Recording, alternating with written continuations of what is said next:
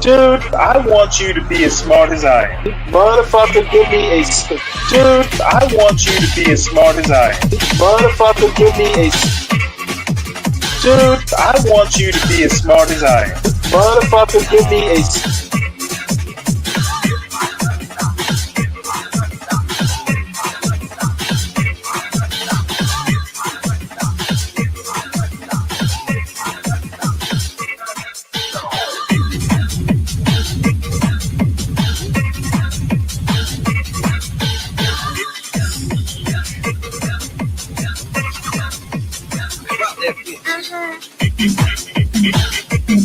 Dude, I want you to be as smart as I am. Motherfucker, give me a specific...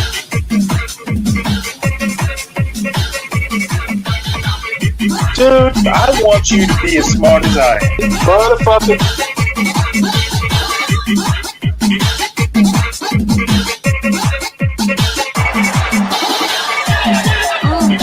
Come on out, you rapist!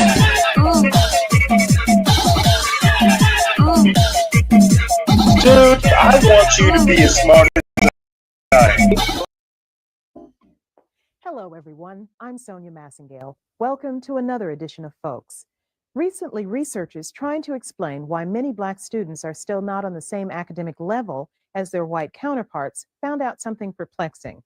In their sampling of Black students, they found that many students viewed academic achievement as white behavior. Well, that really set our thoughts in motion here, and we set out to find out whether that same thing would hold true among Black students in Louisiana. We came up with some surprising answers to the question about academic achievement and racial identity, and some other fascinating concerns that the students have about their schools and the public's perception of them.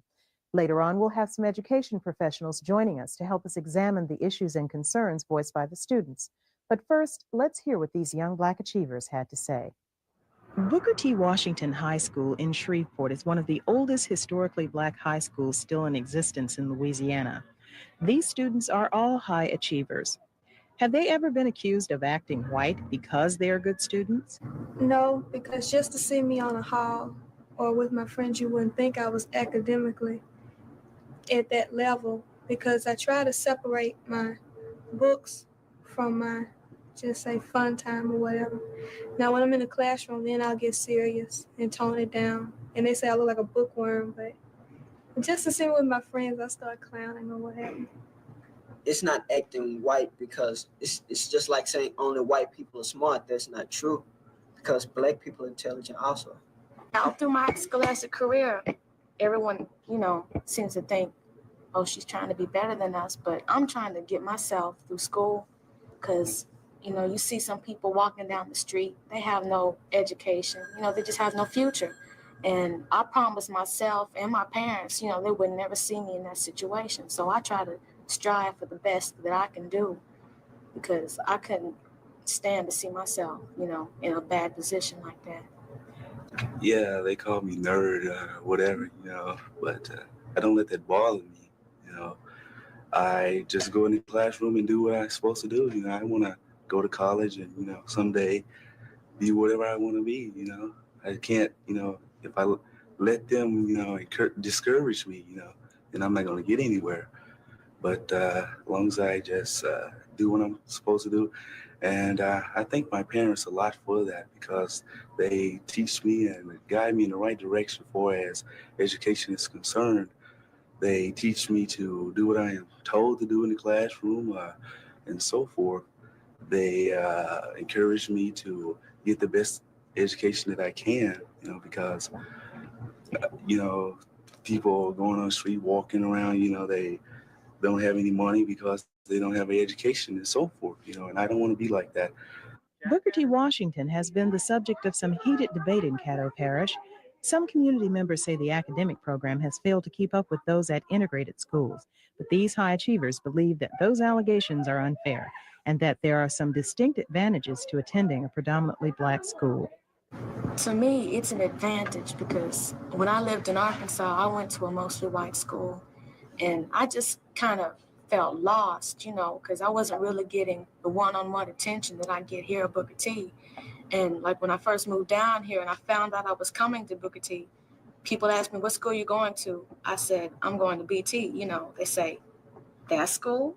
And I never did understand, you know, why everybody had all the negative thoughts about it until I heard all the rumors. And I try to tell people that they're not true.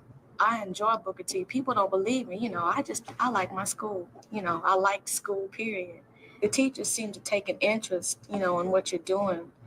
And with a white, you know, at a partially white school, well, I didn't seem to get that attention that I got here. And I like attention. So I got it. I think that it's an advantage because, all right, we being an all-black school and the teachers being mostly black here, they're trying to help us more, you know, so we can be prepared for the outside world. They try to help us more by helping us get scholarships and preparing us for the ACT and everything so that we can be prepared for college just like everybody else. I was a student at Gosnell Junior High School, and that was in Arkansas, and it was a mostly white school. And I felt pressure from some of the white students because they were envious of my good grades. I made better grades than most of them. And most of the teachers were white. So I know it was one time one of the students went to the teacher complaining, you know, I'm getting better grades than them, you know, so the teacher would just in some kind of way like embarrass me in front of the class or say I'm doing something wrong, insubordination as her favorite word was. And it just got to be a problem because they were jealous of me, the white students were, and then turned out some of the black students were getting jealous too. So it was just kind of rough coming from both sides. I just let it ride because I said I'm coming to school for me. Southern University Laboratory School is a part of Southern University School of Education. Although it is technically a public school, students must meet certain admissions criteria and pay a part of the yearly tuition fee. Having a college prep curriculum, Southern Lab has the reputation of graduating high achievers. Once again, these students reported no problems with peer pressure relating to academic achievement, but they are sensitive to the public's impression of predominantly black schools as academically inferior. I've attended Southern Lab all my life, but I've never attended an integrated school. But I believe that a predominantly black school is just as good or better because being predominantly black, you try harder to achieve or accomplish your goals. I've attended an integrated school and the atmosphere is real different.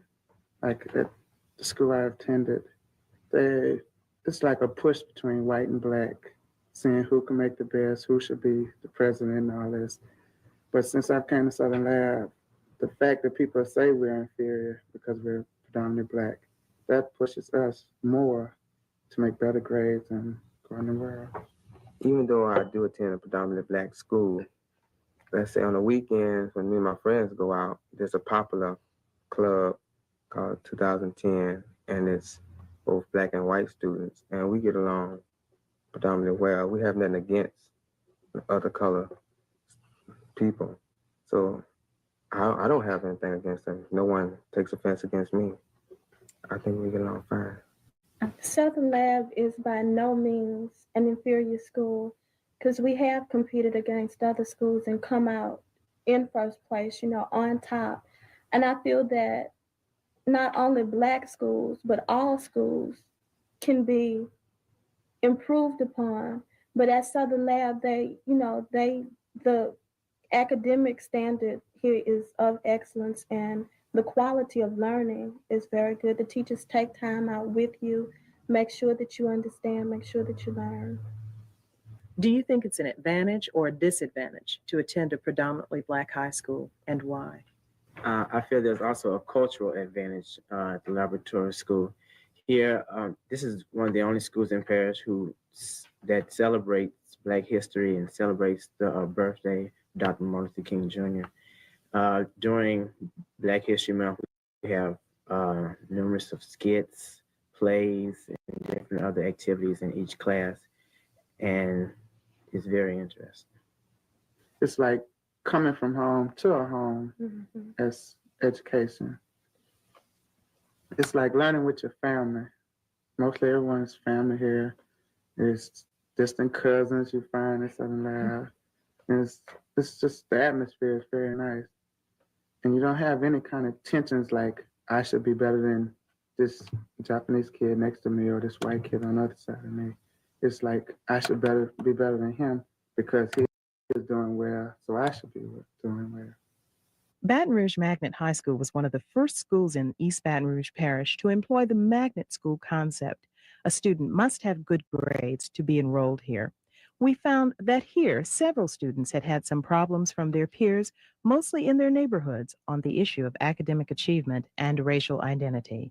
Well, I live in a predominantly Black neighborhood, and I grew up with everybody in the neighborhood, and now they mostly go to Capitol and schools like that. And when I chose to come to Baton Rouge High, they thought, well, she's going to change, and she's going to be sedity and act more sophisticated than we are, so we just can't associate with her anymore.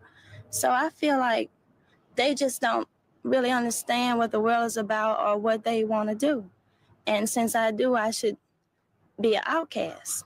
But I don't feel like that. I feel like I'm headed for a future, and I want to go that way. I want to be who I want to be, and I'm not going to let what they say stop me. And as far as having a broader vocabulary or being more educated than they are, I feel like I am, because I have taken advantage of the situation that they chose not to. I've been experiencing this for a long time, since before I came to Baton Rouge High. And it's like people try to pull you back because you're trying to get ahead, which isn't really fair at all. Like now, you'll talk to someone, they'll say, where you go to school, Baton Rouge High, that's it. They're like, oh, we know what you are, and they don't want to have anything else to do with you. It's like we're being stereotyped in our own way because we're trying to get ahead. They never told me that personally, because the people I grew up with, I feel that they are the people that I would always have to come back to. The people that started me off, gave me their moral support. You always know where you come from. You always know where you're going. And those same people you might need to go back to. Do you think it's an advantage or a disadvantage to attend an integrated school, and why? I think it's an advantage because it puts you in situations where you must learn to get along with people with different social, economic, and cultural backgrounds. And that's basically how it's going to be in the real world after you get out of high school and college. And so I think it's preparing me anyway for the real world. I think attending an integrated school is just another part of your education because you're learning about other people. And because I came from a predominantly white school, and it was a big adjustment for me to come here. And because I had been there since fourth grade, then you learn. I learned more about myself and about other Blacks besides learning about other cultures. Once you've achieved your goals and you are that high-achieving professional that you plan to be now, how do you think that will affect the way you relate to the people in the Black community? I want to be able to go back and still have my old friends and still be able to talk about old times and make some new times with them, just show them, that I still want to be their friend, not because I made it, I want to be like, oh, how you doing? I can't talk to you because I'm in a higher tax bracket, or or it's like I live uptown and y'all still down here. I don't want it to be like that because the person shouldn't be judged by their bank account, or what they've done. It's like the person inside, the person that's trying to, when you're trying to be a certain person, when you're trying to let other people know who you are and what you want to be. I want to be able to see that, and not like what kind of house they live in and all that. Because before I came to Louisiana, my family was living in a one-room project in Chicago. And I thank God that we come this far and that I'm able to come, throw away 3,000 miles away, though still, I was fortunate enough to be able to come to Baton Rouge High and find out about the world and what the world is talking about. And you see it every day, not just the Blacks, but the whites, the Spanish, the Vietnamese, the Indians, all of which go here. And the teachers too. You see a broad spectrum of cultures and ideas And it's good that a person can come in and kind of get a grasp of what everybody's talking about. Maybe they can make a better judgment about things later on in life. No one is guaranteed success.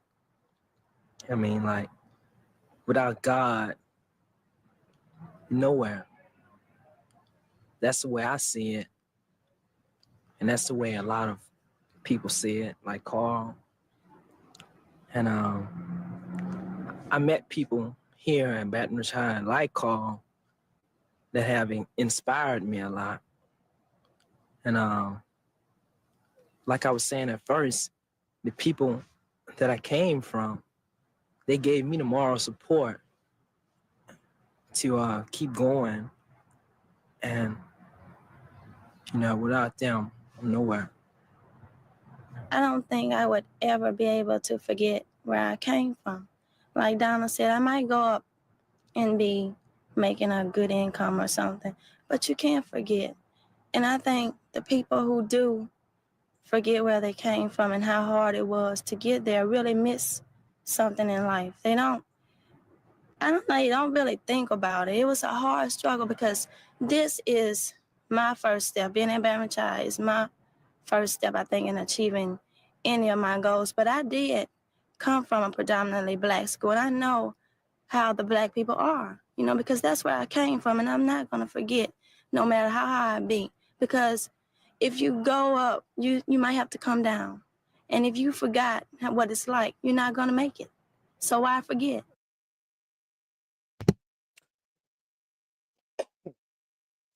Morning, everybody. Welcome to Stanley versus the World. I love this video. I'm wondering, kind of curious to know what would have become of these kids. I'm shocked at how articulate and well-spoken, how put together, how, you know, thinking these kids were. Now, this is 1987, so actually, I wouldn't have been that much older than they were. Probably, I guess in '87, I would have been around 20 or so. So we were well-spoken kids back then. What happened? Good morning, humble presidents. How you doing? So bottom line is I'm shocked. I wish I hope these kids raised kids. So anyway, a bunch of news stories, almost all news stories.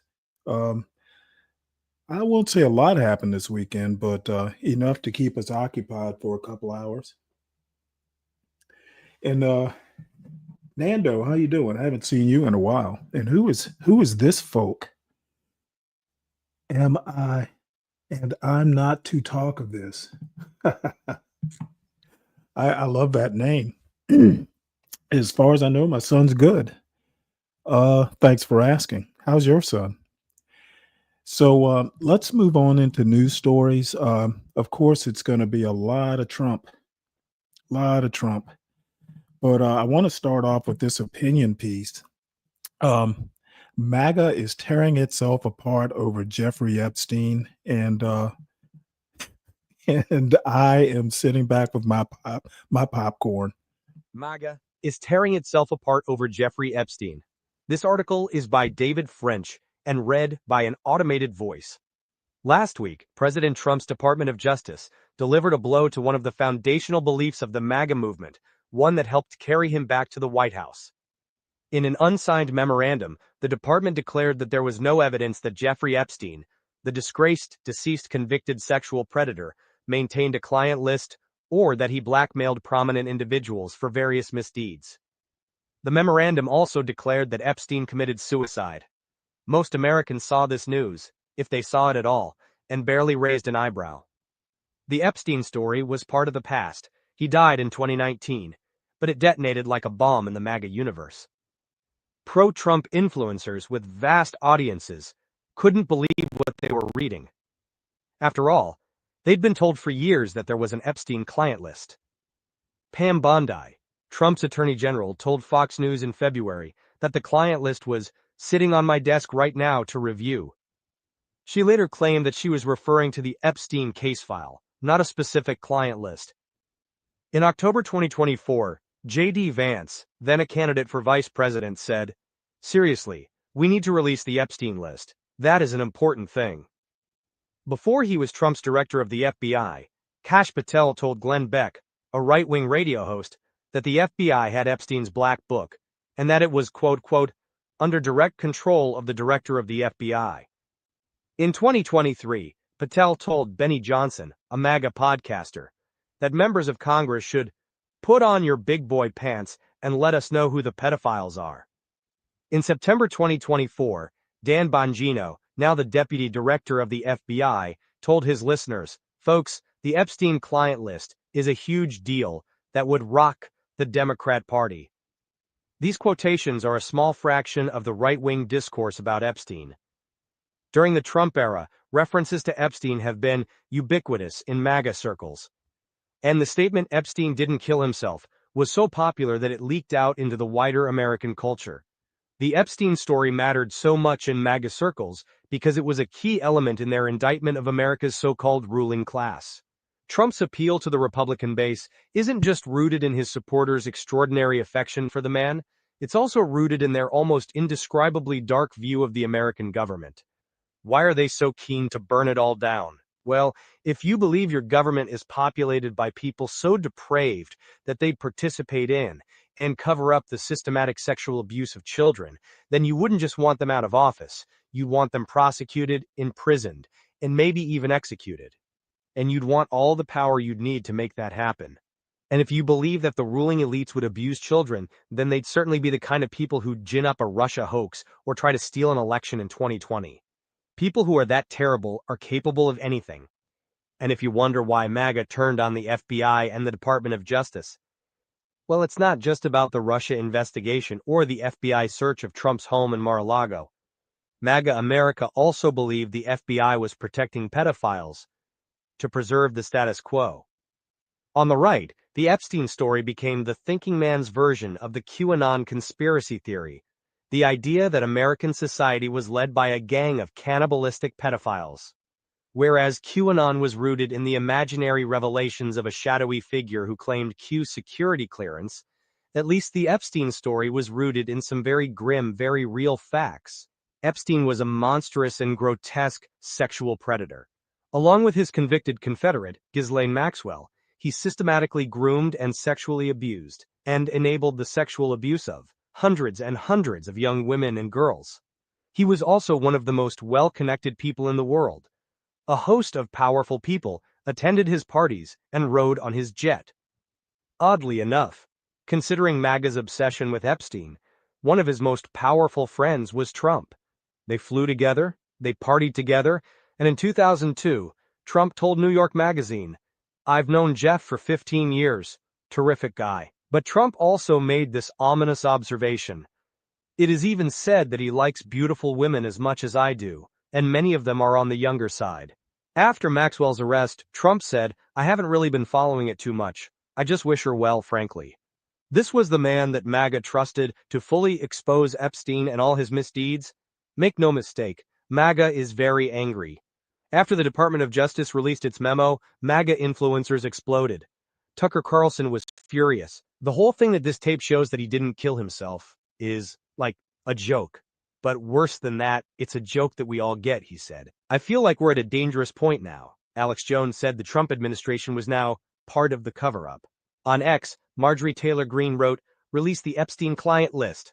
This moment is significant for another reason. It allows us to peer into the future of MAGA and see its potential crack-up. After Trump is gone, this movement could tear itself apart.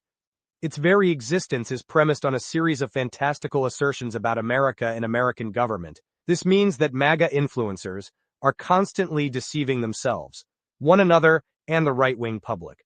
It's an ecosystem that operates in a constant state of crisis and grievance, and MAGA supporters are so convinced that the worst possible stories are real that they'll turn on anyone not named Donald Trump who dares to tell them the truth, or who deviates in the slightest bit from the stories they tell themselves. Once Trump leaves office, there will be no one left to end the internal arguments and direct everyone to fall in line.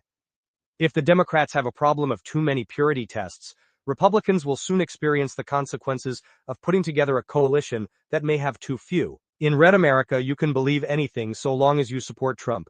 Remove that man, and only the grievances remain, and many of MAGA's grievances are against other Republicans. The GOP coalition contains pro-vaccine and anti-vaccine factions, internationalists and isolationists, normie Republicans, and wild conspiracy theorists. Republican ideological diversity is its temporary strength. It could build a tent big enough to win very close to a majority of the popular vote. But by pulling a critical mass of disgruntled Americans into one party, Republicans have created a culture of constant conflict, and those conflicts are often rooted in completely false beliefs about American life. Those internal conflicts are fully underway. CNN's Caitlin Collins reported on Friday that it's hard to overstate the infighting in MAGA over the Epstein case. Also on Friday, Axios reported that Bongino took the day off work after clashing with Bondi at the White House, and CNN is reporting that he's considering resigning from the FBI. In fact, we can see a consensus hardening against Bondi. She's the culprit. She's the one who pulled the bait and switch. She told us that the list was on her desk. Trump himself isn't immune from attack. As part of his divorce from the MAGA movement, Elon Musk has claimed that Trump and his longtime ally Steve Bannon are in the Epstein files. How, Musk posted on Tuesday, can people be expected to have faith in Trump if he won't release the Epstein files? By Saturday evening, Trump had enough. He posted a long screed on Truth Social that declared his support for Bondi. He said she was doing a fantastic job, and then bizarrely claimed that the Epstein files were written by Obama, crooked Hillary, Comey, Brennan, and the losers and criminals of the Biden administration. In a pointed reference to Patel, he said that the FBI should be focused on investigating, quote, voter fraud, political corruption, Act Blue, the rigged and stolen election of 2020, and arresting thugs and criminals, rather than spending month after month looking at nothing but the same old radical left-inspired documents on Jeffrey Epstein. Judging from the early response online, MAGA is not satisfied. The usually faithful Benny Johnson was shaken. By admitting that the Epstein files are real, he said, and that you've read them, and you don't like their contents, and they were written by your enemies, it doesn't make the most compelling case as far as I'm concerned. Holy moly. The Epstein case remains a bit of a black box to most Americans. We still don't know all the details of Epstein's relationships with the rich and powerful, and in the absence of knowledge, wild allegations spread unhindered by hard facts. This much we do know. Some of MAGA's most trusted voices, including Patel, Bondi, Bongino, and Trump himself, are suddenly telling their movement, move along, there's nothing to see here. But MAGA does not want to hear what they have to say. And I'm loving it. And more on Trump's little truth social posting. He does not like what's happening. Trump tries to quell MAGA blow up over Epstein. President Donald Trump on Saturday defended embattled Attorney General Pam Bondi as he tries to quell a revolt among his MAGA base over Jeffrey Epstein. Or I guess it's Epstein. What's going on with my boys, in some cases gals? Trump posted to Truth Social. You know what? Let's go right to the horse's mouth here.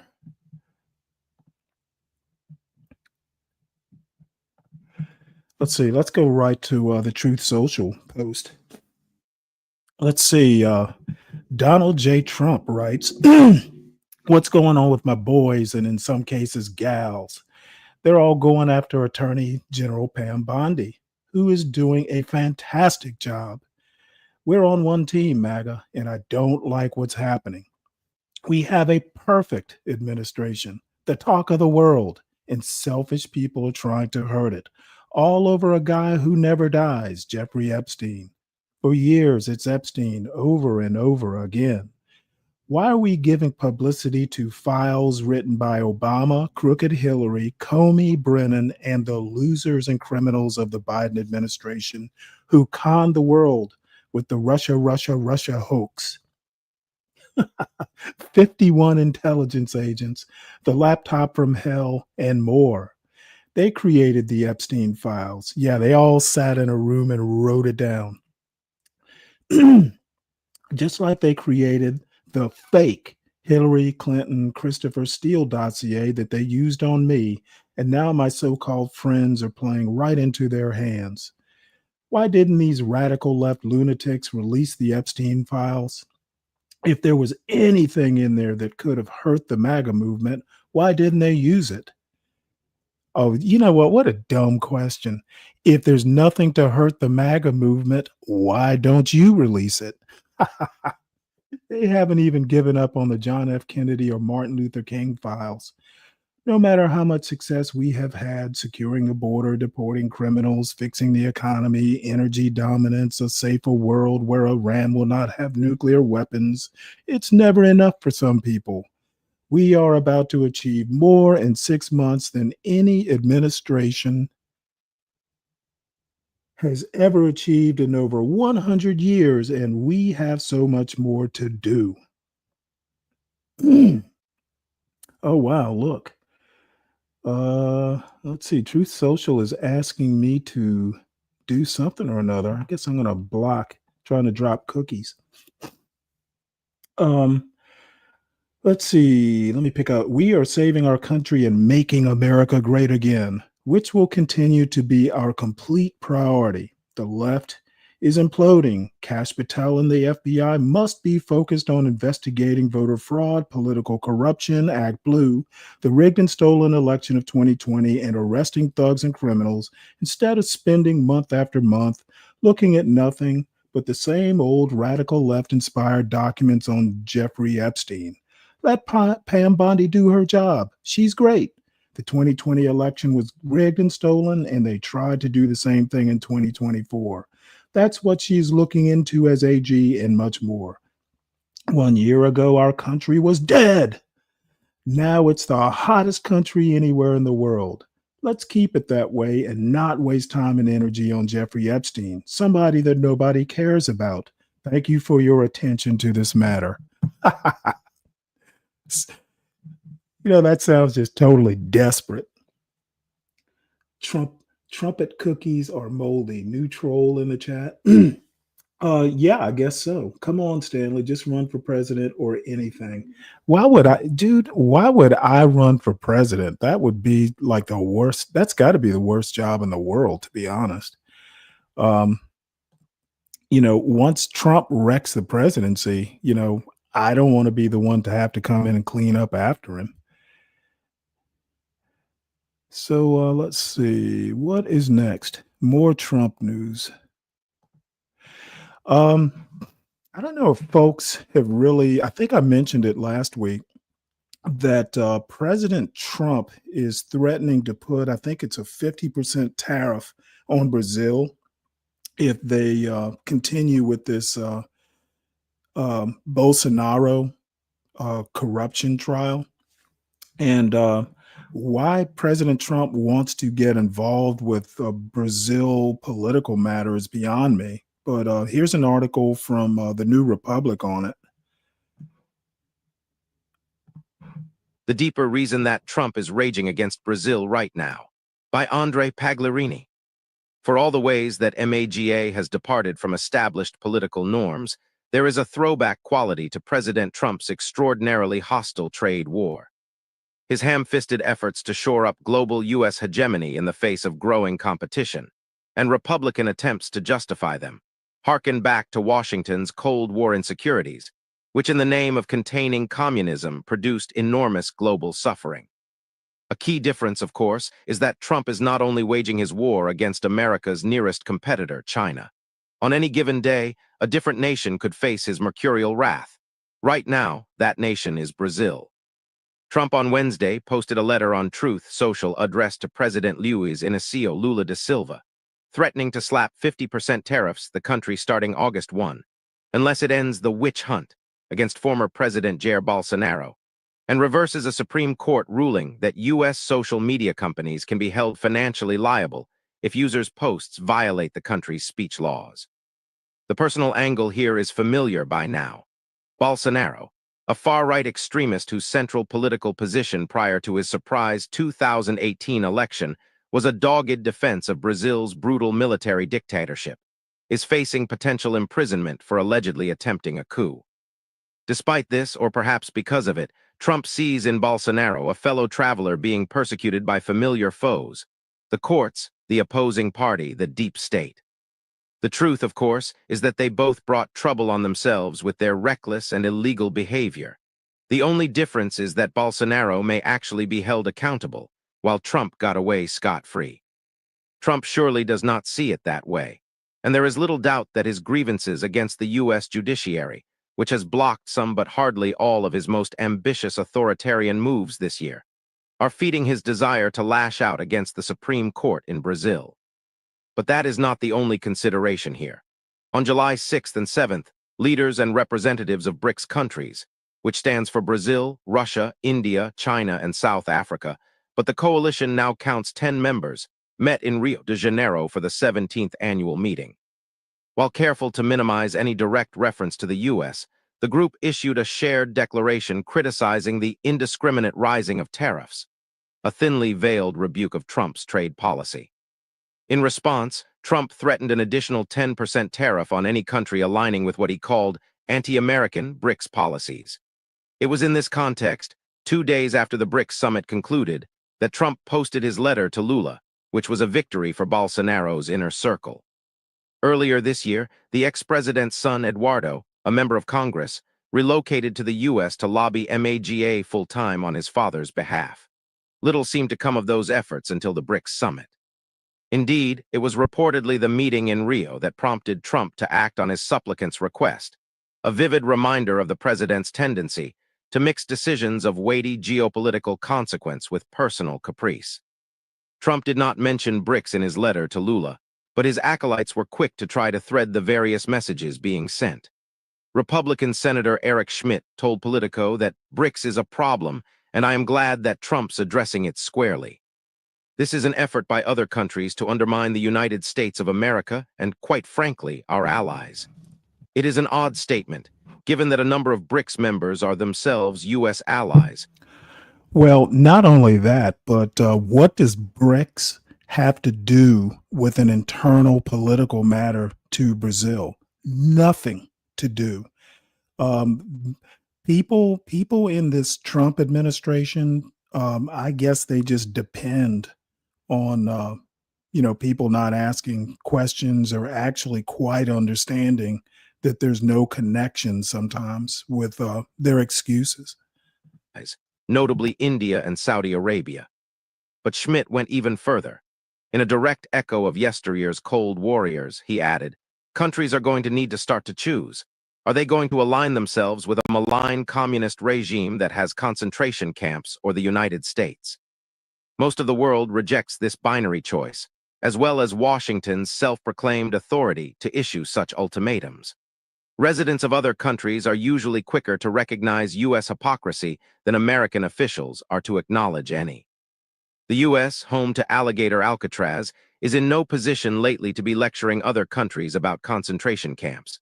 As the BRICS bloc gradually consolidates itself as a viable alternative to the post-war U.S.-led global order, with its own infrastructure bank, think tanks, and annual fora, Washington will be faced with the question of how to respond. Will it adapt to a multipolar order it cannot fully control or insist on increasingly forceful displays of raw power? The answer is obvious to Steve Bannon, MAGA's leading anti-globalist, who said Brazil can easily solve its problem. If you drop the trial and drop the charges, the tariffs go away. When asked how this policy approach, which treats tariffs like sanctions, differed from extortion, he remarked that it is MAGA, baby. It is a brave new world. Effectively, Trump and his minions are demanding that the judicial system of Latin America's largest nation, the fourth biggest democracy in the world, do his bidding or suffer the consequences. Specifically, a potential economic calamity that would impoverish millions of Brazilians. Furthermore, in addressing his letter to Lula, Trump is implying that the chief executive must be the one to break Brazil's institutional order, even though the letter's main complaints pertain to decisions by the judiciary. Trump's message to Brazil, and really all BRICS nations, is that he will not brook any dissatisfaction with unilateral U.S. policy, and indeed will punish any nations that dare to strengthen ties to better protect themselves from that policy, a threat that naturally makes such cooperation more appealing and perhaps even existentially necessary. The prospect of the United Nations or World Trade Organization reigning in Trump's callous measures are remote at best. In his own way, Trump is making the case for BRICS more clearly than Lula ever could. True. Basically, Brazil is more or less a client state at this point, and I just simply cannot believe that Trump is getting involved now. Trump is a fan of Bolsonaro, and Bolsonaro's son, I think his name is Eric as well, or maybe it's Edward, has been lobbying for Trump to get involved. As a matter of fact, I think Bolsonaro's son has even been to the White House, maybe. But in any case, Trump is large and in charge of something. So next up, we're gonna get into some of the flood fallout, the Texas flood fallout. And forgive my voice, for some reason it's hoarse.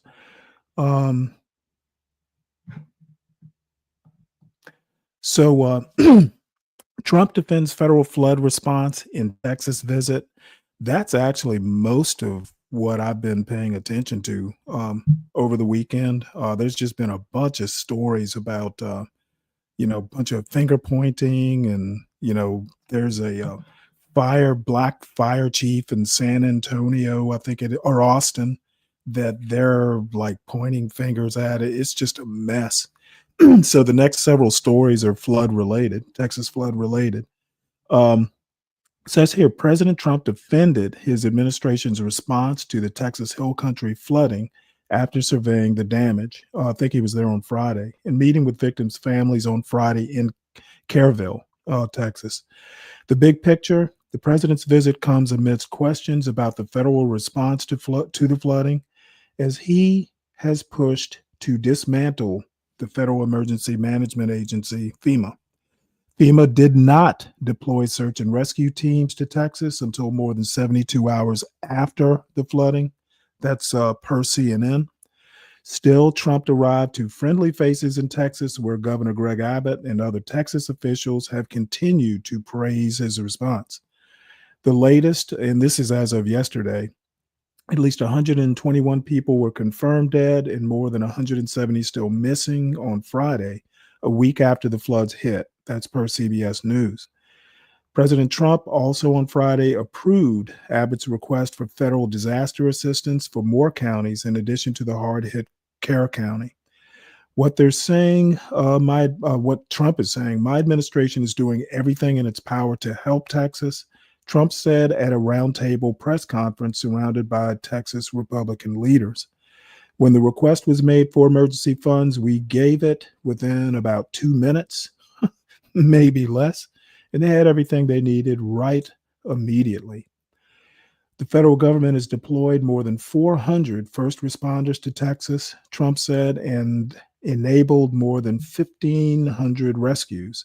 He did not specify what emergency those first responders were working for, but said FEMA has deployed multiple emergency response units. Trump signed the first major disaster declaration on Sunday, 2 days after the July 4th flooding for the hard-hit Kerr County, about an hour's drive northwest of San Antonio. It will help people with things like temporary housing, home repairs that aren't covered by insurance. FEMA also worked with the state to open a disaster recovery center on Thursday. Trump deflected questions about blame and what went wrong in warning people about the flooding. Meanwhile, he said the administration is taking historic action to ensure that such a nightmare never happens again. And you know what? This is a good summary of what happened. This is Heather Cox Richardson, the historian. She writes a little bit about it, and then we've got more stuff surrounding this this disaster.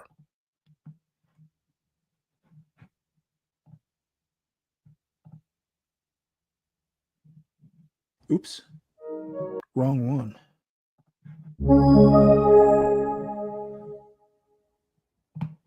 July 12th, 2025, by Heather Cox Richardson. On July 5th, the day after the Texas floods hit, the Federal Emergency Management Agency, FEMA, received 3,027 calls from survivors and answered 3,018 of them, about 99.7%, according to Maxine Hosello of the New York Times. But that day, Homeland Security Secretary Kristi Noem did not renew the contracts for 4 call center companies that answered those calls. The staff at the centers were fired. The next day, July 6th, FEMA received 2,363 calls and answered 846, or about 35.8%. On Monday, July 7th, FEMA received 16,419 calls and answered 2,613, around 15.9%. In a statement, a spokesperson for the Department of Homeland Security said, "When a natural disaster strikes, phone calls surge, and wait times can subsequently increase. Despite this expected influx, FEMA's Disaster Call Center responded to every caller swiftly and efficiently, ensuring no one was left without assistance." Marcy Wheeler of Empty Wheel notes that one reason Noem has been cutting so ferociously at FEMA is because she has run through the money Congress allocated for HHS with her single-minded focus on immigration. In May, Senator Richard Blumenthal, DCT, called out Noem's expenditure of $200 million on an ad campaign pushing Trump's agenda and $21 million to transport about 400 migrants to Guantanamo Bay only to have many of them transferred back out. Senator Chris Murphy, DCT, told Noem, "You are spending like you don't have a budget. You're on track to trigger the Anti-Deficiency Act. That means you are going to spend more money than you have been allocated by Congress. This is a rare occurrence, and it is wildly illegal.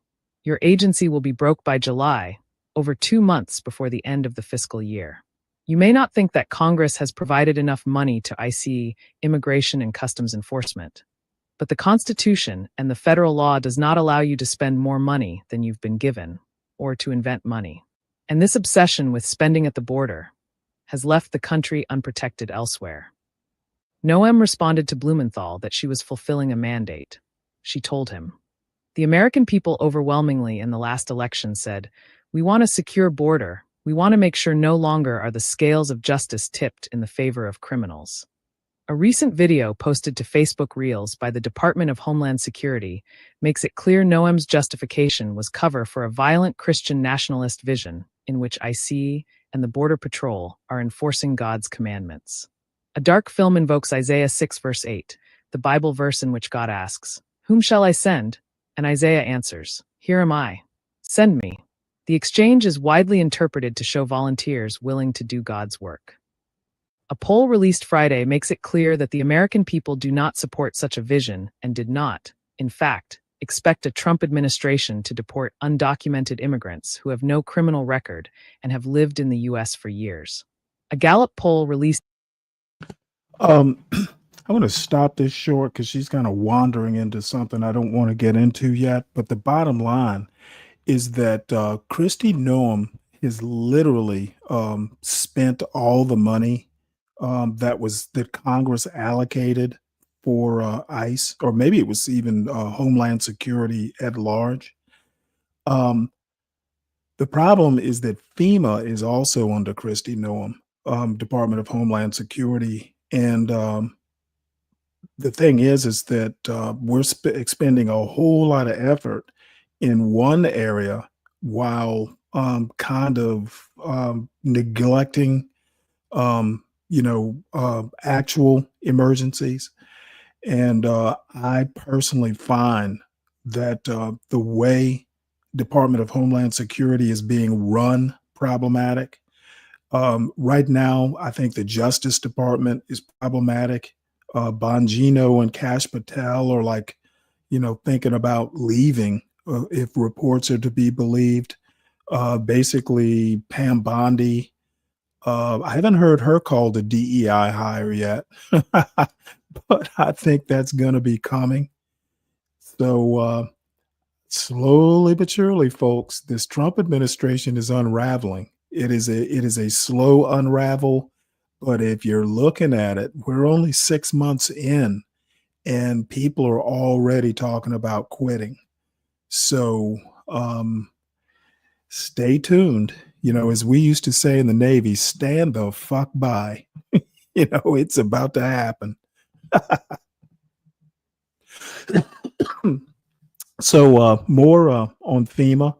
After Texas disaster, Trump shifts his tone on FEMA.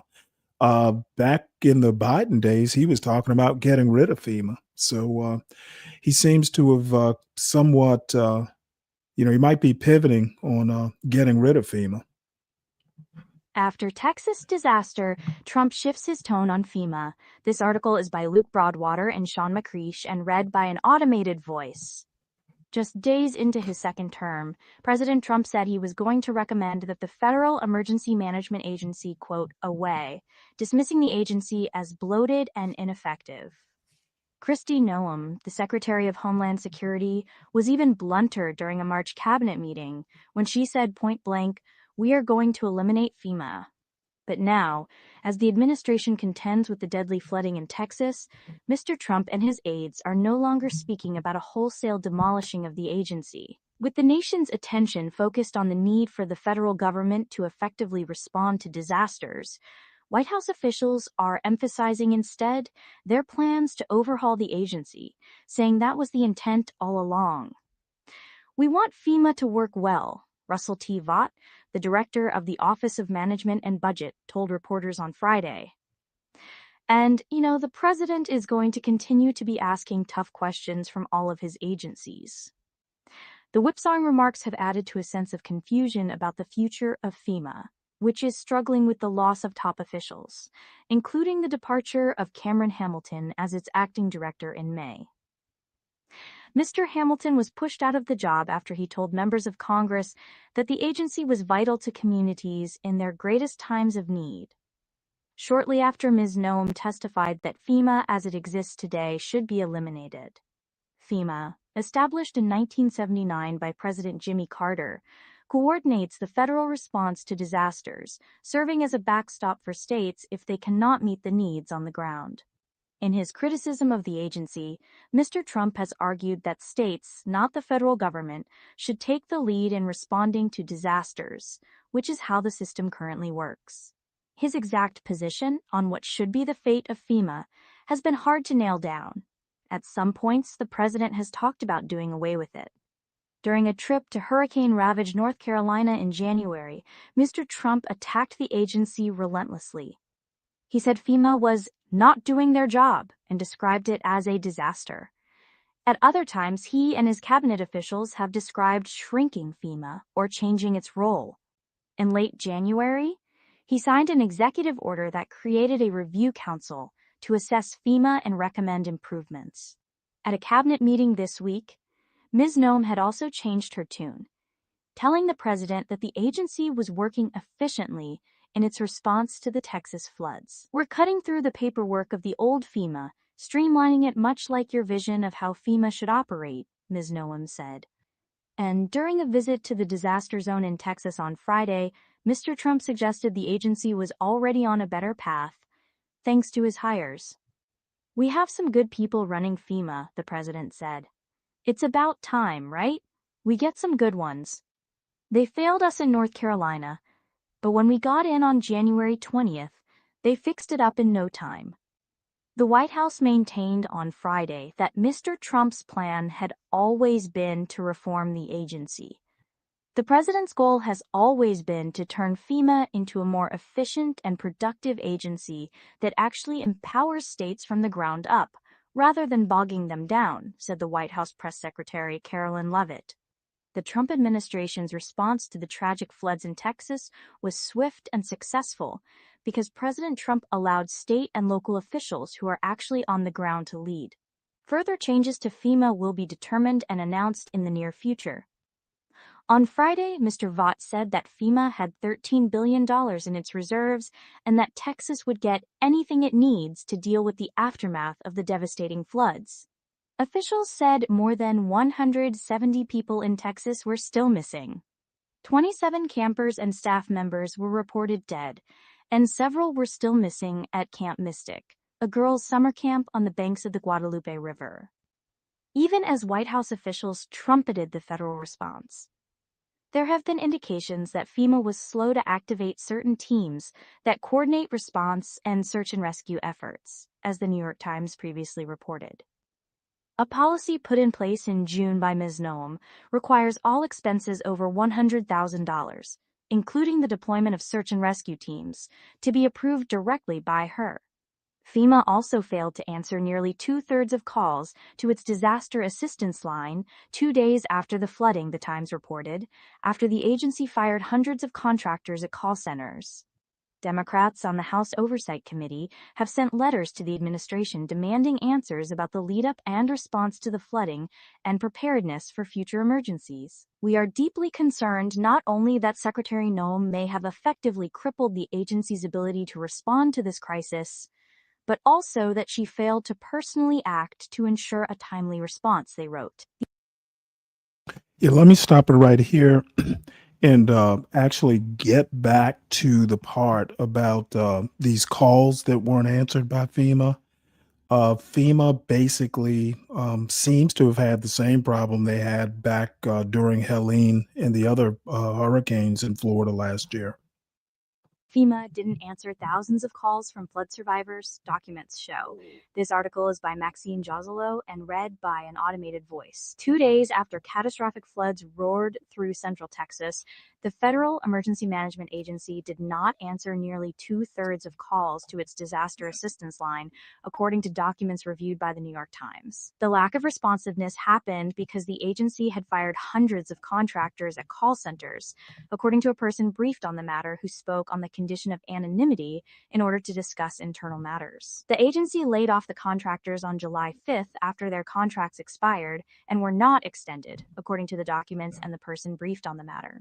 Kristi Noem, the Homeland Security Secretary, who has instituted a new requirement that she personally approve expenses over $100,000, did not renew the contracts until Thursday, 5 days after the contracts expired. FEMA is part of the Department of Homeland Security. The details on the unanswered calls on July 6th, which have not been previously reported, come as FEMA faces intense scrutiny over its response to the floods in Texas that have killed more than 120 people. The agency, which President Trump has called for eliminating, has been slow to activate certain teams that coordinate response and search and rescue efforts. Asked for comment, a spokeswoman for the Department of Homeland Security, who declined to be identified, wrote in an email, "When a natural disaster strikes, phone calls surge and wait times can subsequently increase. Despite this expected influx, FEMA's disaster call center responded to every caller swiftly and efficiently, ensuring no one was left without assistance. After floods, hurricanes, and other disasters, survivors can call FEMA to apply for different types of financial assistance. People who have lost their homes, for instance, can apply for a one-time payment of $750 that can help cover their immediate needs, such as food or other supplies." On July 5th, as floodwaters were starting to recede, FEMA received 3,027 calls from disaster survivors and answered 3,018, or roughly 99.7%, the documents show. Contractors with 4 call center companies answered the vast majority of the calls. That evening, however, Ms. Noem did not renew the contracts with the 4 companies, and hundreds of contractors were fired, according to the documents and the person briefed on the matter. The next day, July 6th, FEMA received 2,363 calls and answered 846, or roughly 35.8%, according to the documents. And on Monday, July 7th, the agency fielded 16,419 calls and answered 2,613, or around 15.9%, the documents show. Some FEMA officials grew frustrated by the lapse in contracts and that it was taking days for Ms. Noem to act, according to the person briefed on the matter and the documents. "We still do not have a decision, waiver, or signature from the DHS secretary," a FEMA official wrote in a July 8th email to colleagues. Representative I want to make a point right here. Those numbers that they just cited are egregious. And why you would not intervene the day after a disaster by keeping your call centers, whatever it takes to get those call centers or keep them manned to take calls. You're not going to hear about this um, from the Trump administration. There will be no mea culpa, and Texas will not be inclined to complain. They'll just pretend that everything's okie dokie. And you know what? I guess that's partisan politics, but people on the ground are suffering. And quite frankly, Texas is a weird state. I'm still thinking about their isolation from the national electrical grid, where a couple winters ago, maybe it's 3 winters ago, actually maybe even longer than that, where people were just freezing because of those ice storms they had. Texas is, for all the great things Texas does, I'm just glad I don't live there. Those people are weird, and I don't care what Portia says. It is a great state for those who like that sort of thing. And I'll leave it at that. And the other thing that DiCapriono says here, you know what? Doge saving dollars. Basically, it will probably turn out that Doge cost money. It was a net negative as far as saving money, mainly because of all the court cases that are being brought. That's a whole lot of money being wasted on court cases. Doge acting, pushing the boundaries of the Constitution and statutes and all that. I don't think Doge in the end is going to save anything. I think it's going to wind up costing money. So that is that. And then, yeah, there's all kinds of ironies and stuff associated with Doge. And the thing is Elon Musk has, gotten away scot-free. He's basically, distancing himself. He's already taken up another cause, and screw the government, government efficiency. He just wants to concentrate on budget deficits now. So let's move on. There is more flood news. This is an NBC News story. As questions mount over Texas floods, a key decision maker remains silent. Here's the deal. The part about the counties being, or the local governments, state and local governments being, being able to react faster. That is a pretty dubious statement in and of itself. I'm just not so sure about states being capable, at least Texas in particular. So let's listen to this right quick. Make sure I'm in the right spot here.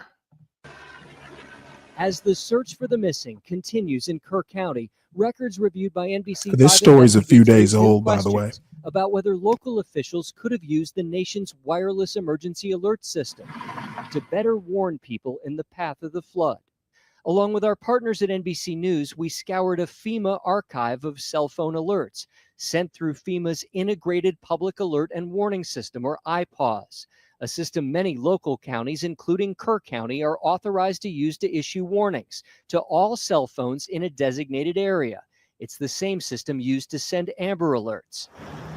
The FEMA message archive shows as the water began rising in Kerr County on July 4th, the National Weather Service did send a flood warning to cell phones as early as 1:14 a.m. But Weather Service forecasters cannot issue instructions on whether to evacuate or wait for rescue.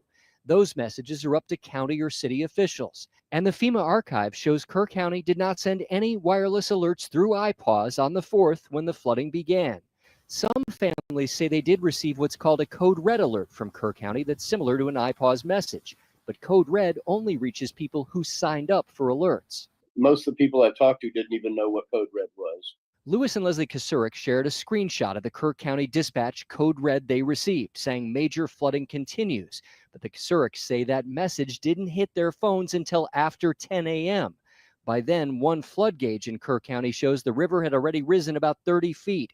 And the Kasuriks had taken this photo showing roads in their neighborhood were already cut off. I'm mad because, like I told another lady, how many lives do we have to lose in order for them to fix the system? It's broken. Kerr County has used the more wide-reaching iPause system to warn of flooding in the past. Last year, on July 23rd, the archive shows the county sent an iPause alert saying the Guadalupe River was expected to rise an additional 4 feet, telling people to avoid the river and move assets to higher ground immediately. So why no county iPause alert before the flood this time? NBC5 Investigates reached out to Kerr County Judge Rob Kelly and Emergency Management Coordinator William Thomas, but they did not immediately respond to questions. At a news conference last week, Kelly was asked why children's camps along the river were not evacuated. I can't answer that. I don't know. He said the county never expected water would rise so fast. We didn't know this flood was coming. Rest assured, no one knew this kind of flood was coming. Researchers who studied the iPause system tell us communities sometimes struggle to decide when to issue cell phone alerts, who should send those alerts, and what the messages should say. A struggle stemming in part, they say, from a lack of standardized nationwide policies. There is no required training. There's no certification process currently within iPause. Emergency alert researcher Jeanette Sutton explained it's up to each local government to write its own policies. She says that's created differences in how effectively the system is used in each community. We need a lot of training, and we need the resources to help people to get trained. Sutton's team at the University at Albany recently helped FEMA develop a tool local emergency managers can use to pre-plan more effective messages before disaster strikes. They are generally facing a blank text box that says insert message here. And you can imagine that in a situation where there's a lot of stress and uncertainty, that writing a message from scratch is very difficult. In a statement to NBC5, FEMA said its iPause office encourages and supports practicing and exercising, and said the agency makes training tools available, enabling public safety officials to gain confidence using iPause. It is really important to get it right when people's lives are on the line. Sutton says cell phone alerts can be critical, especially in places like Kerr County, which doesn't have a siren warning system. But she says counties should also amplify alerts using tools like social media or even knocking on doors, as cell phone service is sometimes spotty in rural areas. On the morning of the July 4th floods, the Kerr County Sheriff's Department did use its Facebook account, posting messages around 5:30 a.m. warning of dangerous flooding, urging people to move to higher ground. Alerts that could reach social media users awake at the time, but would not sound a cell phone alert like an iPause message. At a news conference Wednesday, the sheriff said the county would look into whether evacuation orders should have been issued. Sometimes evacuations is not the safest. Sometimes it's better to shelter in place. And he pledged to examine why cell phone alerts did not happen sooner. Those are important questions. We will answer those questions. Questions with answers that might help other communities face the next disaster. Scott Friedman, NBC5 Investigates. Yeah, DiCapriono. Yeah, they're to be honest, does Kerr County even have a fire chief? Who knows? And this is at risk of beating a dead horse, but I want to point this out because this is like even more local than the actual county. Apparently, this Camp Mystic, the one where the girls' camp, apparently FEMA removed dozens of Camp Mystic buildings from a 100-year flood map before expansion. This is all for insurance. Basically, FEMA issued some waivers or something so the buildings could be insured. And I'm going to skip some of these bullet points. The camp was located in a known flood-prone area called Flash Flood Alley. It sought and received FEMA map amendments, removing dozens of buildings from the 100-year flood hazard zone This is since 2011. These amendments lessened regulatory oversight and allowed the camp's operation and expansion, including opening a second site in 2020, despite expert warnings about underestimated flood risks. Experts, including Syracuse University professor Sarah Prowl, called it particularly disturbing that such a camp received exemptions, and data science expert Jeremy Potter said FEMA's flood maps underestimate risk. The tragic flood highlights the limits of FEMA's process, which officials say is arduous but necessary, and stresses the need for stricter regulations and causes expansion in high-risk flood areas. So there's some systemic issues that hopefully get sorted out, because FEMA is tore up from the floor up, and this probably needs to be bumped up in priority as far as fixing, because a lot of the states that are prone to hurricanes, pretty much all those states are Republican states, from Texas, Louisiana, Mississippi, Alabama, Georgia, Florida, South Carolina.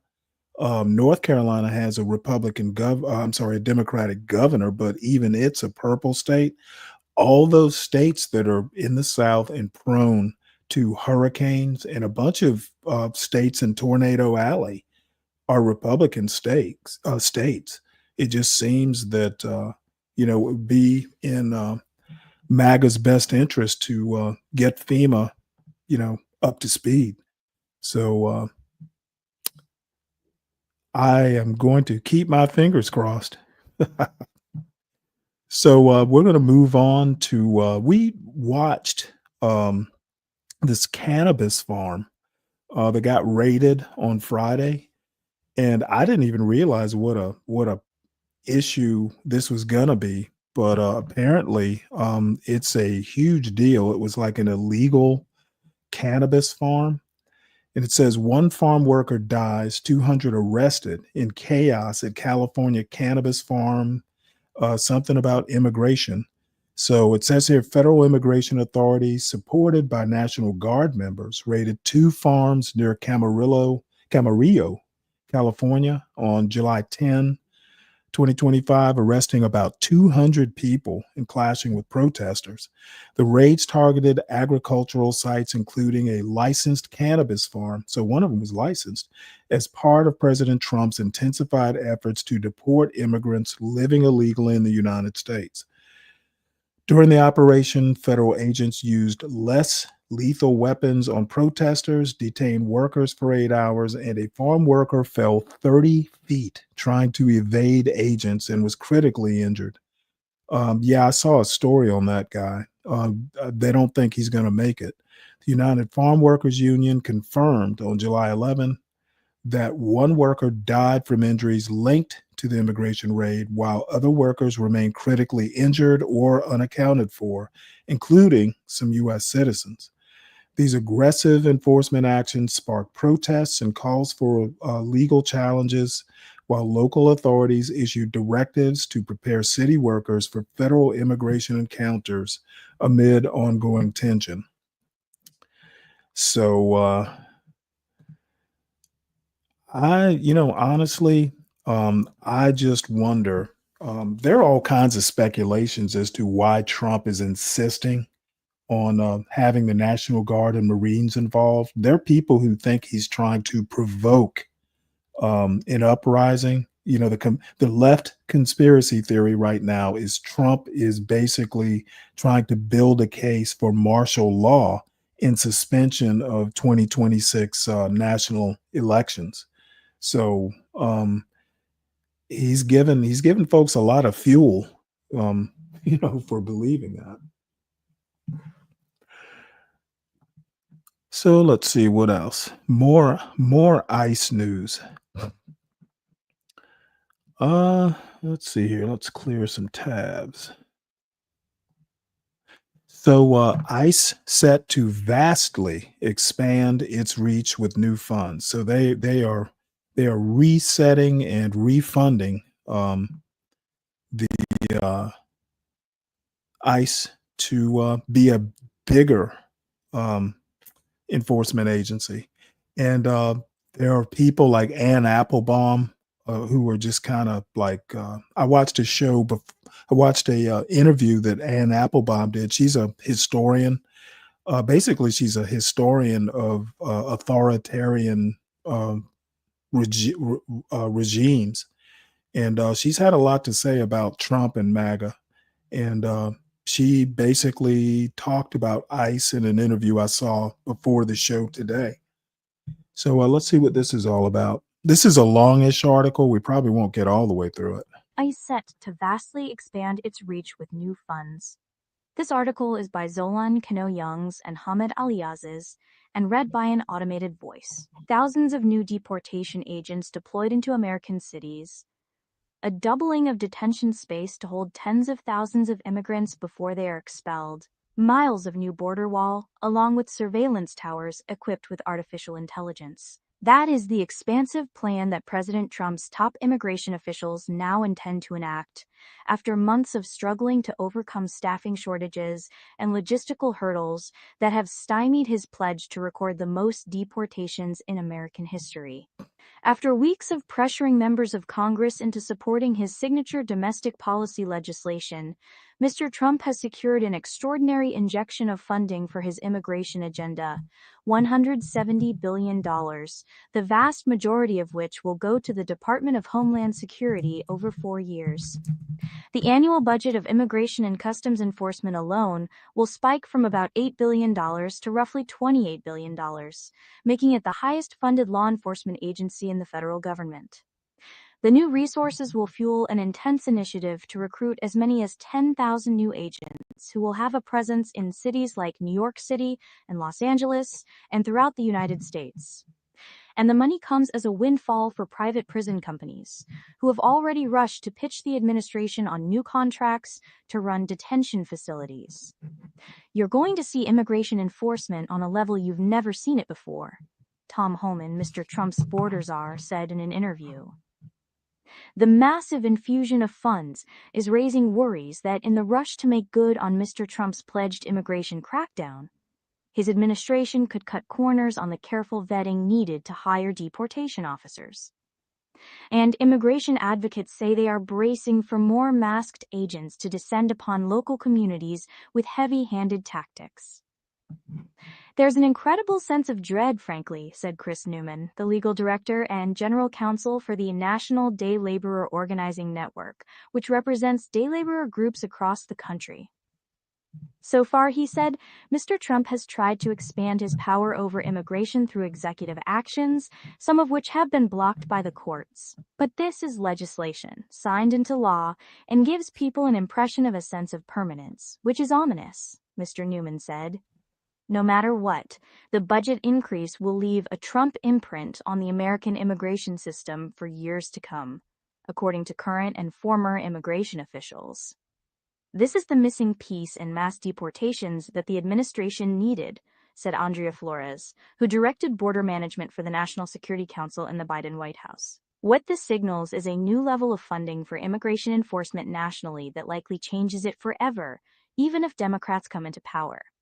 Even with the new funding, Mr. Trump's aides are still hedging on whether they can deliver on their goal to deport 1 million undocumented immigrants this year and millions more before he leaves office. They are aware that it could take months to scale up new detention facilities and recruit, conduct background checks of, and train thousands of immigration agents. It's going to take some time, Mr. Homan said. We're already about 6 months in the game. We just got this money, so we're going to do the best we can. The legislation sets aside roughly $30 billion to bolster immigration enforcement through 2029, money that the administration says will fund the hiring of 10,000 ICE agents. That would bring the total number of deportation officers to 16,000, surpassing the roughly 13,700 special agents at the FBI. You're going to see more agents on the street, Mr. Homan said, adding that the administration planned to ramp up migrant arrests in cities, in immigration courts, and at work sites. With the surge of agents, he added, the administration could also target more foreigners who overstay their visas, who immigration experts have said account for a significant portion of those without legal status in the United States.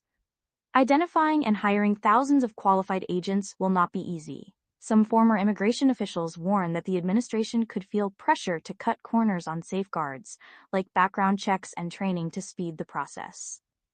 When the United States has rushed in the past to surge hiring to federal law enforcement agencies, such as the Bush administration's quick expansion of the Border Patrol, the government was plagued with cases of misconduct, they noted. There's going to be a lot of people who are ill-suited to be a law enforcement officer and apply for one of these jobs, said John Sandweg, a former acting director of ICE in the Obama administration. I think you're going to see them pushing and bending every rule they can to get them on the streets as soon as possible. Tim Quinn, a former senior official in Customs and Border Protection, said the rapid expansion of the immigration agencies makes accountability mechanisms even more essential. But the administration earlier this year took steps to dismantle the watchdog agencies inside the Department of Homeland Security, the parent agency of ICE. You got now an agency that has a high influx of resources. What are the oversight capabilities? Said Mr. Quinn, who resigned in protest of one of Mr. Trump's anti-DEI directives earlier this year. Where does that come from? Mr. Homan said that the administration planned to move both quickly and responsibly. We want to try to speed up as quickly as we can without sacrificing any of the rules that we have in place that are necessary, Mr. Homan said, adding.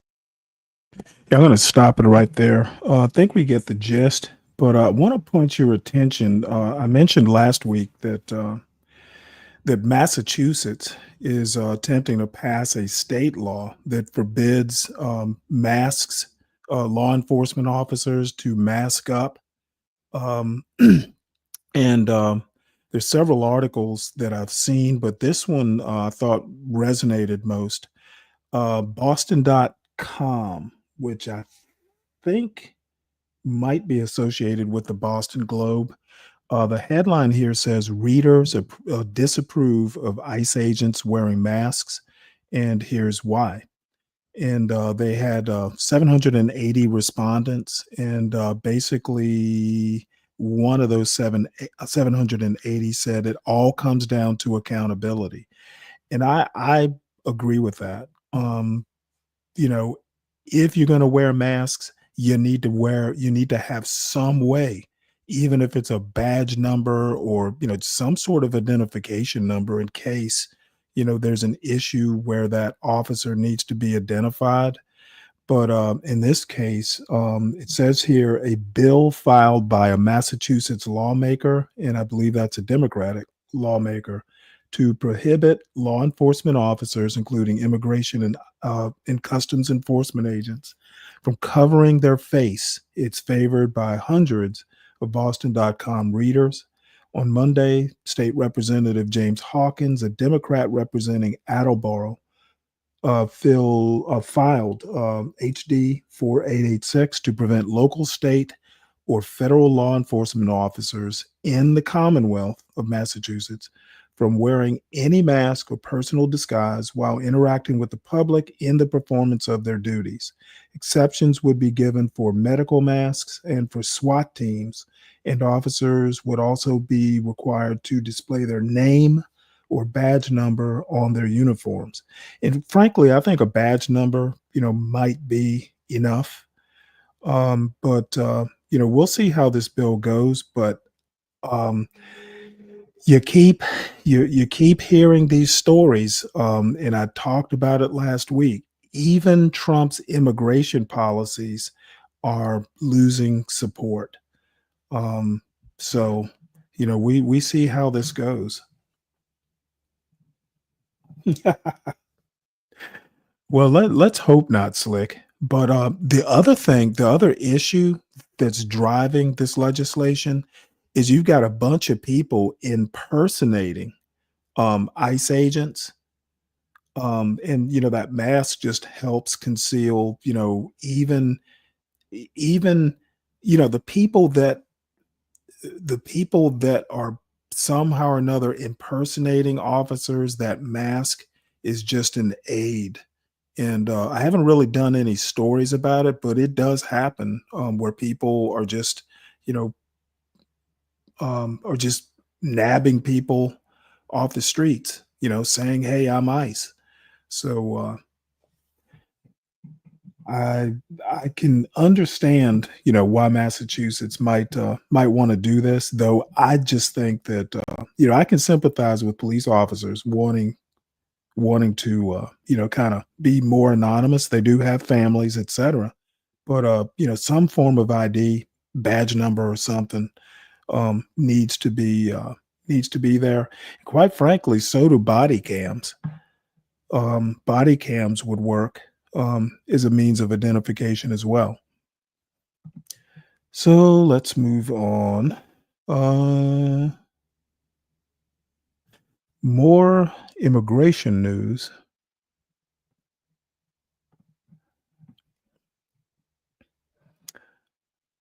Judge orders Trump administration to halt indiscriminate immigration stops and arrests in California. We're going to see how this plays out. On July 2nd, a federal judge issued an order requiring the Trump administration to cease widespread immigration raids and detentions across 7 counties in California, such as Los Angeles and Riverside. The order followed a lawsuit by immigrant advocacy groups accusing federal agents of unlawfully targeting Latino communities through roving patrols and denying detainees access to counsel. The judge issued 2 temporary restraining orders barring stops without reasonable suspicion based on race, language, location, or work, and requiring detainees to be given confidential access to legal counsel. Plaintiffs described agents arriving masked and heavily armed, detaining people after raids at sites like bus stops, car washes, and farms, with over 200 detained in Ventura County. Governor Newsom called the ruling a victory, saying justice prevailed today. Well, that remains to be seen. Just because there's a court ruling doesn't mean the Trump administration follows it. They're starting to just do what they want to do. The ruling temporarily stops unconstitutional raids and racial profiling, signaling a step towards holding federal enforcement accountable, though government attorneys insist operations follow the law and expect appeal challenges. So let's see here. Oh, yeah, I did a story last Friday, I think it was, about a U.S. citizen who was detained for like a couple hours or something. And finally, they accepted her identification and let her go. But I believe she retained a lawyer. So, you know, who knows how that's going to come out. But a lot of toes being stepped on. And I'm not even sure I can predict where this is going to come out. Youth baseball coach intervenes after ICE agents in New York City approach members of his team during practice. So ICE agents are raiding Little League baseball practice. This is amazing. Let's see here. This is a short news article. Let's see if I can bring this up. Little League games. And it is happening in our area as well. A coach for youth baseball in Manhattan says a group of ICE agents approached members of his team while they were practicing in Riverside Park. Eyewitness News reporter Sonia Rincon with the story from the Upper West Side. The batting cages here in Riverside Park have been a little quieter in the last week. Harlem Baseball Hitting Academy founder Yeoman Wilder was coaching middle and high school students there on July 3rd when he says 6 ICE officers walked through the park past the basketball courts. But I didn't really think too much about it. I just think, okay, they're ICE officers, because I'd seen them in Washington Heights before. But then he says they approached the kids and started asking questions. Where they're from, who their parents, and I just thought, whoa, this is not good. Wilder has a master's degree in law and told them they didn't need to answer those questions. I told my kids, to walk to the back of the cages, right here. And I said, they're going to invoke the Fifth Amendment rights. They're not going to say anything. He says one of the officers raised his voice. That's when I was called a YouTube lawyer. And I said, no, I just know how the Constitution works. And all of the kids, he says, are American citizens. Their parents are, from the Dominican Republic, South America, Mexican, Africa. But they're kids who are born here. They have a 14th Amendment entitlement to live here. We've reached out to Homeland Security to verify that ICE officers were here, but have yet to get a response. Wilder says they were armed, in uniform, with clearly labeled vests. They look like the real thing to me. From what I've seen in Washington Heights, what I saw that day. And he's reached out to local elected officials, like Assemblymember Linda Rosenthal, who says he was right to advise the kids. No one has the right to take you away or to get any of your information. I never in my life thought this was going to happen on the Upper West Side in New York City. That whole thing, until it happens to you, you're not aware, and it happened to us. Since the incident last week, the coach says he changed their practice time, but the kids and their parents are so worried that only 2 of them have been back. On the Upper West Side, Sonia Rincon, Channel 7, Eyewitness News. Not the kids. Wow. Oh man, this is slowly spiraling under control, out of control. What on earth made these ICE agents think they could just walk up to kids doing baseball practice and start asking questions? That's crazy. So, I can imagine hiring more people who think it's okay to do stuff like this. That's fucking ridiculous. Ugh. All right. Well, more immigration related news. Florida lawmakers allowed into alligator Alcatraz, says detainees packed into cages. Yeah, these are Democratic lawmakers. What's her name? Wasserman Schultz. I can't even remember her first name, but these are all like House of Representative members who actually do have oversight over these sorts of facilities. And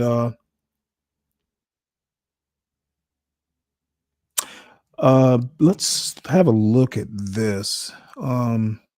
And then maybe I'll go through the story if this video doesn't do what I think it should What do. stood out to me the most was going into the caged facility and witnessing where they housed over 32 grown men together with only 3 toilets, and those toilets were the same places that the folks would get their water from. Oh my And Lord. it was really appalling and disheartening to see. That's no Not privacy. only that, but the director of Florida, the Department of Emergency Management, he was very evasive in his questioning. We often asked who were the vendors and things like that, and they continually said, oh, you have to file a public records request. They were very evasive. At the end of the day, this is a $450 million taxpayer dollar facility internment camp that was just done for a political stunt when Ron DeSantis just previously, a few days before, vetoed appropriations that could have addressed mental health in our communities, that could have addressed the rising cost of home insurance. He decided to do and partake in this political stunt with Donald Trump, and it's just very upsetting. Why don't we take a look at Google searches for Jeffrey Epstein? Take a look at this. Today versus a week ago.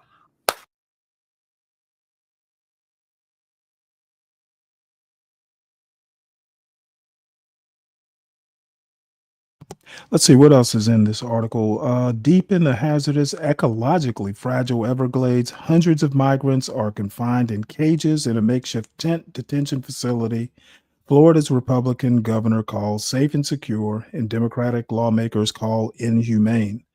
2 days after filing a lawsuit against Florida Governor Ron DeSantis for being unlawfully denied entry to inspect conditions at the facility dubbed Alligator Alcatraz. Members of Congress and state representatives were given a limited tour Saturday to inspect conditions after calling the lack of access a deliberate obstruction meant to hide what's really happening behind those gates.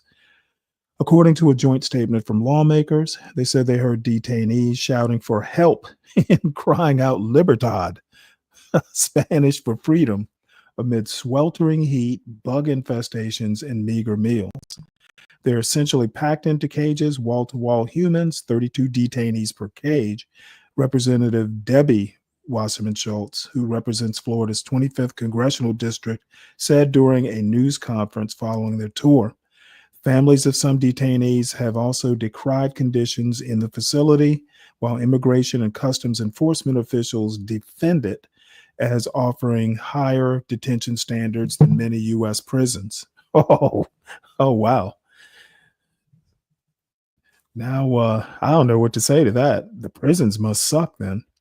Lawmakers shown empty cells. On the tour, lawmakers said they were not allowed to visit areas where migrants are currently being detained, but instead were shown cells not yet being used. Wasserman Schultz said each cage contained 3 small toilets with attached sinks, which detainees use for drinking water and brushing their teeth, sharing the same water used to flush the toilets. Damn. When they toured the kitchen area, Wasserman Schultz said government employees were being offered large pieces of roast chicken and sausages, while the detainees' lunch consisted of a gray turkey and cheese sandwich, an apple, and chips. Wow.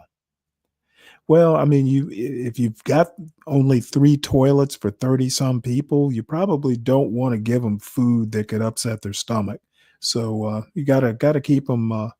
Got to keep them healthy and regular, and you don't want, a whole bunch of people fighting over using a toilet, I guess.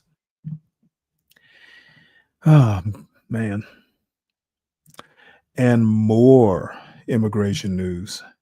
Justice Department efforts to strip citizenship from naturalized Americans likely violate constitutional rights. This is from Yahoo News.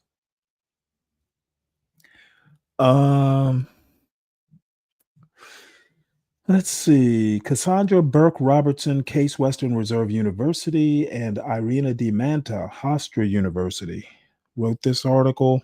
Trump administration wants to take away citizenship from naturalized Americans on a massive scale. God damn.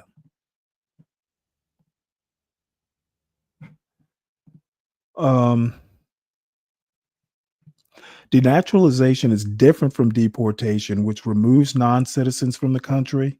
With civil denaturalization, the government files a lawsuit to strip people's U.S. citizenship after they have become citizens, turning them back into non-citizens who can then be deported. The government can only do this in specific situations. It must prove someone illegally procured citizenship by not meeting the requirements, or that they lied or hid important facts during the citizenship process.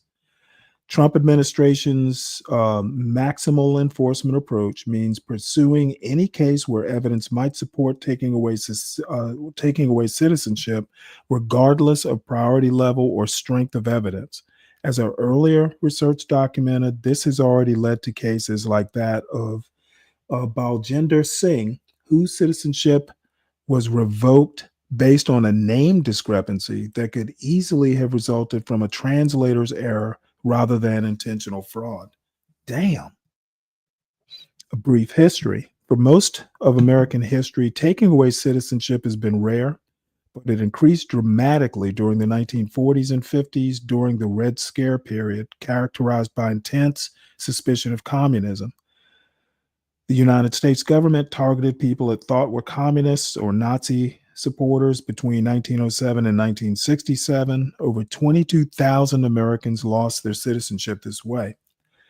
Everything changed in 1967 when the Supreme Court decided Afroyim versus Rusk. The court said that the government usually cannot take away citizenship without the person's consent. It left open only cases involving fraud, during the citizenship process.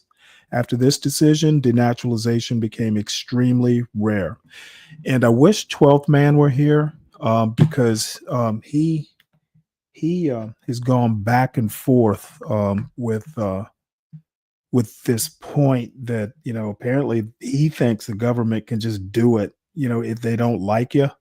And my retort is it can only be done if they can prove fraud during the actual application process. So as usual, 12th Man is wrong. And, you know, he should only make these sorts of arguments when he's sober. So let's see, what else do we have here? Yeah, this Trump's Justice Department issues directive to strip naturalized citizens of, naturalized Americans of citizenship for criminal offenses. Memo says those subjected to civil proceedings are not entitled to an attorney like they are in criminal cases. So basically, it seems if a naturalized citizen commits a crime, they're going to attempt to take away citizenship, and you can't. That's not going to fly. I don't know how this is going to be. How he's going to support this legally. If you didn't commit, once you're a citizen, you're a citizen. And, you know, committing a crime is not grounds to strip you of citizenship. It's just not how the process works. It's not even close to how the process works. So I'll wait for that high profile case, because you know it's gonna happen. They're gonna attempt it, and somebody's gonna sue.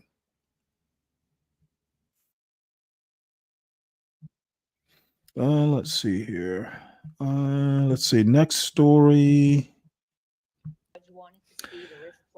It will happen quickly. State Department poised to act after Supreme Court green lights agency layoffs. So a little bit of a change of topic here. Essentially, I think it was Friday, or maybe it was over the weekend. The Supreme Court, actually, it was last Thursday or Friday. The Supreme Court basically said, "Yep, you can go ahead and, you know, while the case is being adjudicated, you can go ahead and start dismissing people." The lone dissent was Ketanji Brown Jackson, and I may cover that. I have a story somewhere about that. So basically, the State Department's already slated to fire 1,300 people just right off the bat. So they were they were waiting, you know, for this to happen. It will happen quickly. State Department poised to act after Supreme Court greenlights agency layoffs. Courts are still weighing whether an explanation for layoffs must be shared publicly by the Trump administration. Hold on one State second. Department Got some spokesperson Tammy technical Bruce said the difficulties. agency is poised to move quickly after the Supreme Court shot down a lower court's ruling blocking the Trump administration.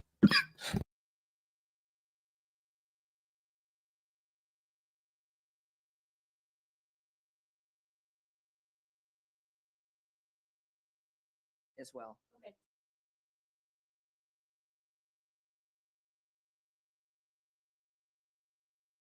Hi, Tammy. Thank you. Sure. Just to quickly go back to the reorganization, you said it's moving into the implementation phase. Hold Can on you one say sec when here. the first RIF notices will go out? Is it tomorrow? And apparently the judge wanted to see the RIF plans. That was a demand from the court yesterday. Is that going to slow down the sending of the RIF notices? First, of course, I won't comment on anything that's moving through the legal system or the requests of the legal system. And also, I will not, other than saying that the Supreme Court decision has allowed us to commence. And that's what we're doing. But I think it's fair to say that with everything else that happens here, it will happen quickly. This is not going to be an extended wait for people who are listening and watching in this building, or fellow Americans at home and around the world. This will happen quickly. We understand that there has been a delay, not to our interests, but because of the courts, it's been difficult when you know you need to get something done for the benefit of everyone. So it will be quickly. I cannot give you the timing, and again, won't discuss any legal aspects that may have arisen as well. Okay.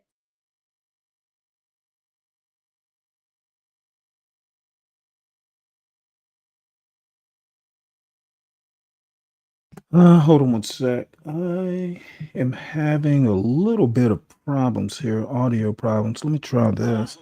Happen quickly. State Department poised to act after Supreme Court greenlights agency layoffs. Courts are still weighing whether an explanation for layoffs must be shared publicly by the Trump administration. State Department spokesperson Tammy Bruce said the agency is poised to move quickly after the Supreme Court shot down a lower court's ruling blocking the Trump administration from implementing wide-scale reductions in force across the federal government. I think it's fair to say that with everything else that happens at the State Department, it will happen quickly, Bruce said when asked how soon the agency would begin issuing notices to department employees. This is not going to be an extended wait for people who are listening and watching in this building or fellow Americans at home and around the world. This will happen quickly.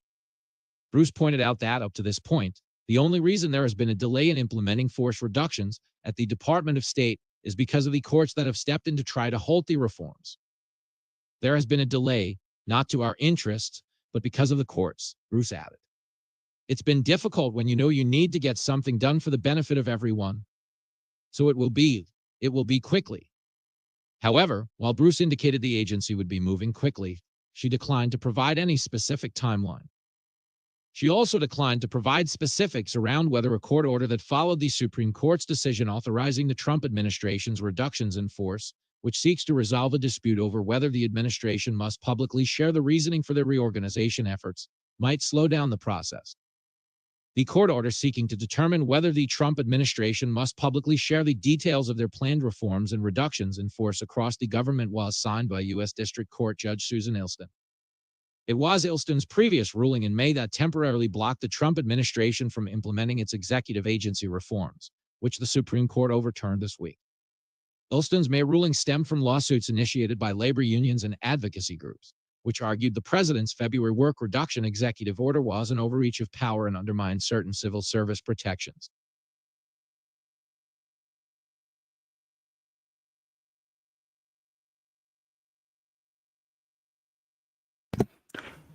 Okay. Give me one sec here.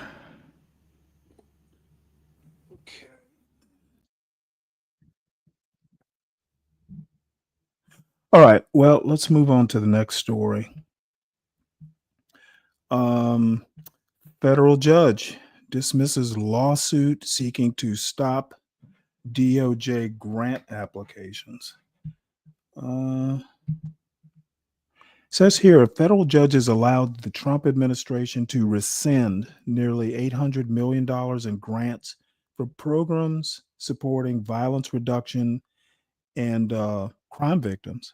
U.S. District Judge Ahmet Mehta in Washington on Monday denied a preliminary injunction sought by 5 organizations on behalf of all recipients of more than 360 grant awards and granted a motion by the federal government to dismiss the case. Mehta called the Department of Justice's actions shameful, but said the court lacked jurisdiction and the organizations had failed to state a constitutional violation or protection. Defendants rescinding of these awards is shameful. It is likely to harm communities and individuals vulnerable to crime and violence, Mehta wrote in his ruling, but displeasure and sympathy are not enough in a court of law. Justice Department's Office of Justice Programs canceled the grants worth more than $800 million in April, saying it had changed its priorities to, among other things, more directly support certain law enforcement operations, combat violent crime, and support American victims of trafficking and sexual assault. A message left seeking comment from Democracy Forward officials was not immediately returned. The Department of Justice spokesperson declined to comment on the ruling. And I'm not going to go much farther. I think this basically, is pointing towards the quote, change of priorities. And again, money that's been appropriated, the the Trump administration has just decided to preempt Congress and take matters into its own hand. And I think it's going to be interesting. 2026 is going to be interesting. Why do we even need a Congress if they're just going to, do nothing except when Donald Trump tells them to do something? That would be how I would campaign. And this next story is basically going to be kind of like my pet theme for the day. You see the name of the show? It's Praise the Lord and Perform the Amputation. And the amputation I'm talking about is the executive branch basically getting rid of the legislative branch, and they're trimming the judicial branch of the government. Pretty soon there's only going to be one branch of government, and that's going to be the MAGA, the executive branch brought to you by MAGA. They're just going to amputate the other two. So this is basically talking about how a George Bush Jr. appointee basically got around the SCOTUS attempt to protect birthright citizens. The SCOTUS attempt to basically allow Donald Trump to be selective in which districts you could be a citizen in versus other districts. And what they did basically is just do a class action lawsuit, which is what I think was the intent of that Supreme Court ruling limiting national injunctions. They just basically want to make it harder for district courts or trial courts to injunct executive orders from the president. And I think that is basically just bullshit. And I agree with Ketanji Brown Jackson that, if a president violates the law, the law is, deemed, he's basically deemed to be acting against the law or against the Constitution. That should not be limited to a particular case. It should be nationwide. But at least there's a remedy, and this Bush-appointed judge gets it. And I'll be talking a little bit more because we're actually going to visit the Ketanji Brown Jackson's dissent in that birthright citizenship case. So this is actually a editorial from last week that I saved, and it's called "Who is Winning the World War?" And it's talking basically about Trump's relationship with China and Russia. And it's fairly short, and it's Ross Douthat. Right now, my favorite conservative. So let's hear what he has to say. Who is Winning the World War? This article is by Ross Douthat and read by an automated voice. When future historians study the arc of American foreign policy, they will probably fold all the major events since 2020, our pell-mell withdrawal from Afghanistan, Russia's invasion of Ukraine, and Israel's conflicts in Gaza, Lebanon, and Iran, into a unified narrative of global conflict. If we're fortunate, that will yield academic treatises with titles like The Empire Tested, America and the World, 2021 to 2030. If we're unlucky, meaning, basically, if the United States and China eventually fall into a ruinous war, then the struggles in Ukraine and the Middle East will be retroactively assigned to histories of World War III. We are not, as yet, inside that kind of conflagration. But it's useful for Americans to think about our situation in global terms, with Russia and Iran and China as a revisionist alliance putting our imperial power to the test. And it's also important to recognize that this kind of conflict is an endurance test, a long and winding road, in which it's easy to fall prey to mood swings and judge the outcome prematurely. We've had a lot of these swings in the last few years. In 2021 and early 2022, the rout in Afghanistan and our overpromising to a vulnerable Ukraine made America look ineffectual. right up until Vladimir Putin actually invaded his neighbor, at which point his military setbacks and our success in rallying support for the Ukrainians yielded a lot of chest thumping about the superiority of liberal democracy and the permanence of American hegemony. That optimistic mood lasted through the failure of Ukraine's last major counteroffensive and the Hamas attacks of October 7, 2023, against Israel, at which point there was a swing back toward pessimism. American power was stretched too thin. Our Israeli allies were taken unawares by their enemies. The Russians were regaining ground. Our arsenal was almost certainly inadequate to protect Ukraine and Israel and defend Taiwan, and all of this under a president debilitated by advancing age, a grim symbol of a crumbling imperium. This sense of multi-theater crisis helped to restore Donald Trump to power. Then the initial months of his administration inspired fears that he would end the global conflict by effectively surrendering, abandoning allies, and making deals with dictators while retreating to a fortress North America. Yet right now that's not how the landscape looks. Trump's decision to bomb the Iranian nuclear program and the muted Iranian response has capped off a period in which Tehran's regional power has crumbled under sustained Israeli assault. Meanwhile, our NATO allies are boosting their military spending, and Trump is suddenly praising the alliance, while Russia's gains in Ukraine remain a punishing grind, and there's a possibility that Putin threw away the best deal he was likely to get. Add in the strength of the American economy, even amid the Trumpian trade war, and it seems that maybe we're winning the world conflict again. Rah-rah, Pax Americana forever. Okay, not quite. The damage to Iran's nuclear program doesn't mean we've eliminated the threat, and Israel's Gaza war remains a humanitarian crisis without a clear political endgame. Trump's walkback of his Department of Defense's attempt to triage resources by withholding weapons from Ukraine doesn't change the reality that our weaponry is limited, and does require triaging. Putin's failure to make the most of Trump's diplomatic outreach doesn't change the fact that Russia is still slowly gaining ground.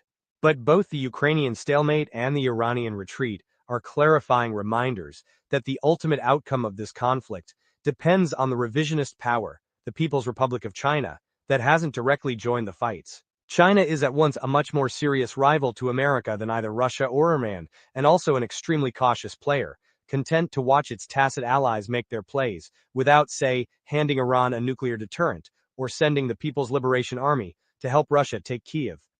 This cautious distance could reflect a fundamental weakness of the revisionist bloc, that it's purely an alliance of interest between regimes that don't trust one another, don't have as much in common as we still have with our European and East Asian allies, and struggle to work effectively in concert.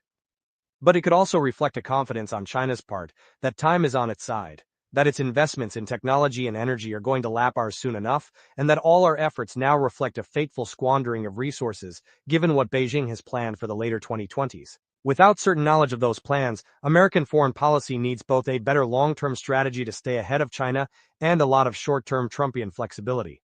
Not restraint or hawkishness alone, but both an openness to peace and a capacity for war-making, matched to the ebb and flow of a global conflict that won't have any simple end.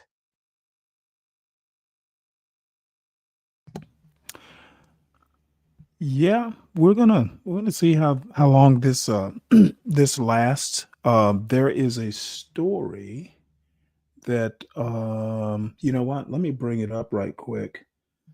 Speaking of President Putin, um,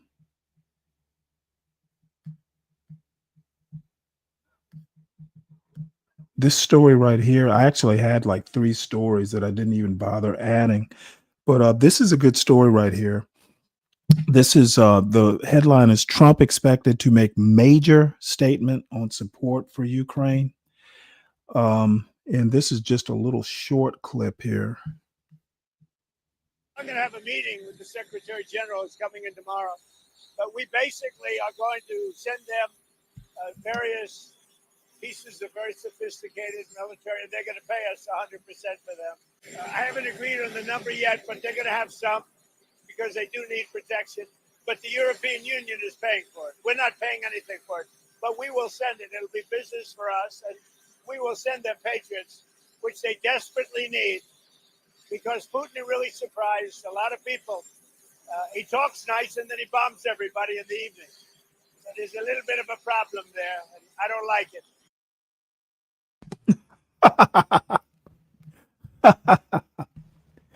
I mean, how do I how do I respond to that? But you know what? Putin apparently is forcing Trump. And you know what? I'm kind of actually neutral on Ukraine. I think that we caused this problem, by encouraging them in the past to maybe, hey, maybe you can join Ukraine, which, kind of ticked Putin off.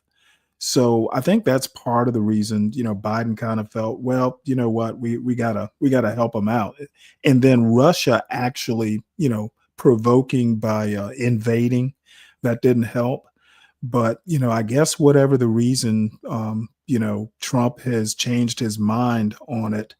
And you know, I guess the war couldn't be stopped on day one, as Trump promised, but at least he's going to do something. And, if he's right and we're not paying for it, what the hell?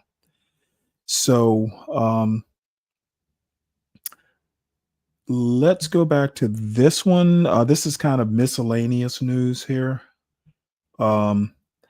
Appeals court tosses 9/11 mastermind Khalid Sheikh Mohammed plea deal. Apparently, Khalid Sheikh Mohammed was trying to get some sort of deal. On Friday, a divided federal appellate panel dismissed a plea agreement involving Khalid Sheikh Mohammed, the alleged planner of the 2001 Al-Qaeda attacks on the World Trade Center and Pentagon.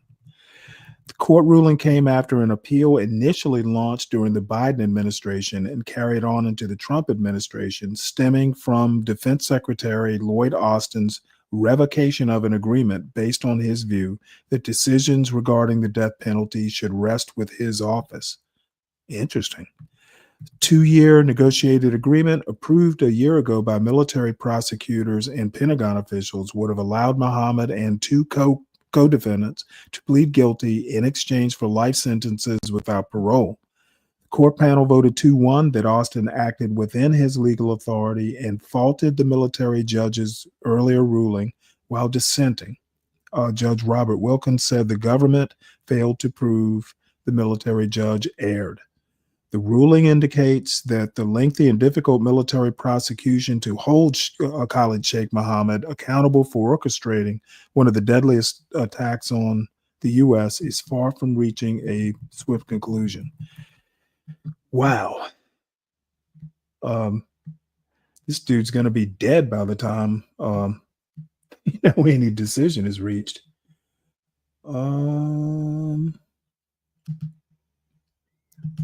Let's see here. Yeah, I missed one of these stories, but like I said, this is going to be miscellaneous stuff. United Health's campaign to quiet critics. This is, if you'll recall, Luigi, whatever his name was, killed the CEO of this company. Well, apparently the company is basically going to use that tragedy to quiet its critics. So let's hear a little bit about this. It's longish, and we're not going to hear all of it, but we ought to at least know what United Healthcare is doing or not doing. United Health's campaign to quiet critics. This article is by David Enrich and read by an automated voice. Mary Strauss, a filmmaker in Wisconsin, logged onto Amazon's video streaming service in late May so she could share a link to her latest project, a docuseries that harshly criticized the U.S. healthcare industry. She was surprised to see that her video had vanished. Ms. Strauss had no way of knowing it, but the video had been taken down after a law firm working for United Health Group, one of the country's largest healthcare companies, sent a letter warning Amazon and another streaming service, Vimeo, that the video was defamatory. It was the latest salvo in an aggressive and wide-ranging campaign to quiet critics. In recent months, United Health has targeted traditional journalists and news outlets, a prominent investor, a Texas doctor, and activists like Ms. Strauss and her father, who complained about a United Health subsidiary. In legal letters and court filings, United Health has invoked last year's murder of Brian Thompson, the chief executive of the company's health insurance division, to argue that intense criticism of the company risks inciting further violence. The tactics have had an impact. Amazon and Vimeo both removed Ms. Strauss's film, The Guardian postponed publishing an investigation of the company after United Health sued over a previous article it said was defamatory. United Health joins a growing group of companies and wealthy individuals, including President Trump, who are using legal threats and lawsuits to deter or penalize criticism. Over the years, there have been scattered examples of embattled companies, such as Purdue Pharma, the maker of the highly addictive painkiller OxyContin, deploying legal offensives against a broad spectrum of journalists and critics, said Lee Levine, a retired First Amendment lawyer who has defended news outlets, including the New York Times. Some version of this has been going on for a long time, Mr. Levine said, but, he added, the incidence of it has increased. For United Health, the stakes are high. In recent years, the company has been the subject of extensive investigative reporting into its billing practices and denials of patient care, among other things.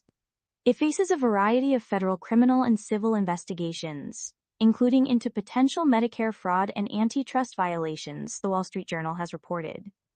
Negative publicity may adversely affect our stock price, damage our reputation, and expose us to unexpected or unwarranted regulatory scrutiny, United Health noted in its most recent annual report. The company's shares have declined 40% over the past year. Eric Hausman, a spokesman for United Health, defended the company's efforts.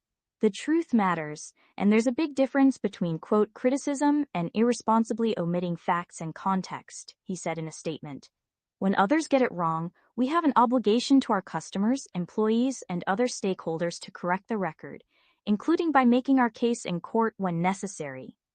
Even before Mr. Thompson was fatally shot in December on his way into a Manhattan hotel, the company had been seeking to tamp down negative publicity. In March 2024, the Examiner News in Mount Kisco, NY, published its latest investigation of a United Health division, Optum Medical Care, that operated in the area. A source had provided Adam Stone, the newspaper's publisher, with a recording of Optum employees, and Mr. Stone said he inadvertently posted the whole file, rather than a snippet, with his article. Within hours, he had corrected the mistake, but not before Optum had noticed. About a week later, Mr. Stone received a letter from the executive who ran Optum in New York and New Jersey, saying he had potentially committed a crime by airing audio that included private information about patients. The executive demanded that Mr. Stone destroy the audio and said the company might seek a court injunction, barring him from continuing to publish it. Mr. Stone replied that he would not destroy the audio. An Optum lawyer then wrote a letter reiterating the demand. Mr. Stone again refused. It was the last he heard from the company. The aim was to use scare tactics to intimidate, Mr. Stone said. United Health's efforts intensified after Mr. Thompson's murder. In early January, Dr. Elizabeth Potter, a plastic surgeon in Austin, Texas, posted a self-made video on TikTok and Instagram that described how she had interrupted breast reconstruction surgery to respond to a phone call from United Health about whether the insurer would cover a patient's stay at a hospital. The call had come to the operating room's phone line, leading her to believe it was urgent. "Insurance is out of control," Dr. Potter said in the video. "I have no other words." The short video was viewed millions of times and attracted hundreds of thousands of likes on social media.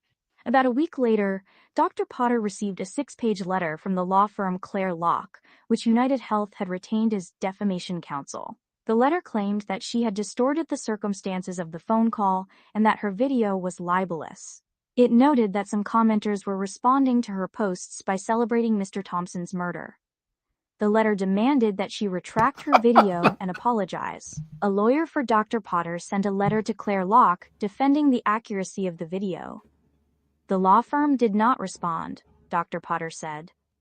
One of the many people who shared Dr. Potter's video was the billionaire investor Bill Ackman, who has nearly 2 million followers on X and regularly wades into controversies. In a post accompanying the video, he suggested that investors should bet against United Health stock and that the Securities and Exchange Commission should investigate the company. The post brought even more attention to Dr. Potter's video. Mr. Ackman soon heard from Claire Locke.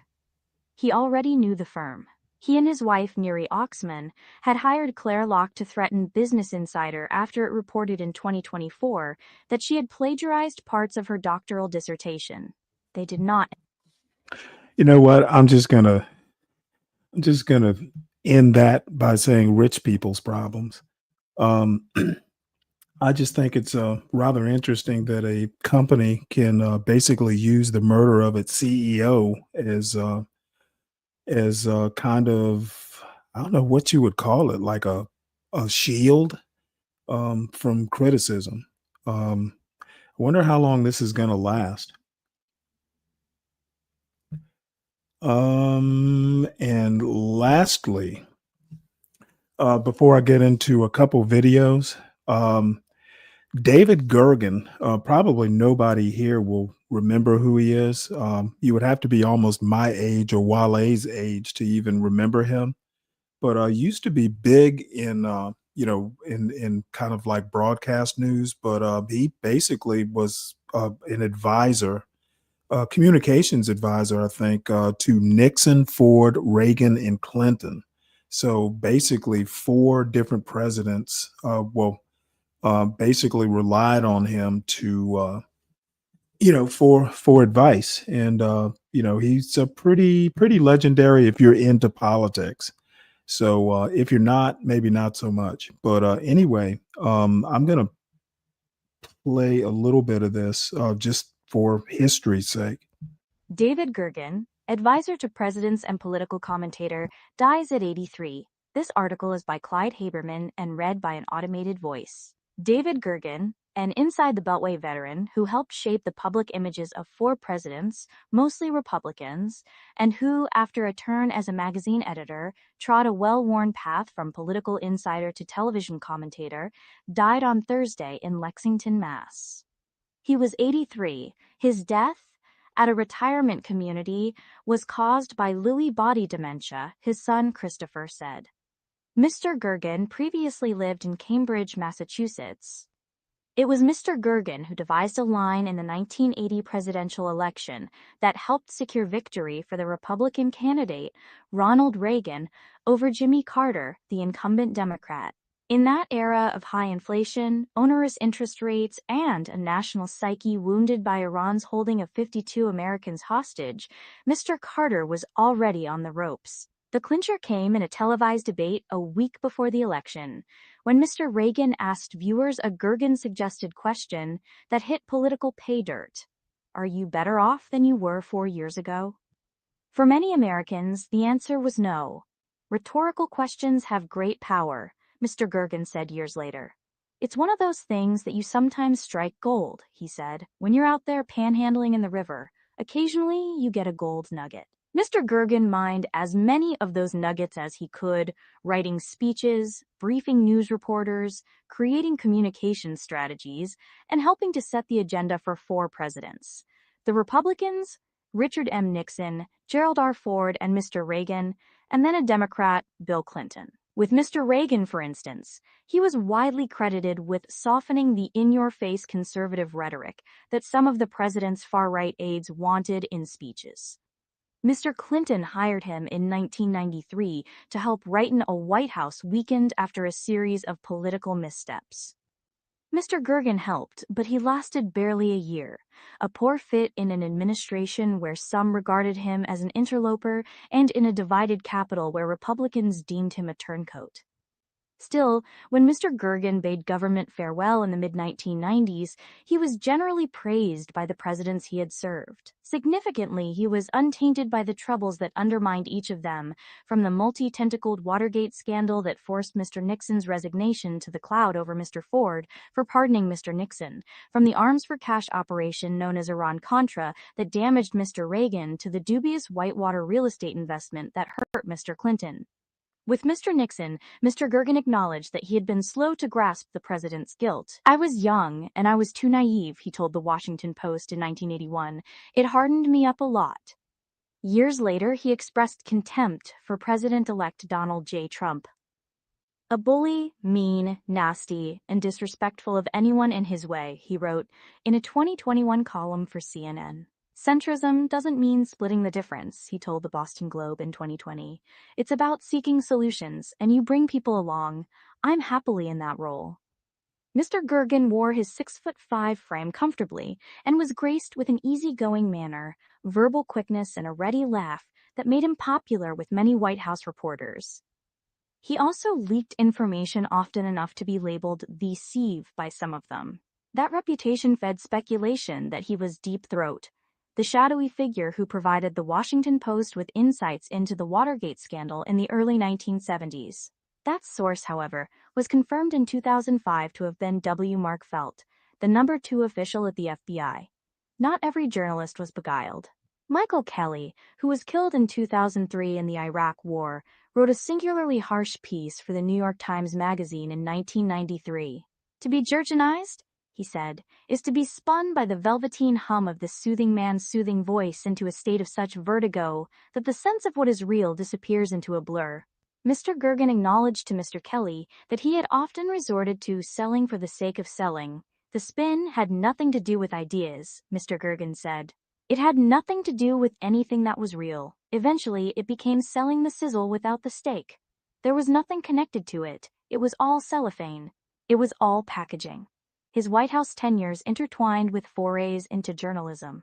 In 1978, he became the managing editor of Public Opinion, a magazine published by the conservative American Enterprise Institute. In the mid-1980s, he was the editor of U.S. News and World Report, where he was also a columnist. Over the decades, he was a frequent commentator on television, including on the McNeil/Learer NewsHour on PBS, and on public affairs programs on CNN. Outside the news media, he taught about politics and public service at Duke University and at Harvard's Kennedy School, where he was the founding director of the Center for Public Leadership.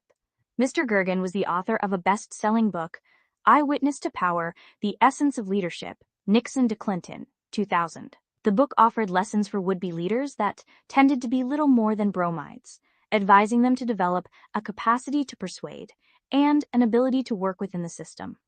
He revisited the topic in a 2022 book, Hearts Touched with Fire: How Great Leaders Are Made. David Richmond Gergen was born on May 9, 1942, in Durham, North Carolina, the youngest of 4 sons of John J. Gergen, a longtime chairman of the mathematics department at Duke, and Aubin Lermond Gergen. After schooling in Durham, David went to Yale, where he was managing editor of the student newspaper, the Yale Daily News, and graduated in 1963 with a bachelor's degree in American Studies. For 3 summers, he was an intern working on civil rights issues for North Carolina's Democratic governor, Terry Sanford. He received a law degree from Harvard in 1967 and later that year joined the Navy.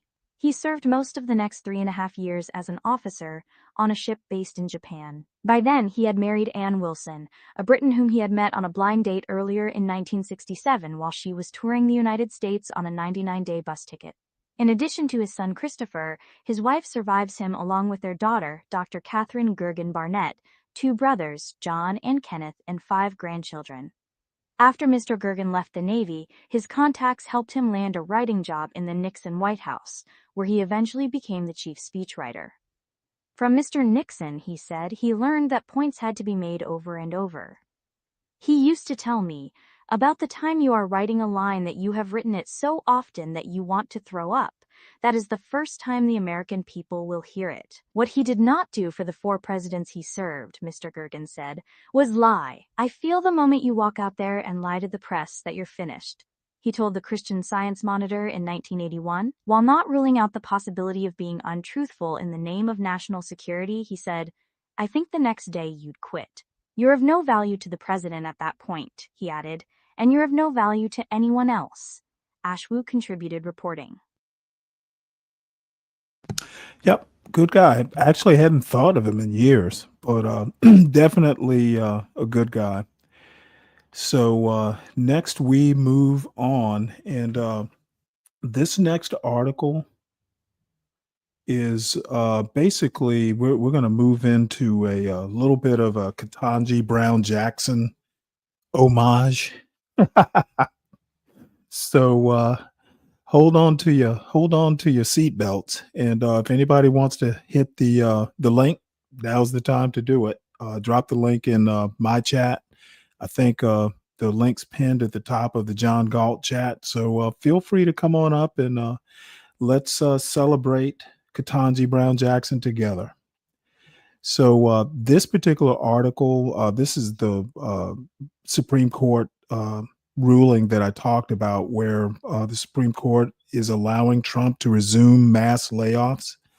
Now, this is not the final outcome. Basically, this is still percolating up through the courts. So it's possible that the Supreme Court will have to rule on the legality of the mass layoffs. But essentially, they're saying, hey, you know what? You can't stop the president from doing what he wants to do. Only we can. And the Supreme Court can. And I think that is basically incorrect. And so does my new favorite Supreme Court Justice, Ketanji Brown Jackson. She was the lone dissenter. Supreme Court allows Trump to resume mass layoffs. Jackson dissents from senseless decision by Zach Sconfeld. The Supreme Court on Tuesday lifted a judge's order preventing the Trump administration from conducting mass layoffs across the federal bureaucracy for now. The court in its unsigned ruling said Trump's February executive order directing federal agencies to prepare for reductions in force, or RIFs, is likely lawful. It enables federal agencies to resume implementing Trump's directive, though the High Court left the door open for plaintiffs to challenge any agency's specific plan down the road. We express no view on the legality of any agency RIF and reorganization plan produced or approved pursuant to the executive order and memorandum, the court's ruling cautions.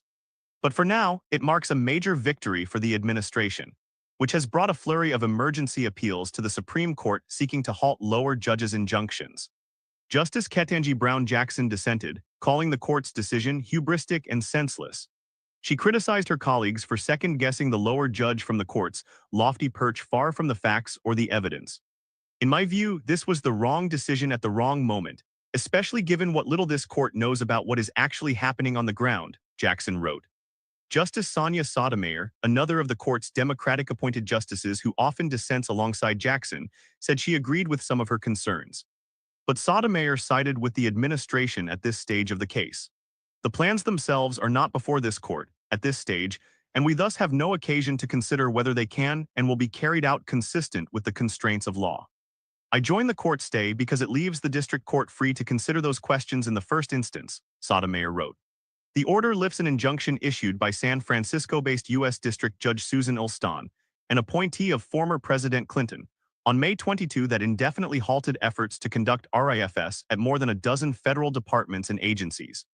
She did so by finding Trump's executive order was likely unlawful and required congressional authority. Agencies are being prevented and have been since the district court issued its temporary restraining order a month ago from taking needed steps to make the federal government and workforce more efficient, Solicitor General D. John Sauer wrote to the Supreme Court. Absent intervention from this court, that intolerable state of affairs promises to endure for months. The judge's injunction came in response to a lawsuit brought by labor unions, advocacy groups, and local governments. They urged the Supreme Court to keep the judge's ruling in place, warning the president will otherwise implement a breakneck reorganization of the federal government before the merits of the case are settled. There will be no way to unscramble that egg. If the courts ultimately deem the president to have overstepped his authority and intruded upon that of Congress, as a practical matter, there will be no way to go back in time to restore those agencies, functions, and services, their attorneys wrote in court filings. The plaintiffs are represented by law firm Altshuler Burzon and several legal groups that regularly file legal challenges to the president's policies. Democracy Forward, Protect Democracy, State Democracy Defenders Fund, and the Public Rights Project. The coalition said it was disappointed by the ruling but vowed to continue fighting. Today's decision has dealt a serious blow to our democracy and put services that the American people rely on in grave jeopardy, the coalition said in a statement. This decision does not change the simple and clear fact that reorganizing government functions and laying off federal workers en masse haphazardly without any congressional approval is not allowed by our Constitution. The decision marks the second time the Supreme Court has intervened on an emergency basis to allow the Trump administration to terminate masses of federal employees. In April, the court allowed the administration to fire thousands of probationary employees over the dissents of Sotomayor and Jackson. The Justice Department had urged the Supreme Court to intervene in the RIF's case at an earlier stage, too, to lift a previous temporary injunction. But the court declined to do so by running out the clock until that injunction expired, making the case moot. Updated at 4:21 p.m. Eastern Daytime. All right. Well, I like her fiery nature and just pretty much calling it as she sees it, and senseless. Yep, that should be the on the if the Trump administration makes a coat of arms. So therefore, we can't be deported. Senseless should be on it. These folks don't understand the law. Let me go ahead and restart this. I was watching a little bit of it. This is our friend Augustus Corbett, and he is going to read the dissent that that Ketanji Brown Jackson did to the nationwide injunction results, and I basically read it a while ago and agree that the approach that these folks are doing. I think the majority opinion did a whole lot of pretzel logic and mental gymnastics to arrive at the conclusion they did. You got to go all the way back to English legal history to justify your decision, where all you need to do is say, hey, if you think the president is acting illegally, he's the president of all the United States, not just of a particular district or two. And executive orders don't just apply to a district or two or a plaintiff or two. It literally is executive orders cover the whole country. And to me, it just defies logic. And, if you get one logic versus another logic, and you can literally have two different valid justifications to do one action or the other, when that happens, you have to basically decide which one is less harmful. And I think that the Supreme Court chose the one that is more harmful in this case. So let's hear what Reverend Corbett has to say. American people. Justice Jackson is going to really break things down for us to let us know where we are. Now, what you got to do is you got to discipline yourself to read about 8 pages with me, because I'm going to read it from the start of it to the finish. Okay? Now, remember that it was a 6-3 case. Those 6 conservatives essentially held that lower federal courts cannot issue nationwide injunctions against Trump. So even if Trump is attempting to do something unlawful, unconstitutional, illegal, the lower federal courts can only issue an injunction related to the people who filed the lawsuit. But they can no longer, as they have in the past, issue a nationwide injunction. And by the way, injunction just simply means a stop or a stay of some action. All right? So they can no longer do that. And as a result of that, and Justice Jackson is going to explain it to you very graphically and how it impacts us as African Americans, the result of that is Trump can do unconstitutional, unlawful, illegal things unless someone files a class action lawsuit to stop him. And those can take time because you got to get them certified. A judge has to approve class action lawsuits. So in my last video, I said to you that Trump can unlawfully start deporting African American, Black American, whatever term you want to use. And not only Black Americans, but white Americans, Asian Americans, and so on. Because courts no longer have the tool to stop him nationwide. He can be stopped in this one court, this one district, but then he can continue doing that unlawful thing around or across the country. That's what happened in this case that has caused such an uproar. Are you with me? Now, again, a 6-3 opinion. The 6 conservatives, they all back that holding up. And then the 3 progressive liberals, whatever you want to call them, they disagreed and wrote a dissenting opinion. Justice Sotomayor wrote what you could consider the major dissenting opinion. And then Justice Jackson, she also wrote a dissenting opinion. And Justice Kagan, she joined Justice Sotomayor's opinion. Now, Justice Jackson's opinion is so sharp and so on point that Justice Amy Coney Barrett, who wrote the majority opinion, she cast some shade on Justice Jackson. And the reason for that was because Justice Jackson's opinion, it pulls no punches and it lays it out tight and right. But a whole lot of people around the country are not hearing it. They don't know much about it. And I'm going to use my platform to try to give it wider, a wider audience so more people can hear what she's saying, because this truly is a warning to America, but especially Black America. And you'll see why in just a moment. Now, before we go over there, just a little bit about who she is. Ketanji Brown Jackson, born September 14th, 1970, earned her AB from Harvard-Radcliffe in 1992 and JD, Juris Doctor, from Harvard Law School in 1996. She clerked for Justice Breyer. She worked in, and that's Stephen Breyer, one of the Supreme Court justices. She worked in private practice, the U.S. Sentencing Commission, and as a federal public defender. And that's significant by itself because she got real world experience out there fighting for our community. And she brings that to the table, and none of the rest of them has that type of experience. Obama appointed her to the U.S. District Court for D.C. in 2013.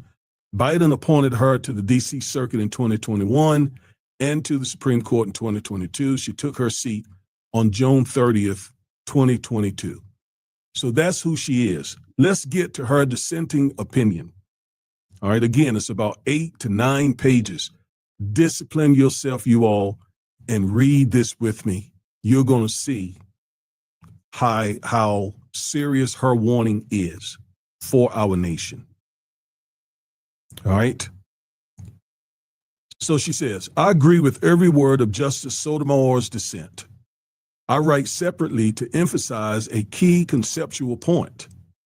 The court's decision to permit the executive meaning the president, to violate the Constitution with respect to anyone who has not yet sued is an existential threat to the rule of law. That is so significant. She is saying here, by allowing Trump to do what is in violation of the United States Constitution, is an existential, a presently existing threat to the rule of law. And without the rule of law, we got a king. We have a dictator, an autocrat. All right, that's what she's saying. She goes on to say, it is important to recognize that the executive's bid to vanquish so-called universal injunctions is at bottom a request for this court's permission to engage in unlawful behavior. All right, so I'm not going to explain every sentence, but everything she says is so juicy, it's tempting. So what she's saying here is when Trump asked the court to stop judges from issuing universal injunctions, he was essentially asking them to allow him or to give him, grant him permission to engage in unlawful behavior. In other words, behavior that violates the Constitution. When the government says do not allow the lower courts to enjoin executive action universally as a remedy for unconstitutional conduct, what it is actually saying is that the executive wants to continue doing something that a court has determined violates the Constitution. Please allow this. That is some solicitation. With this ruling today, the majority largely grants the government's wish. But in my view, if this country is going to persist as a nation of laws and not of men, the judiciary has no choice but to deny it. Stated simply, what it means to have a system of government that is bounded by the law is that everyone is constrained by the law, no exceptions. And for that to actually happen, courts must have the power to order everyone, including the executive or the president, to follow the law, full stop. To conclude otherwise is to endorse the creation of a zone of lawlessness within which the executive has the prerogative to take or leave the law as it wishes, and where individuals who would otherwise be entitled to the law's protection become subject to the executive's whims instead. Let me explain that. She's saying that this decision allows Trump, at his whims and his prerogatives, to obey the laws that protect us or not obey the laws that protect us, including deporting American citizens. Justice Sotomayor said in a previous opinion that anyone can be deported anywhere. There's no exception to that under this case. Some folks say, well, we were born here. We are foundational Black Americans, so therefore we can't be deported. These folks don't understand the law who say that. Under this case, anyone, as Justice Sotomayor said, anyone can be deported anywhere under this particular ruling, which basically unleashes Trump. All right? The majority cannot deny that our Constitution was designed to... I have to interject right here. I don't necessarily agree with taking this all the way to a logical conclusion. There are too many checks and balances. Yes, Trump could do it, but in reality, there are checks and balances, including public opinion, that would prevent him from doing that extreme. I think sometimes this taking things, all the way out to the worst case scenario to justify your dissent, I don't think that actually does what it used to do. This isn't the civil rights era. It is unlikely that Trump is going to turn on the fire hose and deport people. Even though he might talk about it, I think there are enough checks and balances and public opinion, etc. So I think sometimes restraint, just don't go all the way to the worst case scenario. Just kind of tamp it down so you don't sound crazy. If you start sounding crazy, even though I agree with his points, I agree with his dissent, I think going, all the way into the red zone, in this case, I think that's a mistake. It's a tone error. And I'm going to be the tone police on this. Split the powers of a monarch between the governing branches to protect the people. Nor is it debatable that the role of the judiciary in our constitutional scheme is to ensure fidelity to law. But these core values are strangely absent from today's decision, focusing on inept comparisons to impotent English tribunals the majority ignores the judiciary's foundational duty to uphold the Constitution and laws of the United States.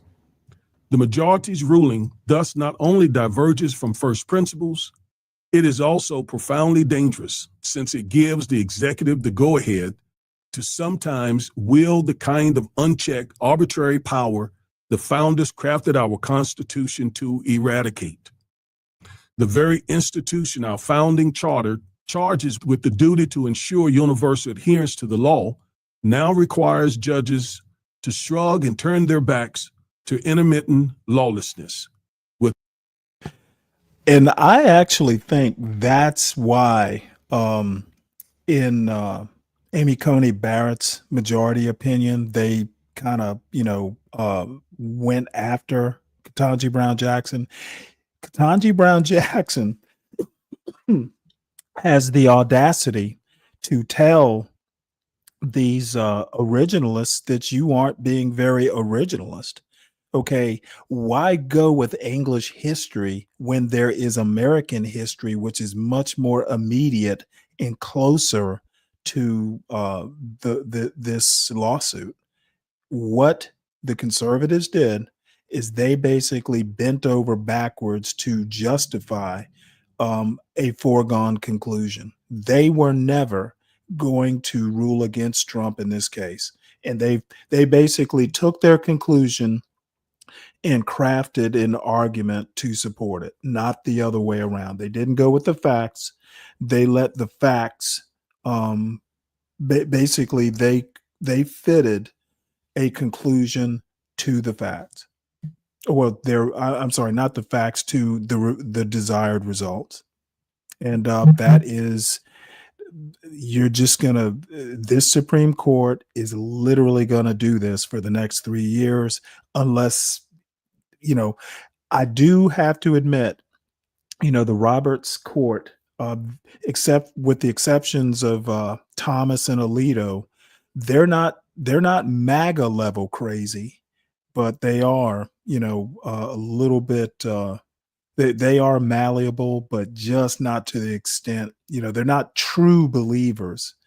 There is restraint, at least for now. Deep disillusionment. I dissent. Those are profound words. She goes on to say, to hear the majority tell it, this suit raises a mind-numbingly technical query. Are universal injunctions sufficiently analogous to the relief issued by the High Court of Chancery in England at the time of the adoption of the Constitution and the enactment of the original Judiciary Act to fall within the equitable authority Congress granted federal courts in the Judiciary Act of 1789? But that legalese is a smokescreen. It obscures a far more basic question of enormous legal and practical significance, which is, my addition, may a federal court in the United States of America order the executive to follow the law?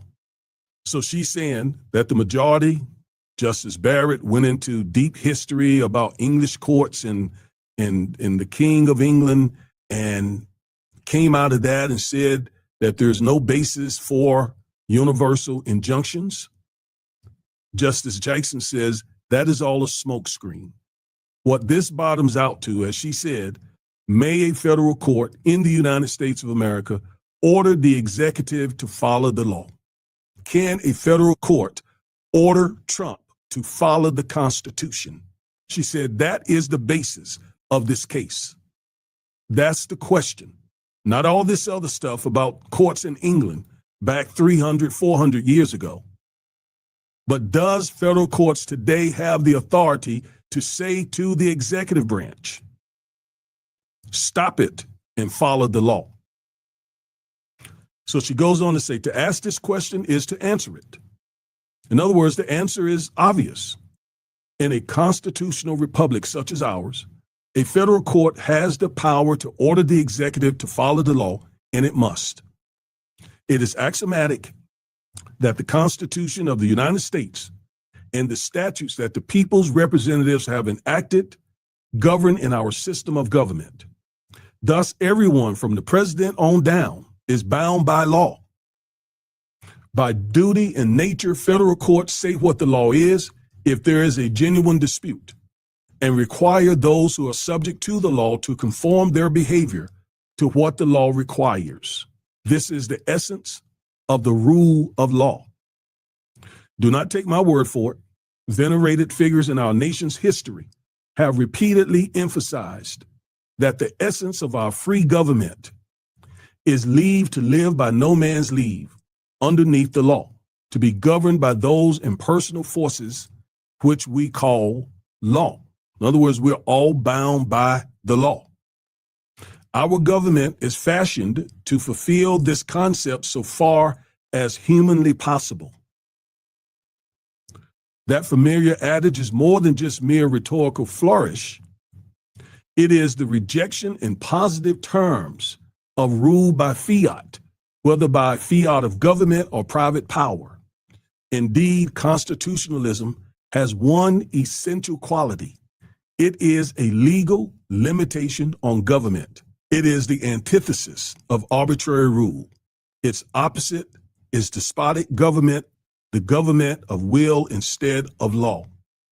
So she just simply said right there that we don't, as a nation, our government doesn't rule by fiat, by executive orders, by hunches.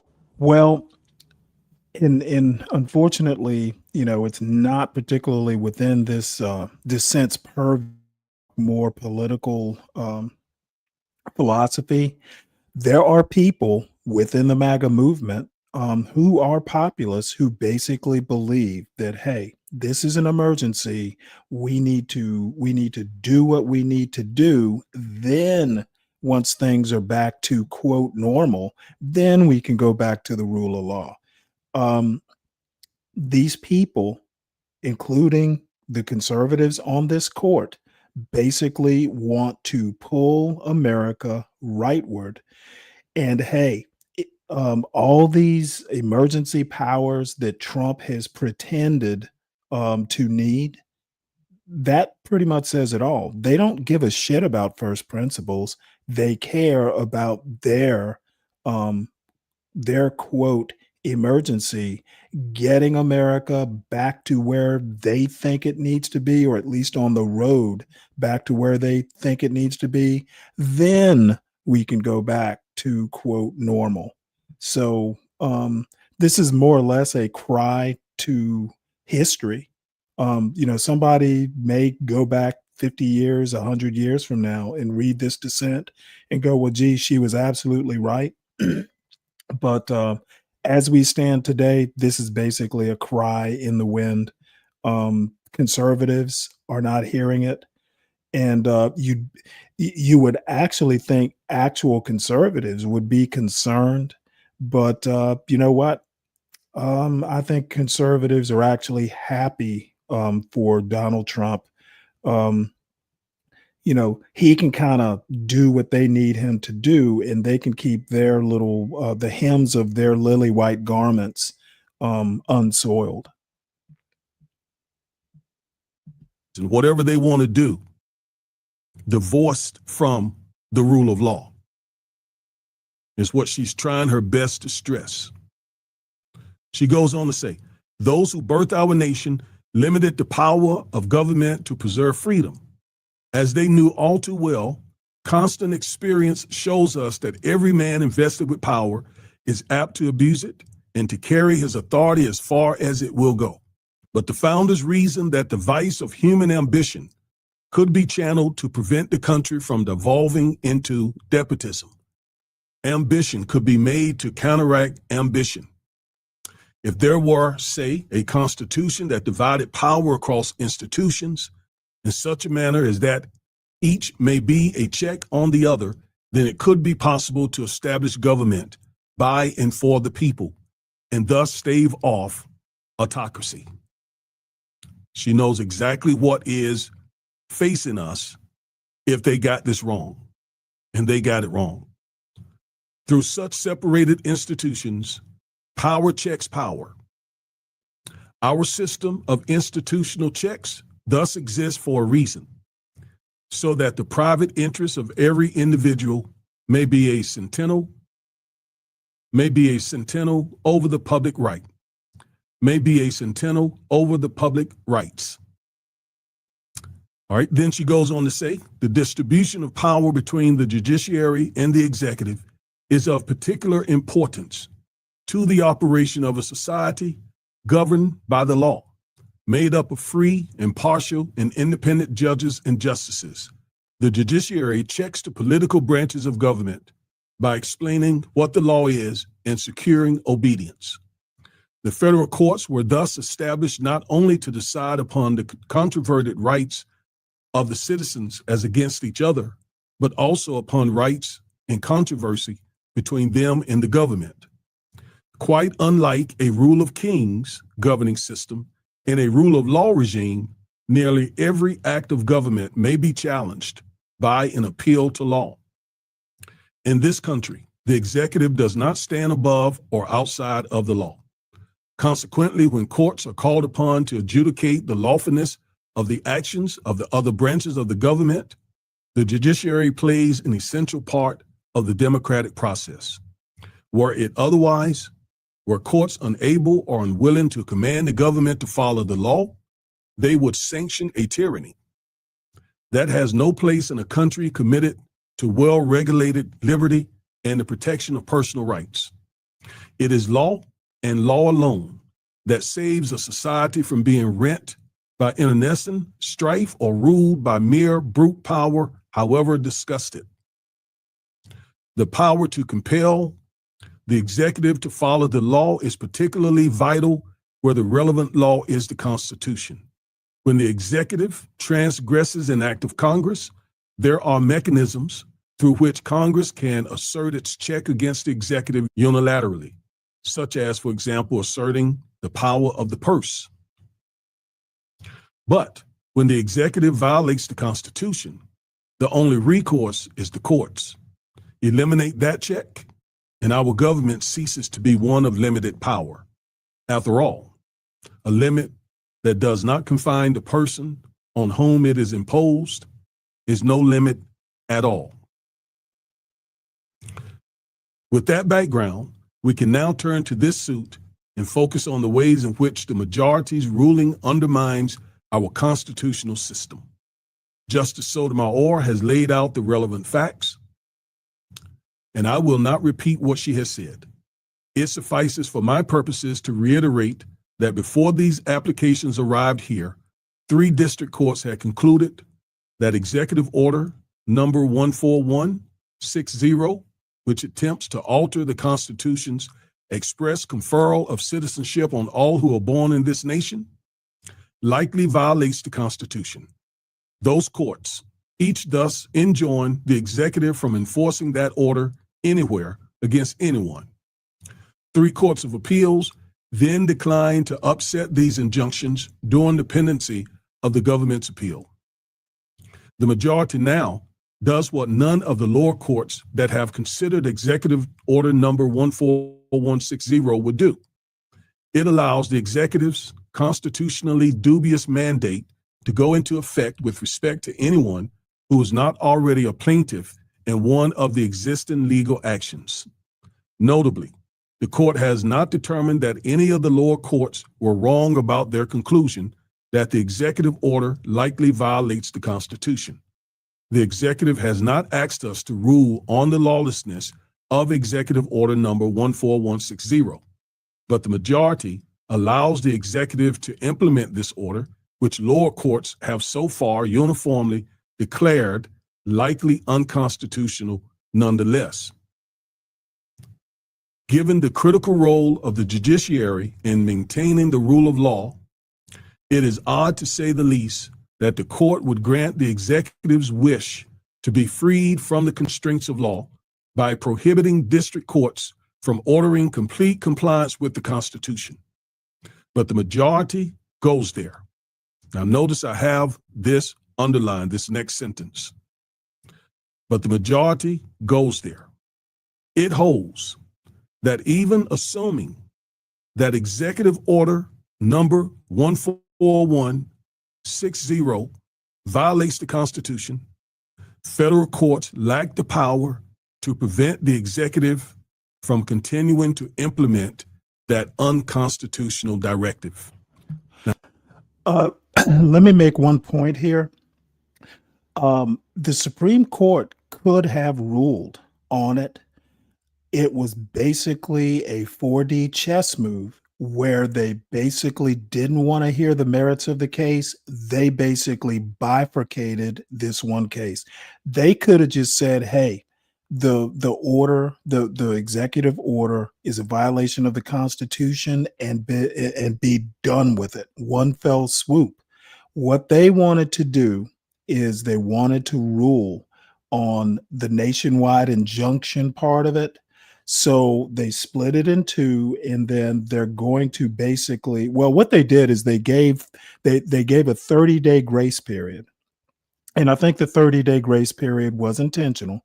Basically, we're going to rule with the president on the national injunctions or the banning of national injunctions at the trial court level, the district court level.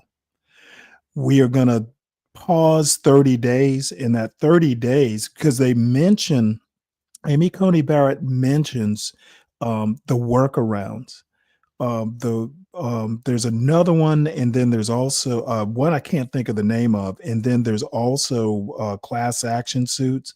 So that 30 days basically allowed the ACLU, they went ahead and did a class action lawsuit. So where we are right now is there is a de facto nationwide injunction via class action lawsuit. So at least that 30 days gave folks time to remedy the situation. However, if they had gone ahead and ruled against the executive order, the nationwide injunction part wouldn't be addressed, and they wanted to make sure that got addressed. So whoever says that the Supreme Court isn't political is full of baloney. Now here, I got to explain what she said because I have it underlined. This is really important. And this is where all Americans are in jeopardy at this point. So she says that even if the executive order violates the Constitution, federal courts lack the power to prevent the executive from continuing to implement that unconstitutional directive. And so that brings me to the video I made yesterday where I said Black Americans can be deported because there's no one to stop Trump from doing so. So if he issues an executive order that says we are deporting Black Americans, Asian Americans, white Americans, or whomever. Now, again, I don't like the histrionics here. That is unlikely to happen. So jumping directly to the worst case scenario, I don't think it does much for his argument. People don't react to histrionics. And Dave, what's up? How you doing? We're talking about your favorite Supreme Court justice. Because of this or that reason, federal courts couldn't stop him. And we are not exempt from that. We're not exempt. No matter what anyone tells you, no matter what pro-Black imposter tells you otherwise, we as Black Americans are not exempt from Trump's lawlessness.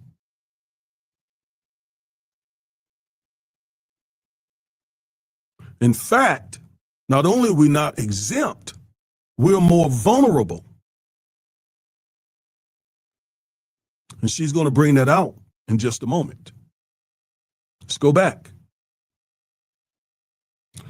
As I understand the concern, in this clash over the respective powers of two coordinate branches of government, the majority sees a power grab, but not by a presumably lawless executive choosing to act in a manner that flouts the plain text of the Constitution. Instead, to the majority, the power-hungry actors, wait for it, the district courts.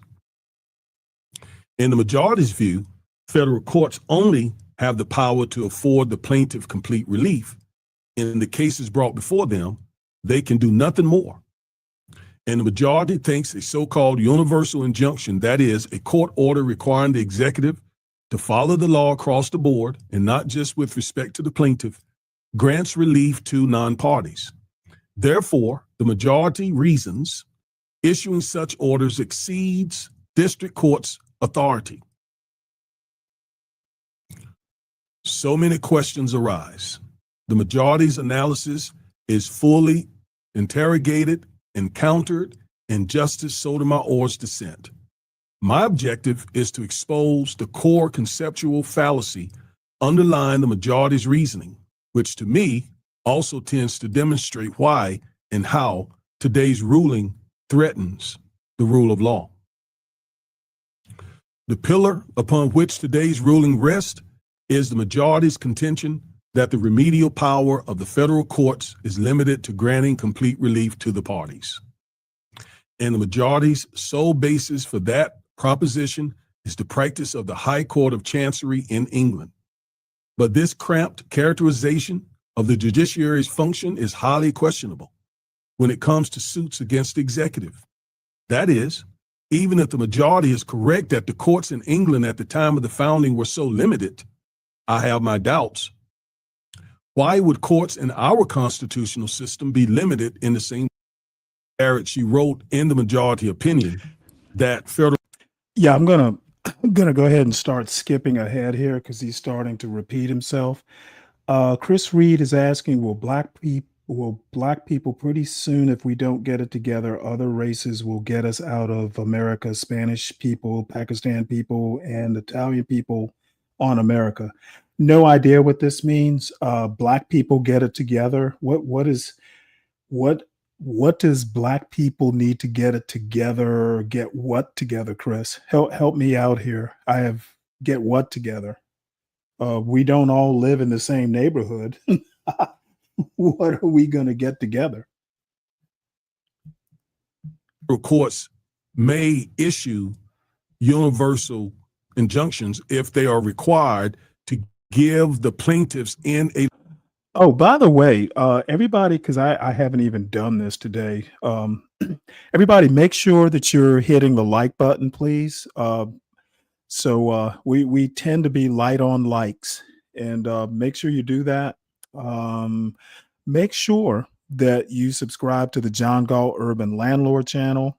Make sure you subscribe to the Stanley Cross channel. It's at Stanley Cross 6000. If you're not, make the special effort to go over there and support my channel.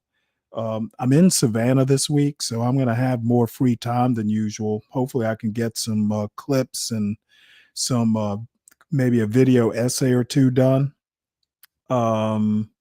Make sure you subscribe to the Urban Landlord Clips channel. I know John's released some clips over there, so you'll want to catch his and his clips over there. Also, make sure you support the host. I'm looking at some point to get a subscription. I've been saying I'm going to do this for a while. Get a subscription to the Washington Examiner and other stuff. So make sure you support your host. All this boring stuff that I do is highly informational and may not be everybody's cup of tea, but bottom line is I'm just not gonna, sit here and shit on black people all day for a nickel. I think there's a lot of positive stuff going on here. Ketanji Brown Jackson is a force for good, whether you like her or not. And I'm going to keep doing what I do. And for those who enjoy it, bless your heart. Keep your host going. Don't let me go the way of NPR. So let's get back. Like I said, I'm going to skip through this because he's starting to repeat himself. And I have a couple videos lined up after this. So let's keep going and see where Reverend Corbett is going to take us. Hopefully not all the way to the end. Lawsuit, complete relief. Other than that, they can only issue universal injunctions in a class action lawsuit. That is a severe limitation on when federal courts can issue universal injunctions. Again, only when it's required to give the plaintiffs complete relief or part of a certified class action lawsuit. That's what she's saying. Sure, federal courts do that, and they do it well. But they also diligently maintain the rule of law itself. When it comes to upholding the law, federal courts ensure that all comers, that is, everyone to whom the law applies and over whom the court has personal jurisdiction, including and perhaps especially the executive, know what the law is. Yeah, I don't get it. You know, the government is a plaintiff, okay? The executive branch or the United States is a plaintiff. I actually think the way they frame it as, you know, hey, the district court judges don't have the power to check the president. Well, they are basically personalizing this. The district court judges, now they have a weakness in that they're not part of Article 3. District courts are a creation. They're not constitutionally provided for. So they have a little bit of a weak position there. But the bottom line is a district court judge does not represent the district, nor does that judge represent him or his or herself. They represent the judicial branch. Okay, it doesn't matter the level of the court. A federal judge represents the judicial branch. The judicial branch is a co-equal branch with the executive branch. I don't personally see a problem. Now, I think you should be a lot more reticent about doing nationwide injunctions, but I don't recall anyone in the MAGA cult having a problem when Kismarek was doing nationwide injunctions on mifepristone and you know what their pet causes were. So the thing is that at some point these nationwide injunctions going away, it's going to basically boomerang because there will be a non-MAGA president at some point. And all this stuff, as soon as you know, a Democratic president starts doing what he wants to do, they're going to be calling for nationwide injunctions once more. And Brian Nichols, I'm not being hyperbolic. I don't do hyperbole. You anti-black blacks do hyperbole as a matter of course. So don't be telling me I'm hyperbolic. I'm not. I am the voice of reason. Lupin Lupin says I'm the voice of reason, therefore I am. So let's see. What's up, Artifacts? How you doing? So, Chris, let's see what you got here. Well, remember they said after slavery back to Africa, but now we got other races coming to America, and pretty soon, if black people don't hold it together, we are going to lose America in findings. Couldn't disagree more. Blacks are not a monolith will be my standard phrase. You need to be more specific about what blacks need to hold together. We don't need our blackness to be held together. Can you be more specific when you say blacks need to hold it together? What is the it? I know I'm going to disagree with you, but at least give me something to disagree with. So let's see what else we got here. And I promise if he keeps repeating himself, we'll move on. And most important, follow it. Still, upon reading the court's opinion, the majority's foundational mistake in mischaracterizing the true scope and nature of a federal court's power might seem only marginally impactful. Indeed, one might wonder, Why all the fuss? After all, the majority recognize that district courts can still issue universal injunctions in some circumstances.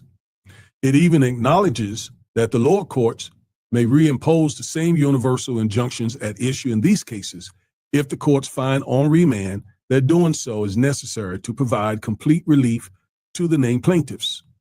From the standpoint of outcomes, that's all welcome news. But as I explained below, from the perspective of constitutional theory and actual practice, disaster looms. What I mean by this is that our rights-based legal system can only function properly if the executive and everyone else is always bound by law. Today's decision is a seismic shock to that foundational norm, allowing the executive to violate the law at its prerogative with respect to anyone who has not yet sued carves out a huge exception, a gash in the basic tenets of our founding charter that could turn out to be a mortal wound. What is more, to me, requiring courts themselves to provide the dagger by giving them the imprimatur to the executive branch's intermittent lawlessness makes a mockery of the judiciary's solemn duty to safeguard the rule of law. Do remember, the executive has not asked this court to determine whether executive order number 14160 complies with the Constitution. Rather, it has come to us seeking the right to continue enforcing that order regardless. That is, even though 6 courts have now said the order is likely unconstitutional. What the executive wants, in effect, is for this court to bless and facilitate its desire to operate in 2 different zones moving forward. One in which it is required to follow the law because a particular plaintiff has secured a personal injunction prohibiting its unlawful conduct, and another one in which it can choose to violate the law with respect to certain people, those who have yet to sue. Now, I want you to pay very close attention to what we're about to read. And this is why we as African Americans are particularly vulnerable to this case. So she says, do remember, in the first zone, law reigns. For the named plaintiffs in the suits before us, for example, the lower court's determination that executive order number 14160 is likely unconstitutional and cannot be implemented has teeth. Per the court's orders, the executive is prohibited from denying citizenship to the offspring of the named plaintiffs. Within this zone, the court's rule of decision, that executive order, number 14160, is likely unconstitutional, applies. Watch this. But with its ruling today, the majority endorses the creation of a second zone, one in which that rule of decision has no effect. In this zone, which is populated by those who lack the wherewithal or ability to go to court, all bets are off. Now watch this, I have it underlined. There is no court-issued mandate requiring the executive to honor birthright citizenship in compliance with the Constitution. So the people within the zone are left to the prerogatives of the executive as to whether their constitutional rights will be respected. Let's read it again. There is no court-issued mandate requiring the executive to honor birthright citizenship in compliance with the Constitution. In other words, there is nothing forcing Trump to respect birthright citizenship. So Trump can say through an executive order that any of us, any group, are no longer citizens merely because we were born in this country. Now that is coming straight from Justice Jackson. So she talks about 2 different zones. One zone, yes, restricting the president with respect to those folks who brought their lawsuit. But the other zone, No, there's nothing restricting the president there, so he can enforce his unlawful, unconstitutional executive order, if that's what the Yeah, I'm going to stop that right here because, this was done before the latest class action lawsuit. Basically, this is all NA. The Supreme Court gave 30 days, which he doesn't account for here. Maybe he does, because we're only about a little bit more than halfway through this video. So maybe he acknowledges it somewhere else or later in the video. They did give a 30-day grace period before their order took effect.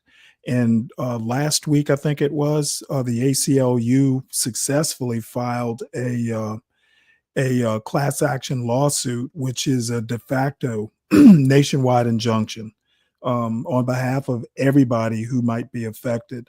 So that is that. I want to turn your attention to something that I saw over the weekend. And I have said this many, many, many times to a whole lot of pushback. So, since no one actually believes me and thinks I'm being hyperbolic, this is an actual historian who kind of covers some points about the nature, kind of like the ontology of the United States. And this ought to thrill some people.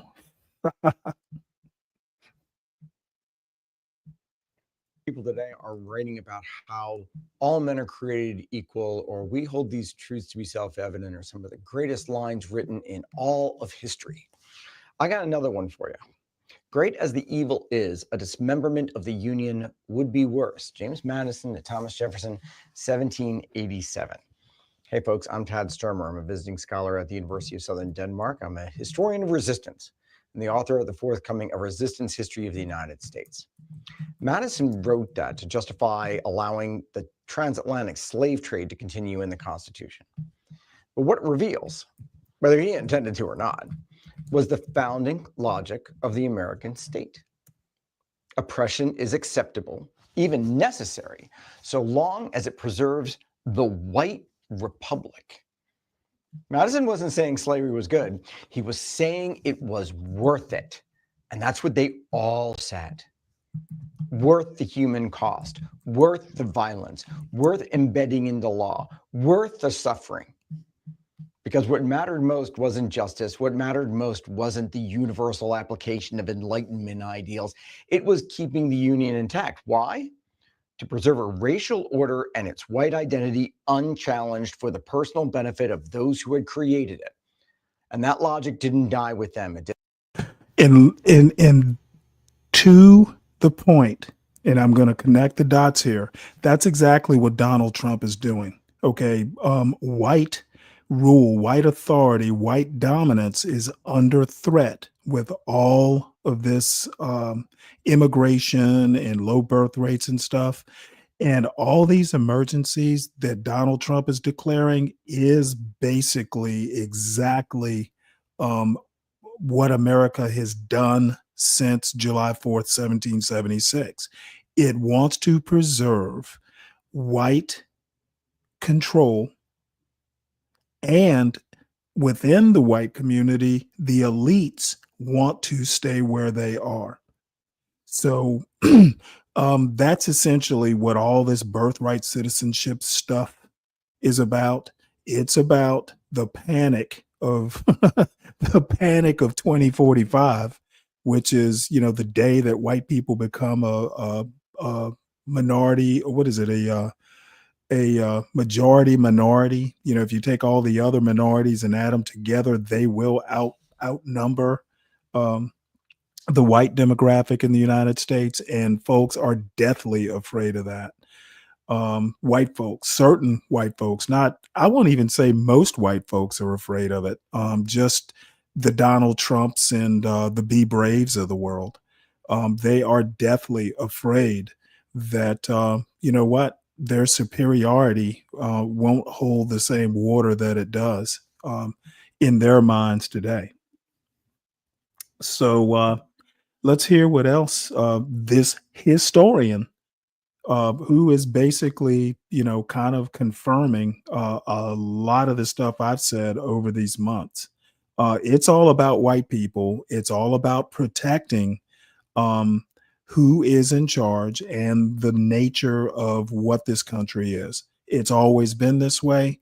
And for the foreseeable future, Donald Trump is up to making sure it stays that way. And nobody, Donald Trump probably comes pretty close, as far as public figures or politicians actually coming right out and saying it. Um, and at least he's pretty much upfront about it.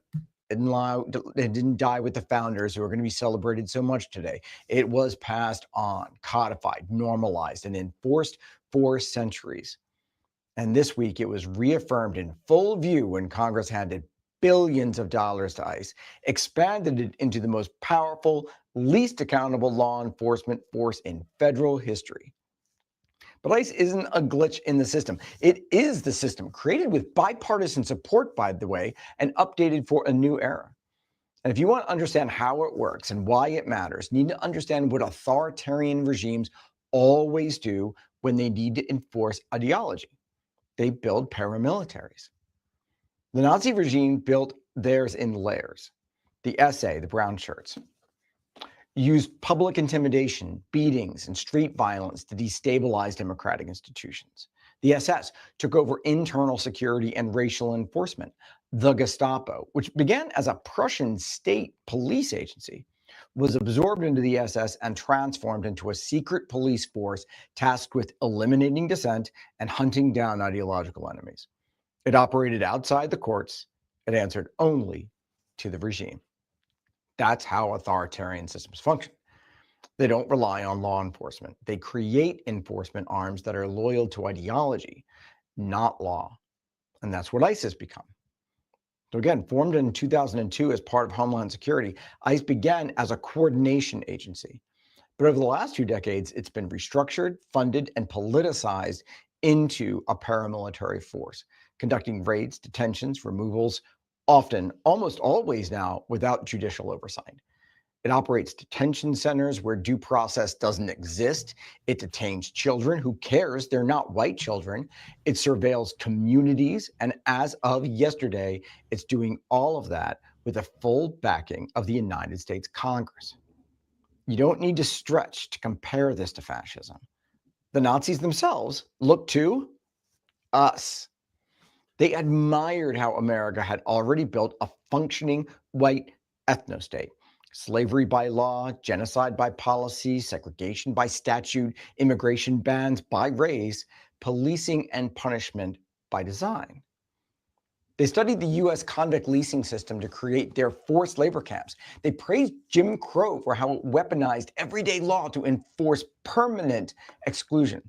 They noted how lynchings could happen with impunity because state law looked away. State law enabled it. And they saw how American patriotism managed to dress all of it up in the language of liberty, how American national identity, with its constant negotiations with principle, could in fact enable it.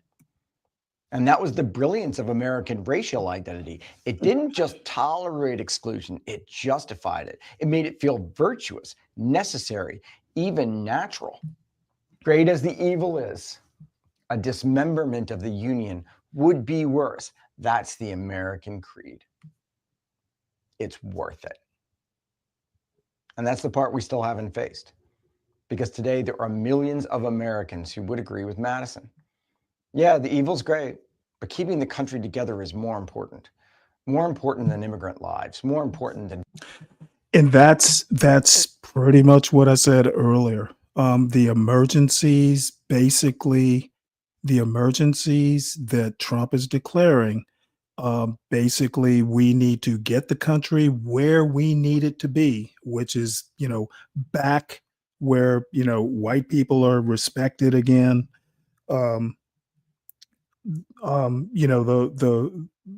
folks are deferential again to, the types of authority that we approve of. We need to move a little bit back, to a more religious type of national attitude.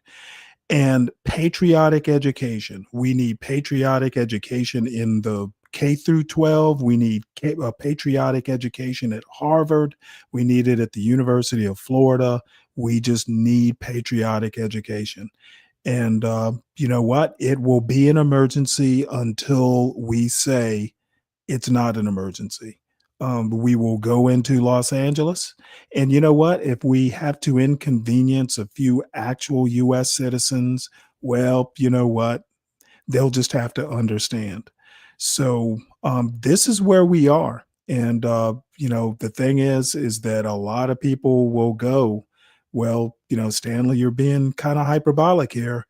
Well, I assure you, I'm not. And you've got plenty of people who don't approve of it that will basically look exactly to history and draw parallels. That is the danger of history. Nothing is new under the sun. History doesn't repeat, it rhymes. However, there are solid parallels that this guy is making. So, ignore it, make light of it, but it is actually happening. Now, no one is predicting, like Augustus Corbett, that they're going to start deporting American citizens. But they are looking at, the Trump administration is looking at the possibility, exploring whether, hey, if you're a naturalized citizen and you commit a crime, can we revoke your citizenship? That's been done in extreme cases. It is not something that's going to, rise. We don't have the type of national emergency right now that would, that would allow that kind of emergency power. It is during normal times, which this is. We are not in the midst of any sort of national emergency.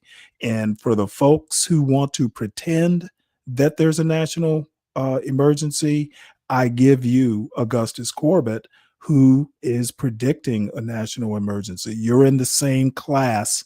You're being hyperbolic. So, Brian Nichols, I actually, and sitting here thinking about it, I actually think Marco Rubio would be a good president compared to, say, someone like JD Vance. Marco Rubio is probably the only one, maybe Secretary Bessent, the Treasury Secretary. He seems pretty competent. But right now, Marco Rubio is a standout. Now, it's not hard to be a standout in this clown car that Trump calls a cabinet. However, Marco Rubio is standing out. And I think if I had to choose someone in the MAGA movement, it would probably be Rubio, and there is no second choice or alternative. It's Rubio or no one. Well, I don't think that Brian Kemp is going to run. So, Rubio is the only one that I would consider even remotely presidential material in the MAGA movement right now. So he's not Spanish; he is Hispanic. But you know what? He's close enough. Due process, more important than equality. And if you still believe that, then you've proved the point. You don't have to support ICE raids, or detention centers, or to uphold the system. You just have to agree with Madison that some people's rights can be sacrificed for the greater good. For America, that's not liberty. That's authoritarian logic. That's how liberal nationalists can play the same game as the nationalists on the right. You're working for the same goal, which is why no real opposition can be created, because everybody is still working from the same playbook. America über alles. And it's always the same, whether it's 1787, 1933, or 2025. So this Independence Day, forget the fireworks. Ask yourself what kind of union we're actually preserving. Because when Congress funds a paramilitary to enforce white nationalist ideology and calls it democracy, they're not betraying the founders, they're fulfilling their promise.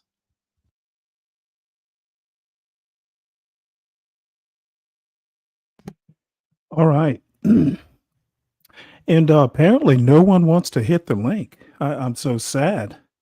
No one wants to come up here and talk about Trump and how great he is or anything like that. No one wants to contradict me, huh?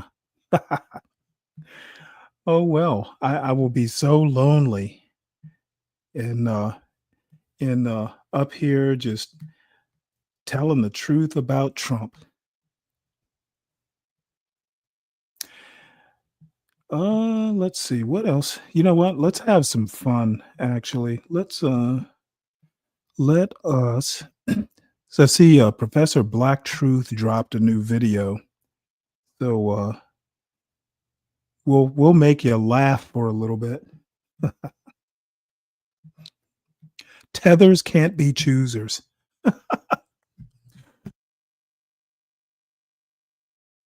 Family and fellow soldiers, I'm the professor, and this is the moment of truth. There's only two kind of black people in America today. You either running free or you running scared. How you running?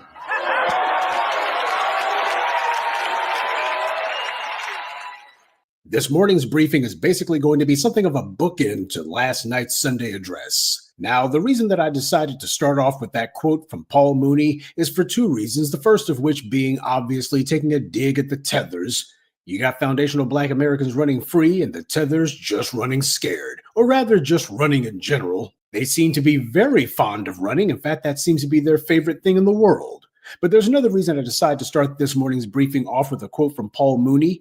Essence Fest takes place in New Orleans. And that being the case, I thought it only poetic justice to start off with a quote from a Louisiana native like Paul Mooney. Now, I got to give a salute to Brother Tariq for helping to bring awareness to the fact that Caroline Wanga admitted that her family had been instrumental and collaborators in the East African slave trade.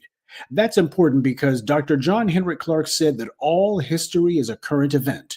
Everything that has ever happened continues to happen. He meant that literally. That's what this putrid episode is. It's a living reminder of what Dr. Clarke said. The collaborators and the accomplices with the slave trade are still doing the same thing today. It's still going on right now. Hundreds of years has not stopped this process. The individuals who were undermining black people hundreds of years ago, they still have their progeny doing the exact same thing today. And this Wanga woman, she had the nerve to call New Orleans Essence's forever home. I guess she figured to herself that she was claiming New Orleans in the name of the tethers. But what it turned out to be was a bad case of counting your butter biscuits before they're baked. New Orleans is Essence's forever home. Get real. The instant that Essence was bought by a tether and then infested with slavery collaborators, opportunists, and professional BS artists, New Orleans wasn't their home. Liberia, Nigeria, Kenya, that's Essence's home now. But the arrogance and foolishness shows how comfortable we've allowed these tethers to become. They've been getting away with cosplaying as us for the last 50 plus years. And as they see it, they can just talk as if they are us. And keep in mind, 50 years ago, that means around the time of Africa's so-called independence from colonialism, that's when we started having all of these tethers showing up. And instead of fighting to stand Africa back on its feet, instead they showed the world why Africa got knocked down in the first place. This is what white power brought them in for, as temporary tools to legitimize the lie that racism was in the past. All that stuff that those FBAs have been saying about segregation and racism and entrenched bigotry, well, that's not valid anymore. Because why? Look at these sellouts who we brought in a few years ago, and they say slavery doesn't mean anything, especially because their ancestors were involved in it, and that racism is long gone and in the past as long as Target, McDonald's, or some other white corporation gives them a token job, and it's time to move on. Now, do we actually trust someone whose family was involved in the slave trade? Do that at your own risk. Why would these tethers, as disrespectful as they are, feel like they could talk about an FBA cultural stronghold like New Orleans as if it was theirs, when they have no connection to it whatsoever, no affinity for it, they don't know anything about it? They don't know the people or the culture, and they have contempt for both. So who the hell told them that New Orleans was friendly toward tethers? Perhaps it was the homegrown bootlicks who did that, like Latoya Cantrell, the self-serving clown who calls herself New Orleans mayor. She was at the event formerly known as Essence Fest. We got to start calling it Tether Fest now. And she was on a panel and made it into a pity party for herself. Oh, she was bemoaning how the Black Miss Leadership class has come under fire from their white supremacist pals, and they can't believe that they're getting jammed up, getting cases put on them, run out of town on a rail, disgraced, exposed. So, as usual, the out-of-touch bootlicks are tone deaf and too stupid to read the room. It ain't about them. Of course, she's not going to call out the blatant insult to these tethers and the fiasco that they pulled at Essence Fest. In fact, she'll be singing the same song as them because they're all on White Power's payroll. Let me make a little prediction for you. Although you got most of the bootlicks, especially the political ones who are laying low right now, don't expect that to last forever. Expect to see the bootlicks come out of the woodwork eventually at some point in the future, calling themselves vouching for Caroline Wanga and Richelieu Dennis, and also expect to see the bootlicks pretending to call for unity. Why, Essence, what they were doing was not meant to be disrespectful, and besides, we need to see ourselves as basically being a global people. We're all from Africa when you think about it, and that's what's important. We don't need to be divisive. They'll be dragging out the faux Pan-African unity chatter. Well, I don't want to unify with someone whose family was a bunch of slavery collaborators and whose descendants have been doing the most to undermine us in our own land. It's all a finesse. It's all a hustle for these guys. Caroline Wanga has been trying to be a diversity consultant for the last several years, and she had been with Target and McDonald's, and she knows what it is that they want. Her job is to get in front of the camera and be the token tether who will put on her buck-toothed grin and claim that whoever her white corporate employer is at the moment is dedicated to diversity and opportunity and whatever other empty, meaningless buzzwords she can think of. That's her job, to be their crash dummy. That's what the whole DEI coordinator thing is about. Whenever you hear somebody claim that that's what they are, that's what their real job was. The pressure of the BLM protest also brought a lot of self-interested opportunists out of the woodwork. White power knew that it would need some shills to hide behind while they falsely claimed that they were going to do better. But these bootlicks who get on the payroll, they know it's all fake. All right, now let's get something else straight. I can tell some of you like your parties and festivals and conventions perhaps a little bit too much, because when I talked about Essence Fest, some of you acted like it was the end-all and be-all. While Essence being captured by tethers was certainly not a good thing, the reality is, in an overall sense, we didn't lose anything integral to us. It wasn't a good thing, but it ain't the end of the world either. There's absolutely nothing that's been quote-unquote lost with Essence Fest that we are not more than capable of making up for, recreating, and doing even better. The problem here is not so much about who owns the brand of Essence. The problem happens to be forwarding our own lineage-based brand to make sure that the names get out there so that people recognize not to even go to these tether-based organizations and events. Stop it before it even starts. People are already starting to understand the importance of lineage, and we have to keep re-educating them about it because that's what you have to do with every group. Every generation has to be retaught the principles that empower them and the ones that endanger them. Every generation has to be taught that lesson, and it has to be taught to them vigorously. So what's called for here is not mourning the loss of Essence Fest. What's called for here is learning why it fell in the first place, and also making sure that these mistakes are not repeated in the future. Lineage does matter, but if we don't act like it does, if we don't make it a hallmark of the events and the functions and the traditions that we give rise to, then what it means is lineage becomes an empty word because we have failed to treat it with the proper meaning that it deserves. That's why it's important to make sure that it starts being mentioned in the things that we do and the things that we create. It's time to start doing some gatekeeping, but you can't have a gate unless people can actually see it. That way they all understand that somebody is asserting their sovereignty in this place. Somebody is asserting authority and legitimacy. This is not about one festival or event. Essence was a noteworthy magazine, and the Essence Fest was a good thing to have, but it's not the end of the world, though it does have value in that people will remember this. This was the event where the tethers showed the world exactly what they've been planning to do from the very beginning. And in that sense, a very real sense, what's happened here is actually very useful. It validates and confirms for everyone what we've been saying all along. We can be disgusted with what's happened with Essence, but the reality is, as soon as those guys were acquired by Time Inc., that was the end of the story right there. That was the chapter closed. Over here in the black media, we wrote off Essence a long time ago. It was blatantly obvious exactly what they had become. But we also have to understand that not everybody gets their news and views from us. So don't be too frustrated when you have people who go to things like Essence Fest regardless, as if they didn't know any better, because for a lot of them, they don't. But they're getting an education today, aren't they? They're finding out exactly how rotten Essence has become, and they're finding out who's responsible for it. Essence as a publication and a cultural festival was only important to us to the extent that it honored and magnified us. See, that's something else that Dr. John Henrik Clarke talked about. He said that whatever it is that you're a part of, be it a political party or even a whisk club, either it's supposed to be a tool of your empowerment or you leave it in the dustbin of history. And the same thing goes for Essence or anything else that we're a part of. When it no longer serves our purpose, you're supposed to walk away. Everyone else does that. You let some foundational Black American call themselves buying some non-Black publication or even an African one and trying to hijack it in order to boost us. That would be the very last time that anyone from those other groups even looks in that direction. Everybody loves to get on code. They love to be disciplined so long as it's against us. Look, we got to be honest with ourselves. A lot of Black folks have been conditioned to or otherwise grown into the bad habits of putting money into the hands of people who have contempt for us.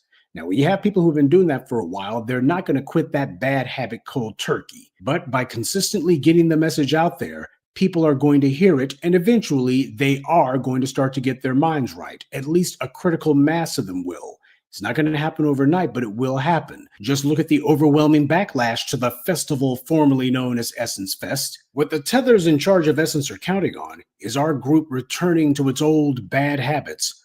Like the Black women who decided that they were going to still patronize that Asian hair salon owner even after he punched that Black woman in front of her grandchild. And then you had fools going right back there afterwards because they had a sale on Yaki weave, I suppose. They're counting on that kind of foolish behavior because Black people have shown them that kind of thing too many times, that our memories are too short, or that we'll overlook some egregious wrongdoing against us, so long as there's some free swag in it for us, I guess. Expect the tethers to dig in their heels and calculate that Black people will come back to Essence Fest next year if they just go ahead and make a lot of a noise announcing that they're going to be having hair care products next year, and this time around there'll be more free giveaways of Yaki weave and makeup or whatever, and they'll make sure that there's some free food this time around. Oh, and be sure to put out the word that, okay, we're not going to be trying to upsell them on any fees or play any stuff like that next year. Now, in 2027, it'll be different, but next year, we're going to try to go ahead and lure them back in. That's what they're betting is going to happen. Tether Fest has been dirtied up to the point that the white media and its bootlicks have been trying to damage control, and they've been forced to have to mention that this is a lineage-based controversy here. Tethers are being recognized as having a bad rep, so Caroline Wenger can claim that New Orleans is the home of Essence all she wants. But now that they've been exposed, she probably shouldn't expect a warm welcome anymore, because while the tethers have been betting all their chips on white power remaining in power and thinking to themselves that we basically are going to be on defense forever, that's part of the reason why it's important that we call these people out. Enough exposure, enough pressure, enough people recognizing the tethers for what they are, and the same way that they fled from Africa, they'll also be fleeing from places like their forever home in New Orleans also. But that only happens if our people show the persistence, if our people make it clear that we're not forgetting about these wrongs next year or any other year. We do that, and no matter how tough Caroline Wenger, Richelieu Dennis, or the rest of their kiss butt chorus in the bootlick media try to talk, they will have no choice but to do what they've always done, and that is to run. Except this time around, without the white media and their white corporate sponsors to bail them out, Tetherfest will have absolutely nowhere left to run. Good day, and be one. I'd like to take a moment. Well, that is one opinion. I would say, Soul, why should they leave? Here is my personal opinion. I think we get too wrapped around the axle about what other communities are doing. And I know it's really easy. If you've ever been on one of these clubhouse channels, where the Black Americans and the Africans are in a clubhouse room and they are just going back and forth. It's like a virtual war in those rooms, and I can guarantee you it happens almost nightly. It's almost terrifying. But the bottom line is that you don't know about that stuff if you don't go to the rooms. And it's kind of hard to strike a balance between, hey, I want to know that those clubhouse rooms and there's the friction there. It happens on Discord too. I want to know that it happens, but I don't necessarily want to participate in it. I have, too much going on in my own life to really worry about, who is running Essence Fest. I'm sure there are people who care about it. I know Roland Martin does lives from Essence Fest every year, but I don't watch Roland Martin that much. So, it doesn't really affect me. I think that Black people, and I don't even like talking, as to the whole group, because everybody has their own personal priorities or their local priorities. But I think Black people need to take care of what's happening within their four walls or within their local communities.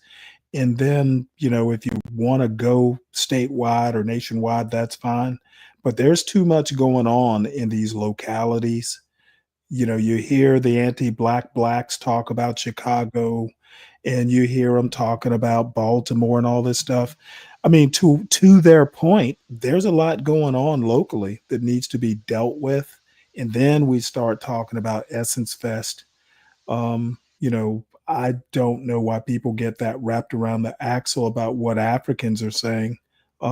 Sometimes Africans are right. There's some stuff in our own closets. There's some skeletons in our own closets that need to be dealt with. Stop getting wrapped around the axle about what some random African has to say about Black America. And damn it, while you're doing that, go ahead and prove them wrong. That's really, honestly, the best revenge is success. I've always felt that way. So, what's up, Dave? Hey, what's up, Stanley? Welcome back. Well, thank you. I'm just kind of hanging out in my grandmother's house in Savannah, looking out the window. Yeah, nice, nice. When do you head back home? I think this weekend. May wind up staying longer. I'm in no rush to leave. I can do this from here as well as I do, do it at home. So it's one of these. Basically, the only limitation is my son has a test coming up, not next week, maybe the following week. So there will be a time limit, but it won't be one that I'm imposing. Hey, tell me you don't hear that noise in the background, do you? No. And I got Oh, on good. earbuds, so I got on earbuds, so if I don't hear it on earbuds, I don't think anyone else does, unless they have Yeah, the volume like insanely high. So what do it's you think pretty about loud and Essence Fest? confident. I think that it's gonna sound crazy what I think. We went from pro-black to this pan-African black. Then there's a denial of pan-Africanism when immigration comes into the country, and now all of a sudden they're the ones setting us up, and they're the bad example, and this and that. And I said, well, what happened to the pro-black pan-African movement? Well, there are two flavors of pro-black, and I'm just talking about two. There's probably more. There are pro-blacks who are pro-American, and I know this just from my experience on Discord. Before I was on YouTube, I was on Discord for like 3, 4, 5 years. So I have actually the African wars between American blacks and African blacks. That is real. there's a little bit of a war between British blacks and American blacks. There's all kinds of internecine, battles, if you want to call them that, just within the quote Pan-African community. There are about 3 or 4 different flavors of Pan-Africanism. So my advice, and this is actually, my personal journey. I've always been like a Frederick Douglass guy, better or for worse. I tend to be a liberal with a capital L. It's kind of how I was raised, or schooled is a better way of putting it.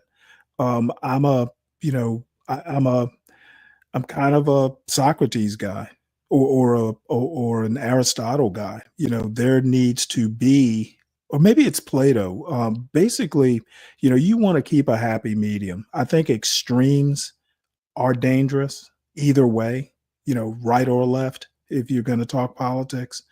And I think for a young black person, of which neither of us are, but if I was advising my son, you know what, you want to find out what they all have to say. And it may take you years, it may take you decades to kind of choose your lane. But even when I was a kid, I've read Soul on Ice. I know, back in the day, know a little bit about, the black radicals. It's never, being a black radical never suited me temperamentally. I No, am me not a, either. Me either. I'm not a joiner. And you know what? I never had any thought of, say, when I was in college, joining a black fraternity for fucking what? So I can march around looking like an idiot. I don't work that way. And you know what? It's peacocking for the ladies, and most of those movements were just about access to vagina, but Well, nobody wants yeah. to call it that. Well, I mean, Nobody. that's, you know what? If you really want to be all Freudian about it, or maybe it's not Freud, maybe it's some other famous, psychologist. You know what? It's really all about sex in the end. Yeah, Um, in the end, yeah. the It is, bottom. but what's crazy, that to add to the point that you said, that you're not going to be around long enough to see the end result of any of this. We do get to see the trend and how it's going, and we see where it was and where we are at this point in time. But Well, that's why history is important. You it kind of is have an important. idea of how it began. But But I you would won't. just say, you know what, young folks, what you need to do is read a lot, study a lot, talk to a lot of people, hang out a lot, and then eventually you kind of find your lane.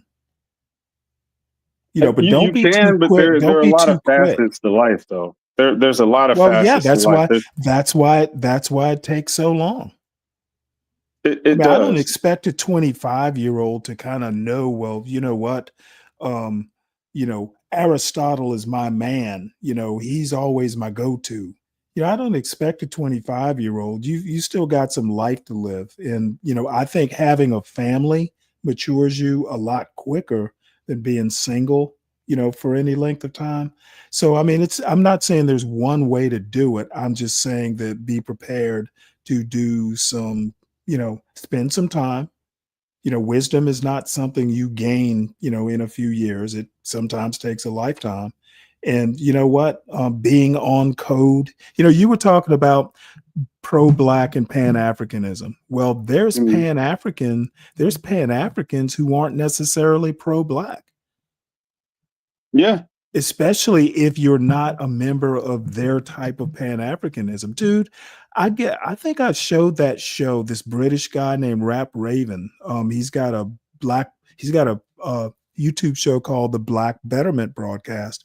Dude, I'd get up there half drunk a lot of times, and going back and forth, over, they want people to be on code, and talk about pro-black. Those people, they think they are so pro-black, they don't think American blacks are different than British blacks. They just think we're all black. And that's how pro-black they are. And I'd get up there and go back and forth with those fools. You know, I battled with them over the years so much that, like, when I go up on their panel, we don't even fight anymore. It's like, hey, good to see you. How you been? Right. Are you still on the same BS? Yeah, exactly. Oh, yeah. Well, they think I'm still on the same BS. And that's why, like, even learning your history, your views are going to change as you get older. There's no doubt about that. So you Right. can't fall in love with one philosopher. It's going to be different. It's going to change. Well, yeah, Especially I the mean, more you're going to you, have a different philosopher every decade.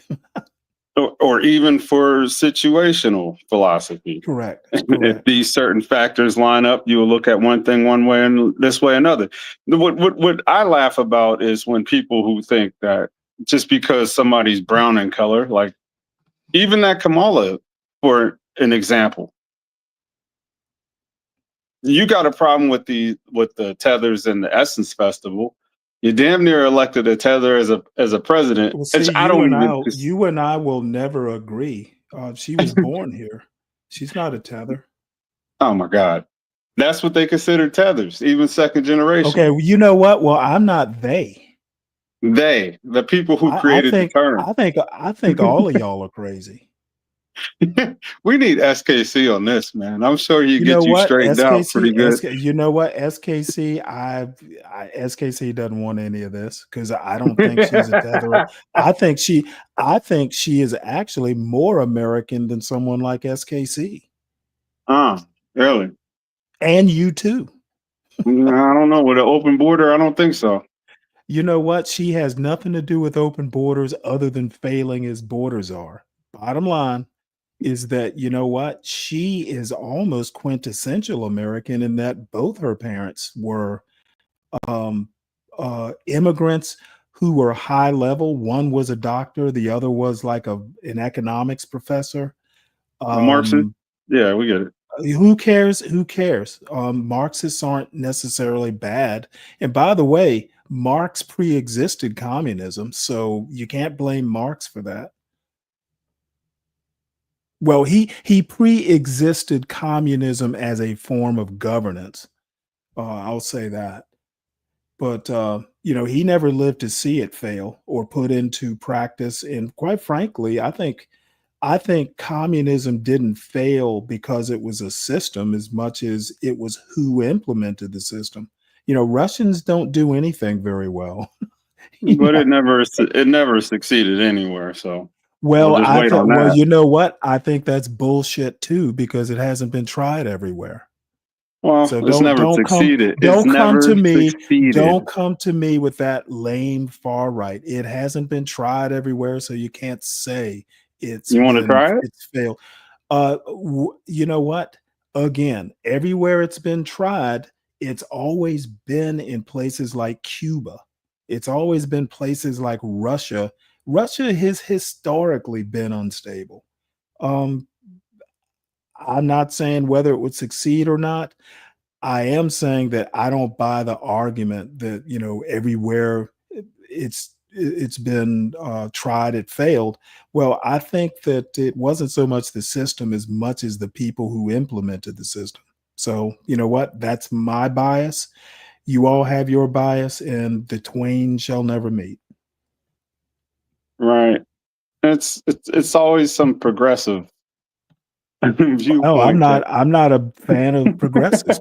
Progressivism, believe it or not, Woodrow Wilson was a progressive. Progressivism has failed everywhere. I mean, it does fine for a while, but Woodrow Wilson was a progressive. So you don't necessarily have to be a left progressive. There is such a thing. There is such a thing as a right progressive. You could argue that MAGA, as a populist movement, is progressive.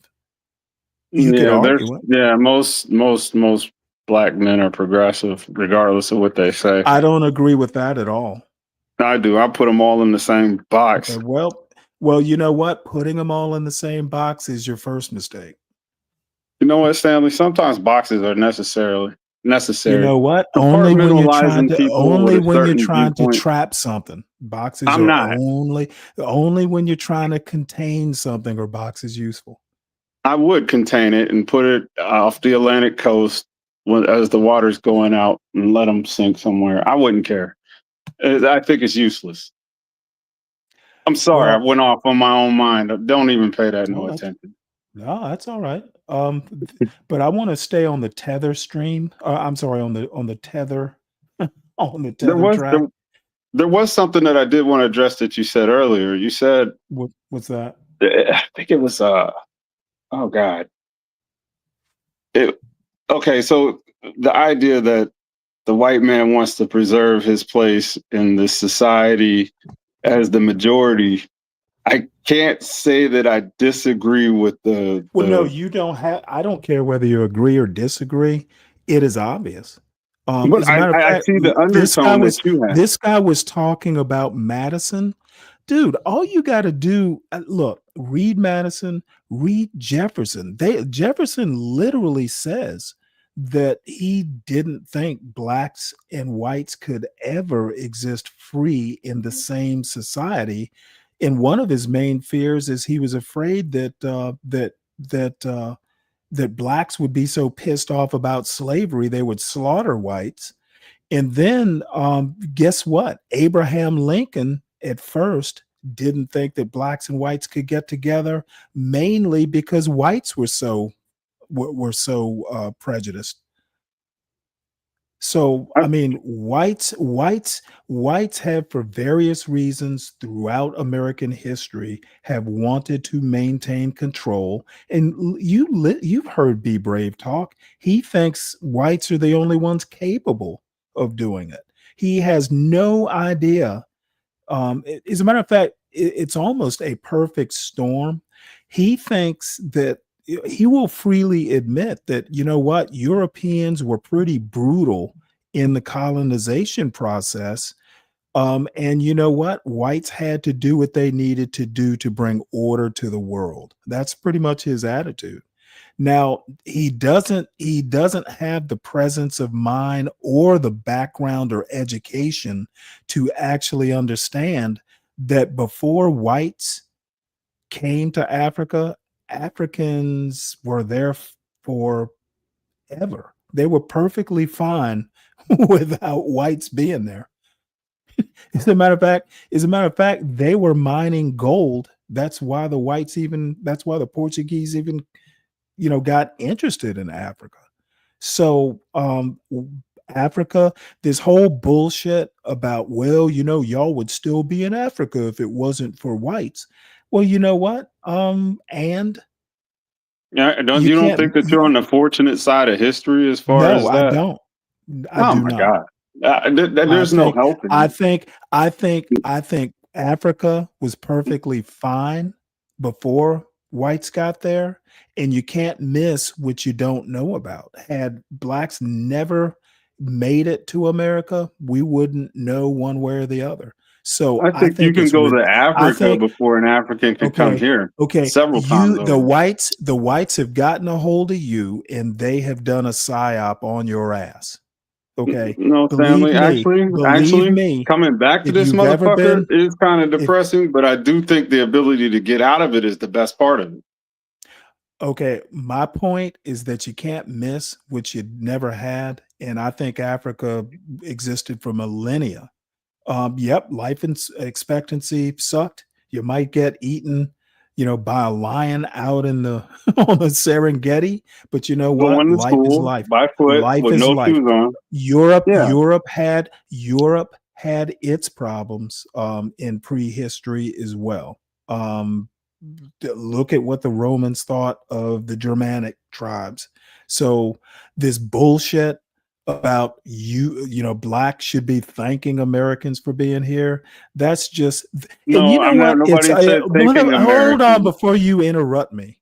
Okay, Well, I'm not trying to. I just wanted to interject that. It's always the bottom feeding whites who come up with that tripe. Have you ever noticed? But it's kind of, It's not always untrue. it's always the bottom feeding outhouse architects who stopped that tripe. Clinging to a point does not mean it's the only point. There could be 1,000 points to be made to add Okay, to but that point. my point But is that you know, I have literally never heard. Now they may think it, but at least they have enough class not to be as crass is to say all that. I'm not saying they don't think it. I'm saying they don't say it. And that is my point. You know what? If you're going to be a fucking racist, at least be a classy racist and say that shit behind closed doors. You know, racism has to meet a standard, huh? Well, you know what? I It's think rolling in the mud either way.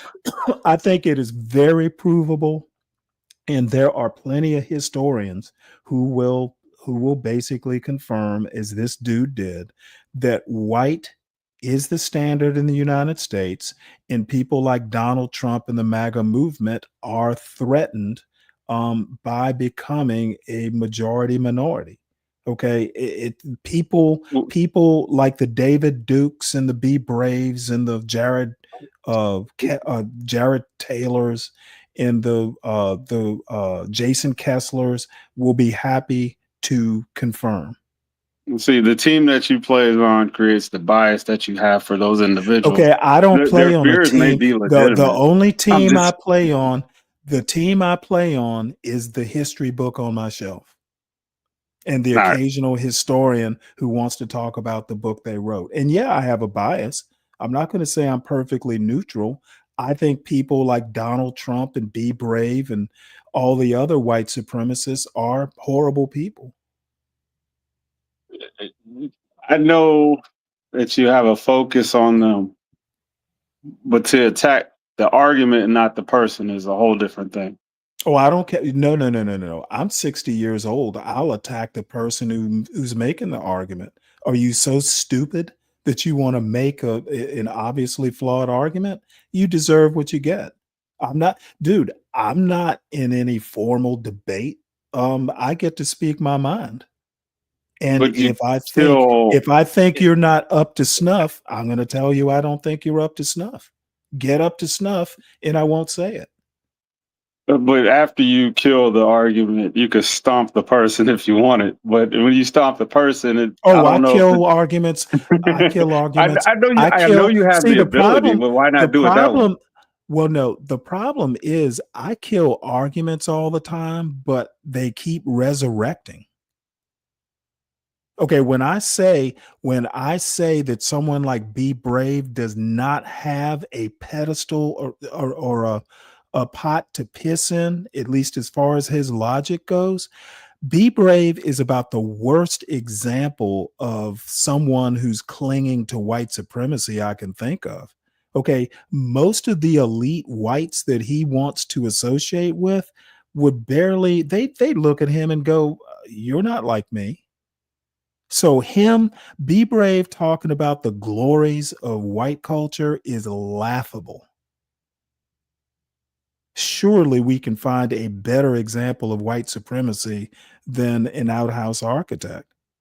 and the little people in his audience who want to be amused or enthralled by his words, they are hooked on the words. They're not looking at the holistic, they're not looking at the whole picture. The people who are actually elite, the people who are actually, quote, holding up white culture, they don't come on YouTube and fucking, brag about it. They're too busy doing it. Yeah. So if you want to be entertained by Be Brave, that's fine. I get entertained by trashing him. I never used any of his talking points or his argument. I never said you did. Oh, okay. I thought you was talking to me personally. My bad. I got distracted from the loudspeaker. Oh, wait, hold it. J-Dub, the reason I'm talking about Be Brave is he banned me from his channel yesterday because I was me in the chat. I didn't even have to use the words. I just made insinuations and he got triggered. So you know what? Yep, I'm talking about him. I'm dragging his fucking dumbass. I didn't even say what what triggers Be Brave. And I just got bored in his chat and started fucking with him, and he just spun up like Yosemite Sam. It was hilarious. So, yep, he does well. He's like an archetype.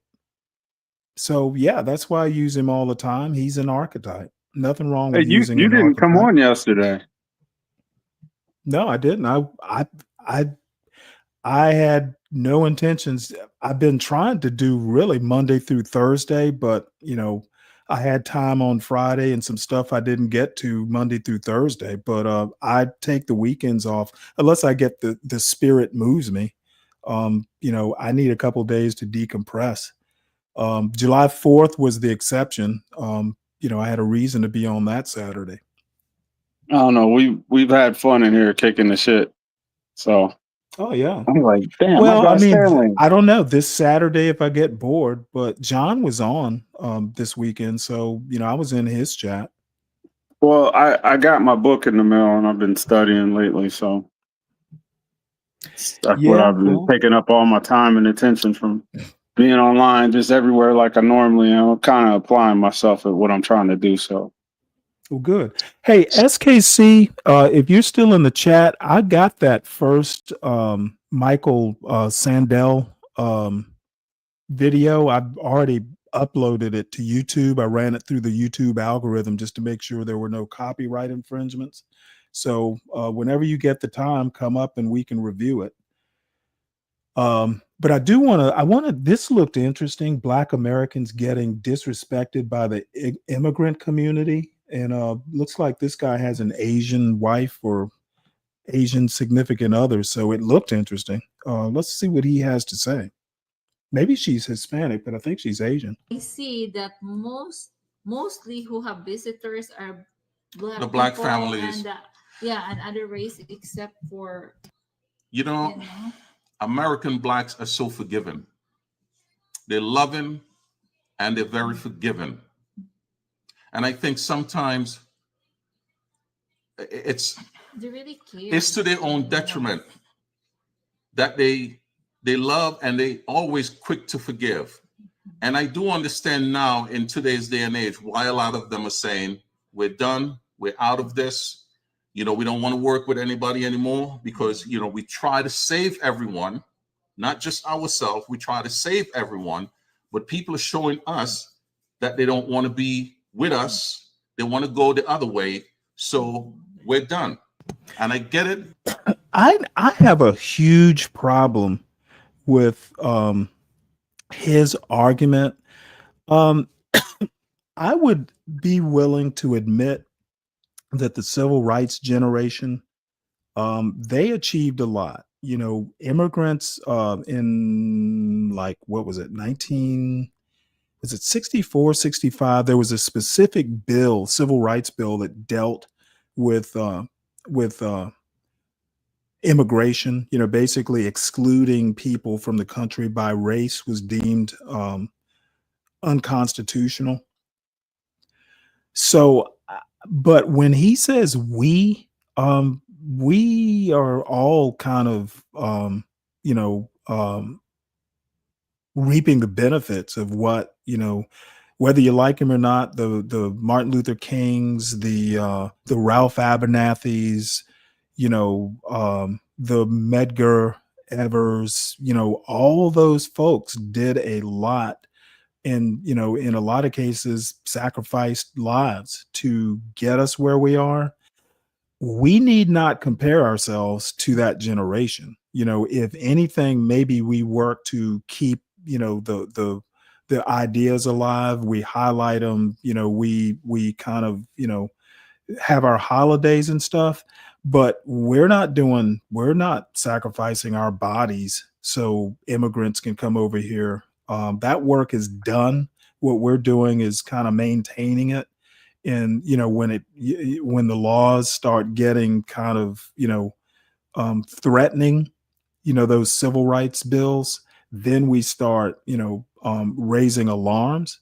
But we're not doing any heavy lifting here. And I do get a little bit concerned when guys like this dude is saying what Black people are doing now. Like, did we? I don't think we did much. We are beneficiaries, just like, his wife here. Just What's up, the be SKC? brave context of we, as far as like accomplishment. Well, be brave. When be brave says we, who knows what he means? But there's no different than what he's saying. We. No, actually, there's a huge difference. Well, you just said Oh, we you're didn't talking do about it. this guy? Oh, you're talking Yeah, about this yeah, guy using we? yeah, yeah. Yeah, I would agree with that. So it's a common thing. Well, I don't care if it's common. He's as wrong as be brave. Okay, cool. I can roll with that. We don't do anything. Be brave is not a sterling example of high white culture, high culture of any sort. This dude is not a civil rights leader. So, I mean, he's just some dude, kind of talking about the benefits, and that's pretty much, if you want to draw that parallel, I'm not going to argue. And look at little horsey boy here in here to defend his boyfriend. I bet you know what I'm going to start doing? I'm going to start making NAMBLA jokes if you keep this shit up there. You know what NAMBLA is, right? Oh yeah. Oh yeah. Yeah, that we speak is ridiculous. Hey, what's up, SKC? Hey, what's going on, Deacon? It's this it's a piss poor style of argumentation to try to present that 45 plus million people are all of the same mind and and same motivation and everything. I'm trying to figure out why people can't figure that out. Yeah, in presenting things as, Black Americans are just so forgiving, and so it's like, come on, that's a load of crap. That's a Tell that to Professor Black Truth. It's like, okay, if they are, then why do you have all these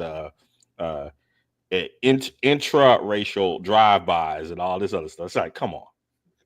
Well, I mean, I don't even need to use crime because, again, it happens too much, but it's very localized.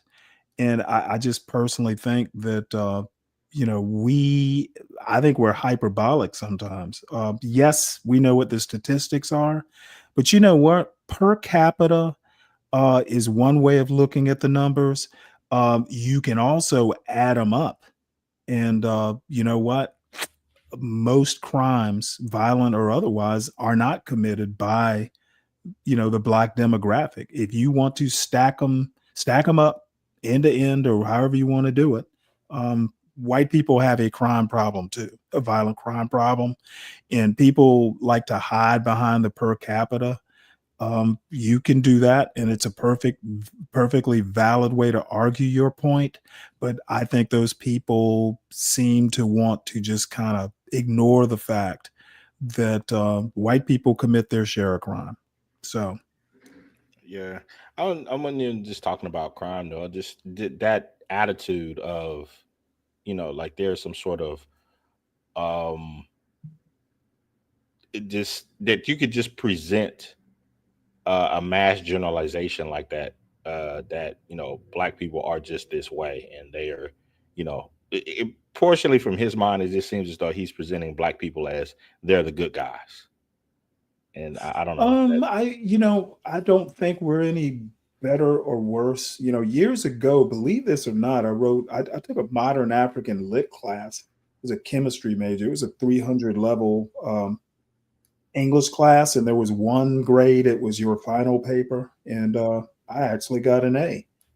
However, my paper basically, the paper was basically covering negritude. Now, this is back in like the late 80s, when negritude, was kind of a more commonly used word. It was a movement, the Senghors and all those guys. bottom line is this negritude, these sorts of, wanting to make blacks superhuman or the good guys or whatever the term is. You're essentially robbing us of our humanity. We're no better or no worse, quite frankly. And I think you rob people their humanity when you start building them up like this guy wants to do.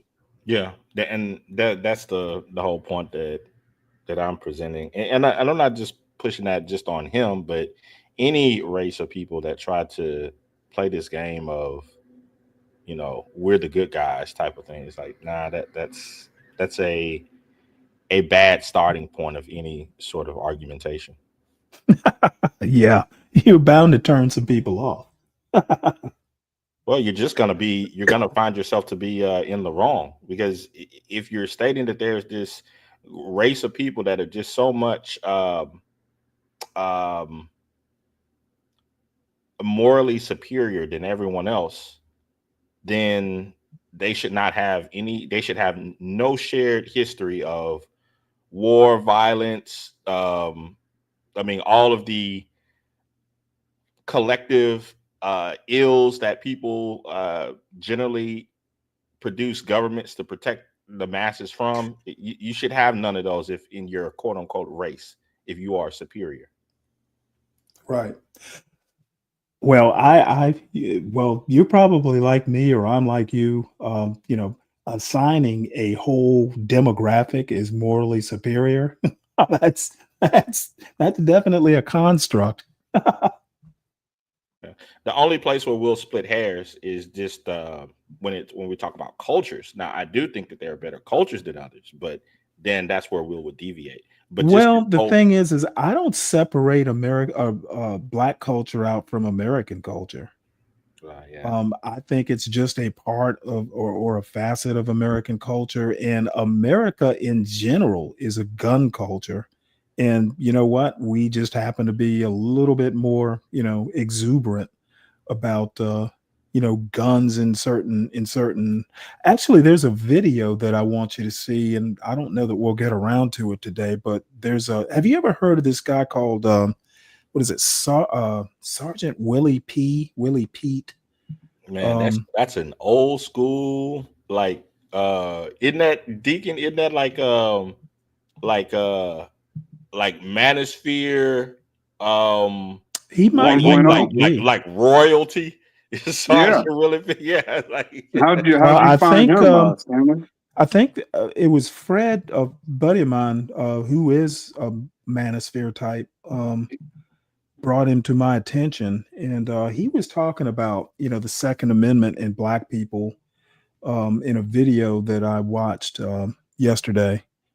I don't agree with him necessarily, but one thing I do agree is I think he's talking about black liberals who want to talk gun control. And he's like, black people really should be the last people talking about gun control. So, and I happen to agree with him. So one of the few times I will agree with a gun nut.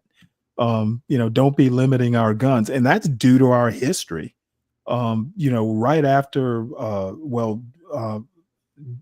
through Reconstruction and definitely post Reconstruction, being disarmed was a huge problem. So that is not that's not a history we want to have rhyme on us.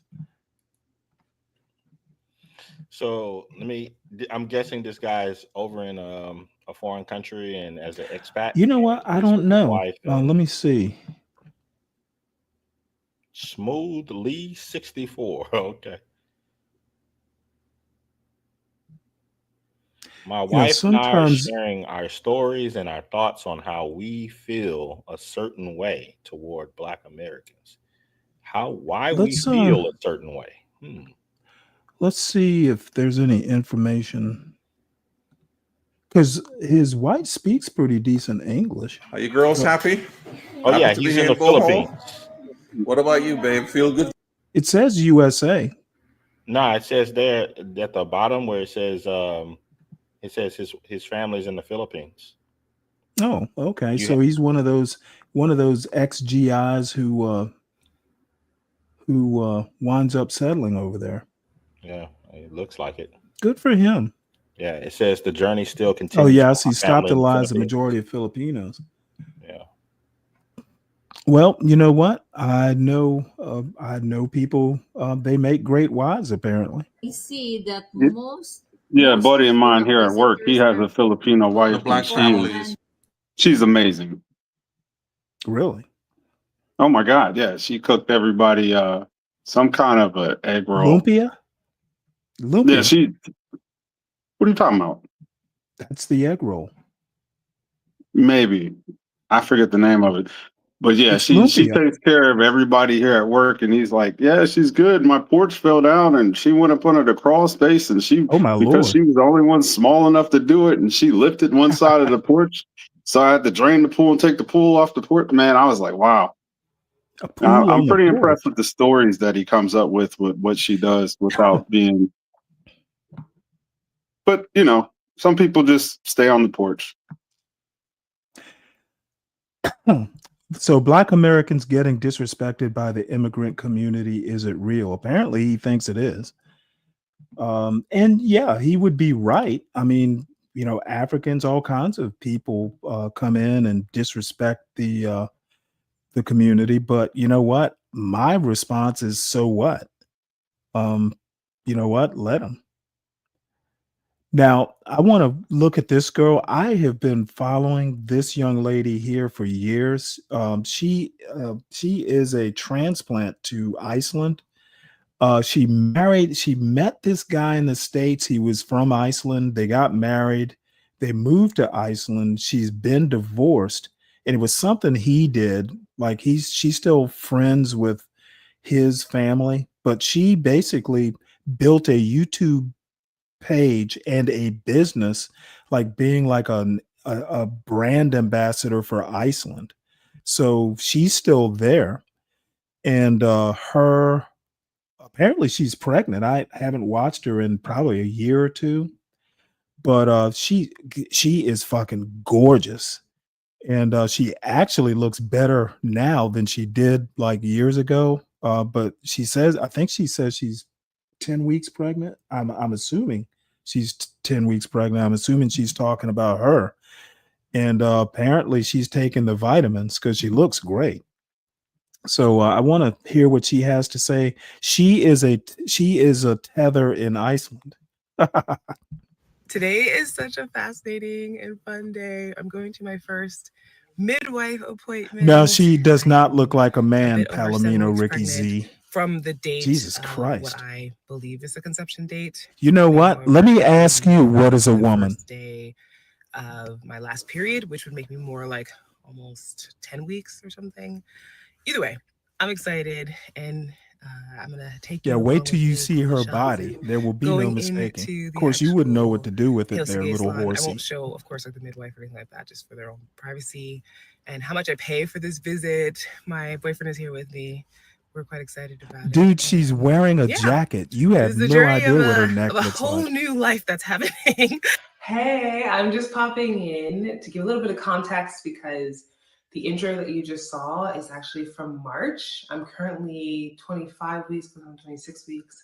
See, I didn't And know I'm she just got sharing married some or whatever updates again. about my pregnancy journey. So this is my first It's midwife that boyfriend. and I also give a little bit Oh, of did you? context about the Icelandic healthcare No, system she's not manly, after you Palomino. finish seeing kind of my experience for this first visit, and You know, also add these a little bit more these little information about fucking what I talked incels are about, really weird. my boyfriend and I talked What about. do apparently is she's not like a little tiny geisha girl. They're all men. Jordan Peterson and these other fools have just warped y'all. These incel white boys. No wonder that the birth rate is falling in America. There are too many Palomino Ricky Z's. I don't know what he said, but from what you repeated that he said. Well, no, Man, you probably agree with him. I think she's perfectly fine. I don't know what the hell. I'm getting Booker T. Really, the 5-time world Getting champion. what? Booker T, the 5-time world champion. Girl, you know what? Get out of So that, Deacon. let me put it to you this way. I don't y'all laugh all you want. I think y'all are the weird ones. Hey, I just say to each his own when it comes to that type of stuff. No, you know what? To each his own. At least you're smart enough not to just. I've seen her in a bathing suit. Yeah, I mean, people like what they like. Like I said, it's different. I've been following. I mean, well, I tend to like girls that are a little bit athletic. But I've seen her in a bathing suit. There's nothing manly about her in a bathing suit. Okay. History and how that will also like come into play later on for future Can you visits. skip to the bathing Just suit making part? sure that the baby is healthy and going through like certain tests and That's things like that. like I said, I haven't watched her in years. Jewels of The present only reason I'm day. watching her Just now is she's getting pregnant. a little bit of update about this past event. Oh, by the where I've way, been she's like documenting 20. my What'd she pregnancy say? over time. 25 weeks pregnant. This is the She's a outside little bit of the far health center along. I go to, or HMCA So she left downtown. her husband to get pregnant by her boyfriend? No. She left her husband years ago. That's why I'm Right. watching. I haven't watched her in years. Last time I heard she and her husband got divorced, and that's like maybe 2 years ago that I was aware, maybe even 3 years ago. So when I saw the video, I was like, oh shit, she's pregnant. So, like I said, I used to follow her and I'm just curious. And once you go in, you sign in essence, with your kinitala, which is the same as. She actually, I think she might even be fluent in Icelandic now. I mean, she dug in deep. She got into Icelandic culture, and that's what's kind of unique about her, I guess. A social security number, for instance. And once I did that, it then was telling me that I had just 1 minute before my book time. She took my blood pressure, which was a little high that day, but overall it's been fine. And then also gave me a cup for a urine sample and paperwork for a blood test that would be coming up. That's the cup that So my meeting with the Ricky midwife Z was is going to be super drinking from. awesome. Her name is Gudrun. So nice, so sweet. And I have to pee in a cup and test the protein amount in my urine. I'm about to do that. I didn't, of course, record any of the meeting because I didn't want to infringe on her own privacy or whatever else. Really, It was kind of J-Dub? awkward, but took blood pressure, weight, and also just talked. Like she asked me different questions about my family history, my Like her boyfriend's family mother's history, been up there and all. and just in general, just getting a 'Cause, sense of me. So I'm in the Actually, bathroom I now. know that. Do my protein I know test, JT is just and then I'm done for being the. facetious, but I know that's not true because we have What's family not true? that's, her being the only black in Iceland. Because I have family that's in Denmark, and Mhm. we've been pining to do the trip that what's his name that Ryan did to Mhm. Greenland. But there's a cruise that you can take from Copenhagen to Iceland to Greenland, and we've been planning that for quite some time. But I just want to stay in Greenland a little bit longer. But but my family has been telling me about people in Iceland and so forth, and sent me pictures and all that stuff. And yeah, there's some black people there. Oh yeah, I mean, as a matter of fact, she had a friend who was British or something who was black, and she was there for a while. So, but like I said, her family, her family's been there before. Like I said, I've been following her for quite some time. So, I don't know. I like her. I think she's a really pleasant person. Yeah, I don't see anything And think off-putting about about it. whatever. She literally built a business in Iceland, like a tourism type business. So I mean, she's pretty entrepreneurial as well. Oh, okay. You Yeah, you gonna take a trip to Iceland to meet her? No, the she's glaze is pregnant. real. I'm old. She's got a man. Oh, okay. But you know what? I wouldn't be if I went up there, sure. I'd probably use her business and she knows all about Iceland. Why wouldn't I avail of avail myself of her services. Today. The next appointment will then be the ultrasound and blood test, which is happening in a couple of weeks. And then I go and see the midwife after that. There was no charge, or there is no charge for this appointment, which I wasn't sure about that. But yeah, it's included, and that's really freaking awesome. My protein levels have to See, be I don't need all in that. this level area. The last two, then it's good. If it were Yeah, darker, it's then kind Yeah, of don't weird. show me the this stick you oxide, peed on. Yeah, then yeah, there would be but not an issue, but but I have to tell her basically. I'm But gonna just it's better. work in the Like background. here, Let me yeah, know it's more when like here. you want to do the Which is Michael great. Sandel thing. As you can see, I was very happy with the Yeah, first I'll do it demographic right that after we this. drew. I don't know And that before I I go need to into watch the whole like thing. the I'm things just that we glad, you know asked what? or It's almost like an questions old regarding friend. family I followed history her for that quite is some time. important for later on my social I mean, media you know footage. what? Let I me do take want to this back. I clarify think I've actually the been following Icelandic her, healthcare like, system. I think I might So it have is a universal healthcare known system about that is her before I left the privately mountain, which is subsidized in almost 10 benefits. years ago now. So not So, completely free. You do might be pay longer for than I visits, even like local realized. doctor visits and things like Well, that. don't let But us in ruin addition the to that, moment. I guess going to a midwife Take it all in.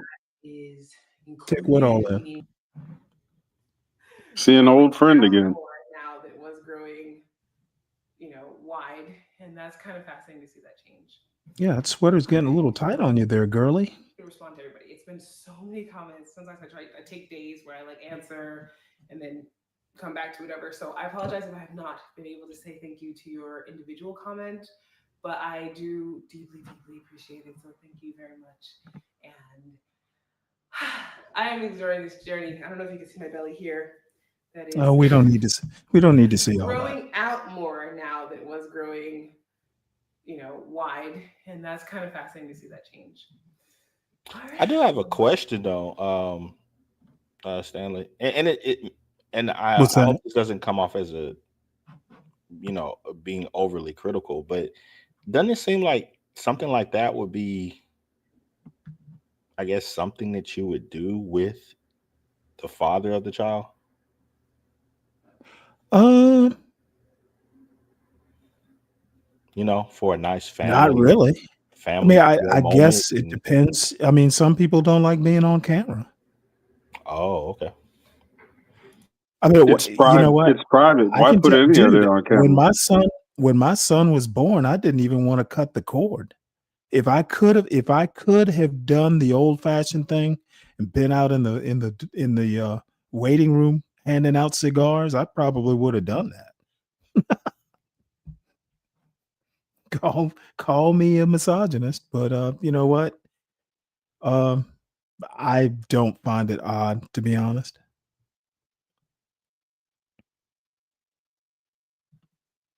What apparently you do. Would you do a video like that with your wife, SKC? Yeah, I would do it, but I wouldn't Really? Well, leave. I wouldn't. I wouldn't. I you're wouldn't put it probably more online. camera ready. I wouldn't put it online. It would be something Mhm. for like family moments and family That's video it. and stuff like that. But yeah, but I don't know. It just seems to me in my little world that such things are um, more private matters. Some people are just, I guess some people are just more public. I would never do a video, but I don't know that I would tell let me put it to you this way. My wife was on Facebook, and to be honest, I guess I kind of knew that she kept up with friends and family on Facebook, but I never and this sounds morbid, but the first time I ever got on her Facebook page was after she died. I had never I wasn't even on Facebook. So it wasn't like I knew everything she was doing online. Where is my YouTube studio? Why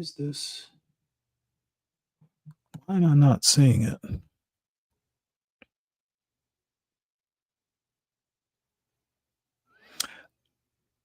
Let me see. I don't ever go into YouTube Studio this way. Where are you? I don't want subscriptions. Where is my YouTube Studio?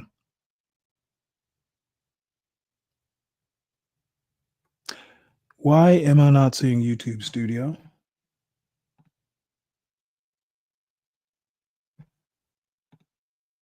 What am I missing here?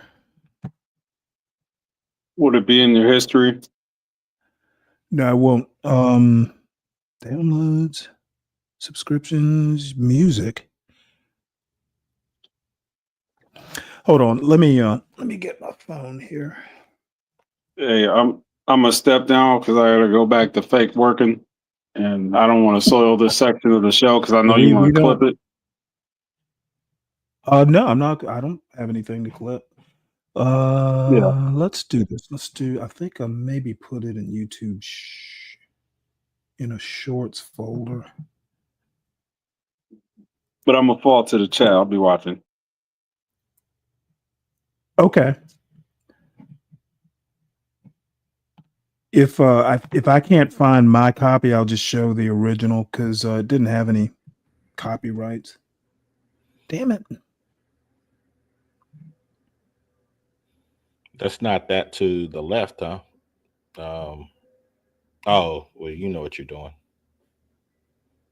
I'm not sure that I do. I'll just show the original.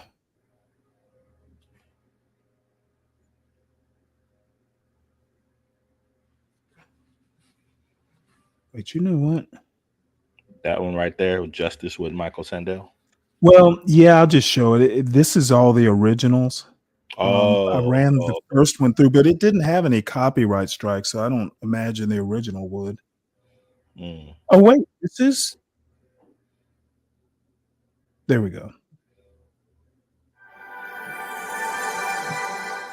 Funding for this program is provided by. I don't know. Did you get to watch any There's of it, one or? worker. I did watch the first maybe 20 minutes. What did you think? I mean, it was kind of like it's like a philosophy 101. He talks about the trolley problem, basically. Yeah. And then a lot of the students have some interesting permutations. Well, they're But learning. well, he's really good with interacting with the students. That's the one thing that stood out. Working on the track. Your steering wheel. And also, he looks way, way younger. I forget. I looked at when this was made. He's aged, not necessarily badly, but he definitely looks younger. Works. So you can turn the trolley car, if you want to, onto the side track. Lasagna killer. Where have you killing been? the one, but sparing Hello, the five. Stanley. Go ahead. I'm interested in this. Here's I was our listening. first question. Hold on one sec. Let me Slick Rick clip what? Clip what? Stanley, Anyway. why is this white dude talking to like 80, like the majority black? Like what is this? I haven't heard this.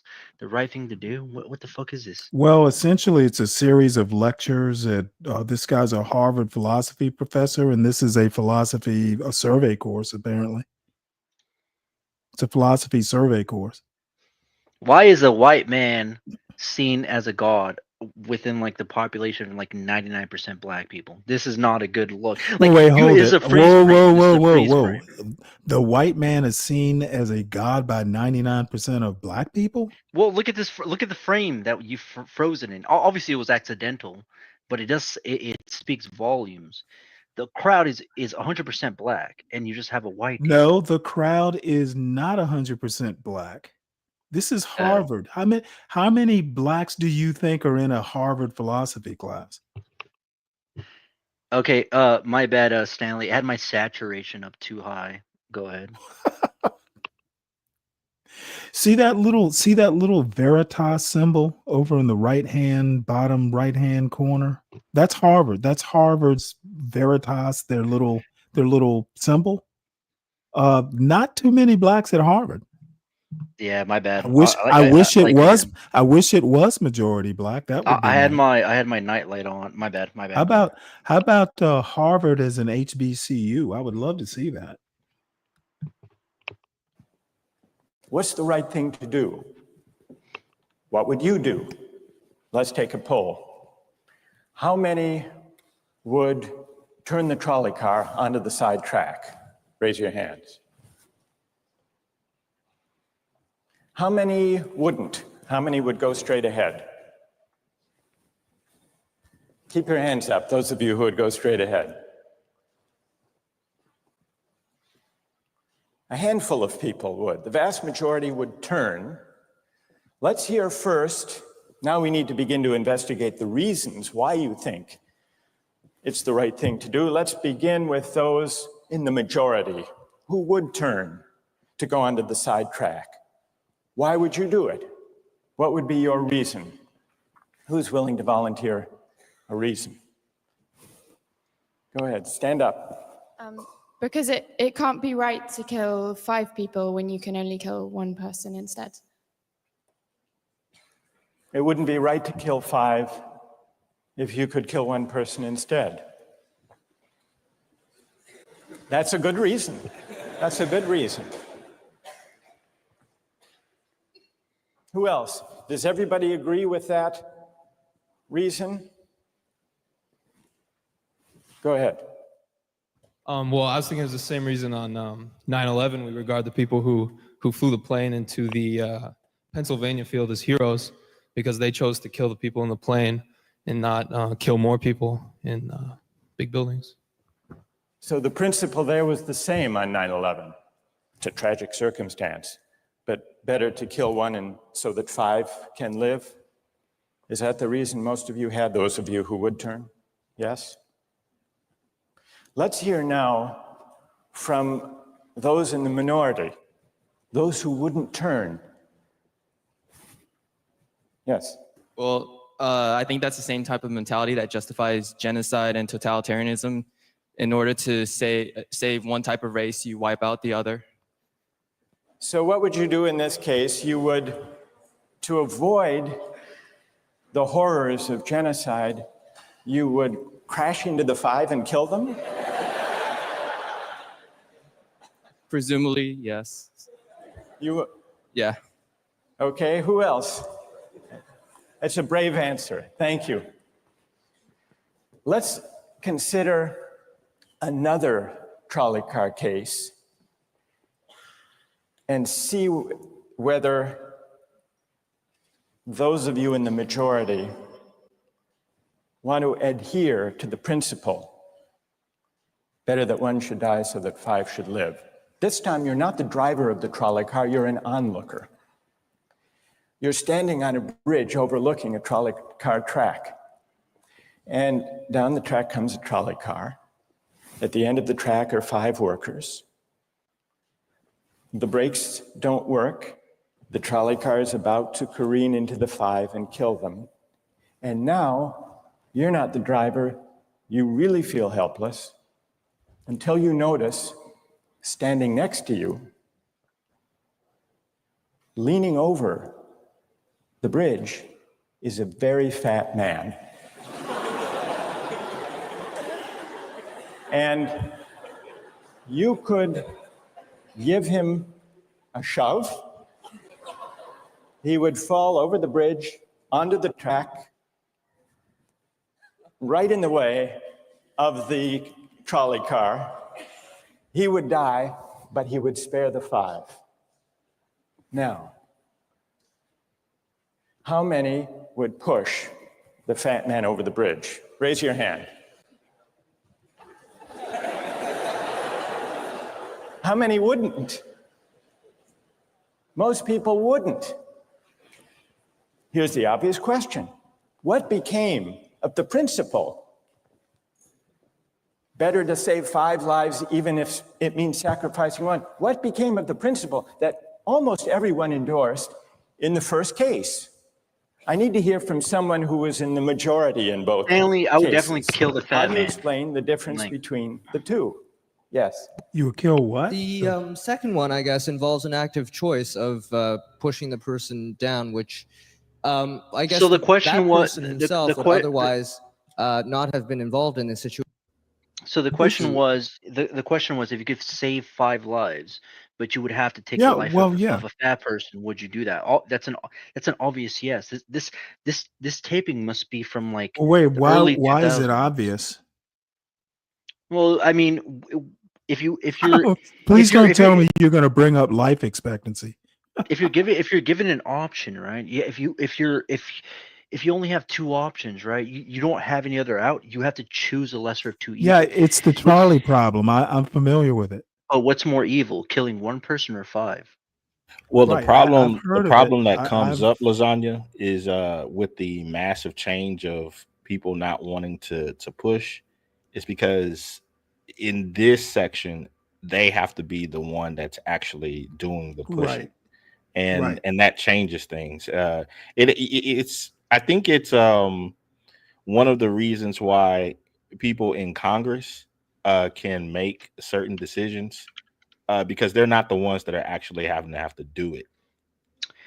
Well, I think okay. That's why I think this taping was made very early on, because I do think that the premise of killing 5 people or 1 person, if you cannot make that decision, then you were born in a very like convenient or safe time. Because to me, it's very obvious. I'm gonna try to save 5 people rather than 1 person. Like if if you don't want to be the person that pushes the button, that's Well, you fine. have to be careful because if that one person's a child, that might change. Well, children die all the It's time, really Stanley.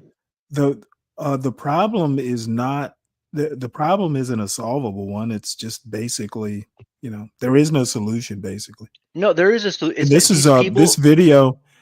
this video is 15 years old. Yeah, no, and it shows the time does show because okay, look, Stanley, you would agree that humans have seen more war than they have seen peace throughout history, right? You mean as a species? No, You don't mean As a species, yeah, individually. as a species, obviously, I, yes. I would well in that I'll have to throw in the caveat that the majority of mankind has never seen war. But I'm saying as like a species. Yeah, they like because if you go up to the average person today, they have no ideas of the horror of Okay, war. but you said keyword today. Keyword today. I'm talking I about think as a. I think pretty much at any period in time, the majority of people were not involved in the wars. But They I never think saw it up close. they did though. I do think that most of humans lived horribly throughout most of human civilization. Like most of them did not have sewage.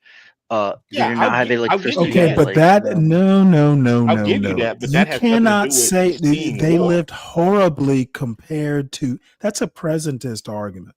Okay, they didn't know they were living horrible. Yeah. Well, what was the life expectancy of them? Right. Okay, I I don't think. care about any of that. Listen to what I said. Okay, Yeah, they yeah, I didn't know understand that. better. You can't miss what you don't have. And how many times have you heard people say, "Hey, I grew up poor, but I didn't know I was poor"? Stanley, I agree with that. It's like you don't know something if you never had it, So and I and I think agree it's a with that. little. I don't. They live horribly compared to what we have now. You would never want to go back and live like them because you know what's possible. They did not. Yeah, So but this is assigning misery to them. I'm just never willing to do that.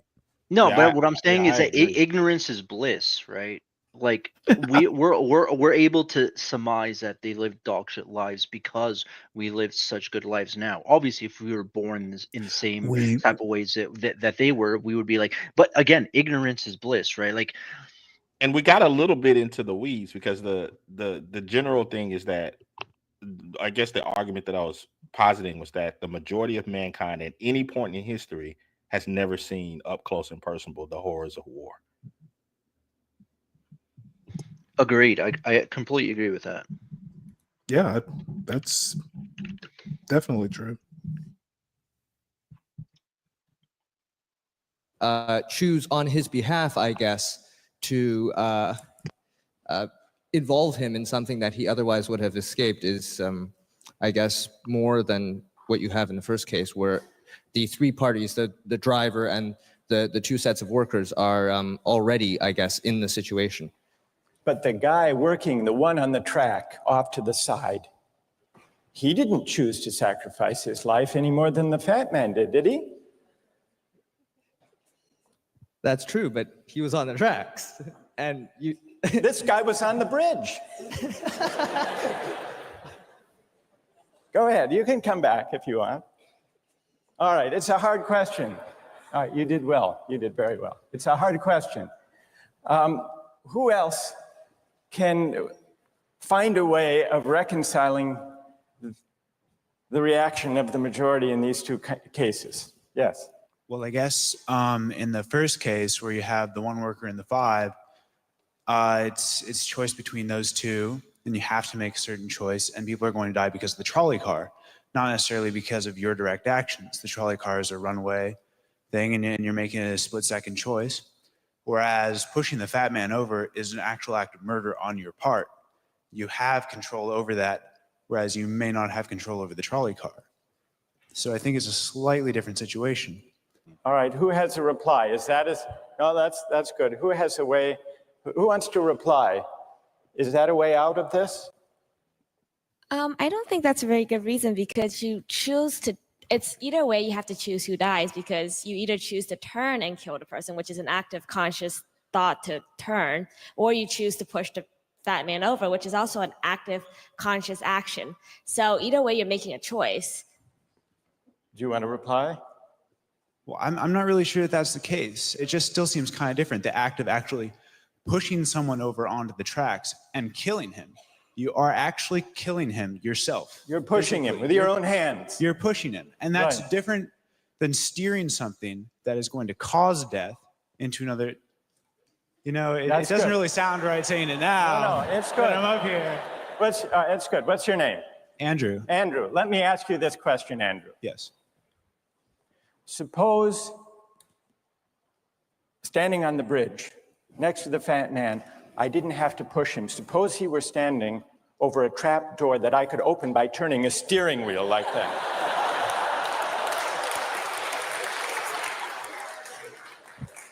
Would you turn? For some reason, that still just seems more wrong. Right? I mean, maybe if you accidentally like leaned into the steering wheel or something like that. But or say that the car is hurtling towards a switch that will drop the trap. Then I could agree with that. Fair enough. It still seems wrong in a way that it doesn't seem wrong in the first case to turn, you say. And in another way, I mean, in the first situation, you're involved directly with the situation. In the second one, you're an onlooker as well. All right. So you have the choice of becoming involved or not by pushing the fat man. Let's forget for the moment about this case. That's good. Let's imagine a different case. This time you're a doctor in an emergency room, and 6 patients come to you. They've been in a terrible trolley car wreck. 5 of them sustained moderate injuries. 1 is severely injured. You could spend all day caring for the 1 severely injured victim, but in that time, the 5 would die. Or you could look after the 5, restore them to health, but during that time, the 1 severely injured person would die. How many would save the 5? Now is the doctor. How many would save the 1? Very few people. Just a handful of people.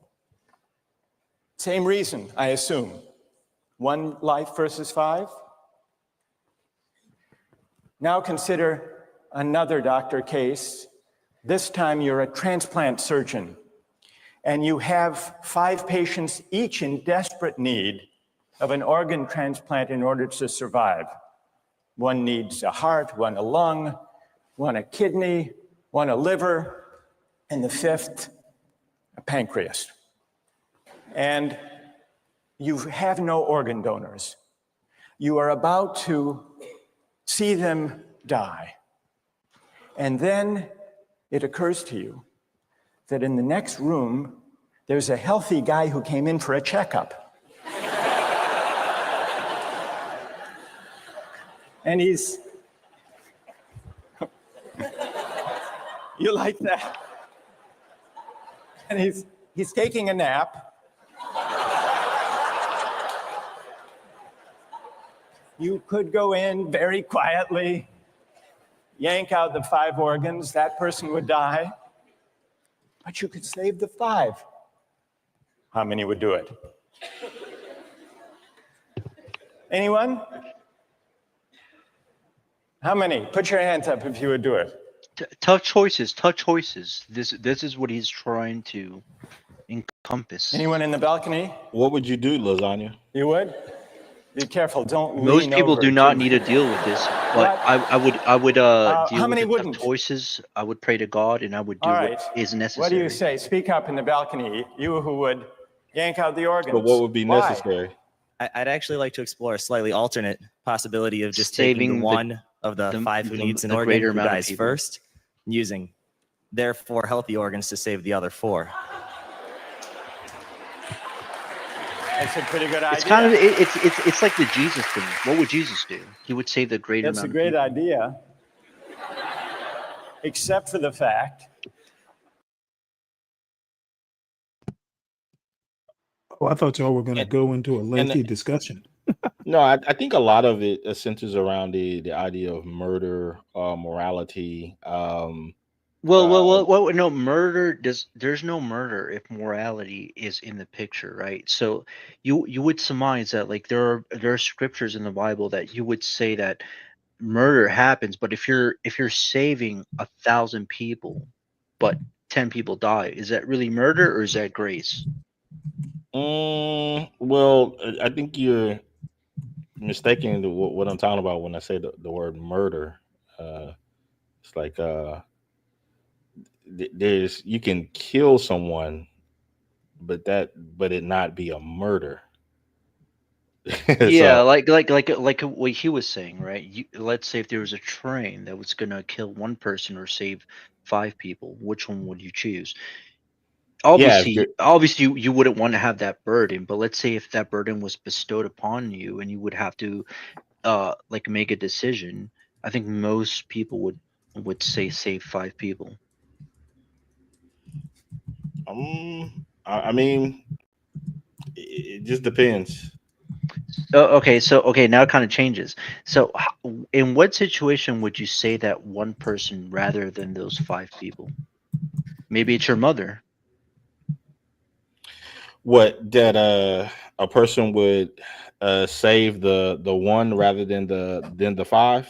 Exactly. Okay, so give you an example. I don't know if you're a father or not, but would you sacrifice your son for, let's say, a bus of that had 5 criminals on it? I wouldn't, but would you, or do you? I'm pretty sure, because the way I'm talking to you, you seem like a very respectable person. I'm pretty sure you're trying to instill very good values into your son, right? You're trying to teach him right from wrong. You want him to be a good person, right? Yeah. Would you not all? So let's say you want him. Let's be honest. You want him to be a better man than you are. I'm just surmising because that's the way I was brought up, right? Like my father would want me to be a better man than he is, whether it be physically or also like emotionally and also like ethically. Would you not also agree? Would you not want your son to I agree. surpass you? Yeah, I agree. So if you ask your son this question, how would you hope for him to answer it? To save his son. It's like if you, like I said, if you Are you religious at all? yeah, I am, but Are you with a Christian or a Christian faith? Catholic is yeah, the same thing. Christian yeah, Catholic. you could say that. So But did not God send his only son to die for all of human race. So wouldn't you also it's when I say that, it's this kind of, it's like a parallel to what we're talking about. That's why I bring it up. It's God, right?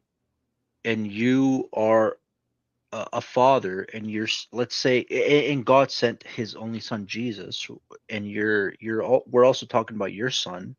He sent his son in, but he, although like it's his own son, he still got crucified in the worst way, right? He got tortured. He got Yeah, we're talking so it about, was but we're talking about two very different dynamics. It's they're no, all we're not, but because we're talking about the Christian ethos, right? Like, no, no, no. Even within it, you're talking about something that's, I would say, it's astronomically different. What is greater than being like God, right? What is greater than sacrificing your own son that you love more than anything in this world to save something greater?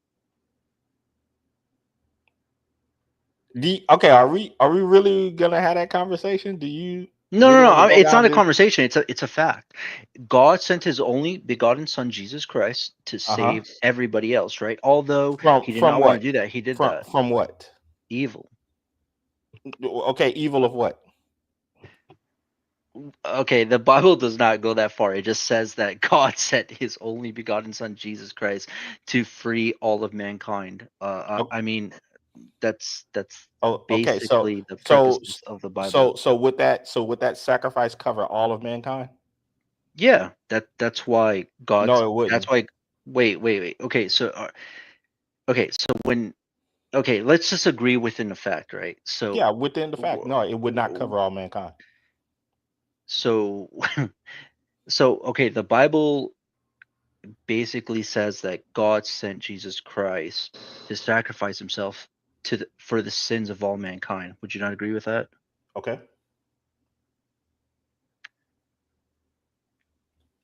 Okay. And what would mankind need to do in order to in order to But they don't need to get, do anything. Like they he don't just need they don't need to do anything? okay. That's what I'm saying. Okay, like I'm not trying to be rude to you because I do think you're a very nice person. But I just told you that the whole premise of the Bible is God sending his only begotten son to die for the sins of all mankind. That's the Would you whole not premise would of you the Bible. No, it's not. I mean that's What the hell are you talking about? that's the thesis of the Bible, right? It's God No, it's sending. not. So what's the thesis of the Bible? Well, there's Old Testament and New Yeah, Testament. You might no, have a no, but point if wait, you're okay, more specific. okay. So Stanley, would you Dude, that smile? this isn't an argument. Okay, the New Okay. Testament, the New Testament is premised on Christ's sacrifice, not the whole Bible. So is the Old Testament and the New Testament, are they not They are interlinked? two different things. Okay, so they're not okay. Oh, okay. So you're a Jew. No, I'm a Catholic. Okay, so you're a Christian. Catholics are Christians. Old Testament and New Testament are two different books of the Bible. The Catholics believe in Jesus Christ. The Okay. the the You Jews do don't not have to believe. believe that. The belief in Jesus Christ isn't my point. My point is the Old Testament. The point is the sacrifice. The Old Testament is a separate book. Yeah, I understand that, but that's a huge discrepancy between like the small hats and like the The Christians, premise right? of the Bible is not Jesus. The premise of the Old Testament is. Yeah, I understand that. That's again, we're talking about the Torah, the Old Testament and the Torah are very closely I connected. know what you're talking about. It is not, Jesus is not the premise of the Torah. Okay, Stanley, what do you believe in? Are you a Christian or are you like a Jew? Like, Dude, which I one are just you? believe you're wrong. Okay, I'm that just makes no trying to sense. help you out here. What do you talk about? You're not okay. Okay, Stanley. I mean, there's a huge delineation. It's like, okay, obviously the small hats believe in like the Torah and the Old Testament, right? They don't believe that Jesus was a prophet or a Messiah in any type of way. They're still waiting for the Messiah, for their Messiah. So I'm kind of Well, if that's confused. the case, then it's not about Jesus, is it? Well, Stanley, I'm kind of confused. When you're saying you're like a Catholic, then you believe in Jesus, right? Stop worrying about what I am and start worrying about what you're saying. What are you talking about? Okay, if they're still waiting on the Messiah, then it's not about Jesus. It is, though. It is if you're a devout Christian like you seem to be. What are you talking about? Even Catholics believe in Jesus Christ as their Okay, Lord and Savior. again, stop worrying about what I am and start worrying about what you're saying and what you're meaning. Jesus is not Stanley, what are you talking about right Jesus now? is not premise.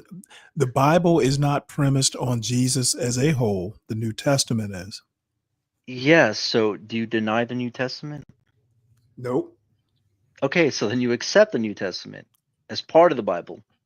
And I also accept that the New Testament is about Jesus by and large, Okay. but not the Old Testament.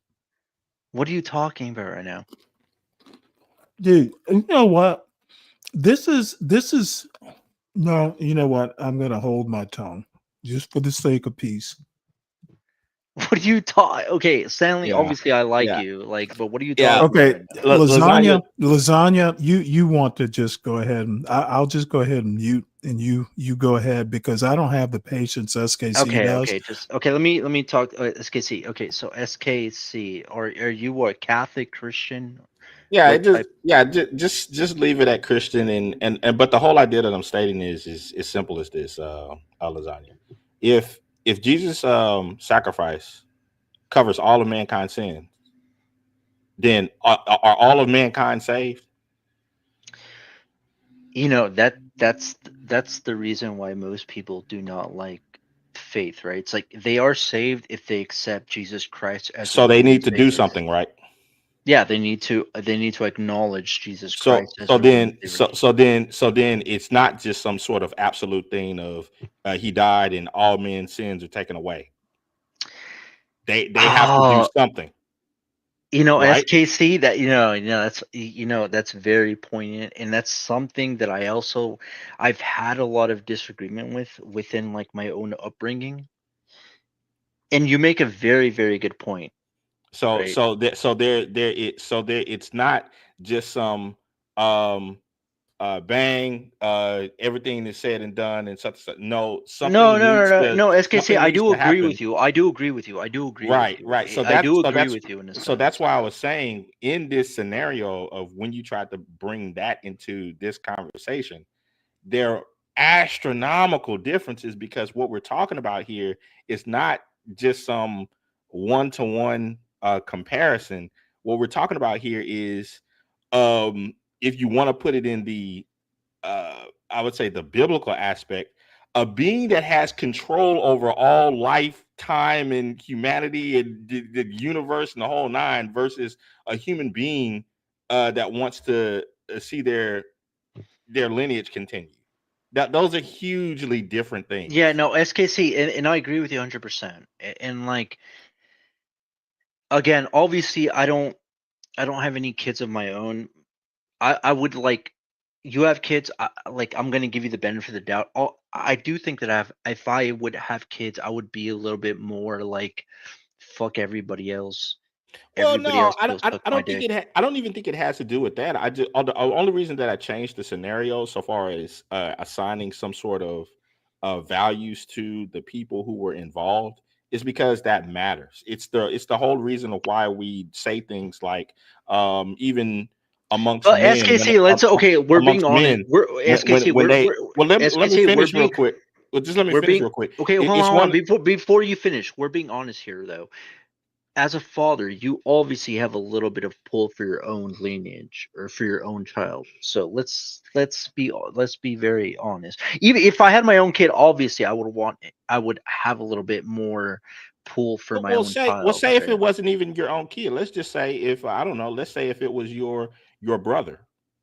Would you sacrifice your brother for 5 criminals? Yes. Oh no, 5 criminals. Yes. Let's Okay, say that the depending on the crimes, bus depending on the crimes, depending on the crimes, depending on the right. crimes. Let's say that the trolley had 5 murderers on that trolley. Are you going to No, sacrifice your no, brother kill all of those murderers and let my brother Okay, so live. that's what I'm saying is even in But this thought but wait, experiment. in the trolley, they're all murderers though. They're all murderers. That's the difference. Right. So that's what I'm saying in this thought experiment. Something as simple as changing or assigning who these people are could totally flip the decision on its head. No, I agree with you, but that's not what this video was showing, right? Like this video was just showing 5 random people. Like now, if it was just 5 random people that could live spontaneous lives, whatever, maybe some person might cut hair, another person might be a chef, another person might be a banker, then that's different. But if if SKC, if you're telling me all these 5 people are going to be killers, yeah, they should all just go fuck themselves. I'm going to save that one person. So then let's switch it up. Let's say that 4 people on that trolley are good, but there's one pedophile that's on there. Who are you gonna say? Your brother or the 4 good ones and the pedophile, or what? That's okay. I like that you bring that up, and you're testing my character. I would have to, although like again, I will meet my brother in heaven, but I would save the four people and the one pedophile, but I would still save the 4 people, and I will see my brother in heaven.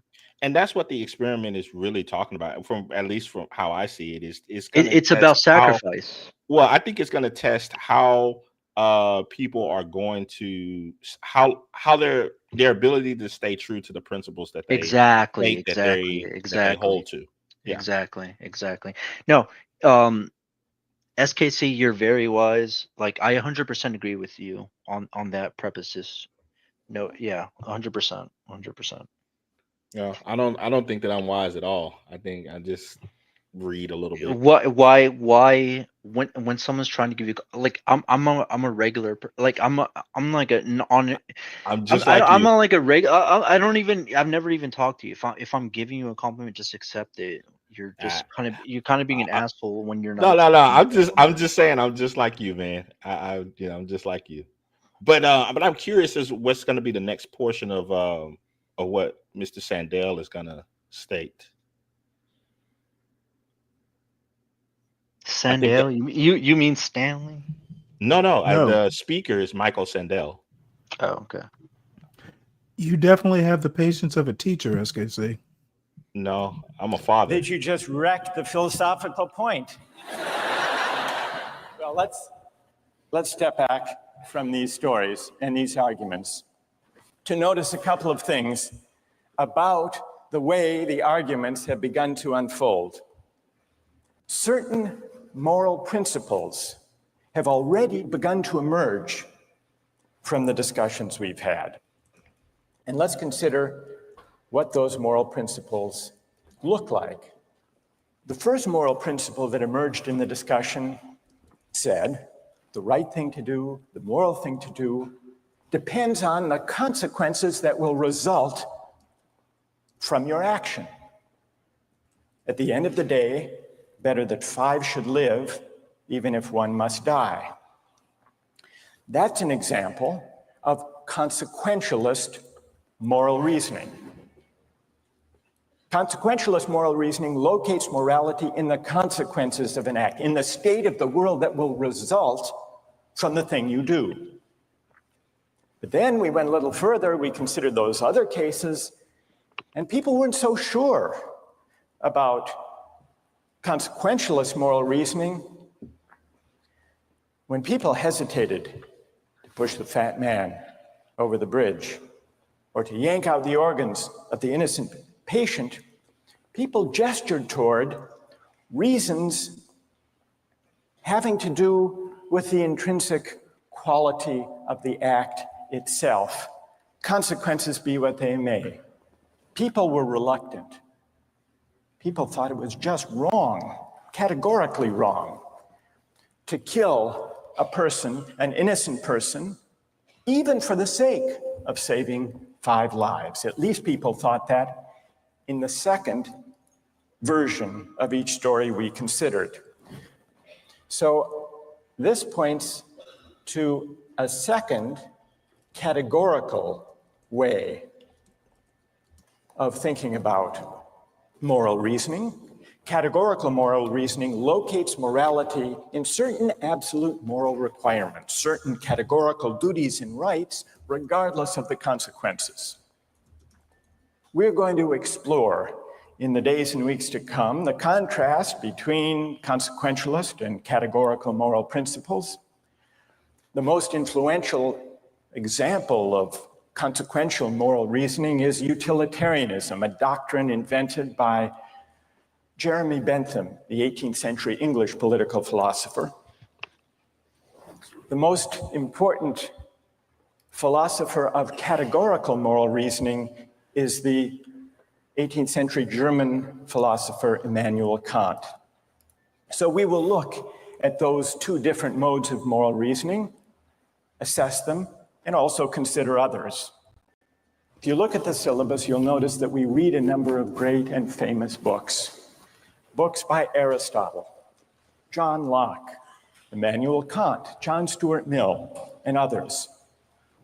You'll notice too from the syllabus that we don't only read these books, we also take up contemporary political and legal controversies that raise philosophical questions.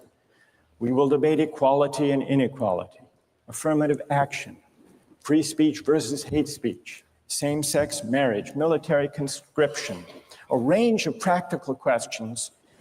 Why? Not just to enliven these abstract and distant books, but to make clear, to bring out what's at stake in our everyday lives, including our political lives. One of the things for about all philosophy. of this that And I so we find, will read Stanley, these books one thing that I appreciate and we about will all of debate these these topics issues, and is we will that see how each informs and illuminates the other. is that on all of those topics that people talk about or that he mentioned, it's rare to find people who are principally consistent. No, I agree. I agree with that. I agree with you 100%. And I think that's why that's what fuels a lot of the discussions and debates of how people see the world or view this or that, is that there's so many instances where people are not consistent with the principles that they state that they hold to. They're not. You're the word that you're looking for is congruent. A lot of people are not congruent. Yeah.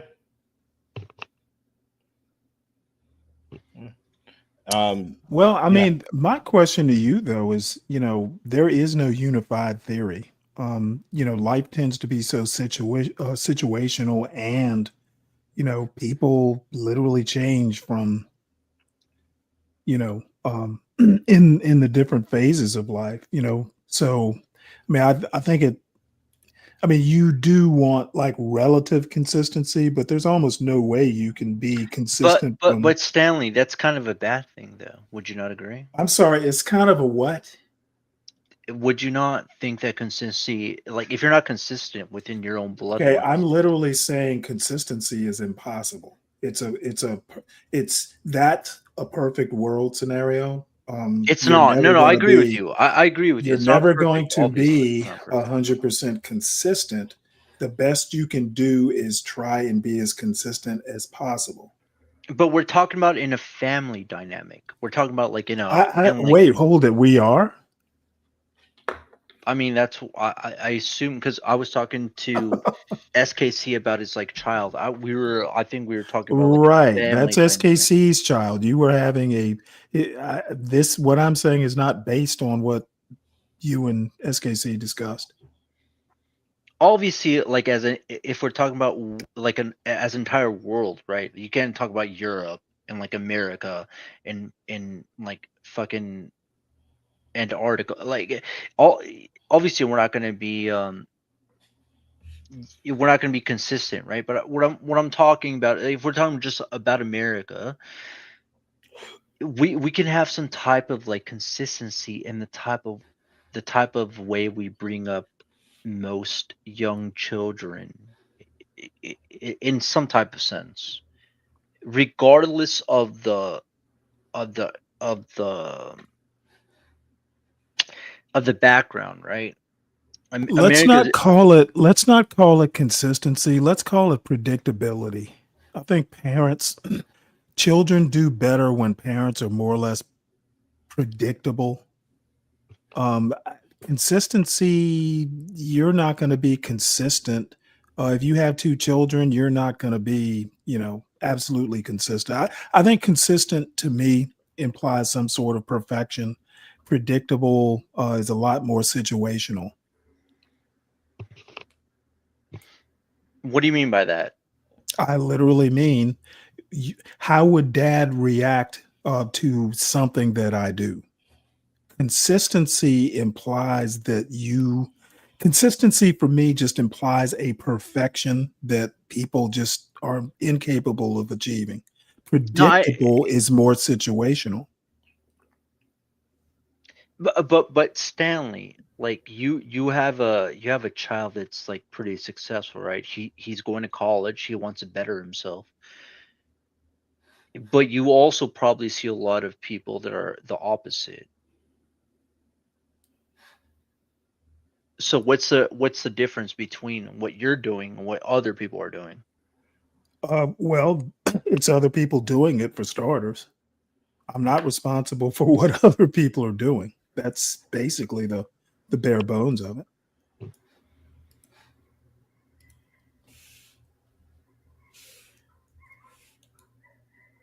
But you do know that like your son needs to have like you did instill some grit in him, right? Like okay, but that has nothing to do with what other people do with their kids.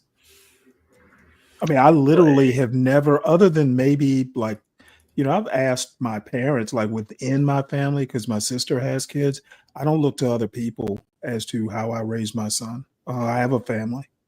But I literally don't pay it. I literally have never paid. But you're Listen black. to what I'm saying before we go into the race stuff. I literally have never looked outside my family as to how to raise kids. Yeah, I understand that, but like, would you not? So what does black have to do with it?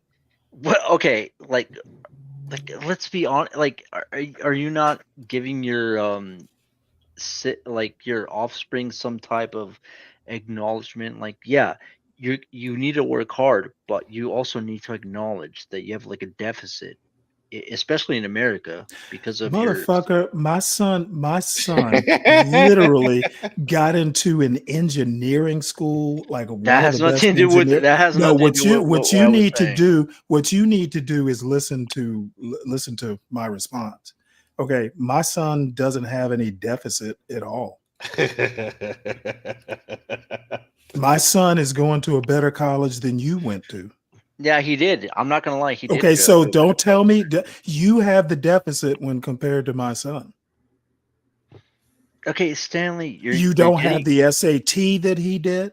Yeah, I don't know. have the grades that he did. Stanley, do not talk to no. See, what you like to do is step over lines, and I don't have the patience of SKC. If there is a deficit here, it is you that have the deficit when compared to my son. I know you're. So let's not talk. No. Let's not talk about deficits. Let's talk about your deficits, because my son, compared to you, has none. I know he's smarter than me. Okay, then motherfucker, if you see, dude, you people, man, you know what? I kind of hit the mute button when you were talking to SKC about the Bible. Now you want to talk about my son and black and deficits when my son in any comparable way, including parenting for that matter, is way advantaged over you. I know I know supremely. He is. So why are you talking? Why are you talking black and deficits when my son is superior to you? better educated, wait, better no, grades, he better is. prospects. My son, He is. as a black kid, has better prospects than you. So what deficit do you speak of? But Stanley, this is what I'm saying. Like, obviously, I know he's smarter than me. He got Okay, it. no. He's in I a don't better care about college. the smart part. I don't care about the smart part. Let's talk about black and deficits. Those are your words. Yeah, What deficit does he have compared to you? and that's what I was trying to get to, but you cut me Well, off. get to it quickly because I'm getting bored. Okay, so if you're getting bored, you just like kick me off. Yeah, you know what? That might be for your own good. Okay. Somehow or another, being black hasn't caused him a deficit when compared to you. Well, I think I can find a middle ground in all of this because No. Don't bother about a middle ground. There is no middle ground. When you want to come to me, young man, and you want to talk black and deficits and my son, you have no clue what you're talking about. Does your whiteness allow you to come off half cocked like that? Well, Stanley, you're getting to your own. Okay, don't Stanley me. Answer my question. Does you being white You're and getting into your own feelings does right your now, white and I'm being respectful to does you, your but you're white getting into your own mediocrity feelings right now. translate into privilege? I literally said your son mogs me educationally. He went to a better college. He's more educated than I am. Okay, then why are you talking deficits in black?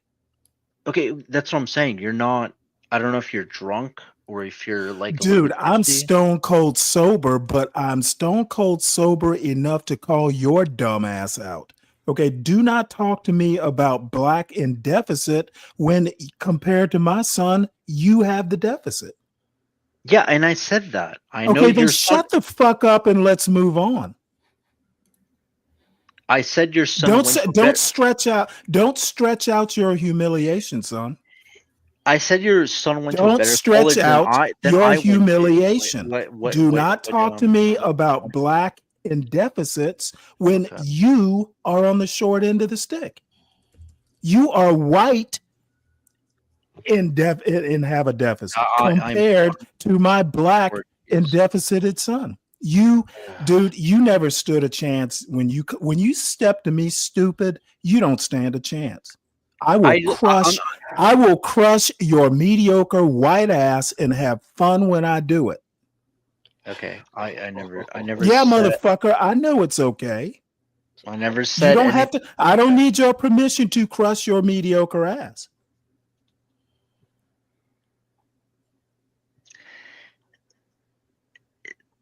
Stanley, don't ever step in your own doo-doo like that again, son, because I will tell you what you stepped in.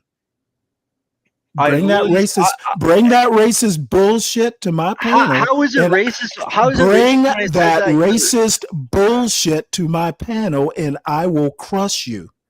How is it racist when I said that your son? Don't ask me how, son. You did it and you're paying for it. And I don't give a fuck about it. I do not give a fuck about making peace in a middle ground. I crush fools and I crush racist fools and enjoy doing it. I'm not racist. What are you talking about? You are the biggest racist on this panel right now. I literally said your son went to a better college than I went to. Do not come to me and talk about black and deficit when my son is superior to you. Yeah, he went to a better college than I did. Motherfucker, say it. Talking about. Say it. I did. I just said he went to a better college than I did. What are you talking about? No. Not a better college. He is superior to you. Compared to you, he has no deficit when he's compared to you. Well, history needs to be written. He has, motherfucker, we're not talking about history now. Don't bring up history compared to you. If I take my son and I compare him to what I know about you, he has no deficit. You have the deficit. Well, he does have an advantage. How does it feel to be white and deficited? Wait, can I answer the question? How does it feel to be a mediocre white person in a pit of his own making? You dug your own pit. Yeah, he obviously had a better education, so obviously motherfucker, he had better parents. Okay. You were just a loser all the way around. I'm a better parent than your parents. Good grief, man. This took an interesting turn. Oh, motherfucker, don't you? Hey, you know what? Like I said, SKC, I'm not a teacher. I will fucking tell you about yourself. I don't care about middle grounds. You step over the line, there is no middle ground. Don't ever come up here talking about black and deficits. I'm not going to even talk about me compared to you. That wouldn't be fair because I'm older. And no, I haven't had a drop to drink. I am stone cold sober telling you you're a fucking idiot. Anything else? Anything else? I didn't think so. You ready to continue the video? It's your stream, Stanley. Do whatever you want. Motherfucker, I know it is. That's why I did what I did. Don't fucking step wrong on my panel.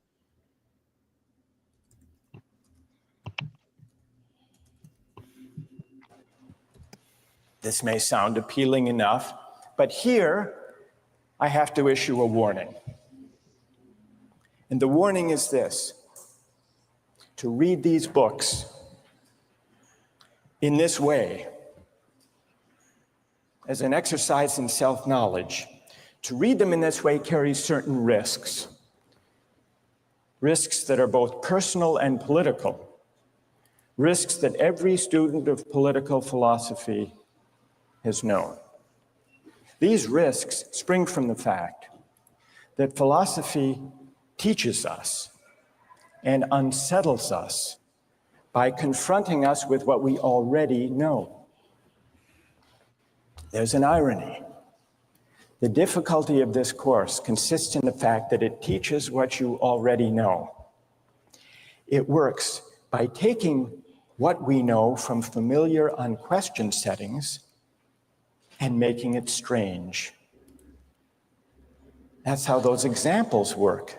The hypotheticals with which we began, with their mix of playfulness and sobriety. It's also how these philosophical books work. Philosophy estranges us from the familiar, not by supplying new information, but by inviting and provoking a new way of seeing. But, and here's the risk, once the familiar turns strange, it's never quite the same again. Self-knowledge is like lost innocence. However unsettling you find it, it can never be unthought or unknown.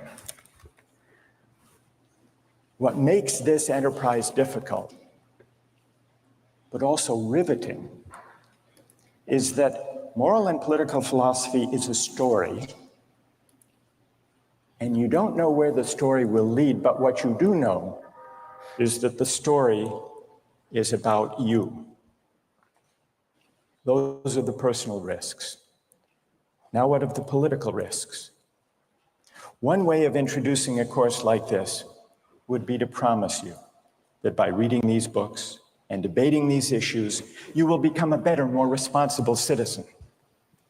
You will examine the presuppositions of public policy. You will hone your political judgment. You will become a more effective participant in public affairs. But this would be a partial and misleading promise. Political philosophy, for the most part, hasn't worked that way. You have to allow for the possibility that political philosophy may make you a worse citizen rather than a better one, or at least a worse citizen before it makes you a better one. And that's because philosophy is a distancing, even debilitating activity. And you see this going back to Socrates. There's a dialogue, the Gorgias, in which one of Socrates' friends, Callicles, tries to talk him out of philosophizing. Callicles tells Socrates, philosophy is a pretty toy, if one indulges in it with moderation at the right time of life. But if one pursues it further than one should, it is absolute ruin. Take my advice, Callicles says. Abandon argument.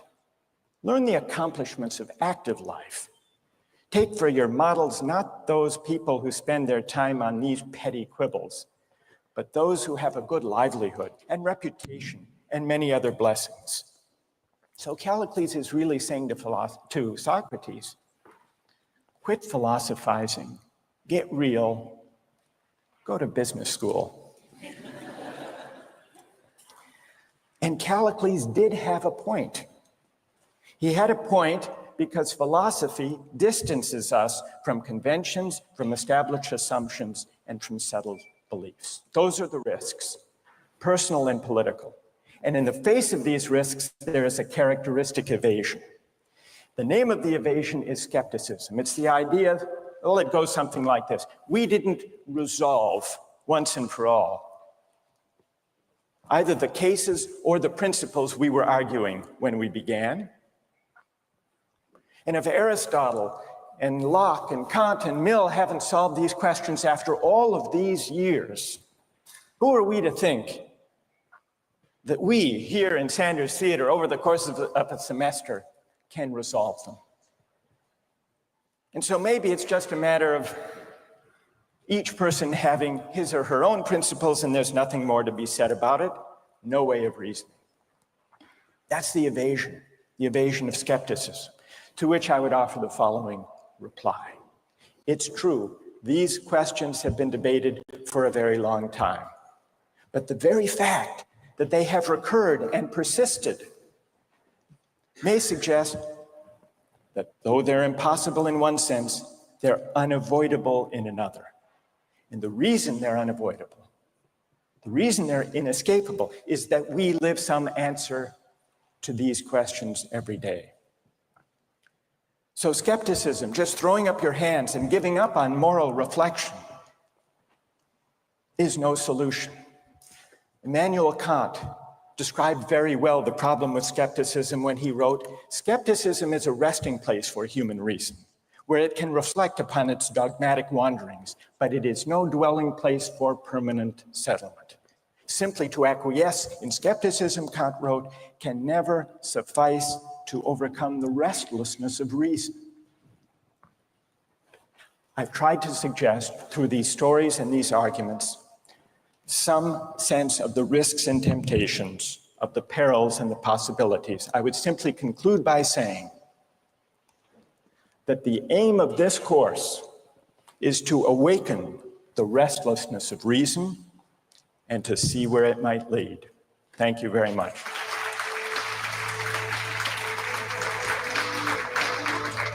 And I think in certain ways, Stanley, that same argument is something that a lot of people have, where they'll state, you guys talking about these situations going back and forth, it's not going to end up in anything actionable. But at the same time, having those thoughts makes us human. And so to just throw them away as, oh, they're irrational and or they have no bearing. To live like that almost makes you more, dare I say it, almost animalistic. And these thoughts are also demonic in the sense that these thoughts would. Well, let me put it to you this way, and maybe it's a Navy thing. I like keeping my mental house in order. Okay, I don't have time and am not inclined to, be skeptical about 50 different things. The first thing I like to do is start separating the wheat from the chaff. Being skeptical about too many things leads to inaction. I mean, literally, you sound like you're describing indecision. Making a decision implies that you're not skeptical.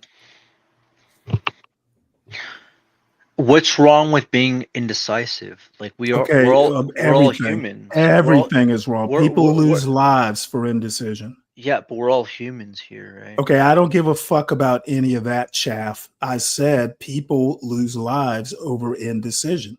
That's what's wrong with it. You ask me what's wrong. I say being indecisive in the right situation can be life-threatening. That's what's wrong with indecision. I think it depends on like if Okay, you're no. Don't tell me what you think. You don't know enough to think about this. What you need to do is hear what I said and think about it. well, you need to have some more Don't tell grace. me what you think because I'm not that interested. You need to have some more grace, Stanley, Why? because you're just Lasagna, you're this just a isn't man. lasagna. This isn't the first time you and I have chatted. Okay, you ran out of grace quite some time ago. Okay, I'm not going to give you the benefit of the doubt. I'm not going to be a skeptic and wonder whether you're a good faith actor or not. My Okay. opinion is formed. I don't need to be skeptical. I make a decision. I don't give you the benefit of the doubt. Well, good for you, This Stanley. this isn't our first rodeo. Okay, and I don't I forgive, but I do not forget. Okay, that's fine. I haven't talked to you Well, I in know months, it's so fine. that's I don't fine. need you to tell me what's fine and what's not. I know it's fine. Oh wow, What so you need you to guys have some history, huh? understand is every time you come up to my panel, that's not an automatic reset. You are who I you haven't are. come up to your panel You in months. What are you are talking who about? you are, and I am who I am, and that's not going to change every time we encounter each other. Okay, so Stanley, you're the same person that you were 10 years ago? Okay, that's good to know. You know what? I'm the same person the last time I got pissed off and tossed your ass off a panel.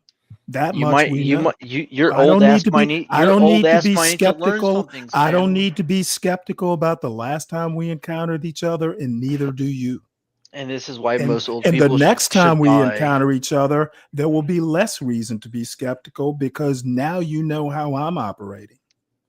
I don't care, Stanley. You're just an Okay, old dude, I retarded didn't piece of ask you to shit. care. I just asked you to know. Cool.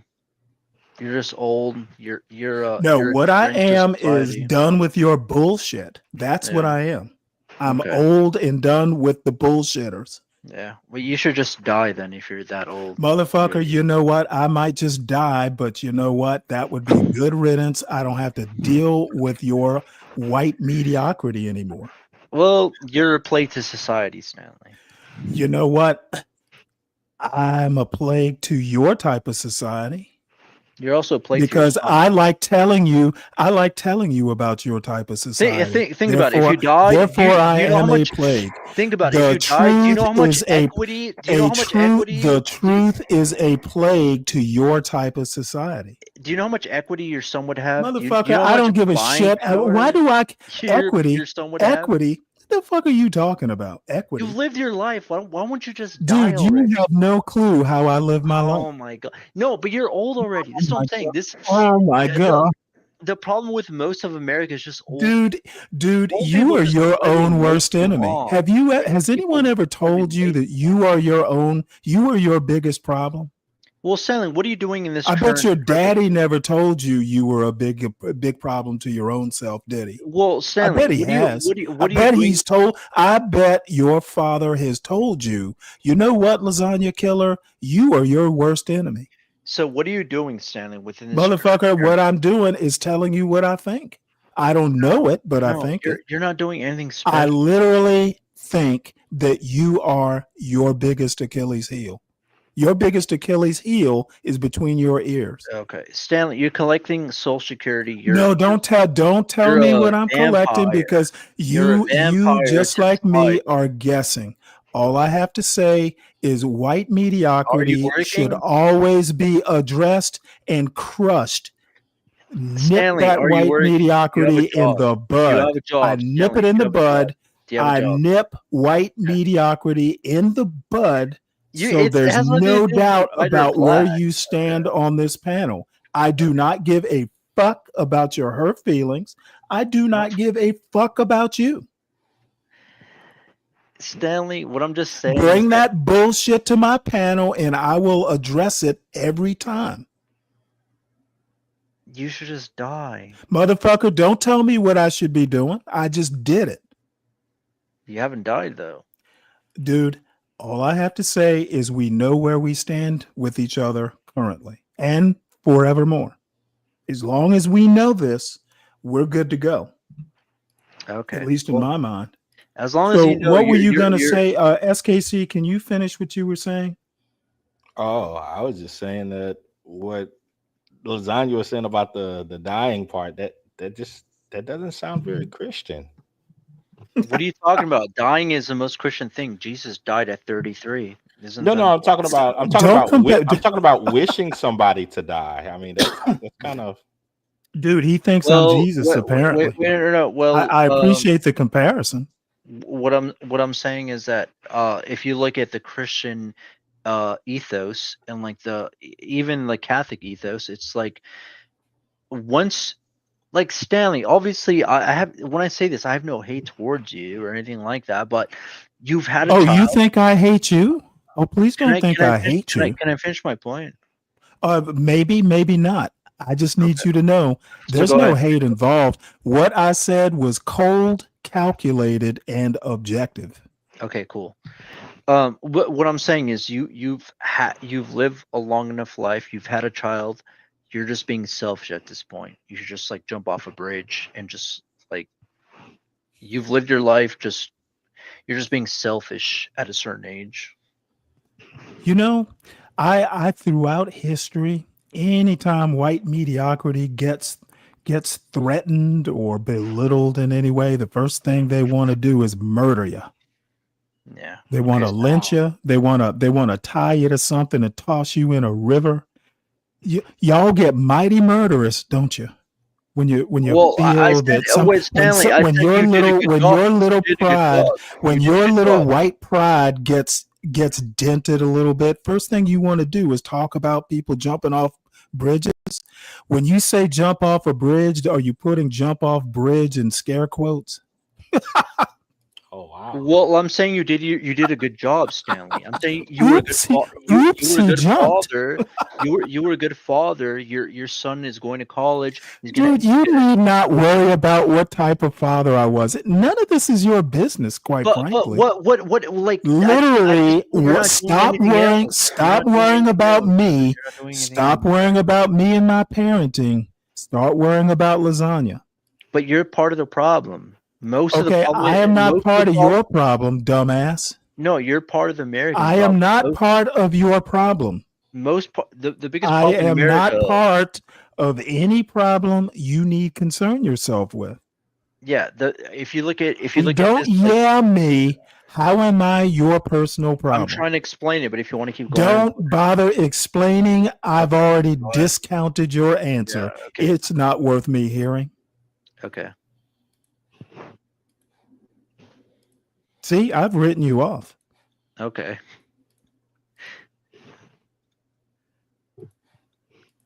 I think there's a second half of the video. Yeah, motherfucker. Daniel Nixon sounds very monkey. Yeah, you know what? If that's what you want to call it, Danny. I'm sorry. Second part is what? Yeah, I think the video continues. Yeah, it does. Yeah. I had to take a pause to dump on lasagna right quick. No, it sounds like you two have Like, a in a storied situation history. Oh, we do. That's why. You thought we just met? No, we have a history, all right. Oh, okay. Yeah, I didn't know. desperate. You have to do what you have to do to survive. You have to do what you have to do. You got to do what you got to do, pretty much. If you've been going 19 days without any food, someone just has to take the sacrifice. Someone has to make the sacrifice, and people can survive. All right, that's good. What's your name? Marcus. What do you say to Marcus?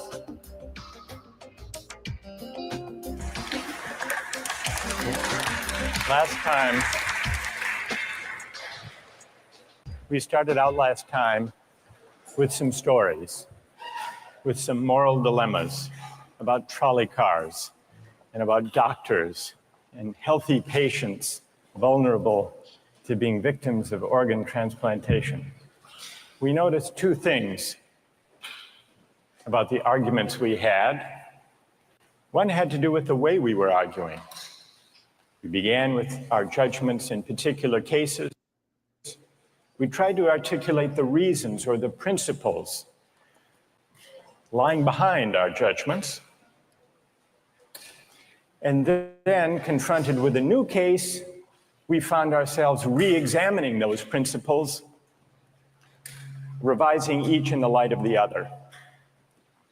And we noticed the built-in pressure to try to bring into alignment our judgments about particular cases and the principles we would endorse on reflection. We also noticed something about the substance of the arguments that emerged from the discussion. We noticed that sometimes we were tempted to locate the morality of an act in the consequences, in the results, in the state of the world that it brought about. And we called this consequentialist moral reasoning. But we also noticed that in some cases, we weren't swayed only by the result. Sometimes, many of us felt that not just consequences, but also the intrinsic quality or character of the act matters morally. Some people argued that there are certain things that are just categorically wrong, even if they bring about a good result, even if they save 5 people at the cost of 1 life. So we contrasted Could you pause right there? consequentialist moral principles with.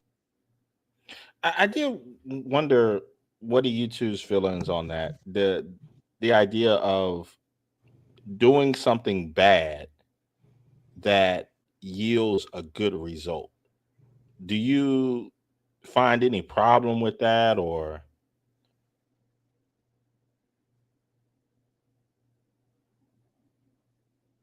I guess it all depends on what it is, but I can think of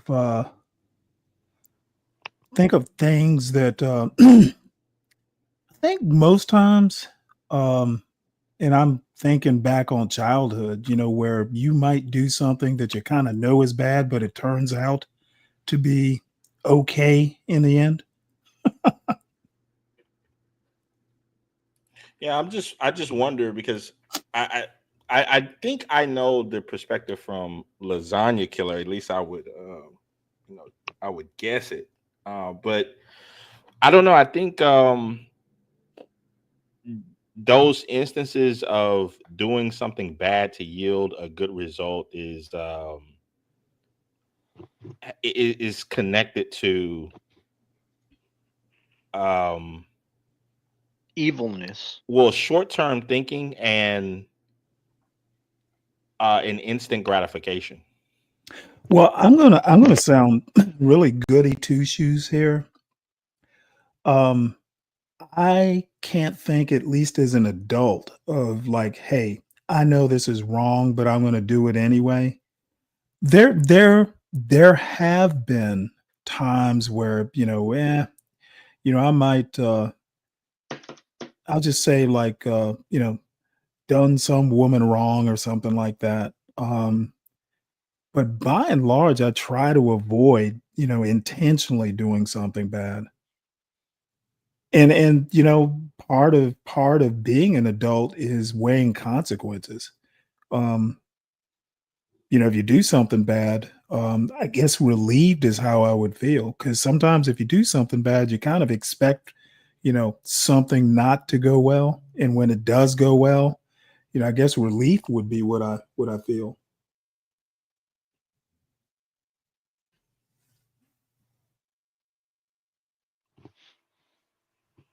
What about you, Lasagna? What are your thoughts on this? Doing something bad to yield a good result.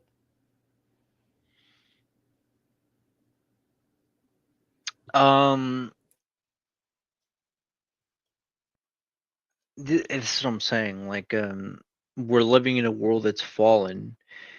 Saying that you want to do something good, but it's going to yield a better, like, it's so scuffed.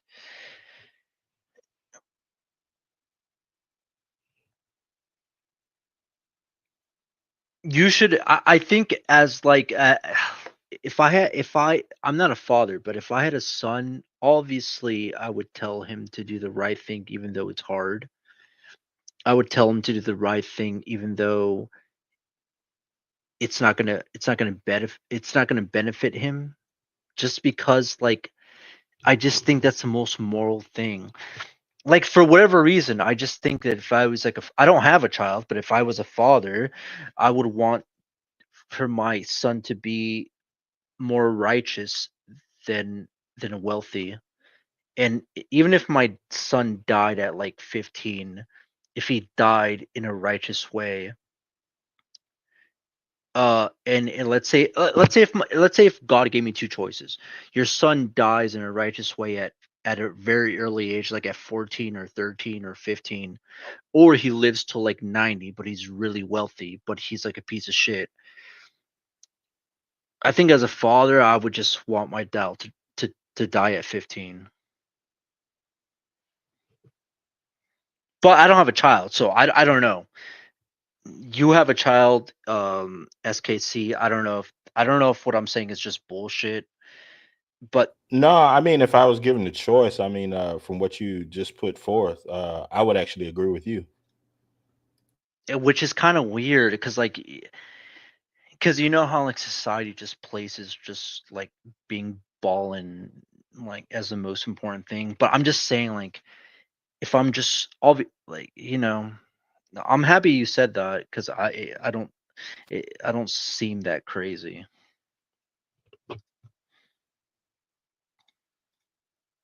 Yeah, I would prefer my kid to be A good uh, person. yeah, just holding to values of virtue and principle. Um, Yeah, I would agree with that. uh, Even if you were to die at a young age, I still want him to die yeah, with virtue. yeah, because but rather than the opposite, that's to me, I don't even really see that as really living. You're basically doing things and living almost like in an animalistic way of Yeah. No, taking I agree advantage with you of other 100%, people. And 100%. yeah, But I feel like that what we're talking about is not really like that prominent or like I grew up like in a pretty good household, so when I say this, it doesn't seem that rare. But I just like I guess within these spaces, it just seems like okay, just chase the bag. Like the bag's gonna make you happy. It's just like okay, what if you're worth like $500 million, but you're just like a completely evil person? Like, do you really want to live that way?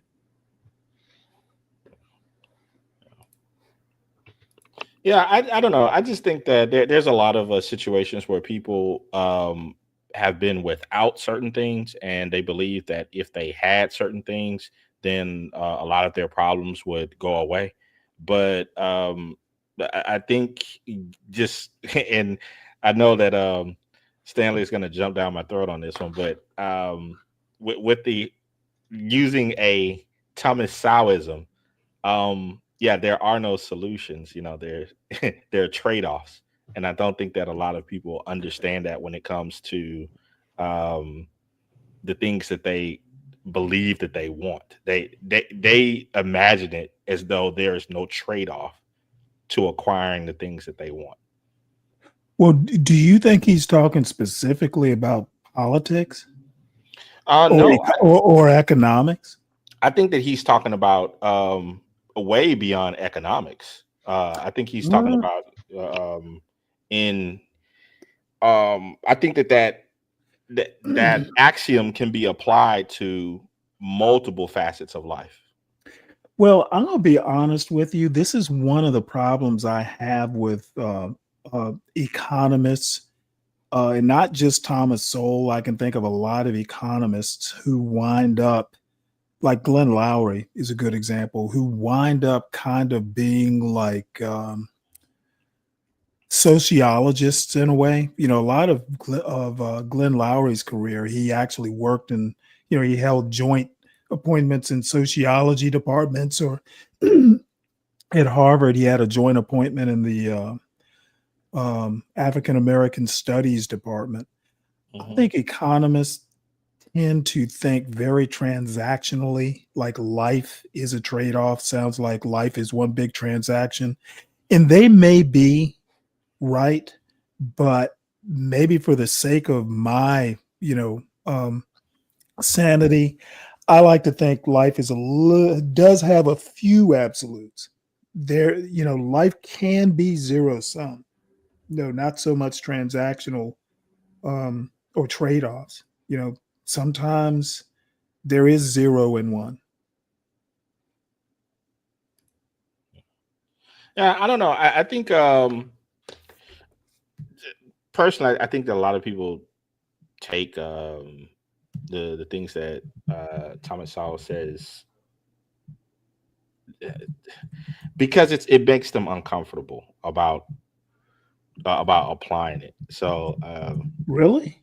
yeah, yeah. I'll be honest with you. I've never found Thomas Sowell that hard hitting.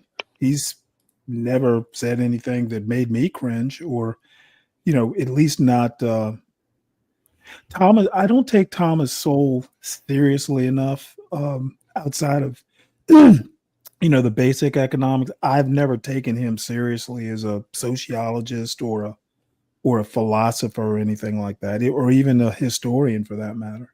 Hmm. Well, yeah, yeah. To each his own. I've enjoyed his stuff.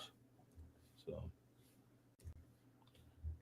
And I don't dislike soul. I just don't have the level of respect a lot of people do. I literally would be like if Walter Williams, I'm really kind of more a Walter Williams guy if I had to choose a conservative black economist.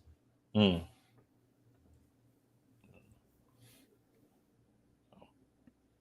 He But just to anyway, me, well, he would Walter Williams was in the military, right? yeah, both of them were. Soul was? Oh, that's right, he was. I Yeah. don't I just his to me, and I know we're off the topic here. Walter Williams just seems a lot more martial to me. It just seems his bearings just a little bit more a little bit more sturdy, in my opinion.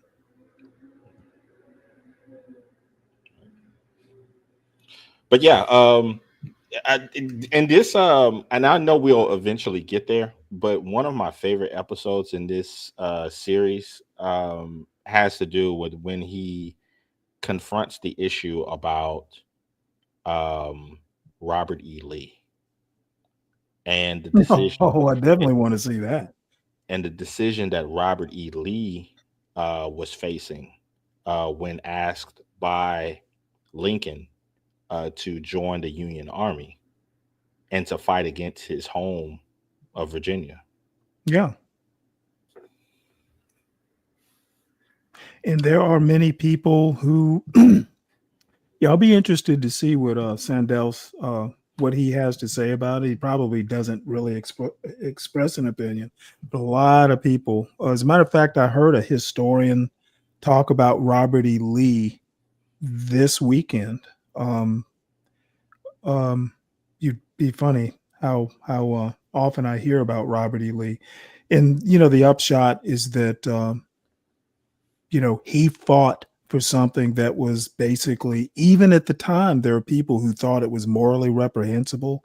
There's no heroism in fighting for the right to keep people enslaved, was the bottom line. Whether he was personally good to his slaves or not, or whether he was a fine, upstanding Christian man, the cause he was fighting for, there are many people at the time who thought it was reprehensible. Well, the So, thing, I'm not necessarily judging even from the presentist point of view. There were people at the time.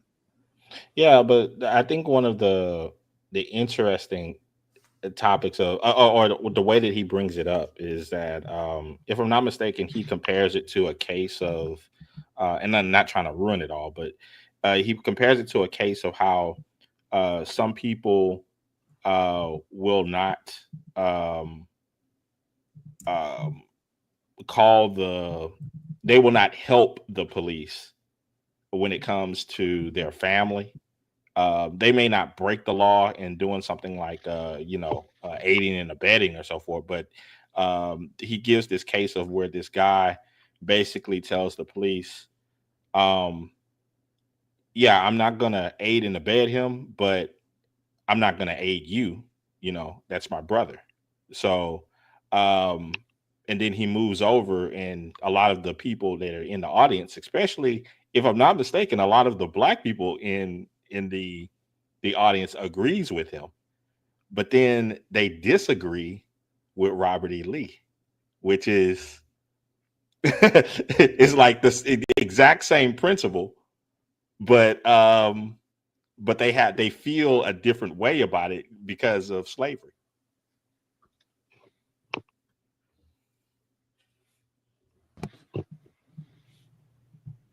Well, I mean, I think I've read somewhere that Robert E. Lee probably, there are people who basically would argue that, hey, he really wasn't that much into slavery.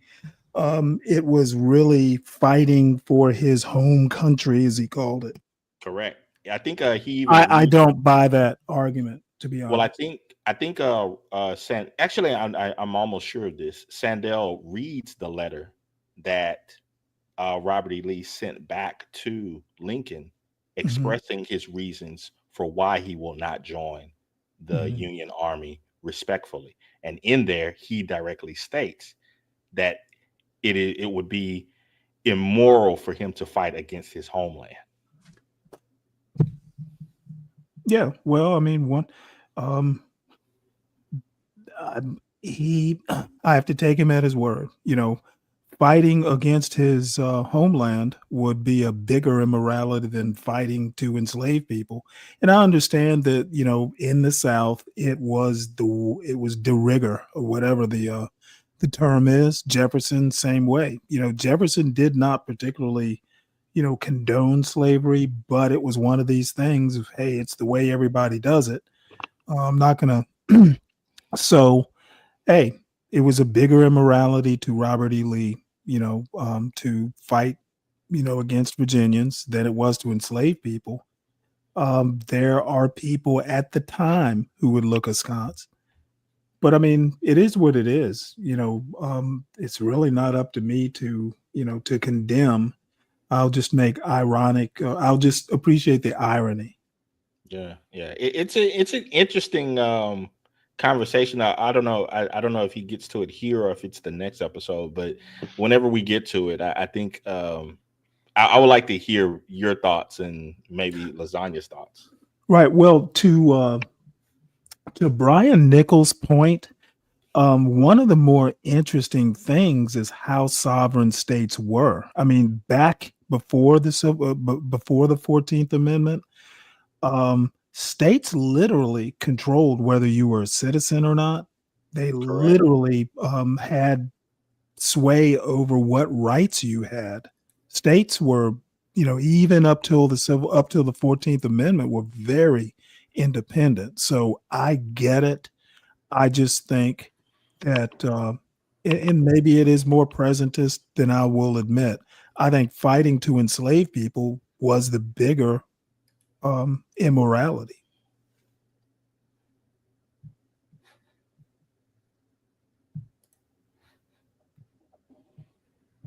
Categorical ones.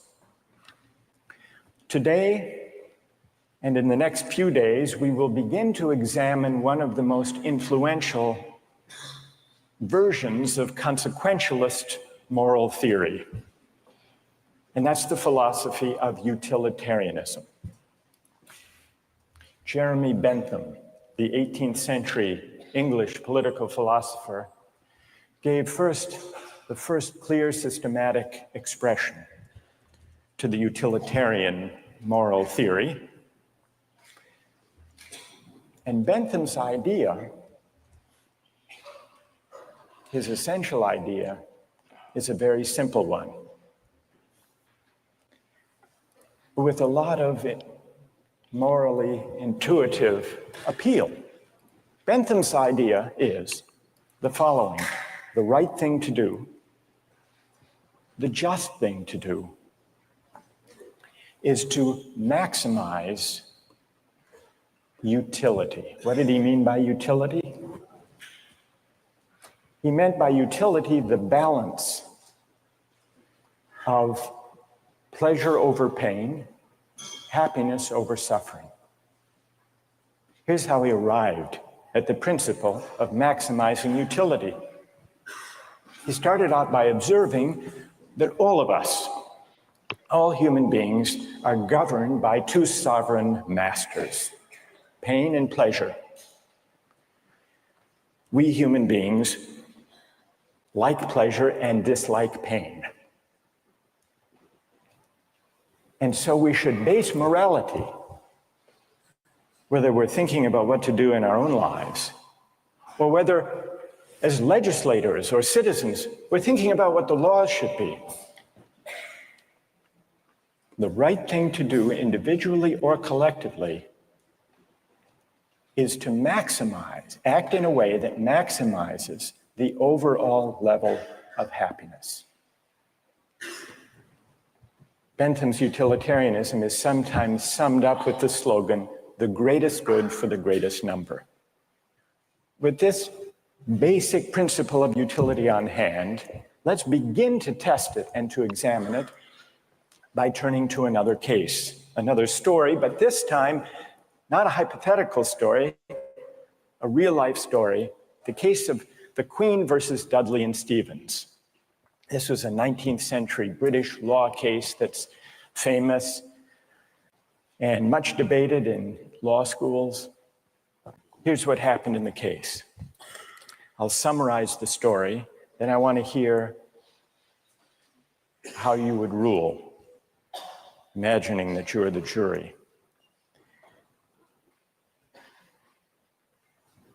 A newspaper account of the time described the background. A sadder story of disaster at sea was never told than that of the survivors of the yacht Mignonette. The ship foundered in the South Atlantic. It's 1,300 miles from the Cape. There were 4 in the crew. Dudley was the captain. Stevens was the first mate. Brooks was a sailor. All men of excellent character, or so the newspaper account tells us. The 4th crew member was the cabin boy, Richard Parker, 17 years old. He was an orphan. He had no family. And he was on his first long voyage at sea. He went, the news account tells us, rather against the advice of his friends. He went in the hopefulness of youthful ambition, thinking the journey would make a man of him. Sadly, it was not to be. The facts of the case were not in dispute. A wave hit the ship, and the Mignonette went down. The 4 crew members escaped to a lifeboat. The only food they had were 2 cans of preserved turnips, no fresh water. For the first 3 days, they ate nothing. On the 4th day, they opened one of the cans of turnips and ate it. The next day, they caught a turtle. Together with the other can of turnips, the turtle enabled them to subsist for the next few days. And then for 8 days, they had nothing. No food, no water. Imagine yourself in a situation like that. What would you do? Here's what they did.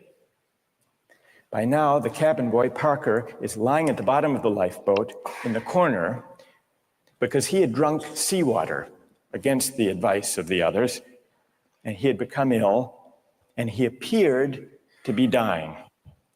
So on the 19th day, Dudley, the captain, suggested that they should all have a lottery, that they should draw lots to see who would die to save the rest. Brooks refused. He didn't like the lottery idea. We don't know whether this was because he didn't want to take the chance or because he believed in categorical moral principles. But in any case, no lots were drawn. The next day, there was still no ship in sight, so Dudley told Brooks to avert his gaze, and he motioned to Stevens that the boy Parker had better be killed. Dudley offered a prayer, He told the boy his time had come, and he killed him with a penknife, stabbing him in the jugular vein. Brooks emerged from his conscientious objection to share in the gruesome bounty. For 4 days, the three of them fed on the body and blood of the cabin boy. True story. And then they were rescued. Dudley describes their rescue in his diary with staggering euphemism, quote, "On the 24th day, as we were having our breakfast, a ship appeared at last. The three survivors were picked up by a German ship. They were taken back to Falmouth in England, where they were arrested and tried. Brooks turned state's witness. Dudley and Stevens went to trial. They didn't dispute the facts. They claimed they had acted out of necessity. That was their defense. They argued, in effect, better that one should die so that three could survive. The prosecutor wasn't swayed by that argument. He said murder is murder, and so the case went to trial. Now imagine you are the jury, and just to simplify the discussion, put aside the question of law, and let's assume that you as the jury are charged with deciding whether what they did was morally permissible or not. How many would vote not guilty, that what they did was morally permissible?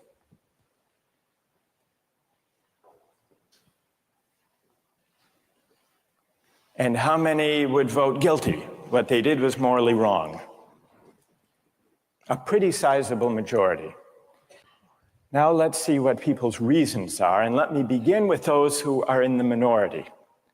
Let's hear first from the defense of Dudley and Stevens. Why would you morally exonerate them? What are your reasons? Yes. I think it is morally reprehensible, but I think that there's a distinction between what's morally reprehensible and what makes someone legally accountable. In other words, as the judge said, what's always moral isn't necessarily against the law. And while I don't think that necessity justifies theft or murder or any illegal act, at some point your degree of necessity does in fact exonerate you from any guilt. Okay, good. Other defenders, other voices for the defense, moral justifications for what they did. Yes. All right, thank you. I just feel like in a situation that desperate, you have to do what you have to do to survive. You have to do what you have to do. You got to do what you got to do, pretty much. If you've been going 19 days without any food, I agree with this young man. And unfortunately or fortunately, I can actually empathize. I've never had to do, what they did, but I know what it's like. I've been at sea enough to know that they probably were barely in their right minds.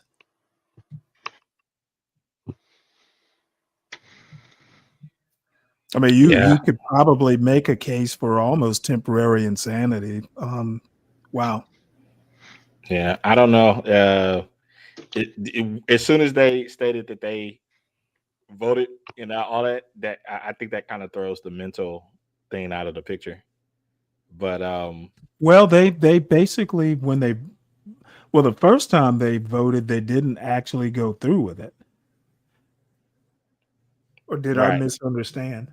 Yeah, but I'm just saying, like the idea of doing this quote unquote democratic fashion of doing, that kind of shows you that they were not mentally. Well, they weren't voting; they were drawing. Weren't they drawing lots or something?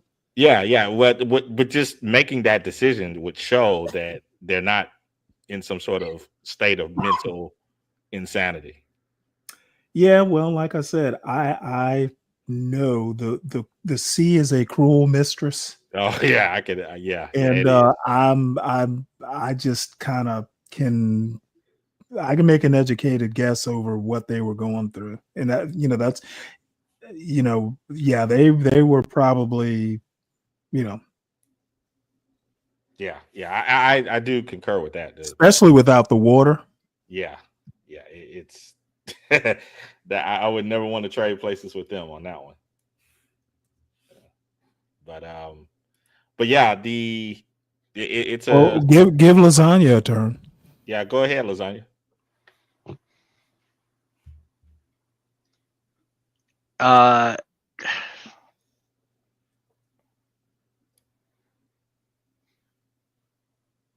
It's a tough one, huh?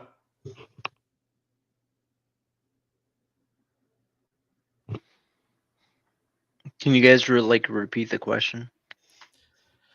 What would you do in this situation with the on the boat and this I guess this decision that they made so far is cannibalism? Okay, so there's a boat. Why there? What's the cannibalism in this boat? Say that again. So he said there was a boat. Why is there cannibalism in the boat? Well, basically, they hit a storm, wound up in a lifeboat, and they went. You know, they had like 2 cans of turnips.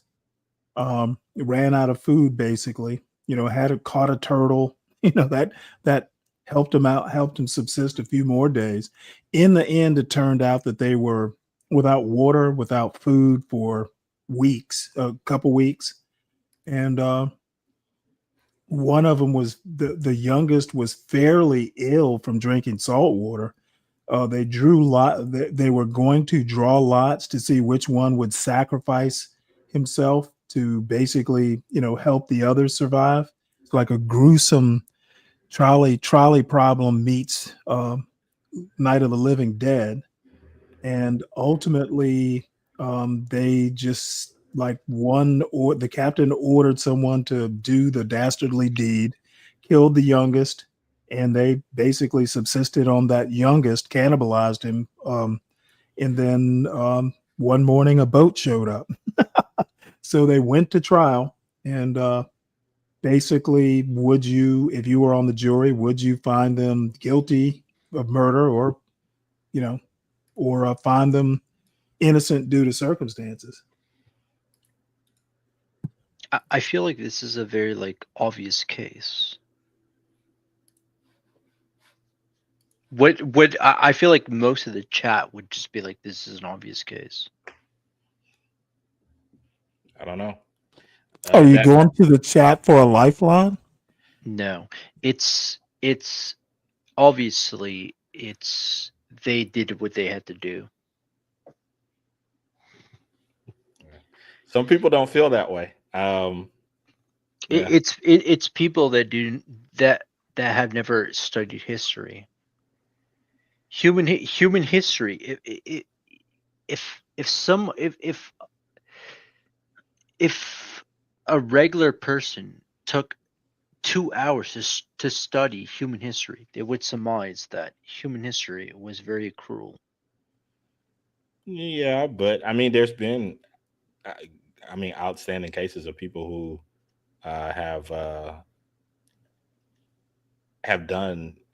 made opposite decisions.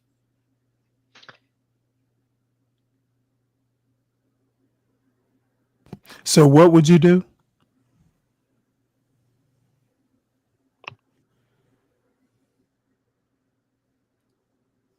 I think what lasagna is stating that he would just eat the man and that would be done. That would be it. Kind of like the black guy on the screen right there. He's stating you just got to do whatever you got to do. Right, survive. but the question is, so that means if he were on the jury, he would basically exonerate them. Yeah, I think that's pretty much the okay. case. He could have just said I'd exonerate him and saved us all the headache. Yeah. I mean, personally, I disagree, but I think John's here. John, did you hear the problem? Did I hear what? The scenario here. No, I'm just not joining. What case is this? What's going on? Like a Well, Well, it was an This is actual case that took place in like the 1800s at Oh, sea, and oh. a group of sailors, they hit upon some unfortunate consequences at sea. Hit a storm, had to take the lifeboat because the larger boat pretty much was unsalvageable. They took the means of sustenance that they could, just a few goods. They ran out of those goods over several weeks, and a cabin boy that was with them drunk some seawater and got really, really ill.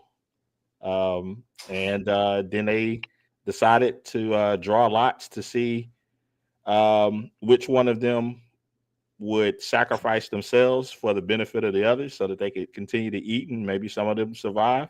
And uh, they started that way, but then one of them stated, you know what? The cabin boy is going to die. He's sick, anyway. So he should be the first one. And one of them refused to, um, um, I guess, to vote on this action. Um, and so everybody just desisted from it. But then the next day, they came at it again, and they just told the guy that didn't want to vote on it to turn around, and then they went on and killed him. But then the guy that turned around, he also ate the cabin boy as well. However, they got back to a ship finally did find them, and they were rescued. And however, they were called to court, and the decision was up in the air whether or not they were guilty of murder or not. And so the two questions that were posed to the audience were: one, if you were on the boat, what would have done? And then also, if you were part of the jury, would you count these people as guilty of murder or not? Ooh, that's a tough one.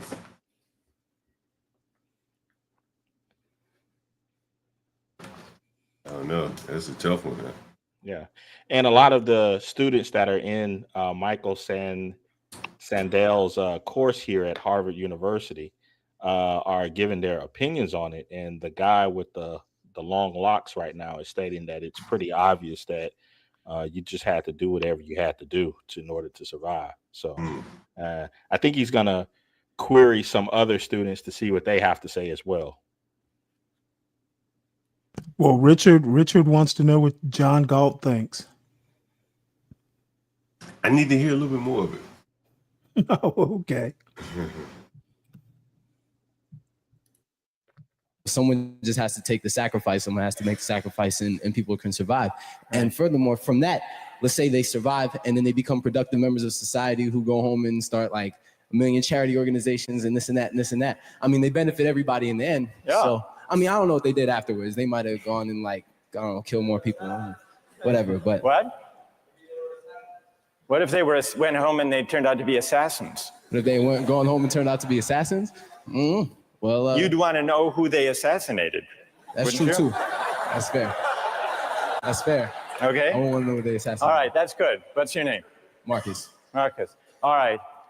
We've heard a defense. A couple of voices for the defense. Now we need to hear from the prosecution. Most people think what they did was wrong. Why? Yes.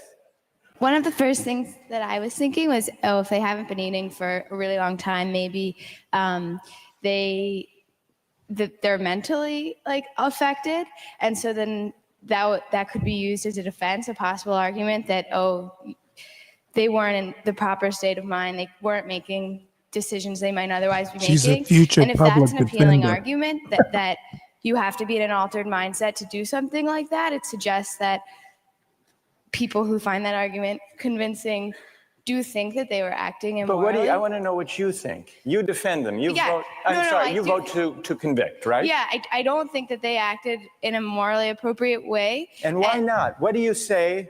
Here's Marcus. He just defended them. He said, you heard what he said. Yes. That I say, what's your phone number? that you've got to do what you've got to do in a case like that. Yeah. What do you say to Marcus? that there's no situation that would allow human beings to take the idea of fate or that the other people's lives in their own hands, that we don't have that kind of power. Good. Okay. Thank you. And what's your name? Britt. Britt? Yes. Okay. Who else? What do you say? Stand up. I'm wondering if Dudley and Stephen had asked for Richard Parker's consent in, dying, if that would that exonerate them from an act of murder? And if so, is that still morally justifiable? That's interesting. All right. Consent. Wait. Hang on. What's your name? Kathleen. Kathleen says, suppose they had asked, what would that scenario look like? So in the story, Dudley is there, penknife in hand, but instead of the prayer, or before the prayer, he says, Parker, would you mind? We're desperately hungry, as Marcus empathizes with. We're desperately hungry. You're not going to last long anyhow. Yeah. You can be a martyr. Would you be a martyr? Yeah. How about it, Parker?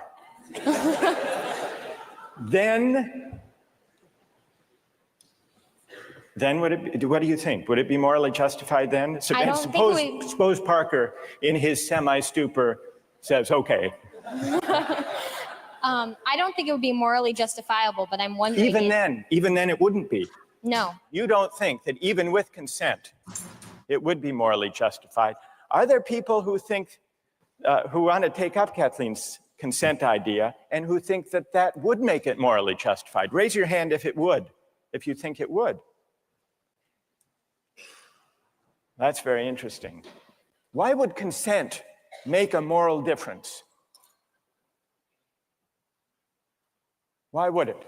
Yes. Well, I just think that if he was making his own original idea and it was his idea to start with, then that would be the only situation in which I would see it being appropriate in any way. Because that way you couldn't make the argument that he was pressured, it's 3-1 or whatever the ratio was. Right.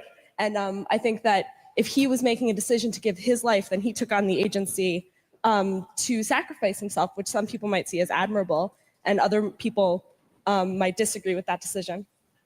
So if he came up with the idea, that's the only kind of consent we could have confidence in morally, then it would be okay. Otherwise, it would be kind of coerced consent under the circumstances, you think. Is there anyone who thinks that even the consent of Parker would not justify their killing him? Who thinks that? Yes, tell us why. Stand up. I think that Parker would be killed with the hope that the other crew members would be rescued. So there's no definite reason that he should be killed because you don't know when they're going to get rescued. So if you kill him, it's killing him in vain. Do you keep killing a crew member until you're rescued and then you're left with no one? Because someone's going to die eventually. Well, the moral logic of the situation seems to be that they would keep on picking off the weakest, maybe, one by one, until they were rescued. And in this case, luckily, they were rescued when 3 at least were still alive. Now, if Parker did give his consent, would it be all right, do you think, or not? No. No. It still wouldn't be right. And tell us why it wouldn't be all right. First of all, cannibalism, I believe, is morally incorrect. So you shouldn't be eating a human anyway. So you...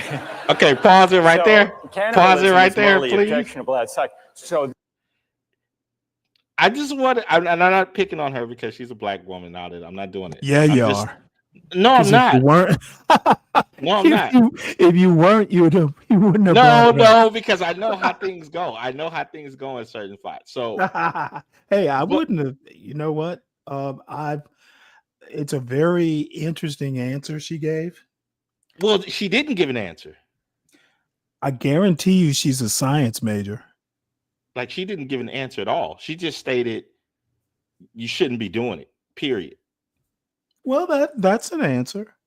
Right, but she didn't give a rationale as to why you shouldn't be able to. Like, from everything that I've heard thus far, even the Marcus dude, he said, well, you have to do whatever you have to do in order to survive. In order to survive. What is her rationale as to why you should not do it? How much you want to bet it's heaven based? I don't know. I doubt it. I doubt it seriously. Well, let's see what she has to say. I think I don't think that she's going to give an answer. I don't even know. Well, you missed this video that I did at the beginning of the show. It was basically from a video from 1987 about these kids, black kids in places like Baton Rouge, who one set of kids, black kids, were at an all-black school. The other was in a mixed school. But the thing that struck me is these were all like good students. The thing that struck me was how well-spoken and like their thought processes were pretty crisp. And it made me nostalgic. Like, damn, were we that, put together back in the 80s? I would have been a little bit older than these kids. The reason I bring this up is you're talking high schoolers who were just very like when they talked, it wasn't like teenage babble. It was like well thought out and sequential. This young lady at Harvard from 2000, this would have been 13 years later. And we're getting someone who she sounds scattered, to be honest. Exactly. And again, this is some of the argumentation that people have been putting about the whole DEI thing and affirmative action. I mean, but that's another conversation in itself. Oh, absolutely it is. Yeah. There are a lot of shit. I wouldn't say she's DEI. I would just say she's kind of scattered. Some people aren't very articulate. That's why I'm saying I bet she's a mathematician or something. Maybe she can put in numbers what she should be putting in words. Why she stood up and volunteered, I don't know. And even on the scenario, I mean, I would think at Harvard, you would have an idea whether you should even be talking to this topic. She doesn't sound very decisive. Waiting until someone died, still it would be objectionable. Yeah. Well, to be fair though, Stanley, I feel like it. To be fair though, neither did Marcus. And I would like to make another note here. The previous girl who put forth her position expressly used the phrase, "I think that," and this woman here just used, "I feel like."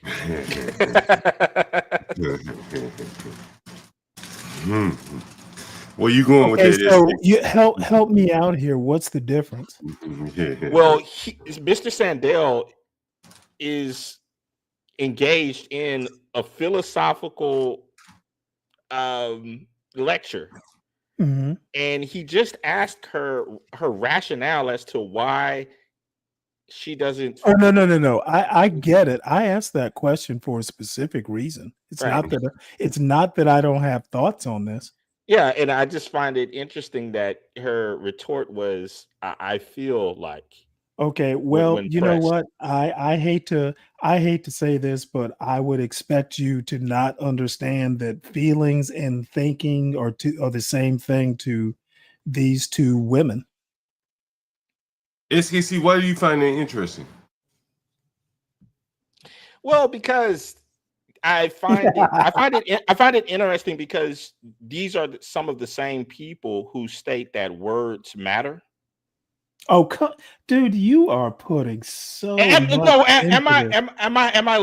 I going too far? Is this not the people who state? I think they get very sensitive about the words that used? I think you are. They'll get upset if a white man says something like "you people" or something like that. And No, blah, I blah, just think I think you're putting a lot of effort into this extrapolation. Well, it is Harvard. You know what? Standards should be high, I right? have known elite school graduates who couldn't think their way out of a paper bag. I don't get that impressed with Harvard that much. Well, I mean, I'm just stating it's supposed to be the Well, no, I get the light on what the you're hill. saying. I think the precision of language, this girl does not know. I also think that, precision of language that the other girl had, I think in her case, just listening to her, she used think, this girl means feel or says feel. I think they're synonymous in this case. Oh, okay. Okay. What do you think, John?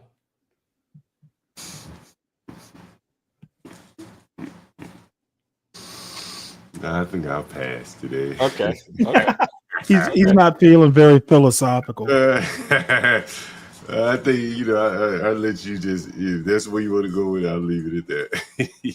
Now I have to say, I'm assuming these are freshmen. They're all of them are very poised. I would be a little reticent getting up in front of like 300 Harvard students. I would definitely be reticent to do it. So wait a minute. One girl said thinking, the other one said feel. Yes. And the black girl said feel, and we know how that's going to go in this particular conversation. That's why I didn't say It was just an observation. Yeah, that's all. She threw you a softball.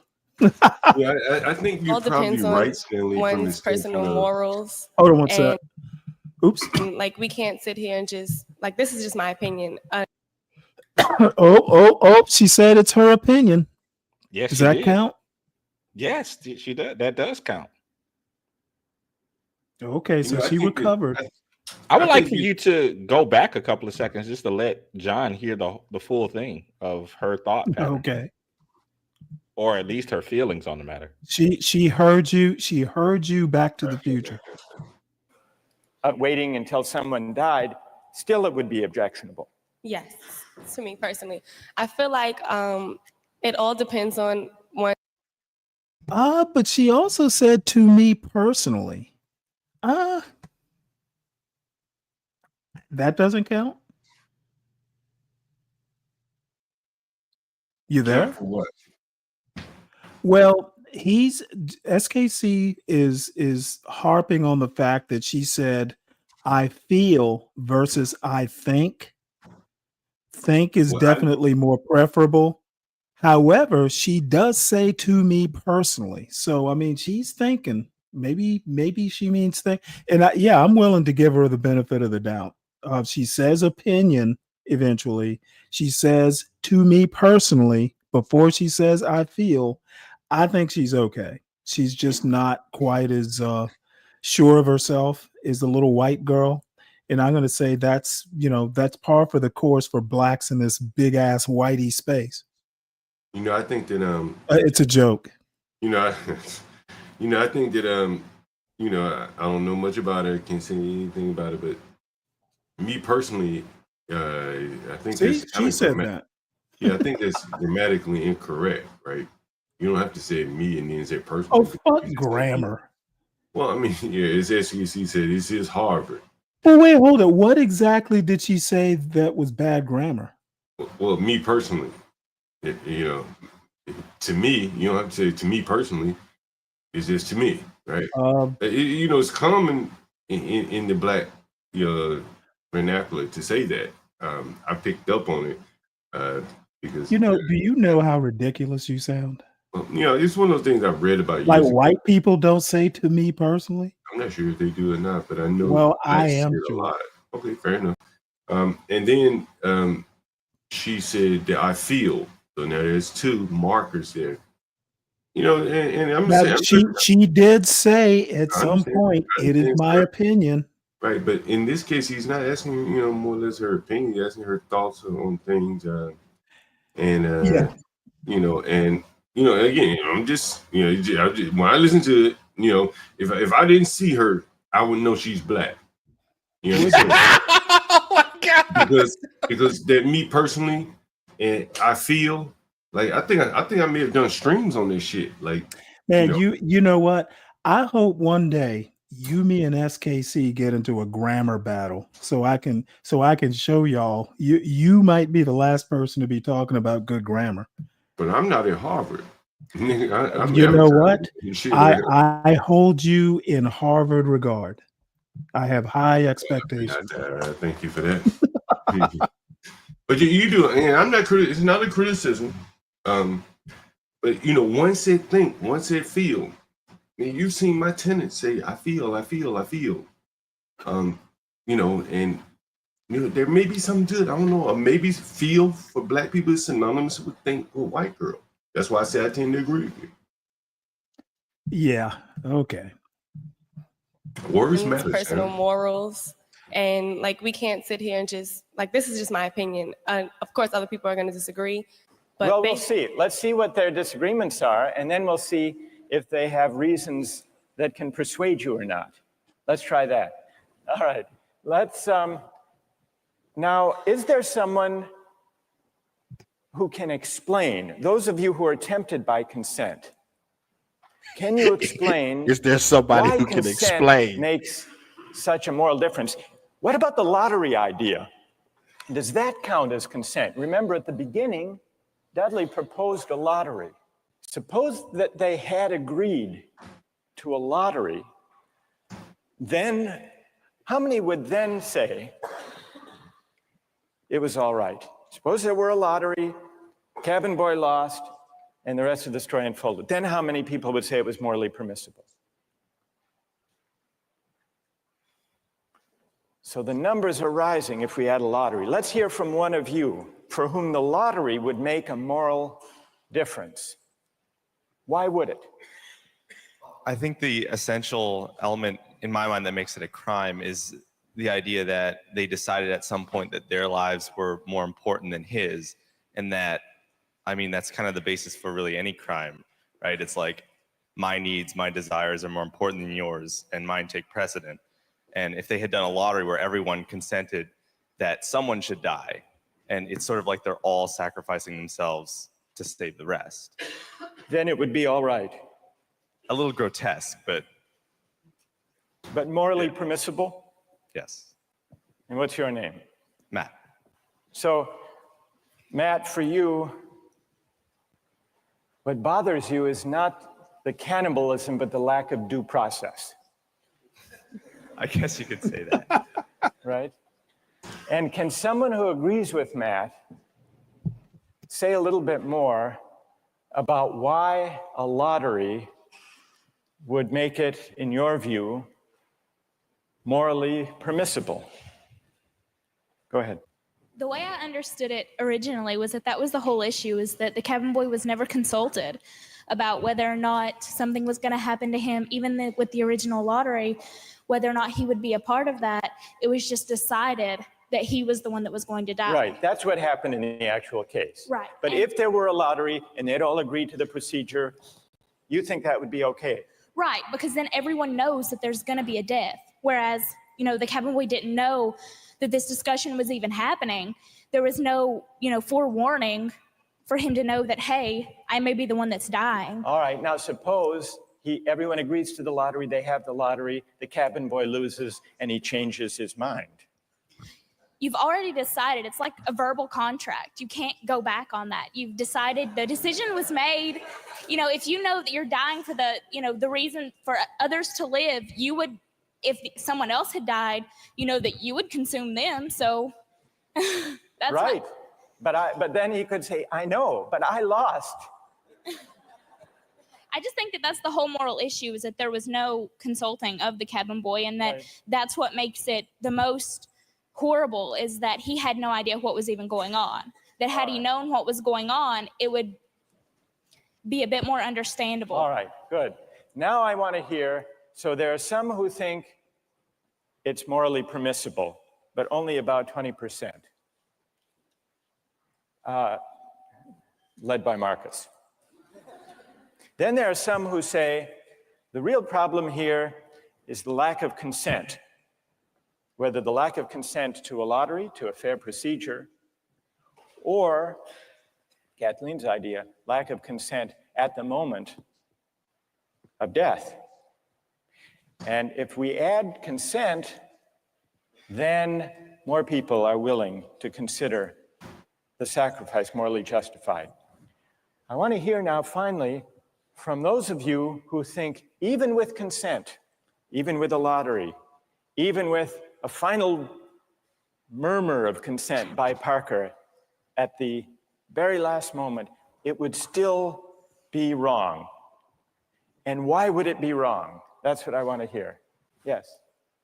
Well, the whole time I've been leaning all towards the categorical moral reasoning. And I think that there's a possibility I'd be okay with the idea of a lottery and then the loser taking into their own hands to kill themselves, so that there wouldn't be, an act of murder. But I still think that even that way, it's coerced. And also, I don't think that there's any remorse. Like in Dudley's diary, we were eating our breakfast. It seems as though he's just sort of like, the whole idea of not valuing someone else's life. So that makes me feel like I have to take the categorical. You want to throw the stand. book at him when he lacks remorse or a sense of having done anything wrong. Right. So, all right, good. Any other defenders of who say it's just categorically wrong, with or without consent? Yes, stand up. Why? I think undoubtedly the way our society is shaped, murder is murder. Murder is murder in every way, and our society looks at murder down on it in the same light, and I don't think it's any different in any case. Good. Let me ask you a question. There were 3 lives at stake versus 1. Okay. The cabin boy, he had no family, he had no dependents. These other 3 had families back home in England. They had dependents. They had wives and children. Think back to Bentham. Bentham says we have to consider the welfare, the utility, the happiness of everybody. We have to add it all up. So it's not just numbers 3 against 1. It's also all of those people at home. In fact, the London newspaper at the time and popular opinion sympathized with them, Dudley and Stevens. And the paper said if they weren't motivated by affection and concern for their loved ones at home and their dependents, surely they wouldn't have done this. Yeah, and how is that any different from people on a corner trying to have the same desire to feed their family? I don't think it's any different. I think in any case, if I'm murdering you to advance my status, that's murder. And I think that we should look at that all in the same light instead of criminalizing certain activities and making certain things seem more violent and savage, when in the same case, it's all the same. It's all the same act and mentality that goes into murder, necessity to feed your family. So suppose it weren't 3, suppose it were 30, 300. 1 life to save 300. Or in wartime, 3,000. Okay. Suppose the stakes are even bigger. Suppose the stakes are even bigger. I think it's still the same deal. Do you think Bentham is wrong to say the right thing to do is to add up the collective happiness? Do you think he's wrong about that? I don't think he's wrong, but I think murder is murder in any case. Yeah, well, then Bentham has to be wrong. If you're right, he's wrong. Okay, then he's wrong. All right. Right. Thank you. Well done. All right, let's step back from this discussion. And I like that he held to his notice view. How many objections have we heard to it? Consistent. Yeah. We heard some defenses And of what not they to did. mention, I agree The with him. defenses had to do with necessity. Really? Yeah. Yeah. I'm a lot more utilitarian than you are, apparently. He was a lot stronger than her. I didn't really pay a lot of attention to what he said, but as he said, he did hold his position. He wasn't my opinion, my feelings, it's a bit more assertive there.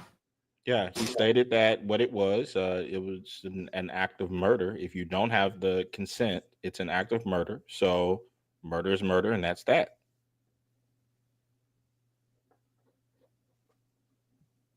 Juan says, this is what was used when I took professional responsibility to show that legal ethics and moral ethics are not one and the same. Their dire circumstance, and implicitly at least, the idea that numbers matter. And not only numbers matter, but the wider effects matter.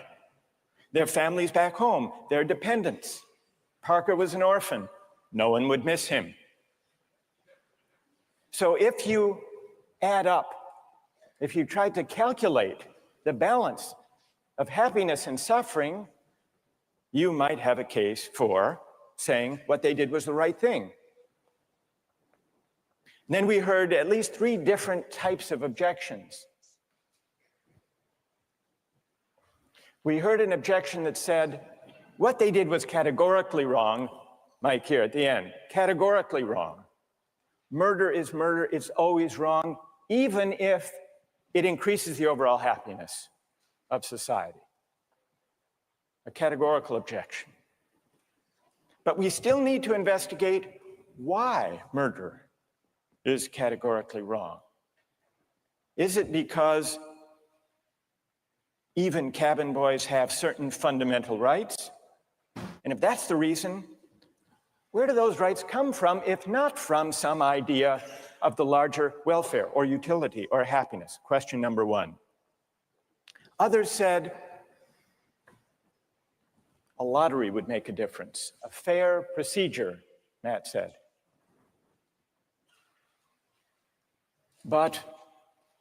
And some people were swayed by that. That's not a categorical objection exactly. It's saying everybody has to be counted as an equal, even though at the end of the day, one can be sacrificed for the general welfare. That leaves us with another question to investigate. Why does agreement to a certain procedure, even a fair procedure, justify whatever result flows from the operation of that procedure? Question number 2. And question number 3, the basic idea of consent. Kathleen got us onto this. If the cabin boy had agreed himself and not under duress, as was added, then it would be all right to take his life to save the rest. And even more people signed on to that idea. But that raises a third philosophical question. What is the moral work that consent does? Why does an act of consent make such a moral difference that an act that would be wrong, taking a life without consent, is morally permissible with consent? To investigate those 3 questions, we're going to have to read some philosophers. And starting next time, we're going to read Bentham and John Stuart Mill, utilitarian philosophers. Don't miss the chance to interact online with other viewers of Justice. Join the conversation. Take a pop quiz. Hey, Mavid, you're not hurting my feelings when you say the captain was a narcissist. You have to be a bit of a narcissist to have a major command. So I appreciate your acknowledgement of my ability to take command or take charge when necessary. Salute. Oh, and by the way, generally, the reason they even lasted 19 days is they did have some food and, the blood, water in the blood, probably water of the blood of the turtle. So generally, without water, you wouldn't even last 19 days. So that's it. Yeah, I think, my goodness, on the high seas, 1800s, none of the modern conveniences of I mean, you have to be a man's man to do that. That's I mean, the thing is, the sun alone, how they went that long without water is actually kind of amazing. I mean, that sun's going to evaporate the sweat right off of you. The glare. I've been, just out sailing sometimes, and not even that far away from land. But just enough to where you don't see anything. I've hit some waves to where I've stated like, "Holy crap, I need to get out of here," and a great fear sat in my gut I mean, the sea Yeah. is something else, man. Well, sailboats are actually kind of scary because of the tall masts. They tend to be a little more top heavy, depending on the size of that main mast. But yeah, my cousin was telling me that he and his older brother, my other cousin, went out. They were gonna go like deep sea fishing, and now my cousin's Navy. So my other cousin, his brother was Air Force. He said that they got out a little ways, and my older cousin was just heaving over the side. It's like he couldn't get right, so they had to turn around and go back. Yeah, And I have I'm to take like, dude, Dramamine whenever I the go out. next time I see him, I'm definitely going to be bringing up this story. Yeah. I always have to take Dramamine on my way out. So, but All right. Well, John, it looks like you're going to be starting up here, right? Oh no, I got to step away for a minute. Maybe Universal Live. Oh wait, today's the four. You got something scheduled for 105, or is that a pre-record? Maybe a pre-record. I'm not sure. Oh, okay. It says it's the Gospel of John. Oh, I need to push it back. Man, I've been busy, man. Busy. Let me push that back. Yeah, while I'm paused here, everybody make sure you hit the like button, please. And subscribe to the John Galt Urban Landlord channel. Subscribe to the Stanley Cross channel. I'm at a whole 151 subscribers, so help a brother out. Well, I'll be monetized maybe in 9 years. You gotta If I get a speed couple it more up. likes You this year. gotta speed it up for you, Stanley. Yeah, speed it up, Stanley. I'm okay. I have quality. Believe it or not, all 151 of those viewers view the channel a lot. So there you go. at least they're very consistent. That is quality. Subscribe to the Urban Landlord Clips channel. There are some clips that have come out over the weekend. So make sure you support the host. Hey, speaking of, I got a topic I want to run past you guys. SKC, you stream, right? You have a channel?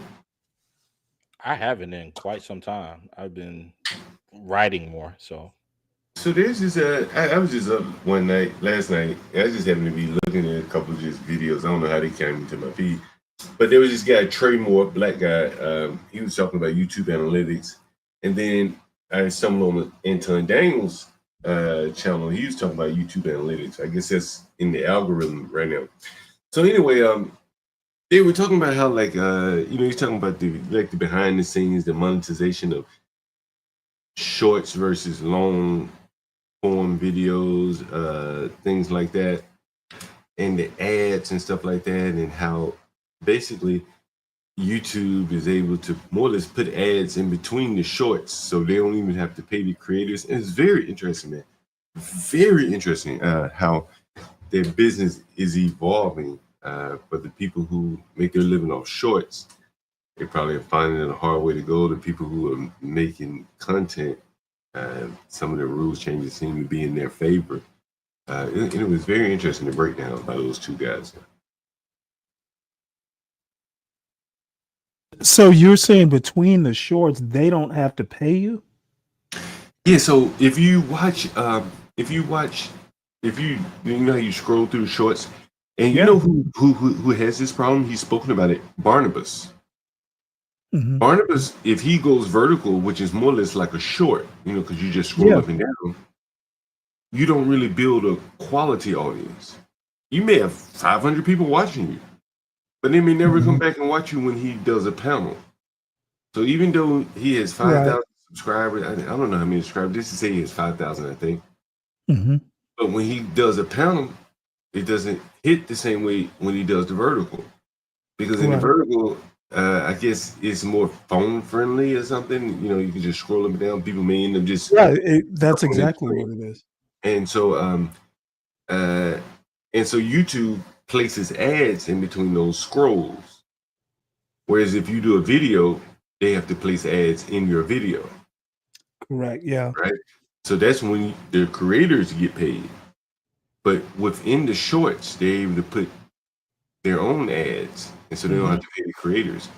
And so the guy was talking about how to best like segment your market. You know, let's say if you go viral, you walking down the street, you see I don't know, something, a viral moment, but your normal topics, or let's say politics, you may get 1 million subscribers. You have 1.1 million subscribers, but those 1.1, the 1 million that you gained from that viral moment don't want to hear what you didn't come. Correct. Yeah. You know what I'm talking about, right? And so the quality of them. So he was saying that, and then that ends up hurting your live videos or your videos, because you have a large composition of your followers that don't watch your videos. So that pushes you down in the algorithm even more, which makes sense, because you know I've developed algorithms like that. You know, where you're looking at how much someone consumes of something, you know, that type of thing. And so that's very interesting. That, you know, you see a lot of people going viral because of, you know, just, you know, some moment that they can't recreate, and they may monetize because of that, but they can't sustain it. It's a very interesting topic here. All right, now let's take the other part of the.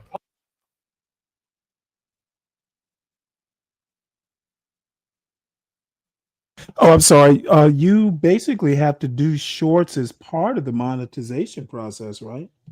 No, it's like an either or. And one of the other things is isn't this RBR's? I don't know who RBR is. Who's RBR's argument that Google owed him? That's a guy who is like a martyr or a saint to the hood conservative crowd. Oh, and you know what else? Man, I'm telling you, you know, like, you know, this whole AI thing, man, it is really, you know, there are a lot of people that do AI videos, and I don't know the ins and outs of it, but they're not creating any content. They're not even talking. And YouTube is about to go really hard at that, banning that. Primarily, I think, because they want that space for themselves. Like how-to videos can be AI. You know, you can get AI to do a lot of that, and YouTube can monetize, keep that revenue for themselves. But it's very interesting. But something else that they were saying that, oh, here's the thing. So let's say if you have this is what they were saying, like if you have a shorts channel, if you put out a lot of shorts, and then if you put out shorts and you put out videos, he was saying you should segregate, you know, have a separate channel for your shorts versus your videos. Right. And I think that's partly true, unless your shorts relate to your videos. Then I think you got something there. Otherwise, let me ask you a question. Is it possible to clip from a regular video and turn them into shorts? What do you mean? Like if I took a 5-minute clip, like there's a clip in this video or a show that I really like, just like Urban Landlord clips. Could you take that clip and put it in a shorts format? Yeah. StreamYards will do it for you. You know, they have the formatting for you. Yeah, they have the formatting for you. When you go into the library, you'll see it. You know. Okay, yeah, I'll have to look into that, because I've been doing like clips, like I did a 7-minute clip. If I could do it as a short, of course, 7 minutes might be too long for a short. Yeah, that's too long for a short. But if I could do it, if I can figure out how to do that, I do have stuff that I could turn into shorts. Yeah, shorts and videos. Yeah, but you know, I think that you really not you, but I mean you in general. I think people are really going to have to take put a little bit more thought into how they are even structuring their content when you factor in that you know, the shorts could hurt your lives. And again, I think that's what Barnabas is really having a problem with. He can't get much traction. He can't build a quality audience vertically. You'll see Angry Man, he does both at the same time. Well, I think he's big enough. He's big enough that people know who he is. It doesn't matter whether he does shorts or not. They're gonna do both. No, I mean He's well established. I mean his live, it's vertical and like this horizontal type. I don't know if Really? he still does Oh, really? What does he use? Does he like stream to one channel and another, or does I he think he have has two one different camera channels. per channel? Or Yeah, I think he has two different channels. I think so. Someone in the audience may know. It's in Angry Man and then Vinyl Nation. I'm not quite sure. But yeah, I think he does it. Yeah. my Lord, Palomino, you're just not going to let this go, are you? we have moved on from that video. What are you talking about? What video are you talking about? He's still talking about the captain manipulating the kid as his boss. I'm like, you know what? You're autistic, aren't you? Oh, Palomino, I guess I should have guessed that you're on the spectrum. Stanley, you ever been to Washington Square Park in Manhattan? You know what? If I probably not. I don't think, to be honest, in Manhattan, I've never drifted too far from that Madison Square Garden, Grand Central, Broadway, the area. I have been on, I think it's the Upper West Side. Is that where that arch is? You know, the one that looks like the Arc de Triomphe? I think so. I think I got an idea what you're talking about. I have been, I think it was the Upper West Side. I had a buddy of mine whose brother was up there working for the Tiger Fund or one of those hedge funds that I visited once. But no, I've really, like, I've been to Harlem, but I was like a kid. As an adult, really, it's just been that Grand Central, Madison Square Garden, and then I've spent a lot of time up in Westchester. Yeah, I just bought another power pack, a bigger one. Yeah, I figure it's good to have anyway, and this one is much more powerful. And I was just riding through Manhattan, man. Like, that shit is amazing, bro. Like, you know, the fact that they could pull it off is amazing. The fact that they pulled it off is amazing. And what I'm talking about is like Broadway is like totally, it's like one lane of traffic, bro. Is that right? Yeah, I mean, there are people sitting on the side of the street. They made like sidewalk, street seating. You can sit out there and read a book in the middle of Broadway. Seriously. I was on the phone with Universal riding my bike, talking on the phone, man. Not a care in the world, man. There were no cars. You know, how that affects business, and I'm not sure. But, you know, it does make for a peaceful, you know, existence right there. It's really amazing. Did you get to see that statue? Which one? The one of the woman that caused so much maybe controversy, the black woman? Maybe I do a live stream for that. You ought to. you ought to do street interviews. Yeah, well, so I bought asking about the statue. I bought this power pack, right? So I was going through Washington Park the other day, and you know, it's like where NYU students hang out, druggies. You see it in the news from time to time. Druggies, drug addicts, blah blah blah. You know, hippies, yuppies. You know, Is it Washington Park or Washington Square? Washington Square. That's what it is. Washington Square. Yeah, I've never been, but I do know about it. Yeah, Washington Square. And so, man, I was just riding through. And I said, man, it was thousands of people out there, man. Like, amazing, you know, all different stripes too, you know. And then I went to Union Square. You know, I told you about the guy I met there. And so we have some places now for some great interviews, bro. Some real great street interviews. I think it's gonna be some great content there. Yeah, some real great content. It's New York. Yeah. Yeah, you know who hasn't been up here in a long time? That's Kimmy. She drifts through. He drifts through the chat every now and again. Yeah, she. I'm looking at one of her shorts right now. She texted me the other day. They were having a street open streets again in New York on Franklin Avenue, where you see me a lot of times. And so she was telling me to come out, but I had to run down to DC. So. She's still out doing those sorts of things. Well, it's every year in the summertime in Brooklyn, probably Manhattan, they shut off all the traffic on major thoroughfares, and they have vendors and stuff like that on the streets, so you can just walk up and down the streets. It's like it's just a nice affair. You know what I mean? Very nice affair. Yeah, kid friendly, real nice. Yeah.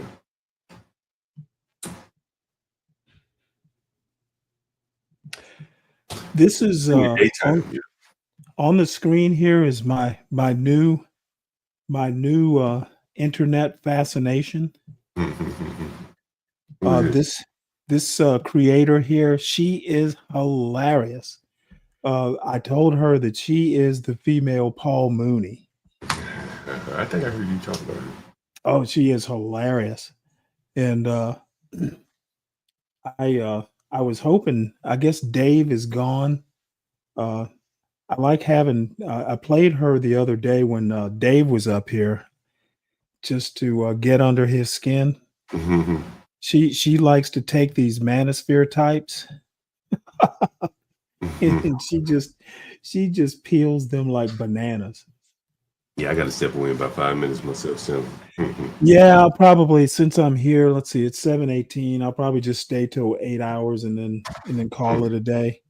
It's kind of weird because I'm down in Savannah, and I guess when I'm done here, I have no idea what I'm going to do. You ought to jump on Universal last stream, at least listen in. Is he on now? No, we're gonna do one about 2. Hey, is Be Brave streaming today? You know what? I don't know. Let me find out. Yeah, I don't look for his show now that I've been tossed out. Did you hear? Did you hear about John McWhorter, Stanley? No. What happened? John McWhorter said it's time to drop that African American, bro. Oh, fuck John McWhorter. He was never an African American in the first place. Well, and this again, you may be kind of out of touch here, but well, no, not with John McWhorter. I ain't talking about John McWhorter, but I imagine something like this is what he's referring to. What prompted him to write this article? The Essence Fest has been taken over by African Caribbeans. That's fine, no big deal. I'm not criticizing. And the Africans seemingly they're delineating from the blacks. They've been doing that for decades. Well, I think we're at a precipice here now where the blacks are saying we want to separate too. Separate from what? We want to go back to black. They know. Wait, hold it. myself. I'm lost. FBA. There's some people who gave up black a while ago. Well, but now it's making it to the mainstream. Okay, it's been in the mainstream. New York Times. I don't think I ever heard someone. Okay, let me tell you something about John McWhorter. John McWhorter is so far. He's more out of touch with the black community than I ever will be. John McWhorter, after Obama was elected president, John McWhorter's first article after that was "We are finally post-racial in America," and boy, the fuck was he wrong. He was so wrong, even he had to take it back. Yeah, I don't look to John McWhorter when I want. I'm just saying he's interesting. I'm not saying he's right. Okay, well, I'm just trying to tell you, don't be led down Primrose Path by John McWhorter. The dude is even in the black community, even in the black conservative community, John McWhorter is a misfit toy. You remember the Island of Misfit Toys? Don't focus on him because again, he's. Well, you brought him up. Well, I mean, he's a Johnny come lately. He's very prominent to make. He's my age, right? But he may be a Johnny come lately to these things, right? He's your age, so he may be a little out of touch with what was going on. Well, I'm going to tell you to that point. Focus on him. like if we focus on him, you missed the point of what I'm saying. From the Essence Festival. Okay, I know what happened at the Essence Festival. Well, As a matter of fact, but what I'm saying, Professor, let me finish my point. You know, and I ain't here to argue with you. I think that there could have been some black American billionaires bought the Essence Festival and carried it on. They chose not to. They had the right. 50 Cent is down there building a studio. He could have bought the Essence Festival if it was within his price range. He chose not to. But the Africans are wanting to build it, and they're talking about this is their African Renaissance era. And so, let me know when I can respond. Yeah, I will. And so you have one group that seemingly wants to build up, and by basically buying excess assets from the black community or what the black community thought they owned. And you have some billionaires black billionaires or millionaires who could have bought Essence and chose not to. And I think that is the marketplace that we're seeing take place here. John, why do you think the black billionaires did not buy Essence? May not have been a good deal for them. Okay, Essence, and Ebony and Jet, all those magazines died. No, I'm talking about no. Sam, let me finish now. No, I'm not talking about the magazine. I'm talking about the festival. Okay, dude, I know what Essence Fest is. The only person who cares about Essence Fest is Roland Martin and a bunch of Africans. There is a reason black billionaires didn't buy Essence. Well, why did the African buy it? You know what? Because they're about 10 years behind. They actually think people give a shit about Essence. Well, see, I think, honestly, this is why I think you're wrong. I think... I'm not wrong. Okay. Well, I think the Africans will see it as it is the foundation for them to springboard festivals catering to their culture. Absolutely. Without having to build it from their own, they were able to buy something, a dying asset, Essence. Because I think it was dying. I've never been, but I think it was dying. It was on the decline. They were able to buy the company, Essence Festival, or cheap rate, probably. And they're going to probably rebrand it to more cater to the Caribbean African experience. And that's probably okay. And let me tell you why. Let me tell you why that's a great thing. It's actually really good that they can repurpose something that no one other than Roland Martin really cared about. I will say this: there is nothing wrong with having a premier American-based, African-centric asset to attract tourism or what have you.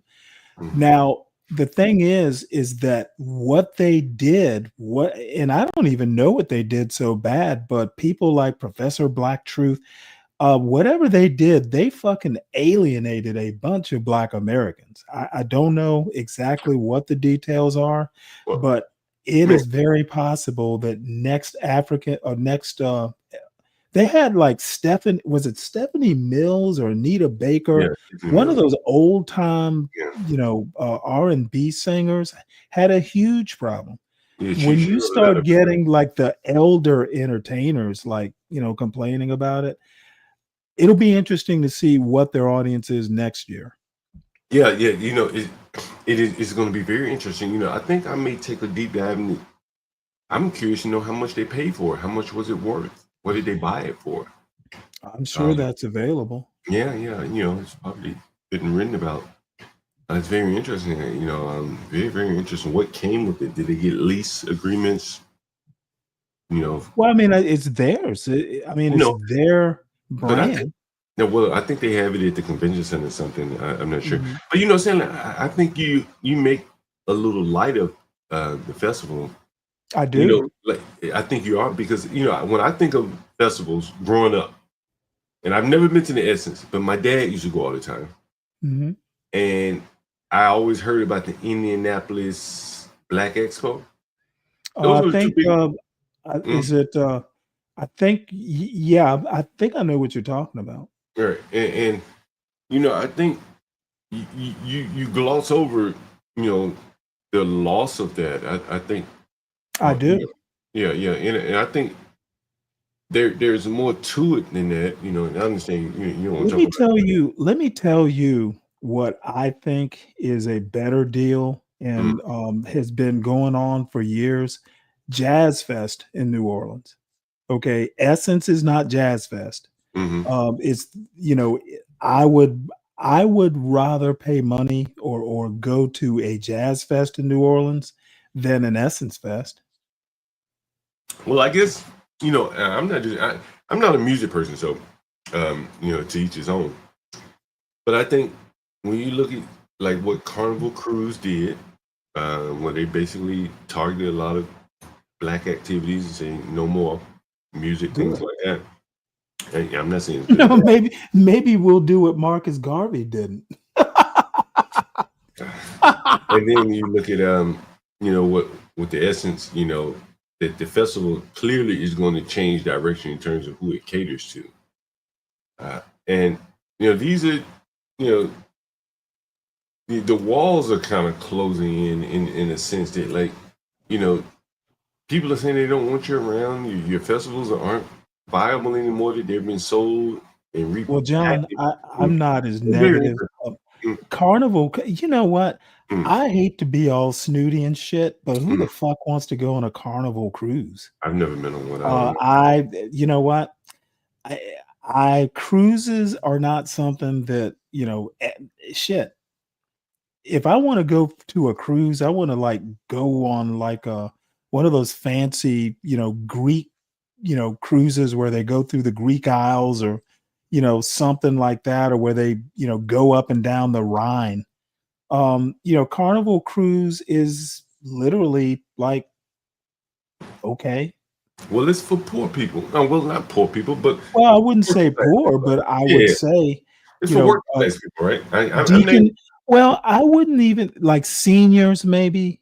I don't know. I'm guessing there's some young people going there because that's where the problem is being caused. So I'm guessing these young people probably are, working class, blue collar-ish. I don't see a white collar worker behaving like this, so they're probably a blue. Well, I don't see a white collar worker like going. I don't know enough about it to say. I don't even know where the hell they're going. But anyway, so.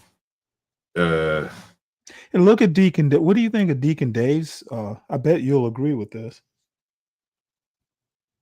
It's interesting from the standpoint of,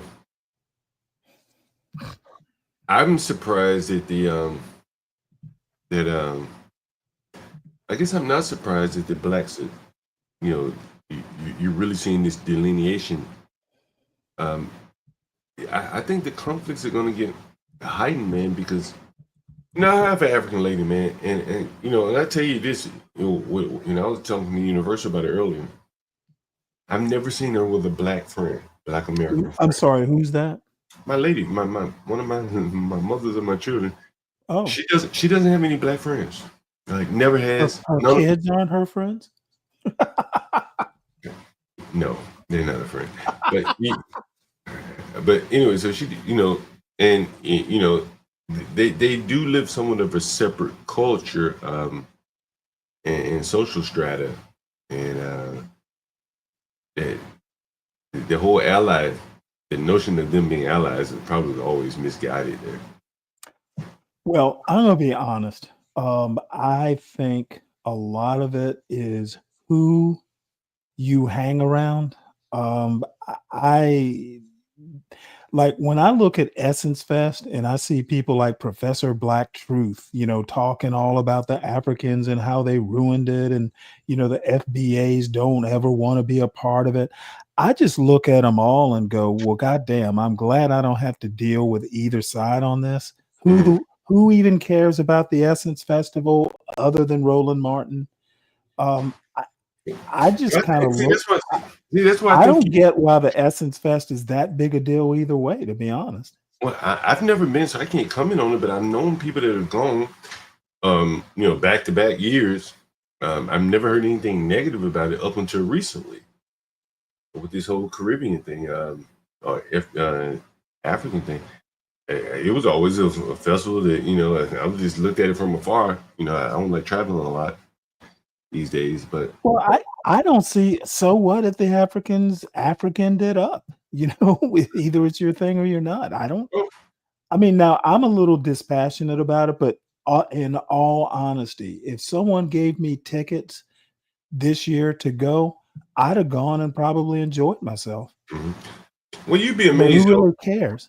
You'd be amazed though, like in these inner cities, at least in New Orleans is an inner city, and most of the people going there are from the inner cities. How much like the friction underlying like the competition between the groups. Oh, I have no doubt there is. Yeah, very, But I very, very. think most of it is just kind of like self-generated drama. I don't know about that. You know, because again, like, you know, there are a lot of common things that they are competing for. For instance, hell, Mondami said he was African American to get in college. Well, he is. Yeah, that's correct. And so the blacks are saying, well, he ain't like us, right? Well, you know what? Here's the irony. Here's the irony of it. He probably knows more about us than us knows. He literally has a degree in Africana studies. Yeah, okay, that's fair. So he may be more African American than a lot of. He may know more about African Americans and Africana studies than most actual black people do. Yeah, but you know what the Hey, retort knowledge to is that power. I don't disagree with you, but you know what the retort to that would be. Live the Hey, experience. he is from Uganda. Yeah. I bet he has more black friends than Deacon Dave.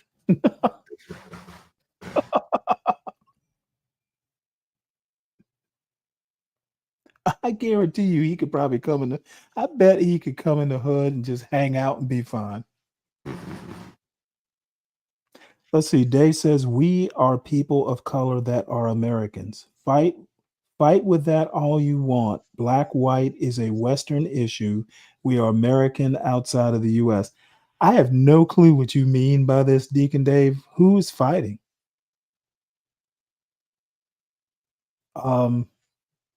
I have no interest in fighting. Shit. I was in this country's Navy, so I think I understand with what a black and an American and someone who served his country is all about. And I don't get that wrapped around the axle. You know, if a first generation African was born in the United States, that person is as American as I am. Maybe different background, maybe different history, but I'm not going to fight over whether that person's a real American or not.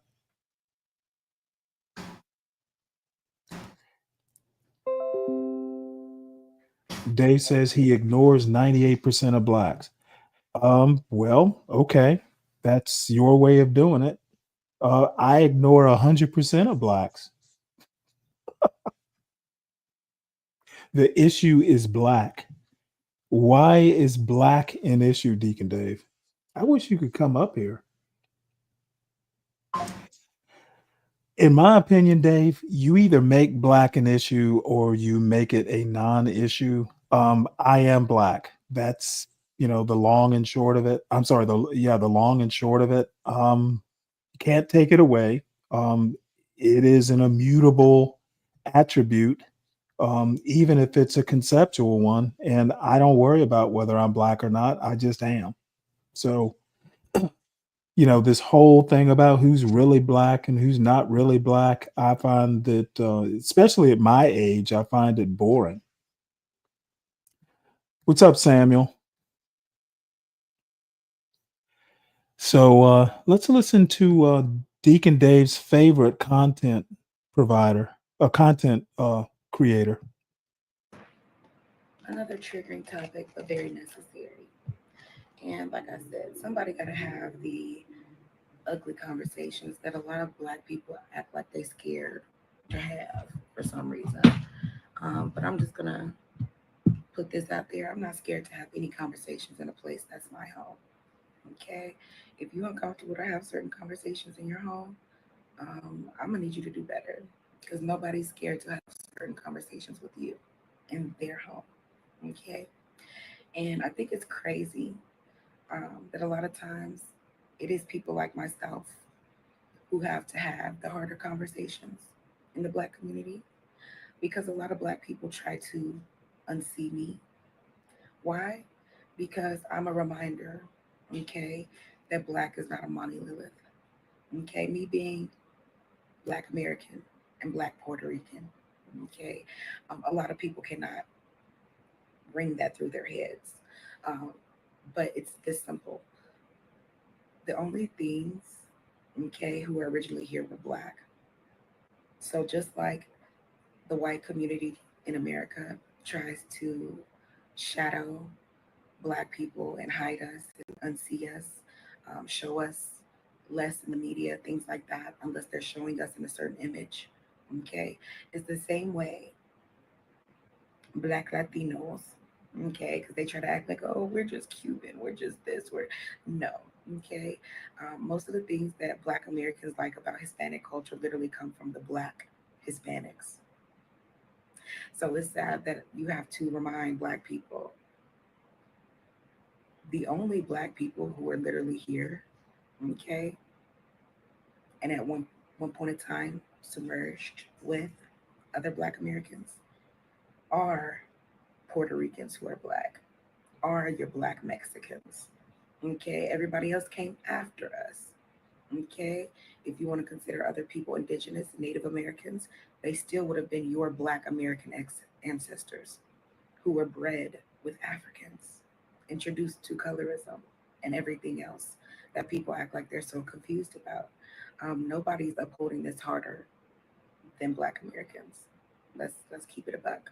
Okay, so we're gonna talk about it, and y'all, if you're wondering, I am about to go ahead and take some glutathione. Okay, and this is ultra high purity. Okay, and then after I take my glutathione, we're gonna keep talking about this. Okay, I know it's early. Okay, it's barely 6 a.m. But like they say, the early bird gets the worm. Okay, and I'm up. So let me take this, and I'm fasting as well. So let me go ahead and take my little extras. I hate taking pills. I ain't gonna lie to you.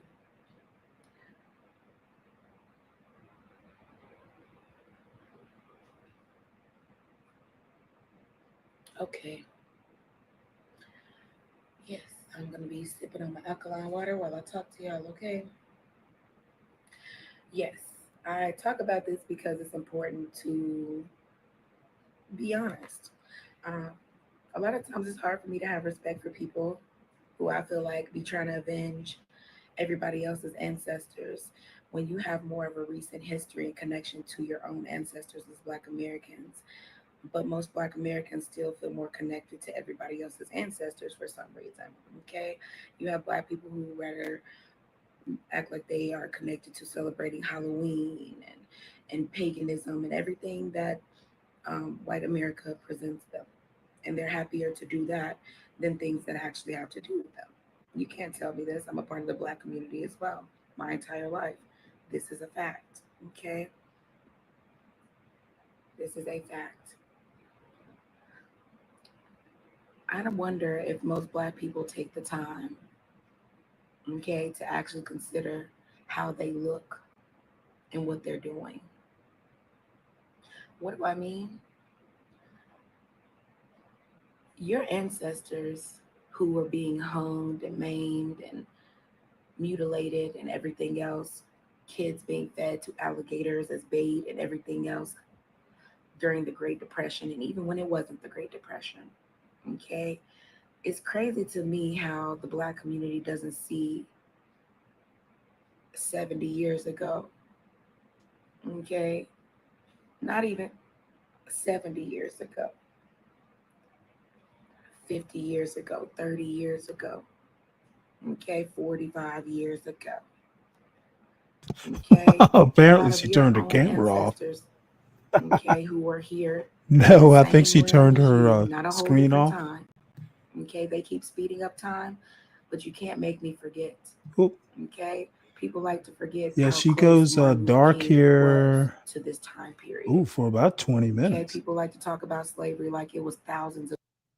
Remember, the ground you walk on has way more of your ancestors' blood, and you still calling out to the wrong blood. It's plenty of your ancestors ready to avenge. They can't avenge because ain't nobody calling out to them. So imagine when nobody calling out, you're just forgotten. Okay. Okay. Well, baby, okay, this ain't for kids. Okay. I appreciate you stopping by, but this ain't for kids, baby. Okay. You and Anati or Anathi, y'all have a wonderful day, okay? Thank you for stopping by. She This is is definitely hilarious. a conversation I want to have with adults, okay?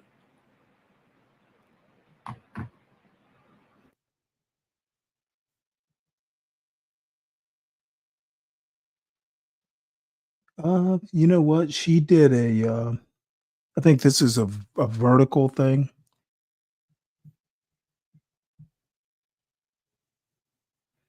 So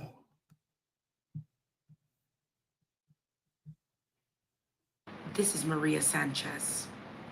Her husband was taken by ICE 4 days ago. This is her story. These are the same people pretending they give a fuck and don't give a fuck at the same time. Okay? It's Americans who are homeless in the street of all races, living in their cars. Y'all remember the story of where the is young the children funny who from passed Mrs. away Paula sleeping Mooney? in the car with their mother? What, you're not laughing? Okay? We have people all through America who are homeless. But instead of catering to American homeless people, they're spending more money on alligator Alcatraz. Why do you think it's a waste Stop of housing people and conversation, send their ass Samuel? home. How many black people That's have the it's a privilege very interesting of having comment you places got built for there. you Yes, people because you're take it very displaced? seriously.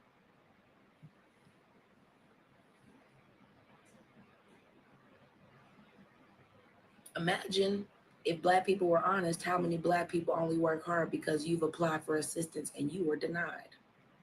It don't matter how bad your life was. You could be pregnant with twins, homeless, no car at all, okay? And they still will deny you, okay? But an able-bodied person of another race who came here with no identification, no way of proving anything, comes here and still gets a hand up before you, even if you've been a stand-up citizen your whole life before you get into those type of situations.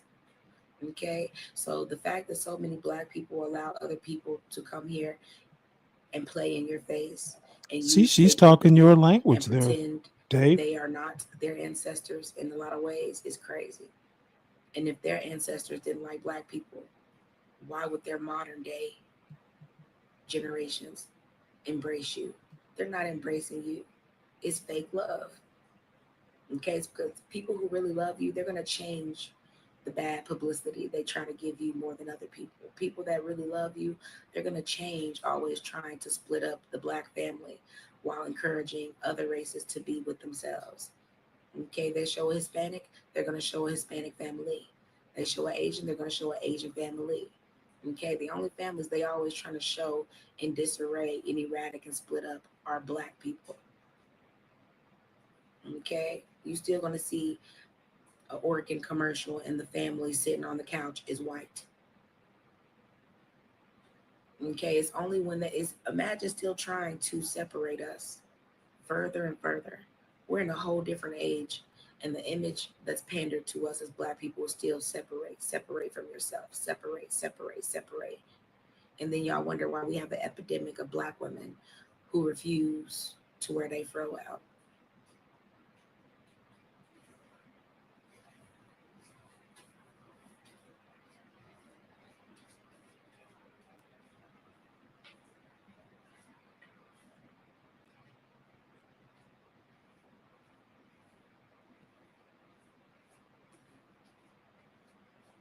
It's embarrassing when you have to watch people pretend they got everything understood, yet they can't even have peace of mind because you weren't made to have a glass case.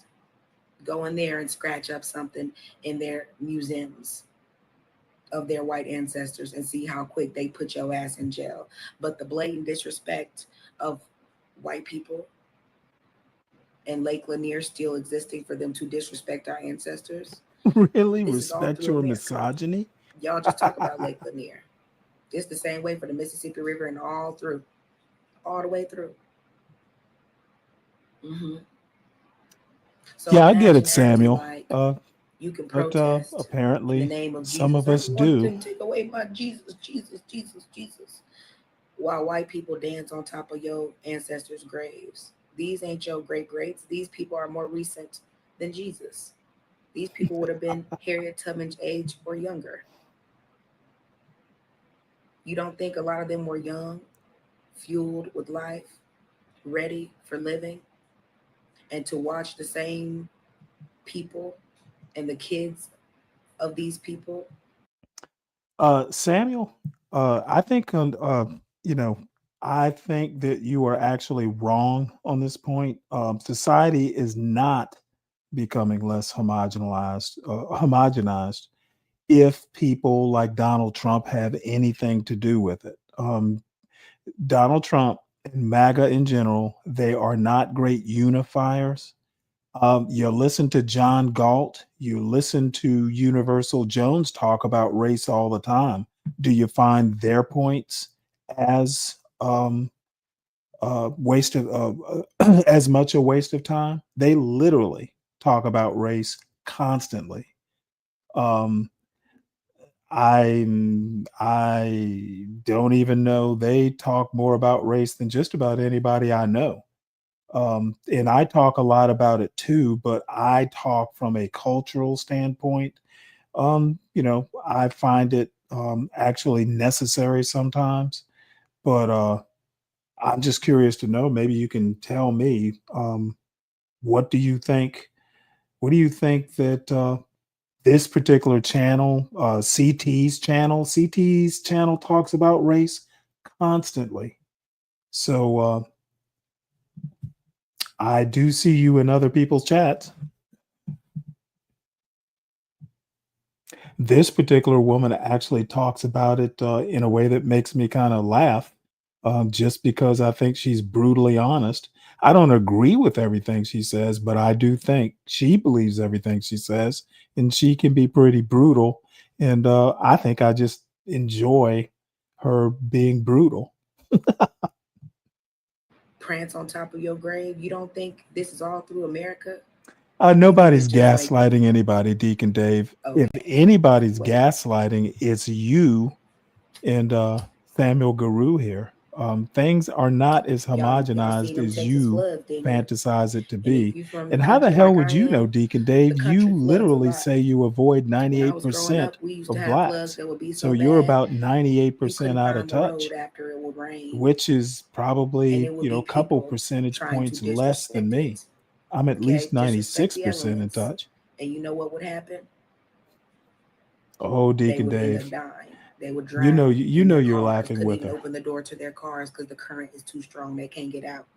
Feel the Playing. burn. Feel the burn. Okay. A lot of people get so comfortable disrespecting black ancestors, they don't even understand. They had to bring some other people over here to see if the same shit happened to them that happened to them. Okay. I'm not here to talk about not all white people because it's not enough white people for it not to be a thing. So at this point, you can say not all white people Samuel, all you want. look, It still son, ain't let enough me white people. help you out here. Not only do I see the problem, I talk about the problem, and quite frankly, ignoring the problem is a problem in and of itself. My opinion is you are ignoring the problem and hoping it'll go away. This colorblind bullshit that people like Coleman Hughes wants to push, basically pretending that there isn't a race problem in America and always has been, is a bigger problem, in my opinion. America is not colorblind, and pretending that race doesn't matter in America, I don't think history will bear you out, and I don't think current analysis will bear you out. So it is your right to frame it or have your own point of view. I think you're wrong, and I think being colorblind is a waste of time as well. against it for it not to be an issue. If I wanted to Race doesn't matter, yet it okay, does. a water Why else? over Let me George tell you Washington's why grave race matters. where black people could I literally just heard Donald Trump the other day say that the 14th Amendment was literally for black people. Do you know what the problem with that statement is? Anybody? Anybody out in the audience? What is the problem with Donald Trump saying that the 14th Amendment was for black people? Anybody got an idea? Bet you don't. work on top of it and put our boots on the ground? Would white people Just vote for said that? what, Samuel? Race doesn't matter, but it does. Look at American history. Look at Donald Trump literally saying the 14th Amendment was for black people. Seems like race does matter, at least to your president. Do you think I'm gonna let up? Because I'm not. I said what I said and I mean what I said. Well, I'm glad you forever asked, mean that Beef and Brock. At least you are you have a good sense of curiosity. Literally several years ago, during the results of the Harvard and the UNC affirmative action cases, Justice Roberts literally said that the Constitution, and I think Clarence Thomas also said it in his separate opinion, that the Constitution is colorblind. Okay, well, if the Constitution was colorblind, why on earth is Donald Trump talking about an amendment being for black people? That doesn't sound colorblind. That is a huge problem. He is literally contradicting the Supreme Court.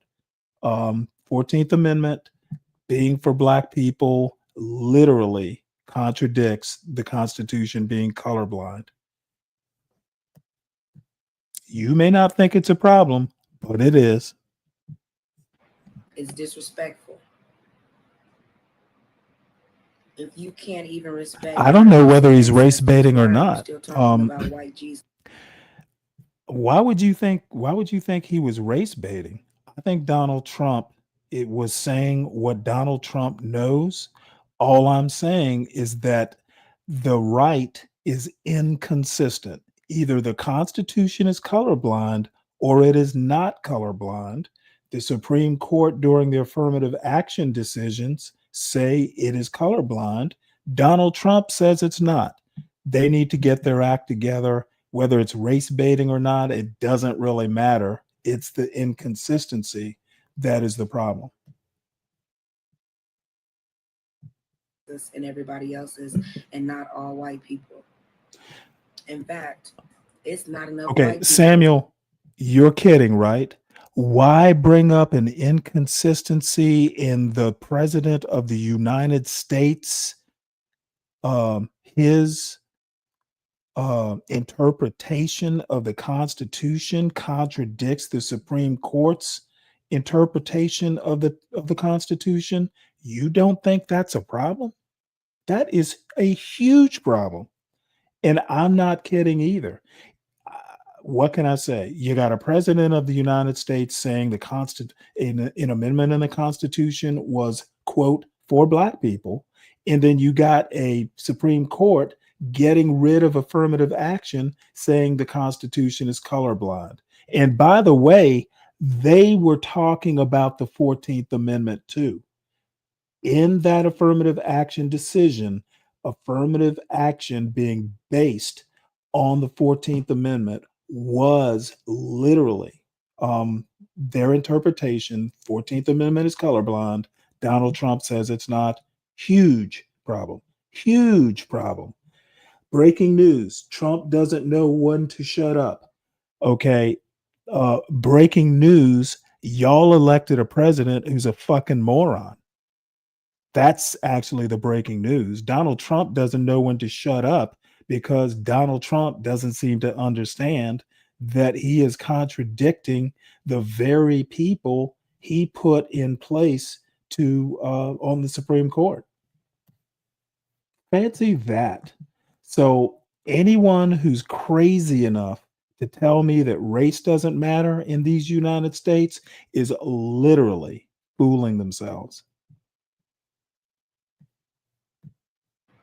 Okay, who actually agree with you, who would actually give us Hey, back our maybe last some names, people, maybe because up in giving us back our Vermont, the identities Constitution would isn't mean that them important people to you. have to actually be who they are.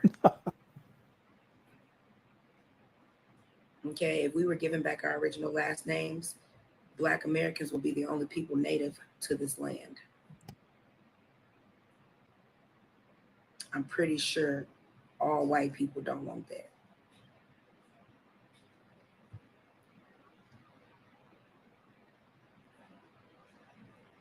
If it's not all white people, why on every damn application are you still asking me what color I am if it doesn't matter? I have to say she's wrong about the applications. Next time I'm on her in her chat, I'm going to ask her what applications is asking for race.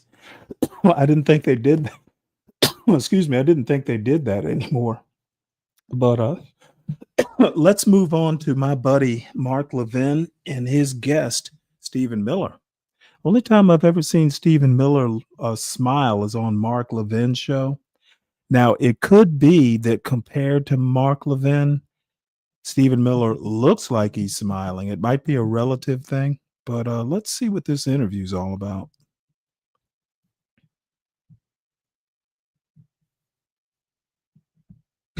Welcome back, America. We're here with Stephen Miller, as you know, is a great advisor to the president, White House Deputy Chief of Staff for Policy. Stephen Miller, to set the table, we're witnessing the greatest political and cultural power grab in the history of the West through this immigration process, the open borders, no vetting, no deportation. They have their judges in place to undermine everything our president wants to do.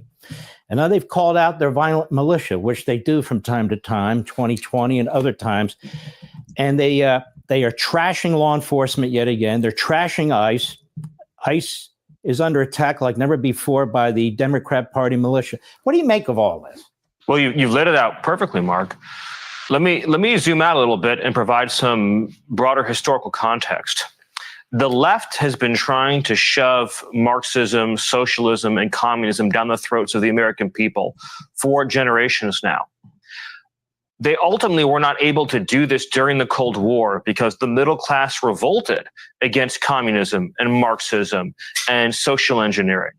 The left shifted their tactics. The Democratic Party shifted their tactics to use migration as a weapon to break down the middle class and to gain political power and control in this country.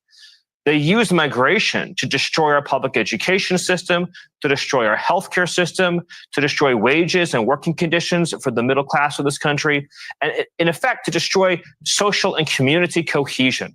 And then in that rubble, in that chaos, in that conflict, to then try to articulate the need for ever more government control, ever more government redistribution, ever more government power, and then to ultimately import voters to then support that agenda, to import voters who do not believe in limited government, who do not believe in the U.S. Constitution. And that is why you are seeing now this violent insurrectionist revolt by the Democrat Party against immigration and customs enforcement. You see video after video after video of Democrat shock troops in the streets hurling rocks at ICE officers and Border Patrol in their vehicles, firing projectiles at them, violently assaulting them, and yes, opening fire on them. Multiple assassination attempts against our brave and heroic ICE and Border Patrol agents, and barely a word of condemnation from the Democrat Party. In fact, the Democrat rhetoric calling our ICE officers, calling our Border Patrol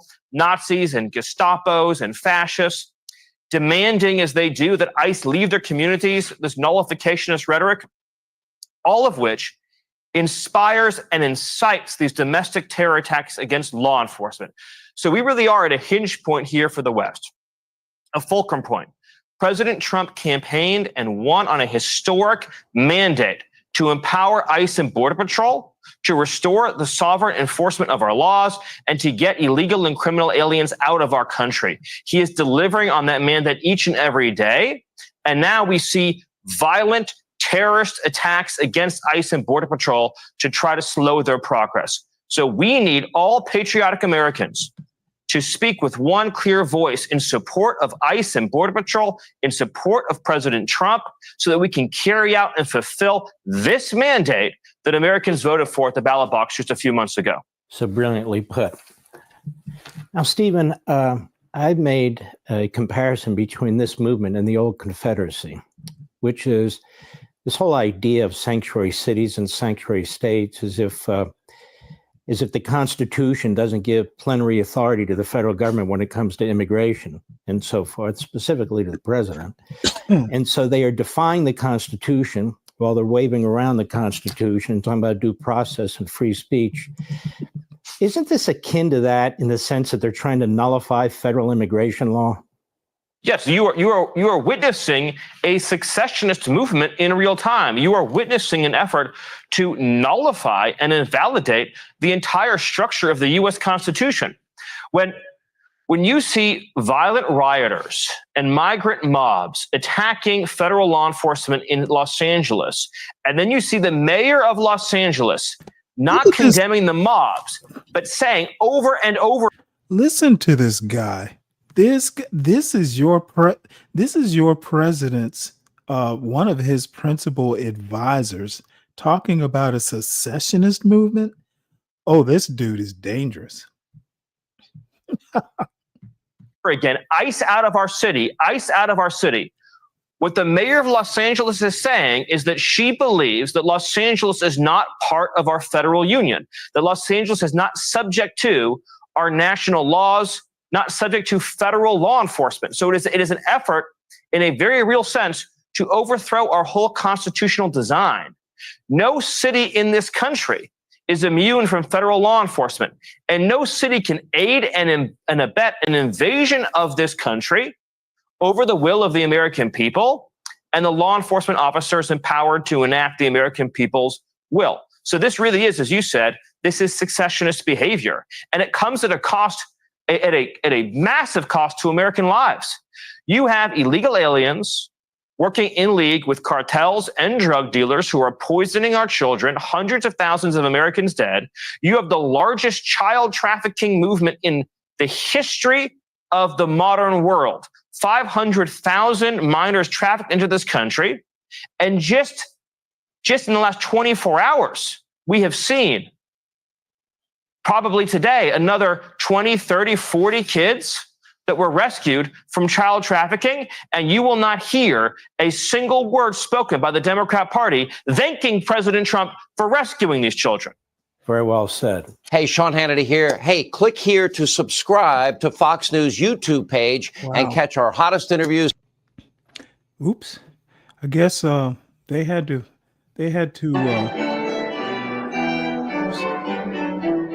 oh, what is this? Trump talks tariffs at White House faith luncheon.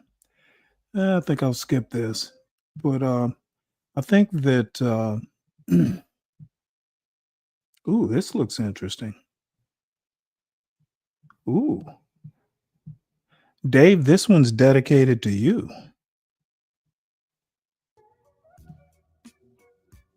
Hello, ladies.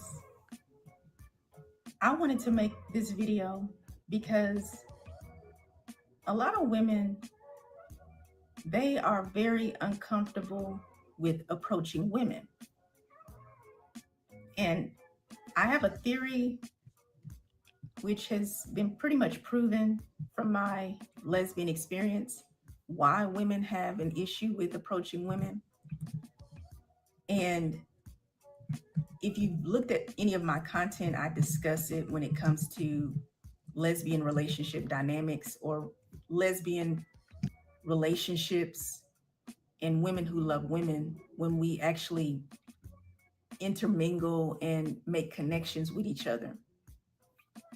And to briefly explain what my theory is, when you identify as a lesbian, or if you are a woman who identifies as bisexual or pansexual or demisexual, if you are a same-sex attracted woman, we have been programmed to be like heterosexual women. And heterosexual women have been taught to wait on a man, to wait to be approached by a man. And this has been instilled in our minds, in our psyche since birth. Therefore, we have been programmed to behave like heterosexual. And just so you know, this programming that he's talking about, it's called gender. You are being taught this is how women should be. That is called gender. The behavior is gender. Heterosexual women. And we have to deprogram from the way heterosexual women operate when it comes to their relationship. Because as heterosexual women, they're wanting to be approached by men because men are considered the leaders. They are to be the pursuers of women. So that works for them. But when you are a lesbian or a same-sex attracted woman, that doesn't apply to us. So we have to deprogram and we have to learn how to approach women, but we also have to know how to be approached by women. And this is why I'm doing this special video today. And the title of my video is How to Get Approached by Lesbians. I am Giselle Wallace, certified gay life coach and author. Here on my YouTube channel, Ooh, gay life coach. I didn't know that was an occupation. And if that interests you, then please subscribe to my YouTube channel. How to get approached by lesbians. Now, you can invert the word lesbians with whatever sexual orientation you want to put there if you are a woman who loves women. So if you want to be approached by a lesbian woman, if you want to be approached by a bisexual woman, whoever you are attracted to, we are women who love women, and we want to get approached, right? So I'm going to focus on that. So stay tuned throughout the entire video. And if you're not subscribed, go ahead and subscribe. Thank you. Why are you not being approached by women? I want you to ask yourself that question. And I really want you to think about that question. And then I want you to answer that question. Whatever answer that you come up with, that may help you a little bit in getting approached by women. Meaning, for example, if you're not getting approached by women because they don't know that you like women, well, there lies your answer. I believe that we can be approached by women. And if you're not getting approached by lesbians, maybe it's because they don't know that you are a lesbian. Maybe they don't know that you are a same-sex attracted woman. I actually discuss lesbian energy. Lesbian energy is your essence as a lesbian because it is your core primal resource of existing. It allows you to be your authentic self, and it benefits you in attracting women. So if you don't have lesbian energy, then more than likely you're not attracting women. Women are not approaching you. One of the most successful ways of getting approached by lesbians is being in your lesbian energy. Let me explain. Having lesbian energy allows you to be yourself. You don't conform to the way people tell you to be. You don't act like a heterosexual woman. You don't try to get the attention of men. Now, if you are a same-sex attracted woman and you're fluid in your sexuality, of course, you're attracted to men. But if you want to focus on being approached by a lesbian, if you want to be with a lesbian and you don't want to be with a man, well, you're going to have to learn how to turn off the fact that you are attracting men.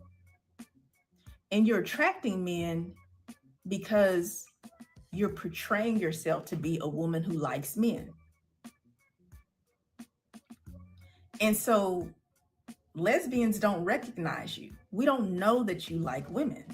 Dave, are you And this still is you still think she's attractive, right? applicable to all lesbians and all same-sex attracted women. If nobody knows that you are a same-sex attracted woman, then women will not approach you. Most women are petrified about approaching a woman. For one, she may be used to being approached by men, so she hasn't really worked that muscle of approaching women. And then secondly, It's a muscle? well, women are very unique. Women are not like men. Women, we take a little bit more time. We have to really have ourselves together when it comes to approaching a woman. Or you want to At least you're look the consistent, part. Dave. You want to make sure that your hair is done, maybe your makeup is done, your nails are done, you have a nice outfit on, you smell good. You want to look the part because you want to attract women. And women, we're really particular about the kind of women that we like because we're women and we understand how women think. So we look at so many things. Yes, there's the physical. That's natural. You want to be physically attracted to a woman, but there's also the energy that a woman has. And that's why lesbian energy is a very, very critical component to being approached by lesbians. You must be confident in who you are as a same-sex attracted woman. And one of the secrets to owning your lesbian energy is you don't have any sexual hangups. You love to be around women. You make women feel welcomed. You make them feel comfortable. You make them laugh. You make them smile. You make them just want to be themselves. They find you irresistible. Hey, Dave. You're irresistible. You come up here to express your You love? have no No, I think I have like this thing where people already assume what my position is going to be. So I have to like practice on not being so cynical all the time. So, I mean, I think she's attractive for whatever her age is. She looks a little older. She You know might what? be. I actually don't. I You think don't it's the find her hair. attractive. Not particularly. Now, she might be, I'm guessing she's probably in her 60s. I For a could be wrong. 60-year-old woman, that's pretty good. I'm sorry. I've seen better, to be honest. Not I mean, many. I would not say no, but I can tell you right now, I would not be I wouldn't have a burning desire to bed her. Burning desire? Hold on, somebody at the door. Hold on.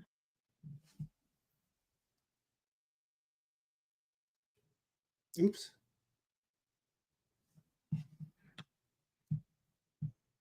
issue with letting women know that you like women. You don't have an issue with letting women know that you love women. When you watch a woman from a distance, a woman that you admire, a woman that you really are attracted to, you really want to get with her, more than likely, you're attracted to this Stanley. woman because she is very original. Yes, She's sir. very authentic. Why do they need a dating coach? I might be ignorant. I'm definitely ignorant. But why do they need a dating coach? Well, I mean, she's basically saying that women aren't trained to approach other women. But I mean, Then I that would would think that if you went to like a lesbian bar or something, it would be kind of assumed. right. That's all you really have to do.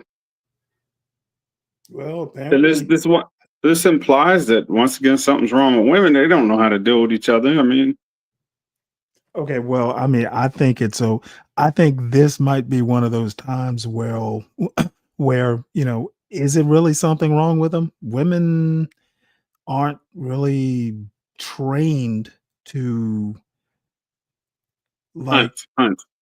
No, you're well, right. hunt or whatever you want to call it. I don't think it's a flaw. I think it's probably, it's hard to kind of go against your programming, I guess. Well, we do spend a lot of time accepting like this wild range of what women are. We say women are women. They do what they do. We don't understand it. And then when they have to hunt for each other, they end up looking like dudes because they're saying the same thing that dude says. I don't know Oh, what that really? was. I don't know. I can't tell. Blah, blah, blah.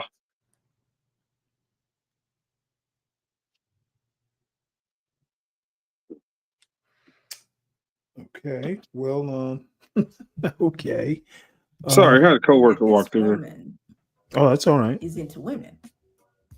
Well, that inkling is your intuition. Yeah, I left More than myself likely, open you for are that one, correct. Samuel. Because when women are in their lesbian energy,